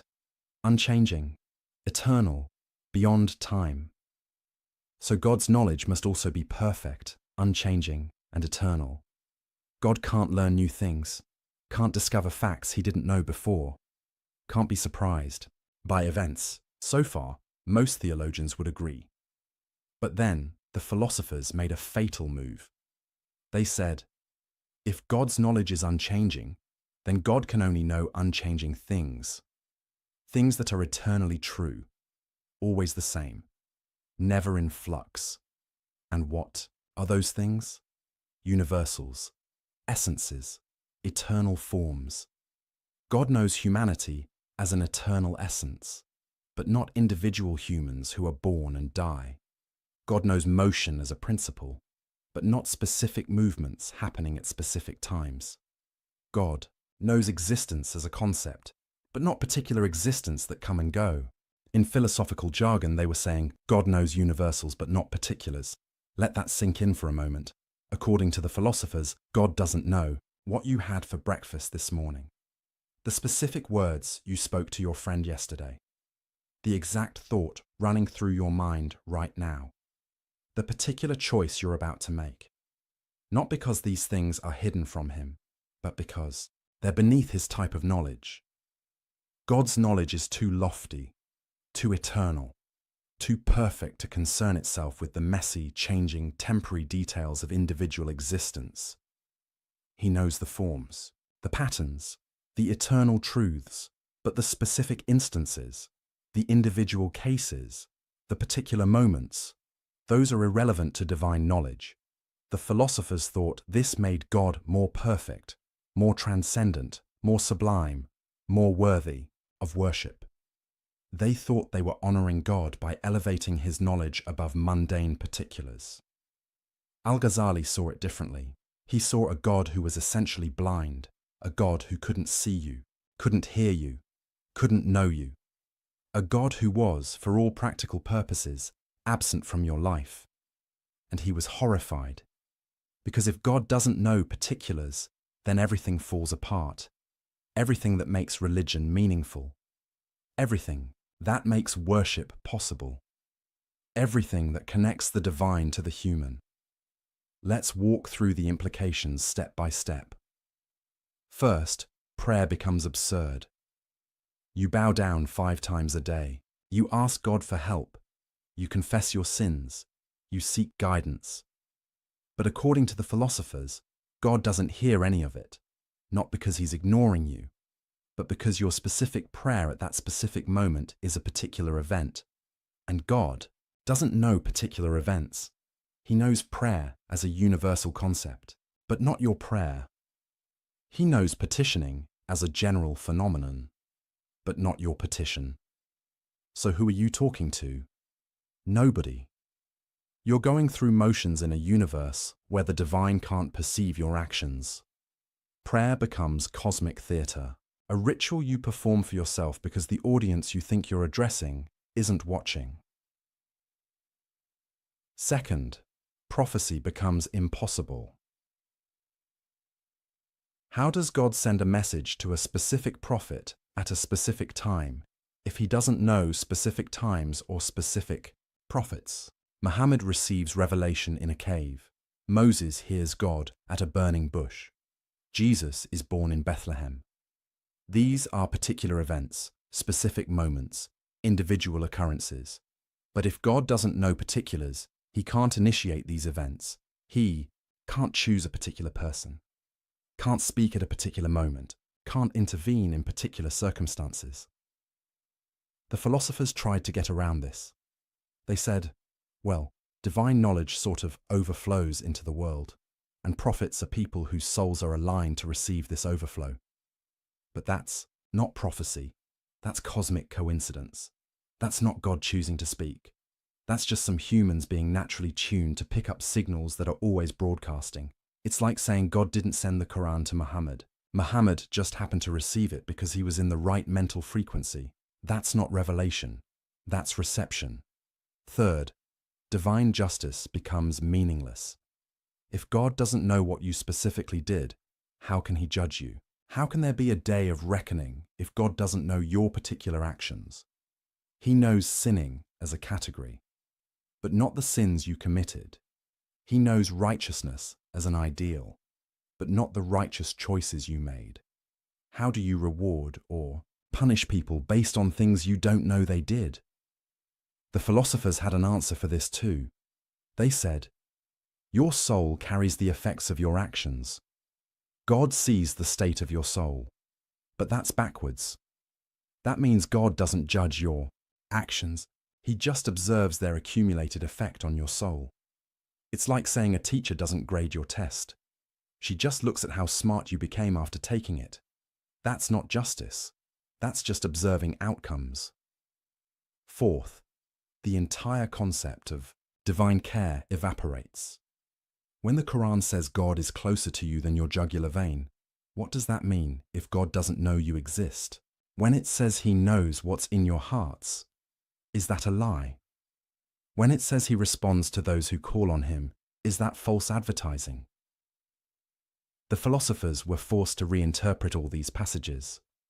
They said, these verses speak metaphorically for the common people, but the real truth is more abstract. In other words, Scripture lies to the masses because they can't handle the truth that God doesn't actually know you, doesn't actually care about you, doesn't actually engage with your life. He's just the eternal principle at the top of the cosmic hierarchy, majestic, perfect, sublime, and utterly, completely indifferent to your existence. This is what Al-Ghazali couldn't stomach. Not because it hurt his feelings, not because it was emotionally unsatisfying, but because it made religion incoherent. If the philosophers were right, then the entire Islamic tradition was built on a mistake. Billions of prayers offered to a God who couldn't hear them. Prophets claiming messages from a God who couldn't send them.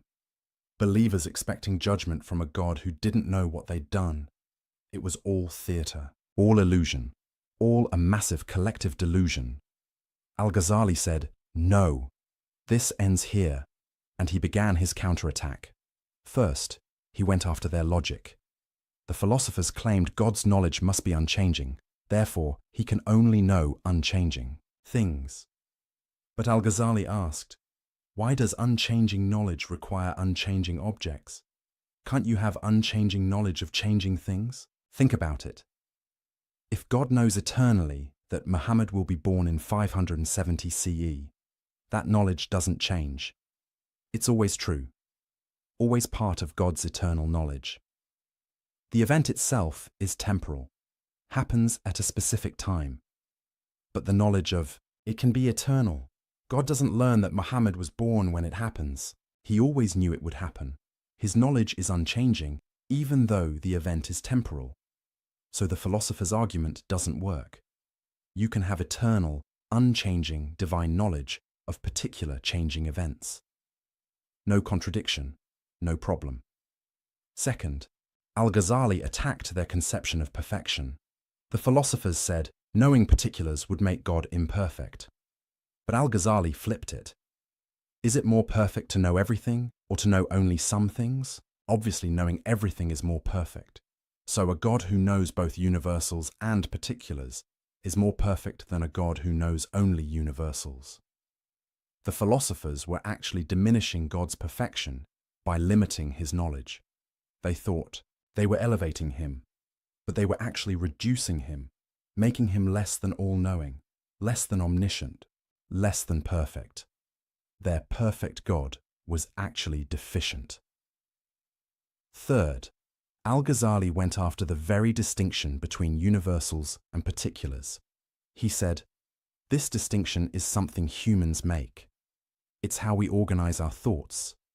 But why assume God thinks like we think? Why assume God's knowledge is divided into categories the way ours is? Maybe to God, there is no difference between universal and particular. Maybe he knows everything in a way we can't comprehend, a way that transcends our categories. The philosophers had committed the sin they always accused others of. They had anthropomorphized God, not by giving him a body, but by giving him a human-like mind, by assuming his knowledge works like their knowledge, just bigger, just more perfect. But what if God's knowledge is radically different from human knowledge? What if it's not just quantitatively greater, but qualitatively other? Then all their reasoning about what God must or must not know falls apart, because they're reasoning from false assumptions about the nature of divine knowledge. Fourth, Al-Ghazali pointed to the absurd consequences. If God doesn't know particulars, does he know himself? After all, God is a particular being, not a universal concept. There's only one God, one specific, unique, particular divine reality. So if God can only know universals, can he not know himself? The philosophers squirmed at this. Some said, God is an exception. He knows himself even, though he's particular. But Al-Ghazali pounced. So particulars can be known by God. You just admitted it. If God can know one particular, himself, why not other particulars? Your rule about God only knowing universals has a huge exception, which means it's not really a rule. Others said, God isn't particular. He's beyond the universal particular distinction. Fine, Al-Ghazali said. Then why can't his knowledge also be beyond that distinction? Why can't he know in a way that includes both universals and particulars? Every defense the philosophers mounted created new problems. They were trapped, contradicting themselves, tying themselves in logical knots. Fifth, and most devastatingly, Al-Ghazali showed that their position made prediction impossible. The philosophers believed in astrology, in reading the stars to predict future events. But how can you predict a particular future event if God doesn't know particular events? If the cosmos is governed by divine knowledge, and divine knowledge doesn't include particulars, then particular events aren't part of the cosmic order. They're just random, unpredictable, outside the scope of rational understanding. But the philosophers wanted it both ways. They wanted a rationally ordered universe where everything follows from divine knowledge, but they also wanted to limit divine knowledge to universals. You can't have both. Either the universe is rationally ordered down to its particulars, in which case God must know those particulars, or God doesn't know particulars, in which case the universe is ultimately chaotic and unpredictable at the level of individual events.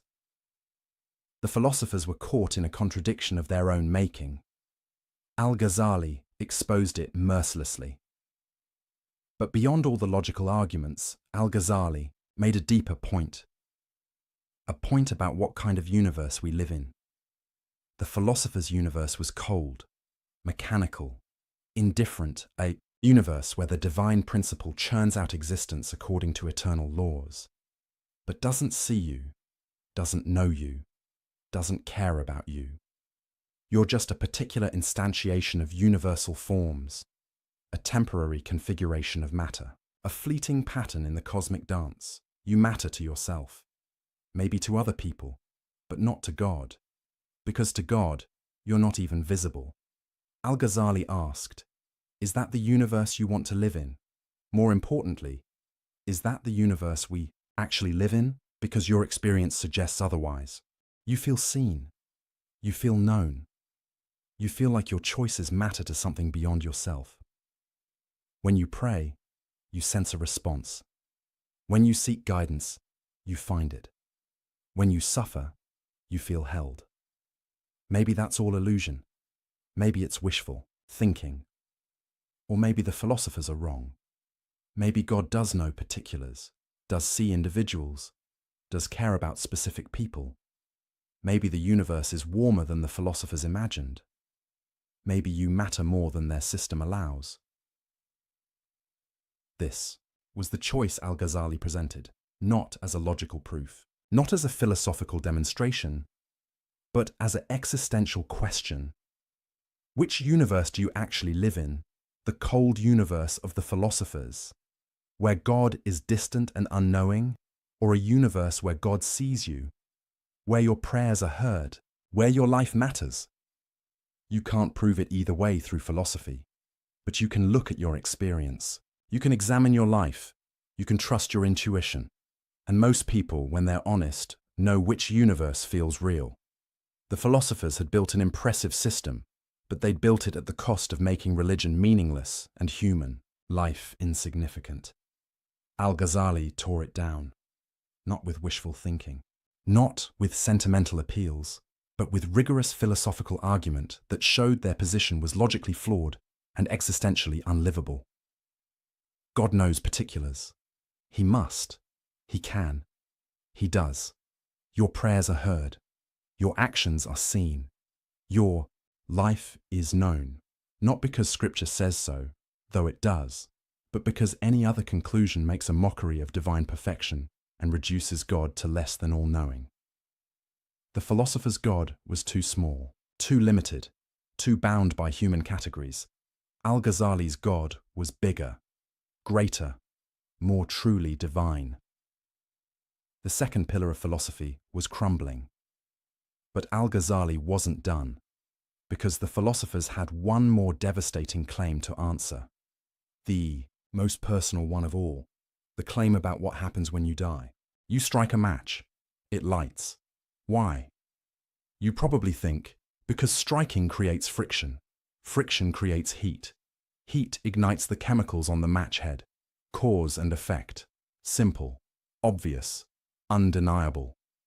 But what if I told you that's not what's actually happening? What if the match lighting has nothing to do with you striking it? What if every time you think you're seeing cause and effect, you're actually witnessing something far stranger? Welcome to the most radical, most controversial, most mind-bending argument Al-Ghazali ever made.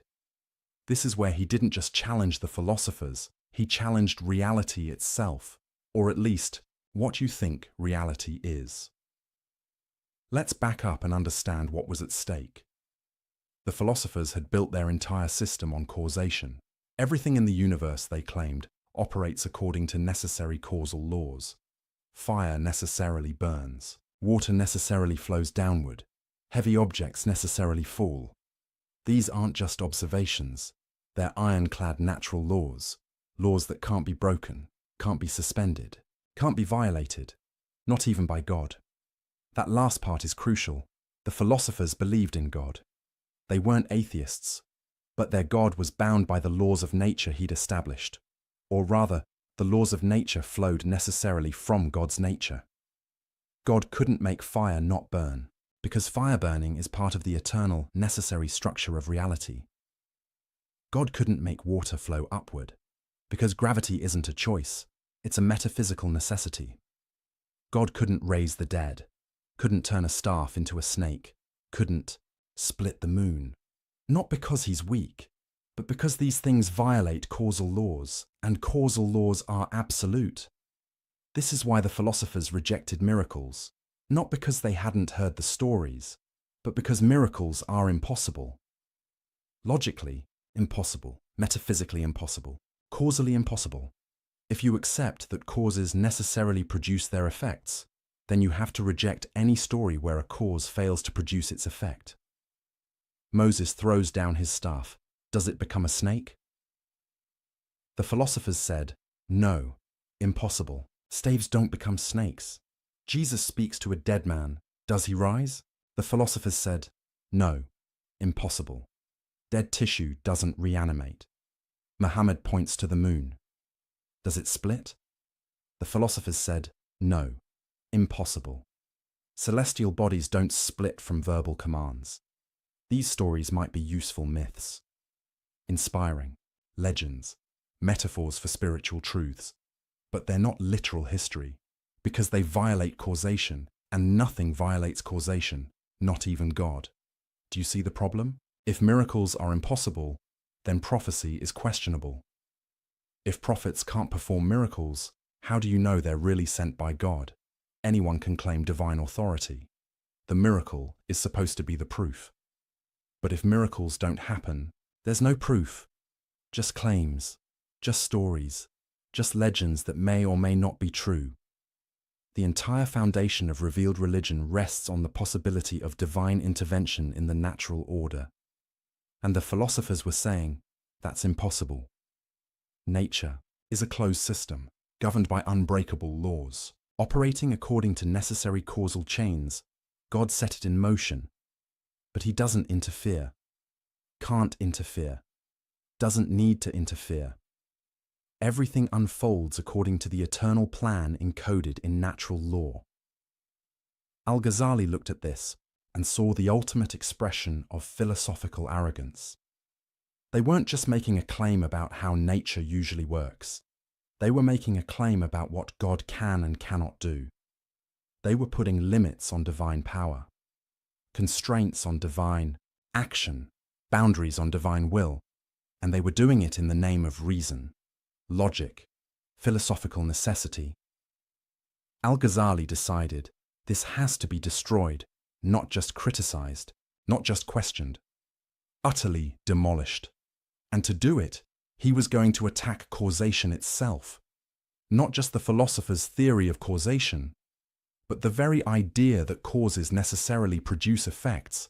This is where Al-Ghazali became truly radical. Here's his argument, and fair warning, it's going to make your head spin. When you see fire touch cotton, and the cotton burns, you believe the fire caused the burning. But Al-Ghazali asked, did you actually see causation? Or did you just see sequence? You saw fire touch cotton, then you saw cotton burn. Two events, one after another. But did you see the fire making the cotton burn? Did you see the causal power transferring from fire to cotton? No, you just saw event A, then event B. You inferred causation. You assumed it, you concluded it, but you didn't observe it. All you ever observe is succession, one thing following another. The causation itself, that's something you add, something you read into the events. Okay, you might say, but it happens every time. Fire always burns cotton. That can't be coincidence, can't it? What if God creates the burning of cotton every time fire touches it?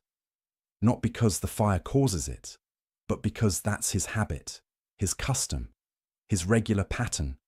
God sees fire touch cotton, and in that moment, he creates burning in the cotton, not because he has to, not because the fire forces him to, but because he chooses to. Every single time, consistently, reliably, predictably. So predictably that you mistake his habit for a necessary law. This is the doctrine of occasionalism, the idea that God is the only real cause, the only actual agent, the only true power in the universe. Everything else? Occasions for God's action. Fire doesn't burn cotton. God burns cotton on the occasion of fire touching it. Your hand doesn't move your pen. God moves your pen on the occasion of your willing it. Bread doesn't nourish you. God nourishes you on the occasion of you eating bread. There are no natural causes, no necessary connections, no causal powers in created things, just God, acting constantly, creating each moment fresh. Now you might be thinking, this is insane. This contradicts everything we know about how the world works. Does it, though? Al-Ghazali pointed out. You've never actually seen a necessary connection between cause and effect. You've seen constant conjunction, regular sequence, habitual association. But necessity. Where do you observe that? When you say, fire must burn cotton, what does must mean? Does it mean you've never seen fire fail to burn cotton? That's just observation of past patterns. Does it mean you can't imagine fire not burning cotton? That's just limits of your imagination. Does it mean there's some metaphysical force compelling fire to burn? Where's your evidence for that? The philosophers claimed necessity, but they couldn't prove it. They just assumed that because something always happens, it must happen. But always and must are different things. Maybe fire has always burned cotton, but that doesn't mean it has to burn cotton. Maybe God has always chosen to create burning when fire touches cotton, but that doesn't mean he couldn't choose otherwise. The difference matters enormously, because if causation is just God's habit, then God can change his habits. He can make fire not burn, water not wet, gravity not pull, not as violations of natural law, because there are no natural laws, only divine habits, and habits can be broken. This is how miracles become possible. Moses throws his staff. Normally God would keep it as wood, but this time he transforms it into a snake, not a violation of causation, because there is no causation to violate, just God doing something different than his usual habit. Jesus touches a dead man. Normally, God keeps dead tissue dead, but this time he restores life, not breaking natural law, because there is no natural law, only God's customary action. Muhammad points to the moon. Normally, God maintains the moon's unity, but this time he splits it. Same thing. God exercising his freedom to act differently than usual. No logical impossibility, no metaphysical violation, no problem. The philosophers hated this argument. They threw everything they had at it. First objection: if causation isn't real, then knowledge is impossible. Science is meaningless. You can't predict anything. Al-Ghazali's response: why not? God acts consistently. His habits are reliable. You can study those habits, learn the patterns, make predictions based on God's customary behavior. The difference is, you recognize those patterns as descriptions, not prescriptions. They tell you what God usually does, not what he must do. Science still works. You just understand its limits. Second objection: if God creates everything directly, then humans have no causal power. We're not agents. We don't really act. Al-Ghazali bit the bullet. Correct. You don't have independent causal power. When you think you're moving your hand, God is moving your hand on the occasion of your willing it. Your will is also created by God. Every moment, every thought, every action. You're not an independent agent. You're a locus of divine action. Now this raises huge questions about free will and moral responsibility, and Al-Ghazali knew it. He wrestled with these questions deeply, but for now, his point was narrower. Humans don't have to have causal power for moral responsibility to make sense. God can still hold you accountable for actions he creates through you. That's his prerogative. Third objection: this makes God the author of evil. If God creates everything, he creates sins, crimes, suffering. Al-Ghazali's response: God creates the acts, but he doesn't will them in the same way. There's a difference between God's creative will and his legislative will. He creates everything, but he commands only good. The fact that he creates an evil act doesn't mean he approves of it. Is this satisfying? That's debatable. Theologians have argued about this for centuries, but Al-Ghazali's point was, his theory doesn't create this problem. The problem exists regardless. If God is all-powerful, he could prevent evil. If he doesn't prevent it, he's somehow involved with it existing. That's true, whether or not you believe in occasionalism. Fourth objection: this is just playing word games. Whether you say fire causes burning, or God causes burning on the occasion of fire, the practical result is the same. Al-Ghazali disagreed. The practical result is similar. The metaphysical implications are completely different.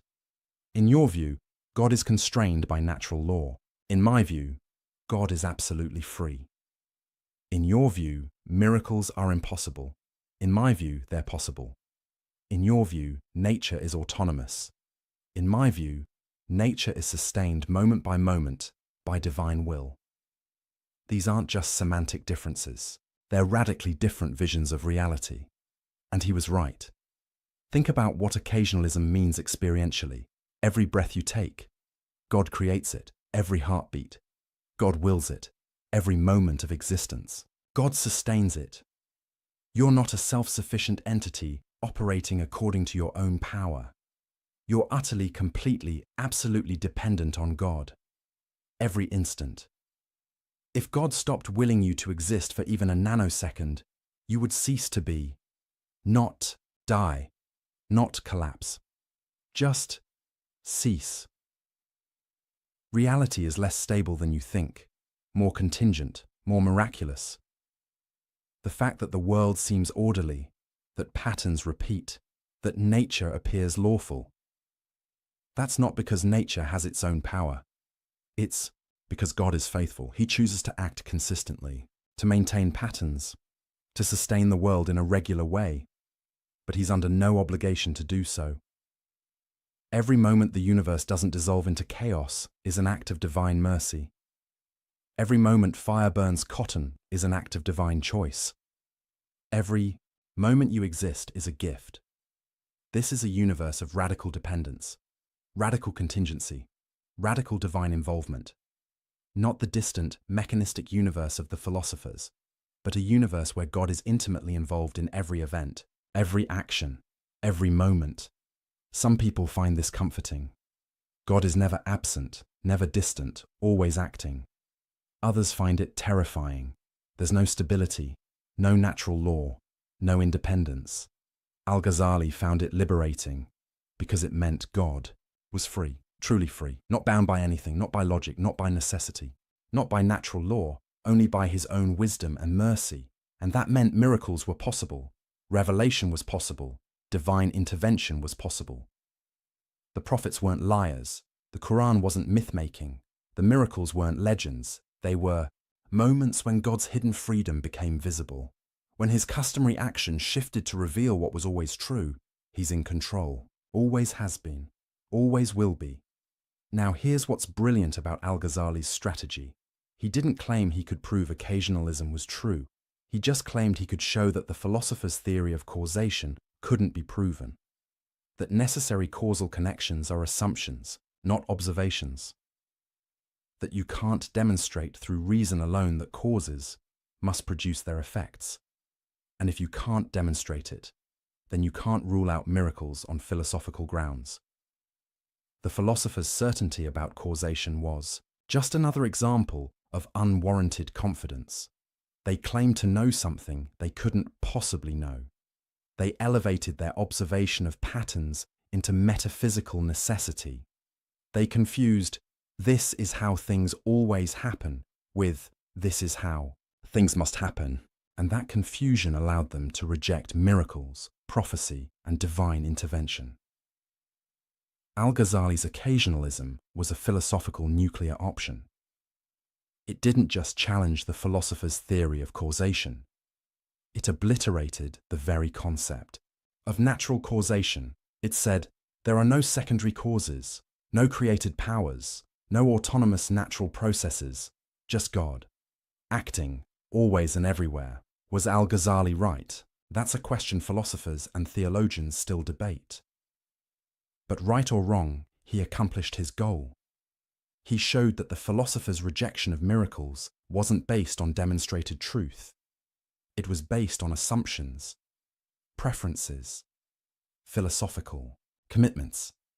And those commitments couldn't be proven, which meant miracles couldn't be ruled out, which meant revelation couldn't be dismissed, which meant the prophets couldn't be rejected on philosophical grounds. The third major pillar of the philosopher's system was demolished. They claimed the universe operated according to necessary causal laws that even God couldn't violate, Al-Ghazali showed. That's not knowledge. That's assumption. You don't know that fire must burn. You just know it always has. You don't know that causes must produce effects. You just observe regular sequences. You don't know that miracles are impossible. You just prefer a world without them. But preference isn't proof. Observation isn't necessity. Habit isn't law. The philosophers had built their confident rejection of miracles on sand, and Al-Ghazali had washed it away. But he'd done something else too. Something perhaps more important. He'd shown that the universe is stranger, more mysterious, more dependent on the divine than the philosophers imagined. That what looks like ironclad natural law might be divine custom. That what seems like independent causation might be continuous creation. That what appears to be a mechanistic universe might be a stage for constant divine action. Whether you accept his occasionalism or not, he'd opened a door to wonder, to mystery, to possibilities beyond what reason can prove or disprove. The philosophers had closed that door. They'd said, "We know how reality works." Necessarily, certainly, Al-Ghazali had pried it open again, and through that open door, the light of something beyond philosophy could shine through. Not irrationality, not anti-intellectualism, not blind faith, but an acknowledgement that reason has limits. That certainty is rare. That mystery is real. And in that acknowledgement, space for revelation, for prophecy, for divine action, for a God who isn't bound by philosophers' categories, for a universe that's bigger than logic can contain, for possibilities that reason can't rule out. The match still lights when you strike it, but now you know that's not inevitable, that's not necessary, that's not an iron law, that's God, choosing, acting, sustaining the pattern. And he could choose otherwise. He usually doesn't, but he could. And sometimes, for prophets, for signs, for miracles, he does. And there's nothing the philosophers can do about it, because their certainty was always an illusion. Their necessary connections were always assumptions. Their closed universe was always just a cage they built around their own imagination. Al-Ghazali broke the cage, and the philosophers would never get it closed again. Let me tell you about a man who knew too much. Not in the sense that he'd discovered dangerous secrets, but in the sense that he'd pushed his mind to see contradictions everywhere, to question everything so thoroughly that certainty became impossible, to analyze so deeply that the ground beneath every thought turned to quicksand. That man was Al-Ghazali, and in the process of dismantling the philosophers, he was dismantling himself. Because here's what happens when you truly commit to radical doubt.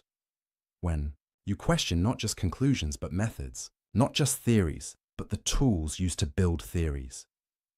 When you push skepticism all the way to its logical conclusion, you don't end up with alternative certainty, you end up with intellectual paralysis. You don't discover solid ground, you discover there is no solid ground. And that realization doesn't feel like victory. It feels like madness. Al-Ghazali was winning his war against the philosophers. He'd shown their arguments didn't prove what they claimed. Their certainty wasn't justified. Their system rested on assumptions they couldn't defend. But in doing so, he'd also shown something more troubling, that all rational argument might rest on assumptions that can't be defended. That certainty itself might be impossible to achieve through reason alone, that the tools we use to know things might be unreliable at their core. This is the metacritique, the argument that turns back on itself. It's not just, the philosophers are wrong about X, Y, and Z. It's, philosophy itself can't deliver what it promises. Reason itself has fatal limitations. The entire project of knowing through rational demonstration might be fundamentally flawed. Let me show you how deep this goes. Remember how Al-Ghazali questioned sense perception, how he pointed out that dreams feel real while you're dreaming. That was effective against the philosophers, but it's also effective against anyone claiming knowledge, including Al-Ghazali himself. How does he know his critique of the philosophers is valid? He used reasoning. But he'd also questioned whether reasoning is reliable. He observed contradictions in their arguments. But he'd also questioned whether observation can be trusted.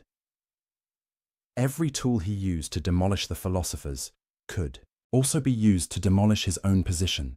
This is the problem with radical skepticism. It consumes everything, including itself.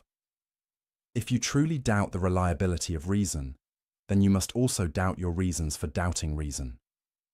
If you truly question the validity of logic, then you must also question the logical arguments you use to question logic.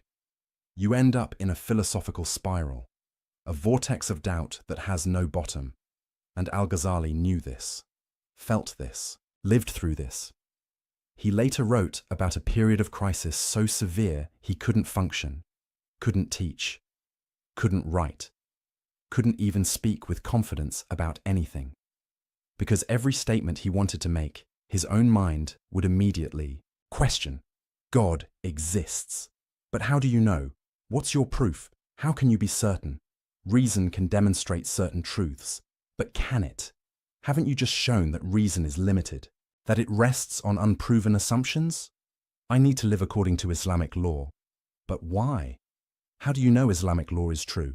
How do you know your interpretation is correct? Round and round, question after question, doubt feeding on doubt. This is what happens when you take philosophy seriously. Not as a game, not as an intellectual exercise, not as a way to show how clever you are, but as a genuine search for truth, for certainty, for solid ground to stand on. You discover there might not be any solid ground, at least not ground you can reach through thinking alone. The philosophers never got here. They never pushed their skepticism this far. They doubted religion, questioned revelation, challenged tradition, but they never truly doubted their own tools, never questioned their own foundations, never looked into the abyss beneath their own certainty. They thought they'd escape the quicksand of uncertain opinion and reach the bedrock of demonstrated truth. Al-Ghazali discovered there is no bedrock, or if there is, reason can't reach it, because every foundation you propose can be questioned, every axiom can be challenged, every proof requires assumptions, even the principles of logic itself. Why should you accept the law of non-contradiction, the principle that something can't both be and not be at the same time? The philosophers said, because it's self-evident. To deny it is absurd. But self-evident to whom? Absurd by what standard? Your mind finds it self-evident. But how do you know your mind is reliable? You can't use logic to prove logic is valid. That's circular. You can't use reason to prove reason works. That assumes what you're trying to prove. At the foundation of every rational system are principles that can't be rationally justified. You have to start somewhere, and wherever you start, you're making a leap. A leap of faith, if you will, not religious faith necessarily, but intellectual faith, trust, commitment to unprovable starting points. This is what the philosophers never admitted. They claimed to build their system on reason alone, on logical necessity, on demonstrated truth, but they were actually building on faith. Faith in reason, faith in logic, faith that their minds could access truth. They just didn't call it faith. They called it self-evident principles, or rational, intuition, or necessary truths. But change the labels all you want. It's still trust in something you can't prove. Al-Ghazali saw this with devastating clarity, and it broke him. Because if even the philosophers' vaunted reason requires faith at its foundation, then what makes it superior to religious faith? If you have to trust something without proof either way, why not trust revelation instead of reason? Why not trust prophetic experience instead of philosophical deduction? Why not trust divine guidance instead of human intellect? The philosophers had claimed their path was certain while religion's path was blind faith. But Al-Ghazali had shown their path requires faith too, just faith in different things. Faith that sense perception is generally reliable. Faith that logical inference preserves truth. Faith that the human mind can grasp reality. All unprovable, all assumed, all taken on trust. This realization was both liberating and terrifying. Liberating because it meant the philosophers had no grounds to look down on religious belief. Their certainty was just as ungrounded as anyone else's. They just didn't realize it. Terrifying because it meant there might be no certain knowledge at all, no firm foundation, no absolute truth accessible to humans, no escape from doubt. Al-Ghazali was stuck in this place for months, unable to commit to anything,